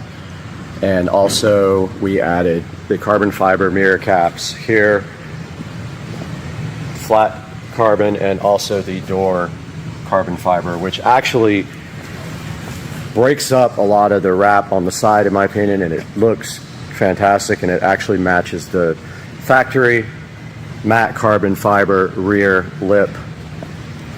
I'm excited for you to bring me that front lip. We're getting, so yeah, we ordered from T Sportline, we ordered the front, what's it called? Front apron, carbon fiber apron. It's about a $1,400 part, and it 3Ms onto the car, and they added a little bit of that dual epoxy stuff as well when they put it on. They have a video showing you exactly how to do it. So that'll be coming, and we have a checkup here in a couple weeks to make sure that the wrap is doing what it's supposed to do. And I think that's just water. That we'll take a look at. Yeah, I think that's like exactly where the line is. This little line here on the back, just the way it is. Okay. And there's a good look at the side where you can actually see it in the light. The wheels were also ceramic coated. And we didn't talk about that. This car is fully ceramic coated on top of the wrap, so we can probably expect some easier maintenance, right? It'll be a lot easier. Things are going to want to stick to the car, so you're not going to be washing it nearly as often. When you do, it's going to be a lot easier. And I'm glad you brought that up because I have a gift for you. Okay. Check this out. So this is your trio pack. Okay. And in it you have 3 different products. This first one here, the blue, it's called Cyber Soap. Has gloss enhancers in it, and this is your car wash soap. Okay. It's a pH balanced soap. They do have ceramic additives in there to help you get the best life out of your ceramic coating on there for sure. Okay. The white stuff here, this is your interior protectant. It's called Cyber Seal. Very self-explanatory. Spray, wipe, it's clean, it smells great. You can use that on any surface on the inside of the car? Any surface on the entire interior of the car. Awesome. Okay. And then finally, the purple stuff, this is your go-to. This is one we just included the sprayer on because you're going to be using this one probably more often than anything else. And this is your ceramic top coat. Cyber Slick, it's our in-house brand, by the way. Okay. And this is a ceramic top coat or a detail spray. So when if you get a little fingerprint on there, a smudge, or you just want to get that nice and glossy, use that stuff on there. It's very hydrophobic. I recommend you use it on the windshield too. It works better than Rain-X. And so this is not designed to clean the car when it's dirty. That's designed just to take out little smudges and everything, right? You don't want to From what I've been told, you don't ever want to use wet detail spray on a really dirty car because it scratches the paint or scratches the wrap. For most of the cars on the road, yes. In your case, I mean, obviously there's a line we don't want to cross there with it being too dirty. You can actually mess it up if you try. Way away with a lot more than most people can. Okay, when it comes to wiping off their car. If this car was dirty and I sprayed that detail spray on there and just took a rag and wiped it off, you'd be just fine. If you did happen to put some scratches in the PPF, it'll heal itself up. And if you do nothing, it's in the middle of summer right now. It's you know, it's July. Take maybe an hour or two and it'll be gone. Okay. All right. Cool. I don't plan on driving the car a ton, and I don't even really want to drive it in the rain. That's how weird I am about the car. But we know that if we want to, there's that added protection to have the ceramic coating done on top of the wrap. And yeah, the car just looks amazing. So we're going to get some glamour shots here momentarily. Just walk around the car, make sure everything's good, and then we will be right back with you guys.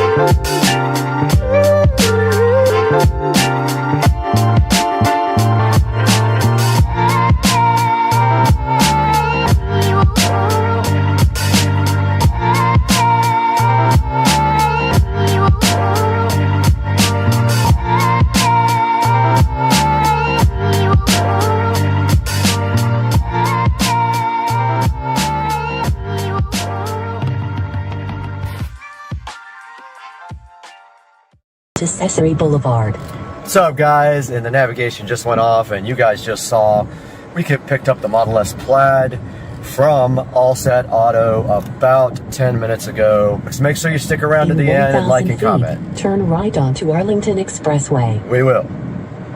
And we just parked the Model S Plaid in its final resting spot forever, and I'll never drive it again.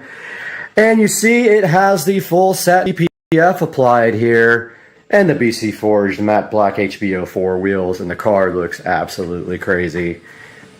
And I just put enough air pressure in the new wheels and tires to stop the TPMS from complaining at 42 PSI. Parked it, and now we have another exterior mod coming up that you don't know about yet, and you cannot know about it until about a week and a half or 2 weeks. And that is going to do it for a killer episode of Supercar Street Racing. Please like and subscribe and buy all your products from Amazon through any of our links. You don't have to click on the actual product in my description. Click on anything. Light went off. Click on anything, buy anything, and that helps my channel so much by giving me a tiny bit of money to offset the cost of this beast. Have a great day, guys. We'll see you next time on Supercar Street Racing.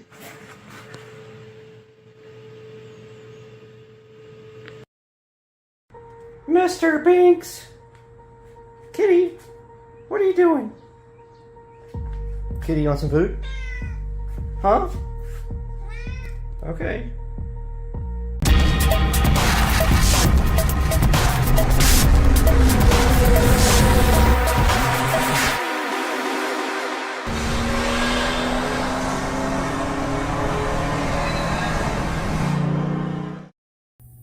Hey guys, welcome to the channel. We got an exciting product here today that I've been looking forward to getting for a little bit, because this is the outdoor Wi-Fi smart plug with 3 outlets. And I am curious whether they have 3 separate three separate addressable plugs, or if it's just one. But this is the BN Link outdoor Wi-Fi smart plug, 3 outlets. It says access from anywhere. Schedule on-off timer, protect your home, and do not exceed electrical ratings. And so this is supposedly water resistant, waterproof. It's going to be out in the rain in Florida, so we're going to find out pretty quick. And let's take a look at what's in the box. So I can't recall the price on this. I want to say it was in the 20s. Now, my goal here for this guy, wow, this is cool. Here's what it looks like right out of the package. 3 plugs right there, power switch right there. Now I have a little dock out back at the house, and there is a LED blue rope light around the dock. My goal is to power that off and with this guy, and possibly some globe lights that are going to be on the fence. So typically I have been doing the Mainstays LED warm white globe lights on my fence, and I've just been stringing them literally from one side of the yard all the way around to the other and running on one timer. Well, now I have the ability to do multiple things because I just ran power to the dock again. I already had it there, but it was switched with a timer. I just ran it without a timer, and now we are going to see if this guy is going to be able to hook up to Wi-Fi from way out on my dock. So the closest Wi-Fi is either my home theater room router, which has it's called a Smart Net, I think is what I called it, and then my main cable modem is right here in the living room, and it might reach that. It's only like 40 or 50 feet, but it's through a couple of walls, so we'll have to see what happens. So that's what we're going to do now, and I'm not really sure. Let's take a look at the instructions real quick while we got this out. So I'm not really sure if this uses Smart Life. Most of them do. Let's see. It says you use the BN Link Smart app, but I bet you can just use Smart Life. I'll probably go ahead and use the BN Link app and see how that works out. I thought I read in some of the comments that people were using Smart Life as well.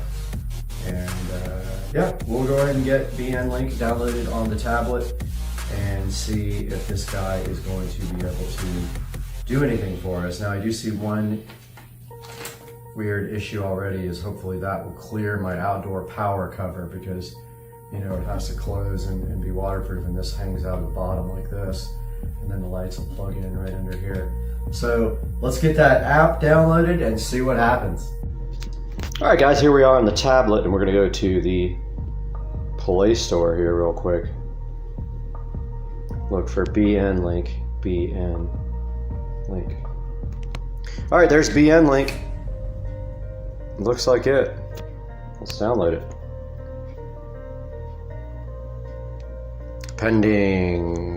Pending of doom.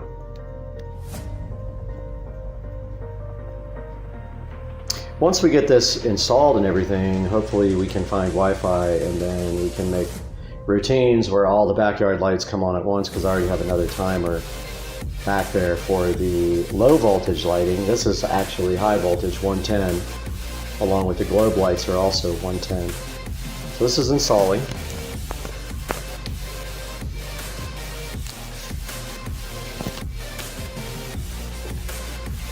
And let's give it an open.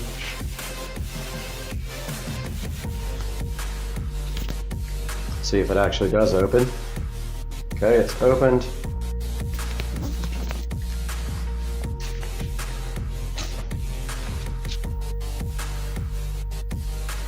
Alright guys, so we are back on the BN Link, and it's going to ask us to add a device here pretty soon, as you can see.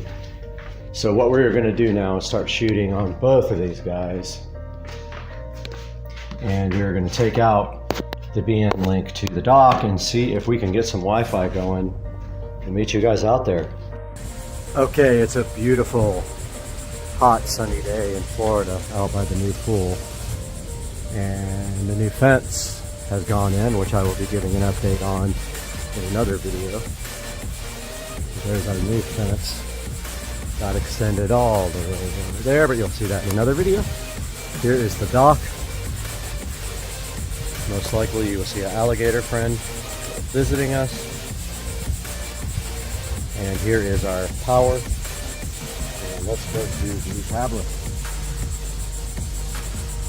And we're about to be on the tablet in 3, 2, 1. And we're on the tablet now, guys. So as you can see here, we haven't plugged anything in yet. This is our power, and we are going to plug in our BN Link here, just like that.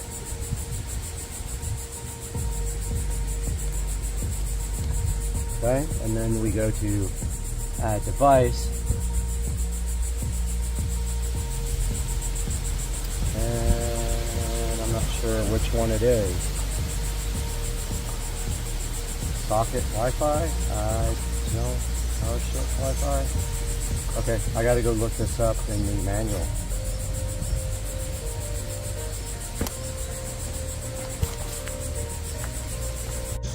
And we're on the tablet now, guys.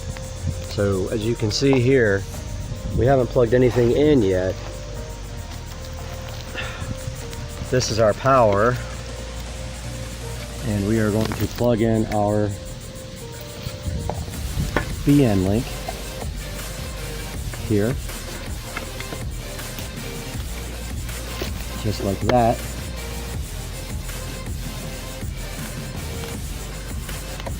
Okay, and then we go to add device, and I'm not sure which one it is. Socket Wi-Fi? I don't. Power strip Wi-Fi? Okay, I gotta go look this up in the manual. And we are on the tablet again. We're just gonna pick power strip Wi-Fi. I don't know what else to pick. I can't see a light blinking here.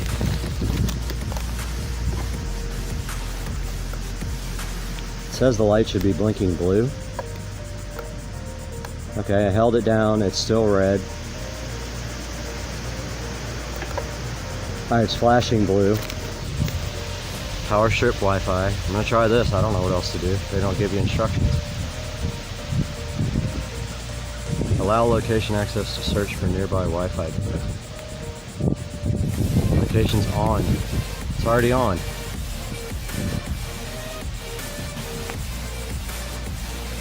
Okay.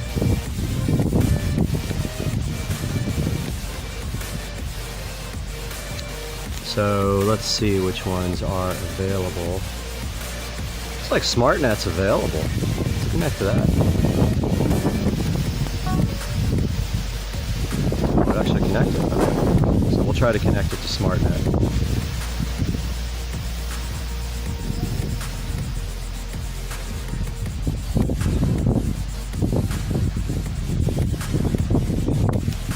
Okay.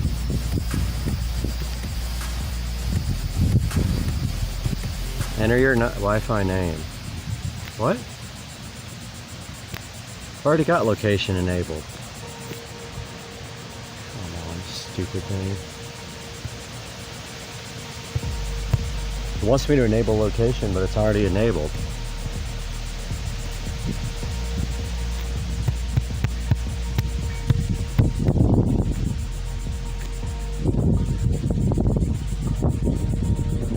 Oh man, come on.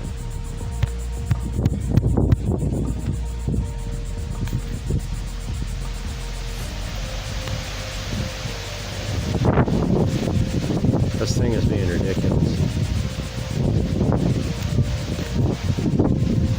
Starbase space SmartNet space 2.4G. Now I gotta type it.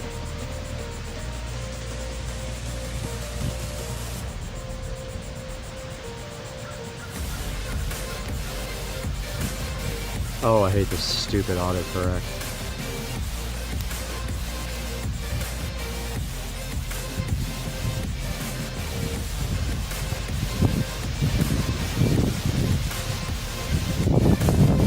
Oh my god, this thing sucks.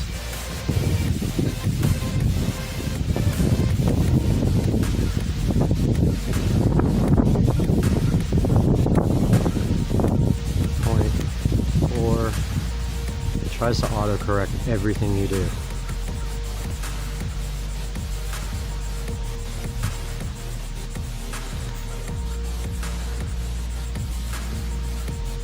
Indicator's blinking.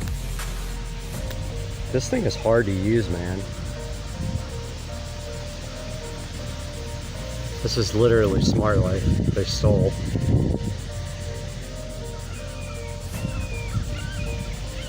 I didn't even put in the password. How does it know?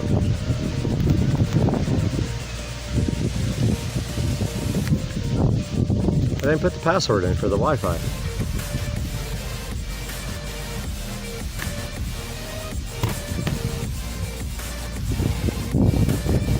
How does it know the password? Doesn't make sense. What a stupid way to do this.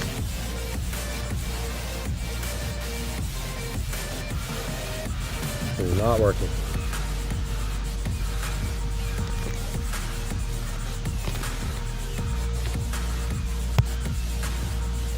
Yeah, this is not working.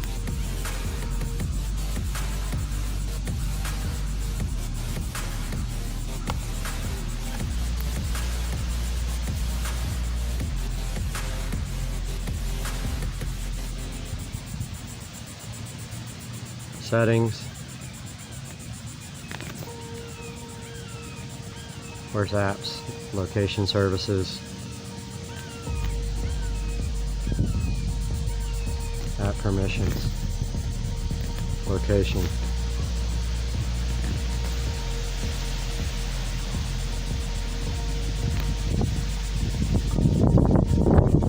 VN link on. Okay, so it frickin' works now, you stupid thing. Gotta go mental on this frickin' piece of crap in a minute. Alright, it's flashing blue. Power strip. Alright. Toasty!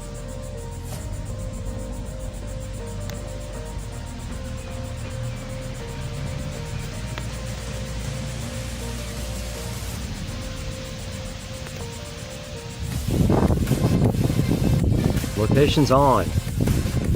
Frickin' piece of crap.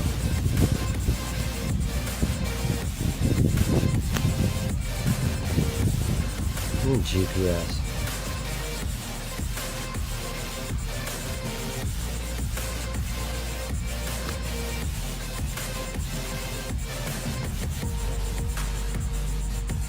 It doesn't.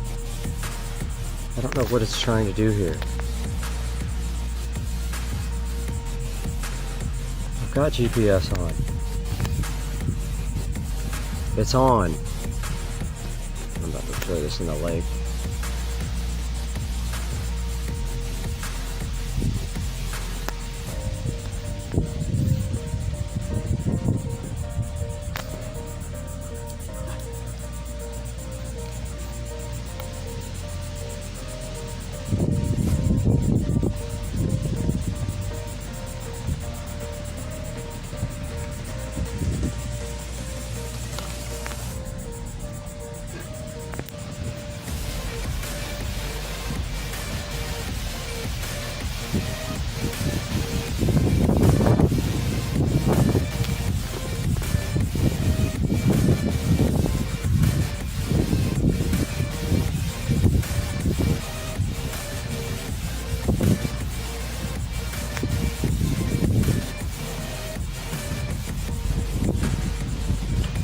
Says it's adding.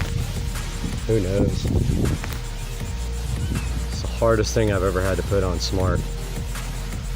Got a solid blue light now.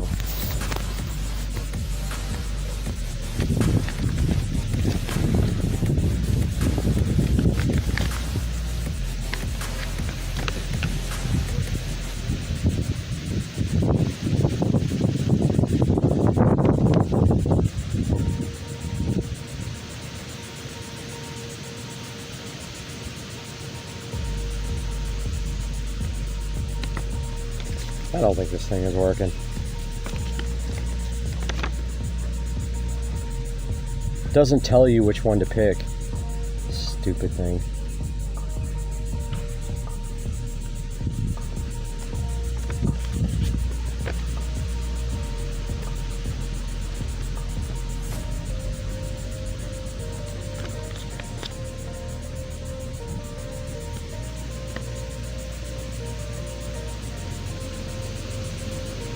This thing's gonna fail.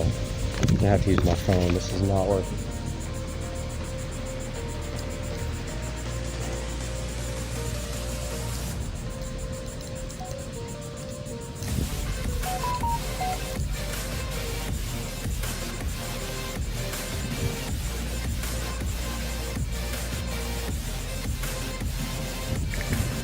Alright guys, I don't know how I did it, but I actually have this thing connected and it does power off and on with the app. It said that the Wi-Fi is weak, so I might end up having to reset it and move it to a different Wi-Fi if it acts stupid.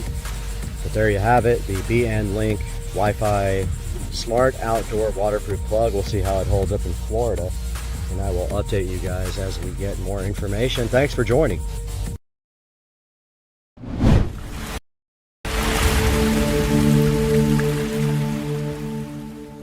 Hey guys, my name is Brad. I'm standing right in front of my 2023 Tesla Model S Plaid. Welcome to the Supercar Street Racing Garage here. And today we're talking about something for the interior of the Tesla that I've been waiting for a while, and I didn't think it was ever gonna happen. And now it looks like I might be the first one in the country to go ahead and get this mod. So let's see what happens. Hang out with us.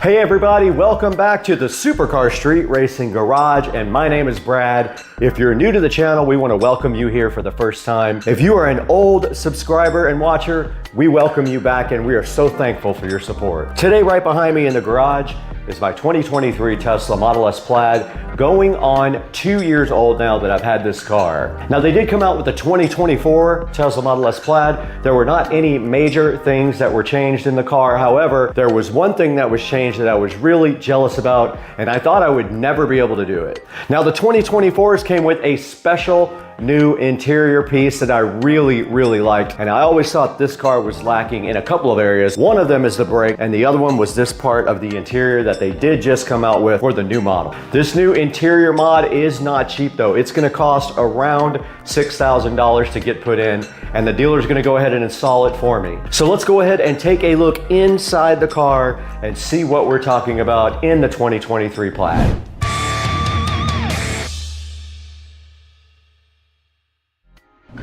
Now these are a good look at the Model S Plaid sport seats from the outside. These are also the ones used in the standard Model S, and you can see they're just regular old seats. They do have heating and cooling. All the controls are down here on the side, which we will show you momentarily, and they are very comfortable seats. You can see here there's regular normal Model S seats. Here's a better look at the headrest on the Model S seats and a look at the style of these. These are in black. They're very comfortable for long trips or just hanging out around town. And then down here on the side, you have all the controls for the seats right here. There are bolster controls and then tilt controls right here on the side.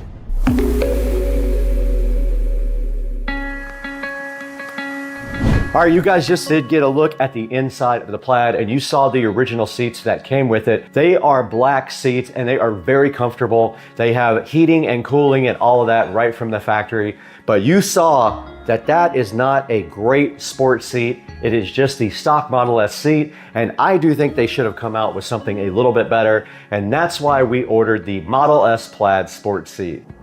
Now, I happened to be browsing online the other day for the Model S Plaid sport seats, and I was able to put it into the app, and it said it was compatible with my car and can be retrofitted. It was $5,800. With tax, it was $6,200 or $6,300 right in there. We did get those ordered from Tesla, and they are on the way to the dealership. The install date is going to be March 7th. I will cover all that on the channel when the seats come in and they're gonna get installed. Now let's go ahead and throw it inside to the Supercar Street Racing studio, and we will talk with Brad again in there about these sports seats and show you them online and exactly what they're gonna look like.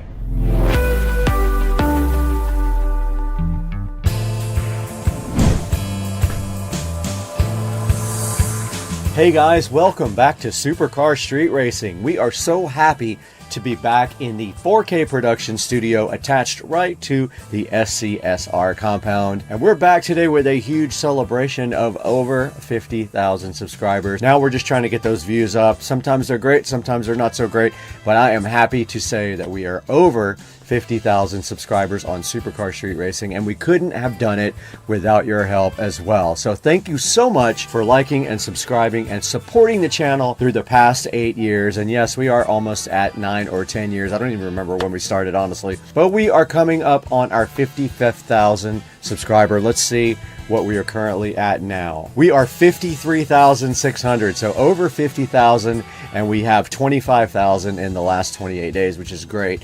Our content has been shared on some big platforms, and I'm so happy to say that it did work. But now what we're here for today, we are here to check out these Model S plaid sport seats. And you can see right in front of you, those are the black ones looking so fly, right on the actual Tesla website. Now, unfortunately, there is only one picture of them on the Tesla website, and you can barely see the back seat as well. So you don't see what you get in the back.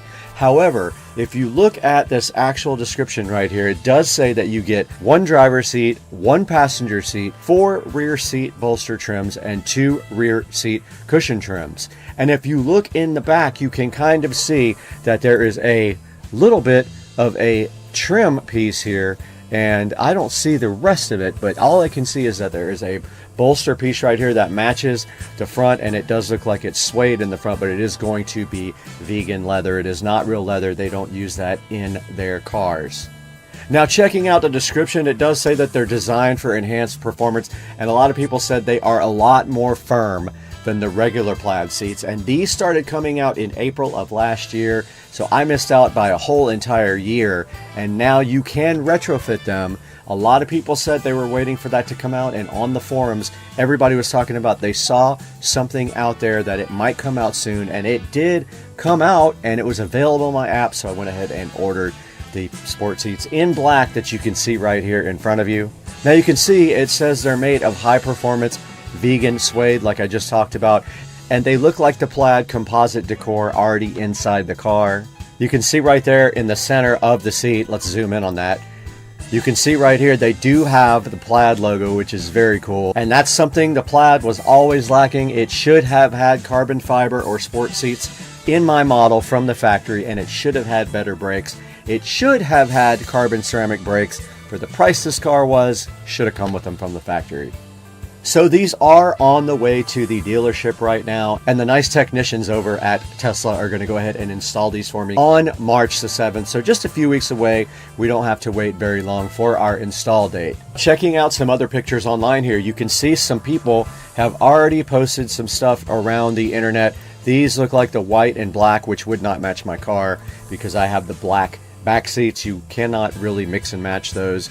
But there is black, white, and cream, and I believe this is white that we're looking at right there. And this is from last year when Teslarati went ahead and reported on the fact that they were going ahead with the sport seats in the plaid. Now you can see somebody here went ahead and made their own seats and did the plaid actual material right in the center, which is kind of cool. But what we are looking at here is the ones that are official from Tesla. And there's a post that says that the Model S might get sport seats, but that nobody likes them. And I don't think that's true, because a lot of people were asking how they could retrofit their car with these, and now that is possible. You can even see right here that the new Model 3 Performance is going to eventually come with these sport seats and might already be in the wild, as someone posted right here a couple of weeks ago. You can see all the way back in 2023, right after I got my car, they were already posting things about the 2024 getting the sport seats, and that's one thing that I missed out on. It's a bummer. Now, if you want to order some Model S Plaid sport seats for your Model S Plaid, all you have to do is go into your Tesla app. When you go into your Tesla app, this will be under installable upgrades. You can see right here, it pops right up on the Tesla app, and you can go ahead and add to your cart. When you go ahead and add them and purchase them, they will allow you to go ahead and make a service appointment. Mine says that my parts are in transit to their dealership, so all I am doing now is waiting until March the 7th to go ahead and get my seats. So go into your Tesla app, go to upgrades, go to installable upgrades, and go ahead and order your sports seats right from the app. Once again, we want to thank you guys so much for 50,000 subscribers. You've really helped the channel grow. We just want to remind you to buy all of your products through our Amazon links and like and subscribe to our videos. Please check out our shorts too, and our second channel, which we are doing a few things on here and there. But we got to get out of here. It is happy hour and I need a tequila shot.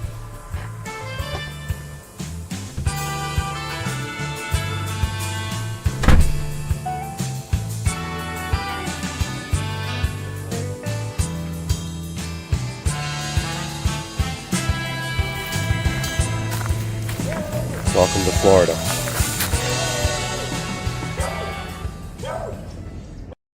Welcome back to Supercar Street Racing, and today we've got something special. We're coming from the Supercar Street Racing garage out here to bring you more carbon fiber products for the 2023 Tesla Model S, and you can use this on both a Plaid or a regular Model S, and we've got it. It's special and it's right here, and I'm super hyped to share it with you guys today on the channel.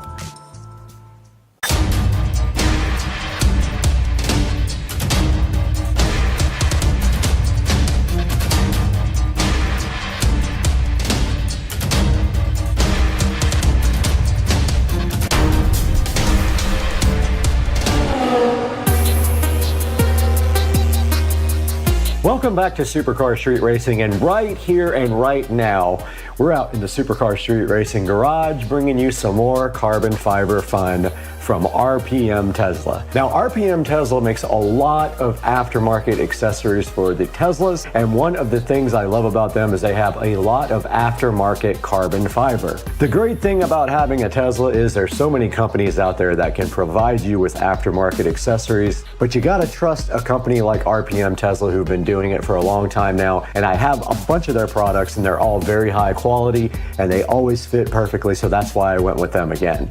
One thing that's really cool about the Tesla Model S Plaid is it has a lot of dry looking matte carbon fiber. I love that, it's my favorite thing. Enhancing the look of your Tesla Model S is pretty easy. You can do a lot of things to the outside like wheel and tires, but one of the things I really love is adding more carbon fiber to the outside of the car. And with this next accessory, we're gonna be able to take that one step further. Okay, right in front of me, we do have a product here from RPM Tesla that we're gonna be opening today and showcasing on Supercar Street Racing. So let's go ahead and get it opened. Right here in this box that I struggled to open, it was taped so well, is the charging port covers for the 2023 Model S. They will fit both the Plaid and the regular Model S. I believe these guys were about $130. I will link them in the description. Here is my order form. 2023 Model S charging port overlay, dry, real molded carbon fiber. And they also included a aftermarket accessories brochure, which is very cool. So we'll be taking a look at that as well. They have all kinds of accessories for the Plaid and the regular Model S. And then inside of the box here are the overlays. And there is a QR code here to watch the installation video, which we will put up on the screen now. So let's take a look at the passenger side, what we already have installed, on the driver's side. So over here on your charging port, you can see that when you touch your charging port, it still opens like normal, especially when you have the door unlocked. These are our awesome tail lights. These are the Night Rider lights. So these are great. They're already smoked, and they have a great boot up sequence. But let's take a look at this. So you see we've installed it on here now. This is an older version with a lightning bolt, but it fits great. It doesn't interfere with the opening and closing of the charging port. It wraps all the way around the edge. And now we're going to proceed with the installation. Let's go over here. We'll do this real quick. Of course, is a clean vehicle. And when you do the passenger side, you can't open and close it.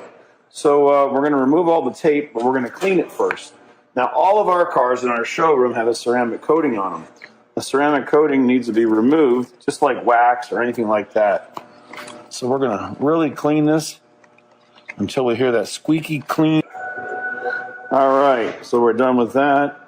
And again, we're not going to give you a adhesive promoter. We don't think it's needed. We also think that adhesive promoter is great on paint, on plastic. It can damage it in the long run. So just make sure you got it really clean, no oil, no grease on here. Feel it with your finger. It should be rough It shouldn't be smooth. And if you cleaned it with alcohol and removed everything, it'll look just like that and feel like that. So here's how we install it. I'm going to switch. And again, we're going to hold that same angle. So we got our before photo. Now, you just put it right on like this. Put it right on the top. Look how you can remove it if you don't like where you put it.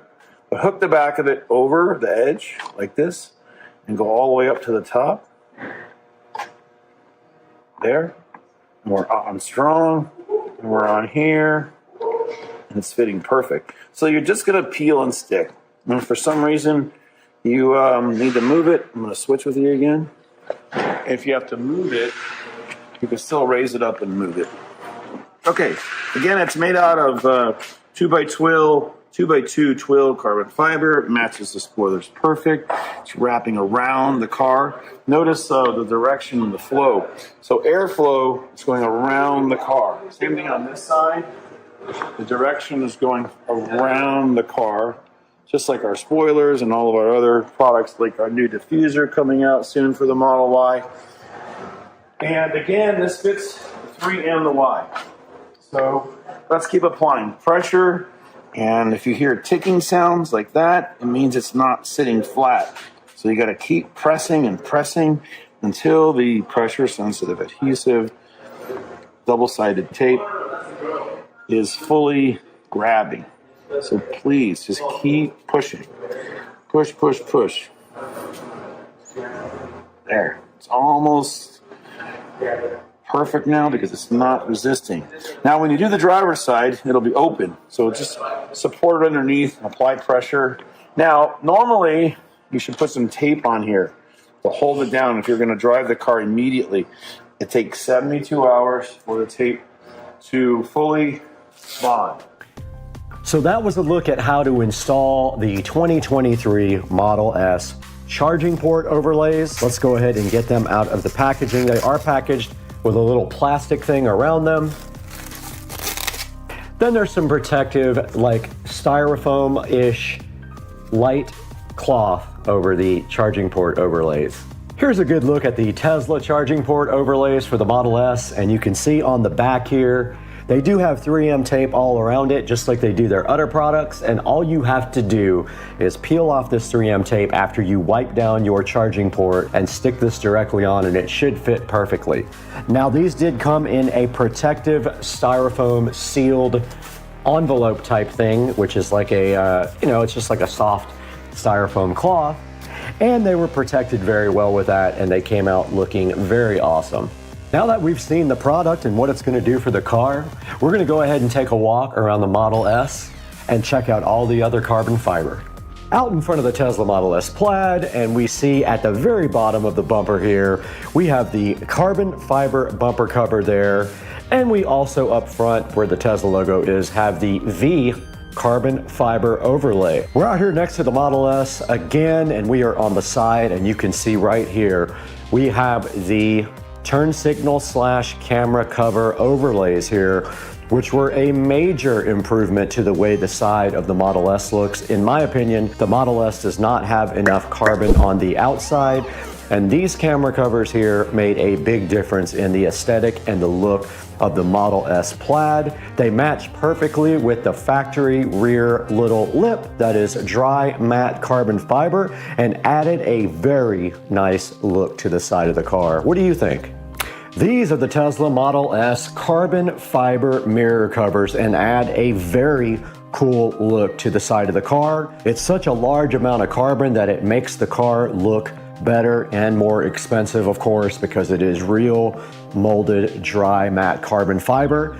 It also matches the weave of the factory carbon fiber from Tesla perfectly, which adds a great touch to the car and just overall makes the car seem a lot more sporty, and I love the way it looks on the outside of the mirrors here on the Model S. These are the Tesla Model S door handle covers, and they are also in dry matte carbon fiber, and they are inexpensive, and basically they just press directly on to the outside of the car door handles, and they add yet another nice touch to the side of the car. They really stand out up against the satin wrap here on the 2023 Tesla Model S Plaid. So those are the door handle covers. There will be links to all of this in the description of the video. We're at the back of the Model S, and you can see here the factory rear lip from Tesla is matte look carbon fiber. So all of the other carbon fiber that's been added to the car is specifically matched with this weave of the factory Tesla carbon fiber. So everything looks like it comes from the Tesla factory.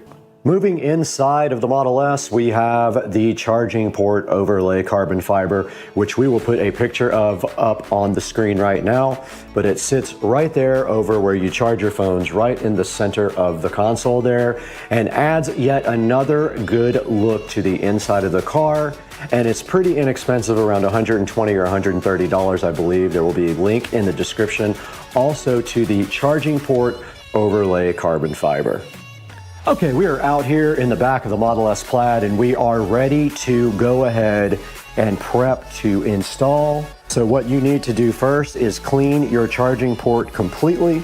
So we have Windex and we have a soft cloth here, and we're just gonna go ahead and clean this and get this port nice. And the car is dusty, and you can see like a little baby scratch in the wrap there that just became apparent when I wiped it off. And it is now ready for the application of the charging port overlay. Got it!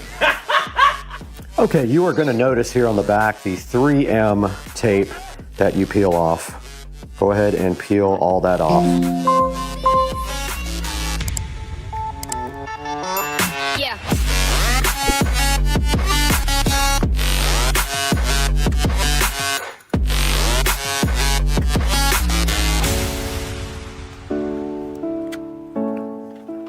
Okay, we're now ready to install our charging port overlay, and you simply move this right over the top, and there will feel like a hook action. So it'll feel like it hooks on it when it's in the right spot, which that feels pretty close, and then you just simply push down on it, and it did open up for me. I forgot to lock it. Just remember, once it's on there all the way, it's gonna be very difficult to take off. But it is in there now, and we will close the charging port door so you can see it. And that's gonna do it for this side. There is a little bit of 3M tape that got caught underneath this that I have to get out. And I'm gonna go ahead and go do the other side. There is no room to shoot over there. We just successfully updated the Model S with the charging port overlay, and it came out very nice. So we are done with this project for the carbon fiber. We're gonna throw it to the studio now, and Brad's gonna show you inside the 4K production studio how you can get these for your Tesla.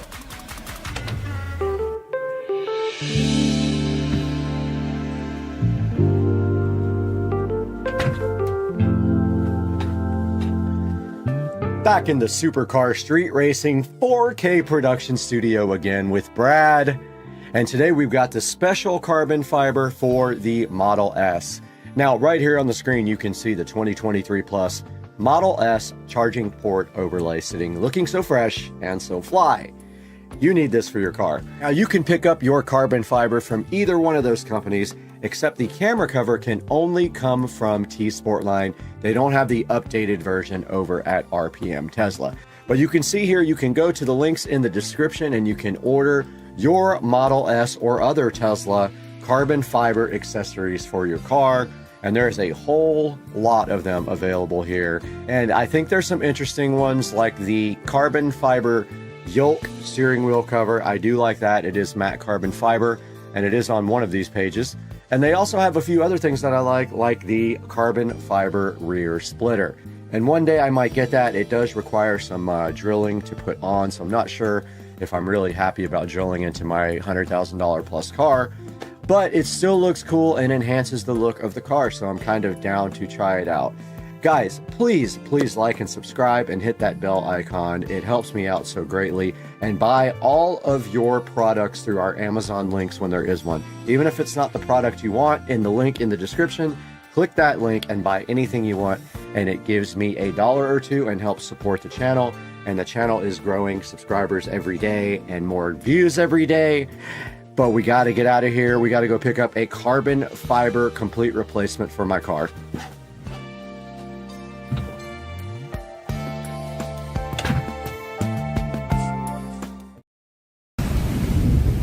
Mother Nature is about to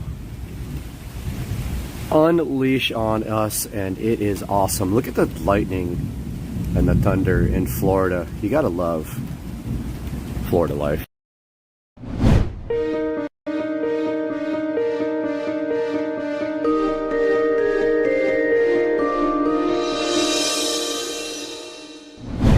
What's up, guys? It is Football Sunday today. You're at the Supercar Street Racing compound. We are outside in beautiful Florida, where the weather has been exceptional for the last couple of days. Nice and cool here is a great change from what we had last week or the week before that, where it was 90 degrees and very warm. We're out in the sunroom today to tell to you guys about something. I'm super excited about this. We have the coolest thing waiting in the garage for you guys to check out. Let's go see it on Supercar Street Racing.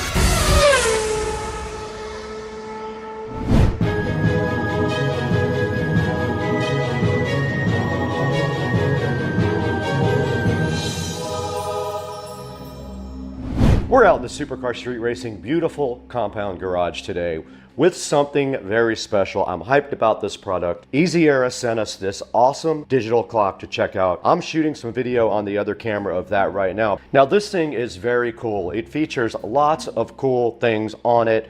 It does a lot of neat functions, and we're going to show you some of those today in this video. Now this thing is a 10-inch clock. It has a remote control with it. It does digital music sync, RGB atmosphere light, low reflectivity. It shows the temperature. It has a nice LED display, dual alarms, and it can Bluetooth sync to adjust your time. Now I have the remote control right here in front of me. I'm going to show you guys this as well. This is the remote for it. Now we will play with some of these cool features on this remote a little bit later when we install this in the Supercar Street Racing studio, because that is my intent. This thing is going to look cool in the studio. Why don't we get this thing on into the